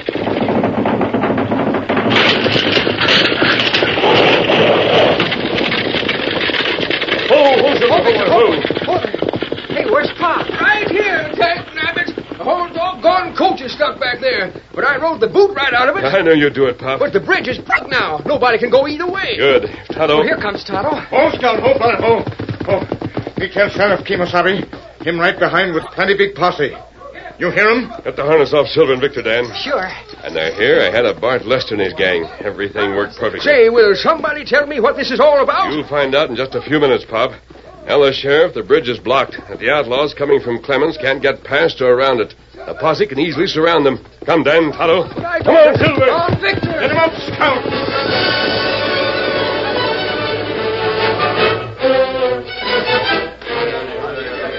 Here comes Pop Hendricks now. Hiya, Pop. Hiya. Hey, Pop. Everybody in town's talking about what happened down by your place last night. Is it right the sheriff captured a whole gang of bank robbers? Yeah, that's the street of it. I heard the sheriff say the 2 of them coyotes are going to hang for killing a lawman up in Clemens. That's right. But he said he never would have nailed him if you hadn't bottled him up by plugging the bridge with the old stagecoach of yours. Yeah, I guess the sheriff knows what he's talking about. You're about the most important man in Buena Vista now, Pop. Say, where'd you get the horses to pull that coach? Borrowed them from some friends. Friends who don't want their names mentioned. But I don't understand how you did it. Oh, thunderation, you fellas make me sick. It's the same thing I've been trying to tell you for 20 years. Just like the time I drove into Denver on the 2 front wheels. I'll Silver!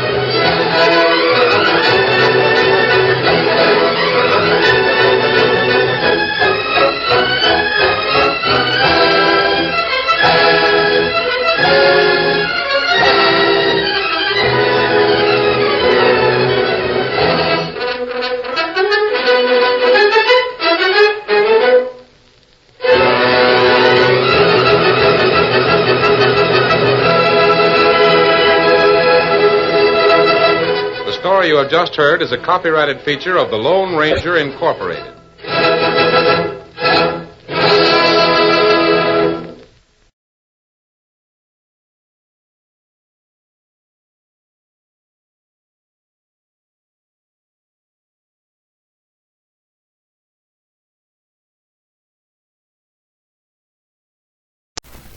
Ladies and gentlemen, from the Pasadena Civic Auditorium, before an audience of servicemen located here, Bristol Myers, the makers of Ipana for the Smile of Beauty and Sal Hepatica for the Smile of Health, present It's Time to Smile. With Marlena Dietrich, Dinah Shore, Bert Gordon, the Mad Russian, Cookie Fairchild's Orchestra, the Ambassadors, yours truly, Harry Von Zell, and starring Eddie Cantor.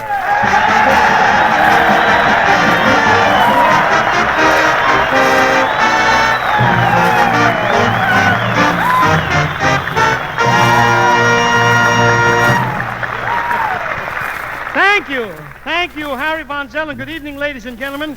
Harry, look at the size of this auditorium. It holds 2,000 soldiers or 4,000 sailors.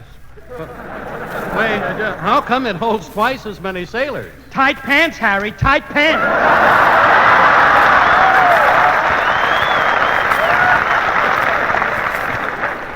No, but really, Eddie, this is really a serviceman's town, isn't it? That's right, Harry. That's why they had a blackout here last night. Why? They were moving a truckload of civilians. Oh, no, the girls are doing their bit, too, huh, Eddie? Yeah, of course. You know, in our audience tonight, we have 700 hostesses. Let's give them a big hand. Yes, Let's give them a big hand.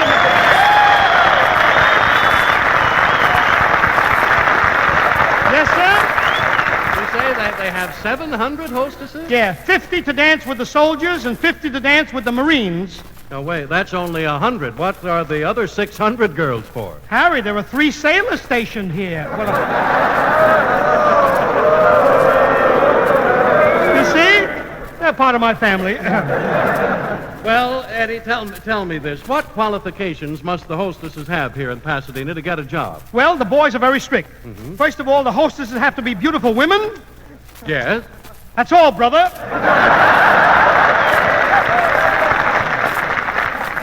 Well, you know something, Eddie? I'm kind of lonesome in this town. I sure wish that I had a date. Well, what kind of a girl would you like, Harry?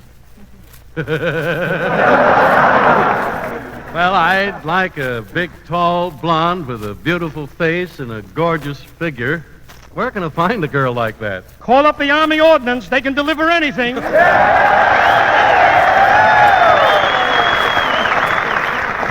Gosh, you know, Harry Von Zell, I'd love to be in the Army, but I don't even know how to get in touch with the service. I can't even call up my draft board anymore. Well, why not? My draft board was drafted. Oh, they touch you. If your body's warm, you go. Oh, yeah, everything. I don't know, Eddie. That sounds... Really, Harry, I'm so embarrassed seeing all these servicemen. You know, I've tried so hard to get in, but so far they haven't accepted me. I'd give anything to be in uniform. Hello? Mr. Cantor, your application has been accepted. Report in uniform tomorrow. In uniform? As a private first class United States Army? No, as an usher, second balcony, Fox, Pasadena.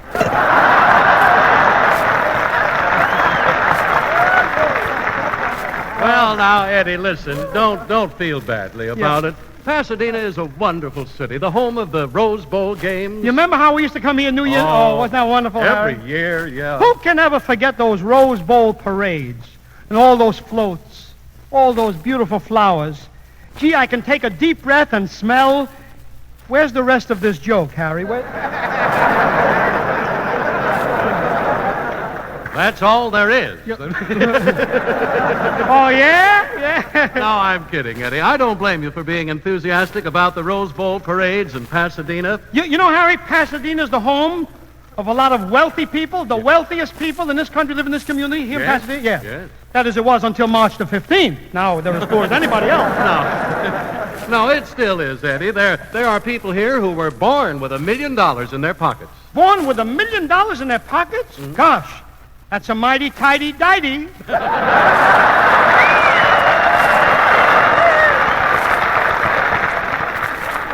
Oh, and have you noticed the luxurious-looking cars? Yeah. Some are equipped with expensive shortwave radios, you know. It isn't everybody who can hear broadcasts direct from Axis countries. Well, they can if they listen to us, Harry. Yesterday I heard a shortwave news broadcast from Berlin, and it sounded like this. Take it away, Berlin. Ich sage dir, für die kleine Menschen, was er bleibt up. Let's go to press. Heil Hitler.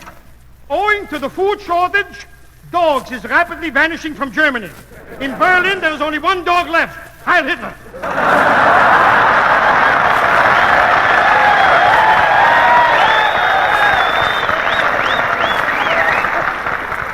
We are happy to announce that the people in America is starving because there is no meat. In the butcher shops, they got hanging only horse meat. You know what we lucky Germans got hanging in our butcher shops? Butchers. Comes a report of good news from America that they have frozen fats and butter. Comes a report from the Russian front that the only thing that is frozen with the Nazis is the Nazis. You know, the RAF has bombed some of our Berlin industrial centers at exactly 4 p.m. every day for weeks. But to the German people in those factories, Goebbels says you don't have to be frightened anymore at 4 p.m. With our new air defense system, the RAF cannot get near you. This is 4 p.m., Boulevard watch time.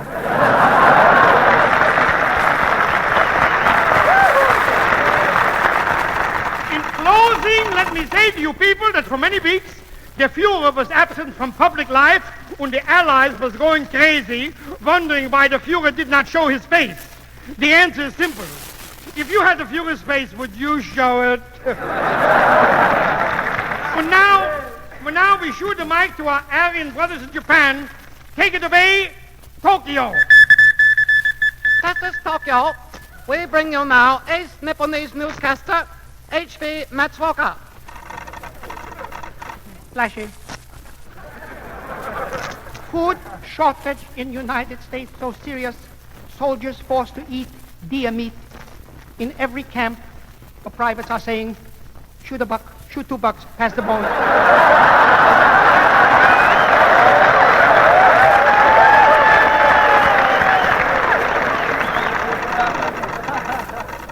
Flashy flash.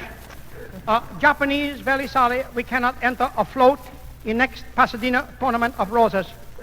After inspecting our warships that fought in the Bismarck Sea, we can't find anything that's afloat. Good night.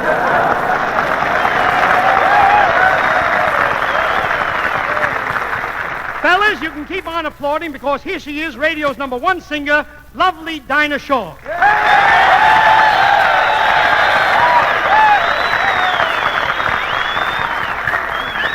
Hello, Mr. Cantor. I'm so happy to be here. Well, we're glad to have you here, Dinah. You know, last night I danced with a boy from the Ordnance Corps. He's a private. First class?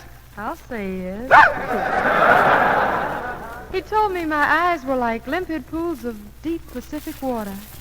My mouth was as fresh as a jewel-kissed rose. My hair was like the silken spun rays of an autumn sunset. Mr. Cantor, he was an intellectual wolf. Tell me, Dinah, what happened? Well, he took me for a drive. He parked the car on the side of the road, turned off the headlights, and then, Yes, Dinah? He showed me how his Mickey Mouse wristwatch shines in the dark. Oh, I don't believe it. I know this guy. You know, the boys here must like you, too, Mr. Cantor. I heard that when you arrived at the ordnance camp, they gave you a 21-gun salute. Yeah, but they aimed it right at me. They did? Yeah. Now I'm wearing a salute suit with a lead tread. Dinah, listen, I know you're not a bit conceited, but I'm going to tell you something. What, Mr. Cantor? Today at lunch, Harry Von Zell and I were at a restaurant where they had one of those great big machines that play phonograph records, you know? Uh-huh. And this is on the level. Dinah, in an hour and a half, people played your record you'd be so nice to come home to 7 times. Gee. Yeah, that's right, Dinah. You know, I'm thinking of making a phonograph record for restaurants myself. Sort of the Bonzel super duper. Are you going to sing, Harry? He doesn't have to sing. He's got a better idea, haven't you, Harry, huh? I think so, Dinah. You see, I figured that when people are eating is a good time to remind them that the soft, well-cooked foods we enjoy nowadays, delicious and nourishing as they are, may not give our gums enough work and exercise to keep them firm and healthy. And since healthy gums are so important to sound teeth and sparkling smiles, we'd also remind them of Ipana toothpaste and massage. For instance, you'd hear this on the record. Ipana toothpaste is not only unsurpassed for cleaning and brightening teeth, but when used with massage, it is especially designed to help keep gums firm and healthy. And then we'd recommend this easy, modern routine. Brush your teeth regularly with Ipana toothpaste. And every time you do, put a little extra Ipana on your brush or fingertip and massage it on your gums. Do that faithfully, ladies and gentlemen, to help yourself to healthier gums and more sparkling teeth. To a smile of beauty with Ipana and massage.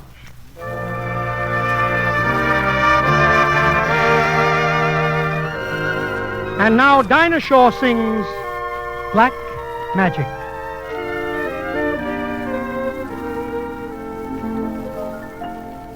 That old black magic has me in its spell.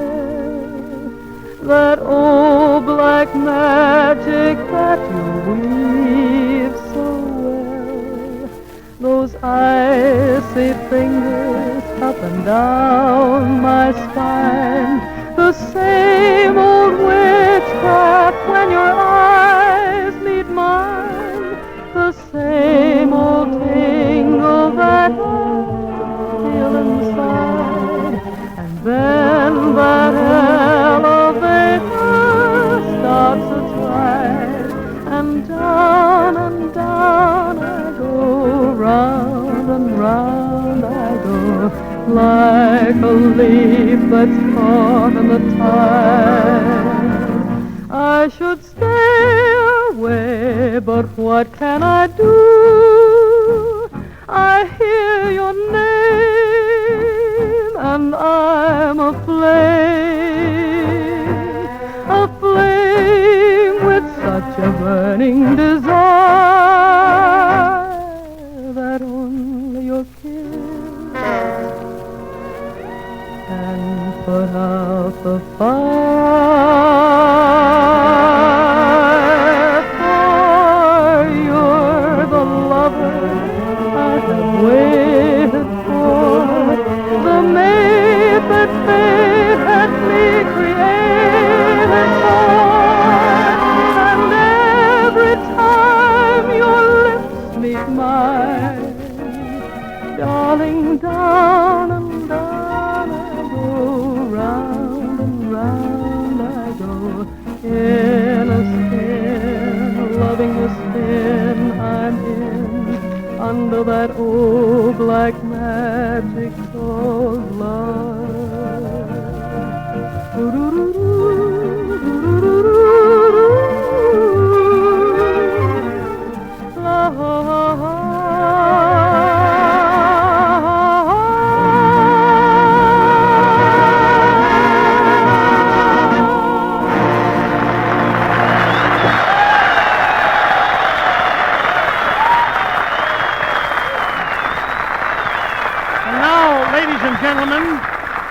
I've got a surprise for you. I'd like you to meet one of the most glamorous ladies of the cinema, who is one of Uncle Sam's civilian soldiers, has done so much selling bonds, visiting the camps and hospitals all over the country.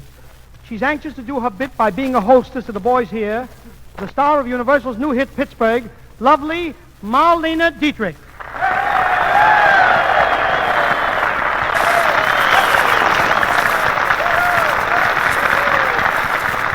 Hello, boys. Hello, Marlena. How do you like this reception, huh? Eddie, I didn't realize I was so popular. My phone has been ringing ever since I got here. Yeah, but Marlena, I thought you had a private number. Yes, every private has my number. You know, this job isn't going to be so easy. You'll have to be a hostess to sailors and ordnance men, you know. What's the difference? Well, a sailor will try to kiss you after he's been with you for only 5 minutes. And an ordnance man? He ain't going to waste those 5 minutes. Marlena, you must be very anxious to be a hostess. I heard that you visited the dance palace here last night. Is that right? Yes, and I was so embarrassed. While I was standing near the bandstand, a soldier put his arm around me, and I had to tell him I can't dance. Well, what did he say? He said, I can't either, but ain't this fun? I'll leave it to those soldiers. You know, and the sailors too. The other night I was there at the dance palace when one gob was so embarrassed. Embarrassed? Why? After the first dance, he forgot himself and swabbed the floor, you know. Did he have his girlfriend with him? What do you think he was swabbing the floor with? Huh? Eddie, what other duties will I have as a hostess? Will I have to wait on tables? Will I have to wash dishes? Wash dishes? The way these guys eat? Marlena, before they let go of a plate, they lick it for 10 minutes. Why, half of them here have dish rag tongue. Honestly. Well, they must like the food here. Why not? It's wonderful. Of course, I don't like to say this, but personally, I think my butcher has been giving me horse meat, Marlena. Really. Well, that's silly. What makes you think he has been giving you horse meat? Every time I go into his butcher shop, a jockey jumps on the same scale with my roast beef.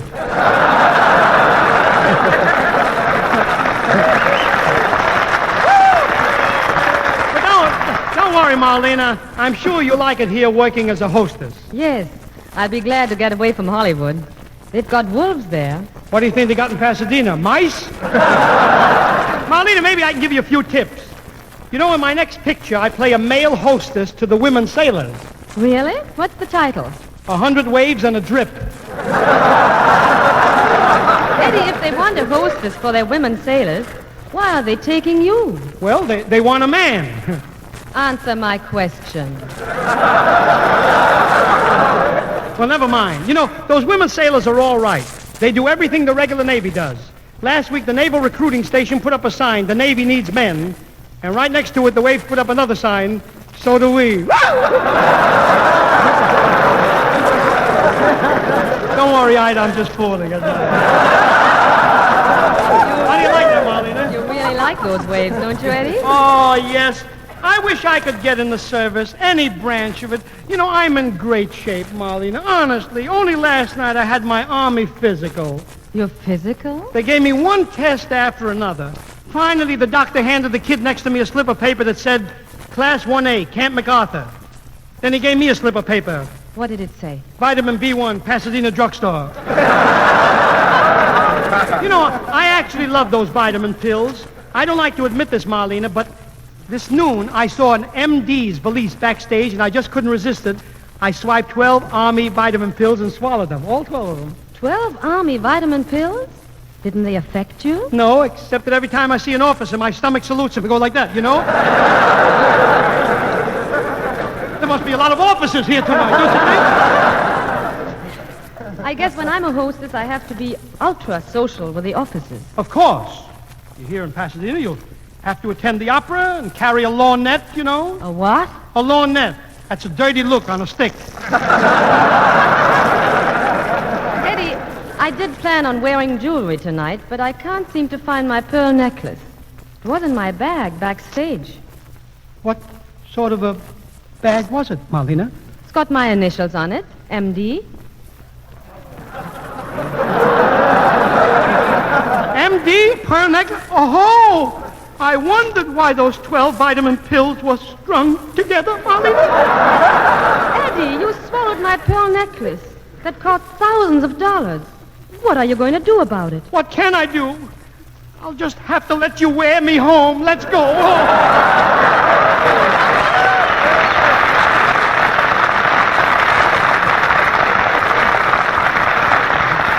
Harry.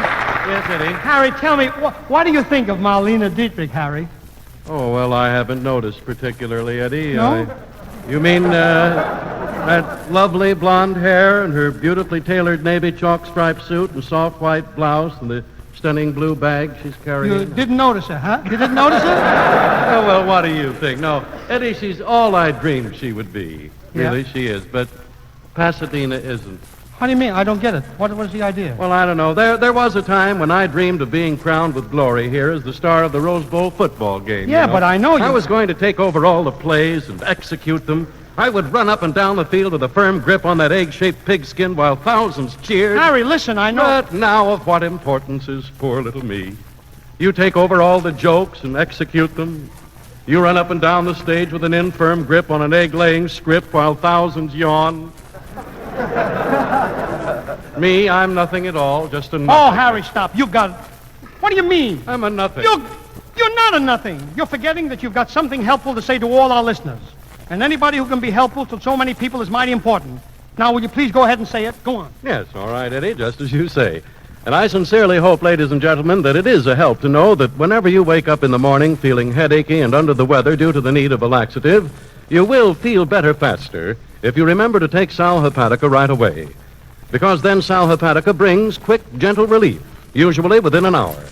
And that means you don't have to put off till night taking the laxative you need in the morning.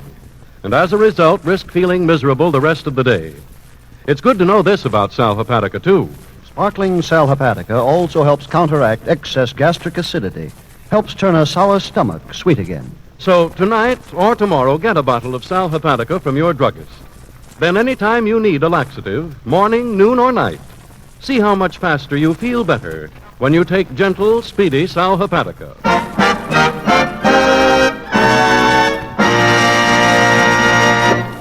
You know, Eddie, I've been in Pasadena for a couple of days, and so far I haven't met any of the wealthy aristocrats you've been telling me about. Well, Marlena, you're very fortunate. We happen to have with us tonight the number one socialite of Pasadena. He's a millionaire, a real blue blood, speaks with a thick British accent, and always drops his H's when he says, "How do you do?" Great Gordon, the Mad Russian.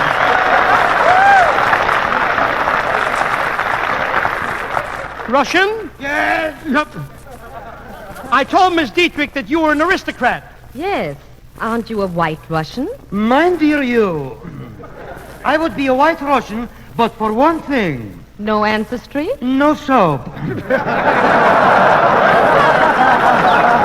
Russian, yes. Please behave yourself. You're in the presence of a lady, a beautiful lady. You know, Miss Dietrich has one of the slimmest figures in pictures. That's right, Russian. Why, you can put your hands around my waist. Thank you, I would be delighted. Wait a minute. Oh, Russian, you silly goose. Barlunya, my chauffeur awaits us in my car. Let us get in the rumble seat, and we shall drive to the Easter parade. But, Russian, the Easter parade isn't for several weeks. With you in the rumble seat, who cares? Stop, Russian. Very well. Stop, will you please? Very well. I told you Miss Dietrich is a lady. I'm sorry, I can't accept your offer, Russian. You see, tonight I'm dining with the upper set. The meat may be tough. Better take the lower set, too.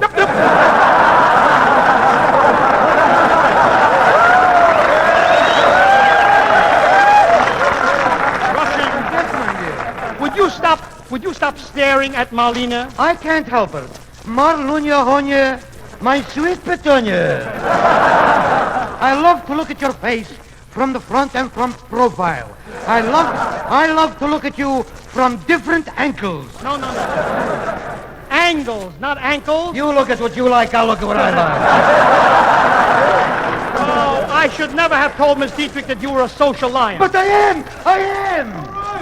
In Russian society, I was known as the Petrograd Playboy.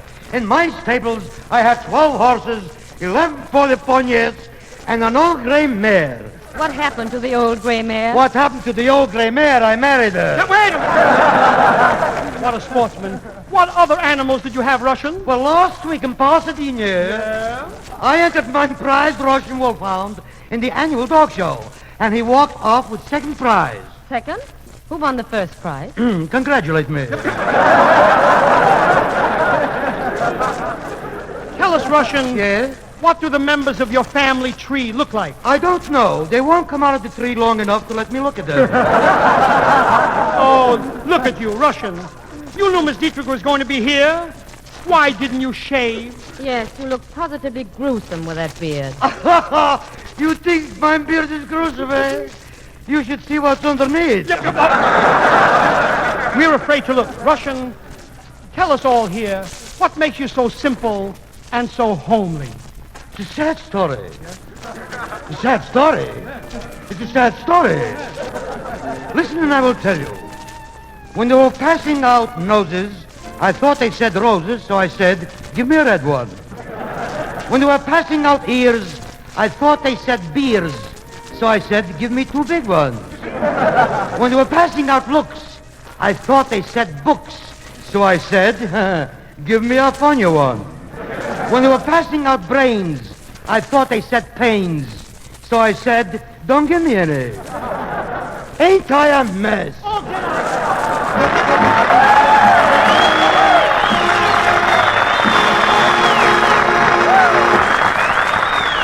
Marlena, would you let me apologize for the Russian? Apologize? Remember, Eddie, he's doing the best he can to make people happy, to lift their spirits. That's right. And he's but one man, if that's what you want to call him. But think, Marlena, of an organization that can lift the spirits of all our boys here and in every part of the world. I mean the American Red Cross. It's a big job, and to do it they must have $125 million. What? Russian, Eddie just said that the American Red Cross needs $125 million. Don't look at me, I ain't got it. No, listen. You don't have to have it. If every one of us makes some contribution, the Red Cross would soon be out of the red. You see, the Red Cross is right up there on the front lines with our boys, fighting. But it's fighting a different kind of war. A war to save lives, not to destroy them. To nurse the wounded, to supply food, medicine, and clothing from home to American prisoners of war. Our boys on foreign shores need these angels of mercy. They need your money to send helping hands across the sea. Ladies and gentlemen, this is no time to ask for Red Cross contributions. In behalf of American boys who have been wounded, in behalf of American boys who are yet to cry out for help in the lonely wilderness of a battlefield, we must demand $125 million. Remember, the Red Cross is your cross. Carry it. Thousands of lives depend on your contributions. Give to the Red Cross now.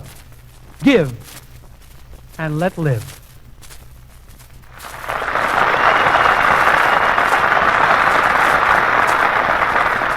Marlena, you were talking about an old record of mine that you heard the other day. You know, I think that record is just as timely today as it was when I made it during the First World War.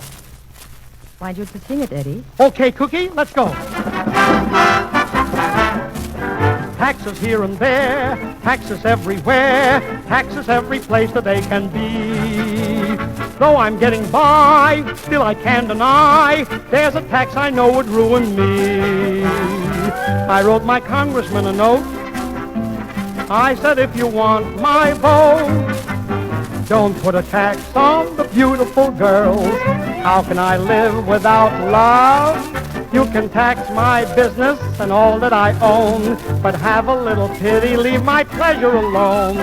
What'll I do on a beautiful night if I should happen to fall? Suppose that I'm about to kiss a beautiful maid. What if she discovers that my tax isn't paid?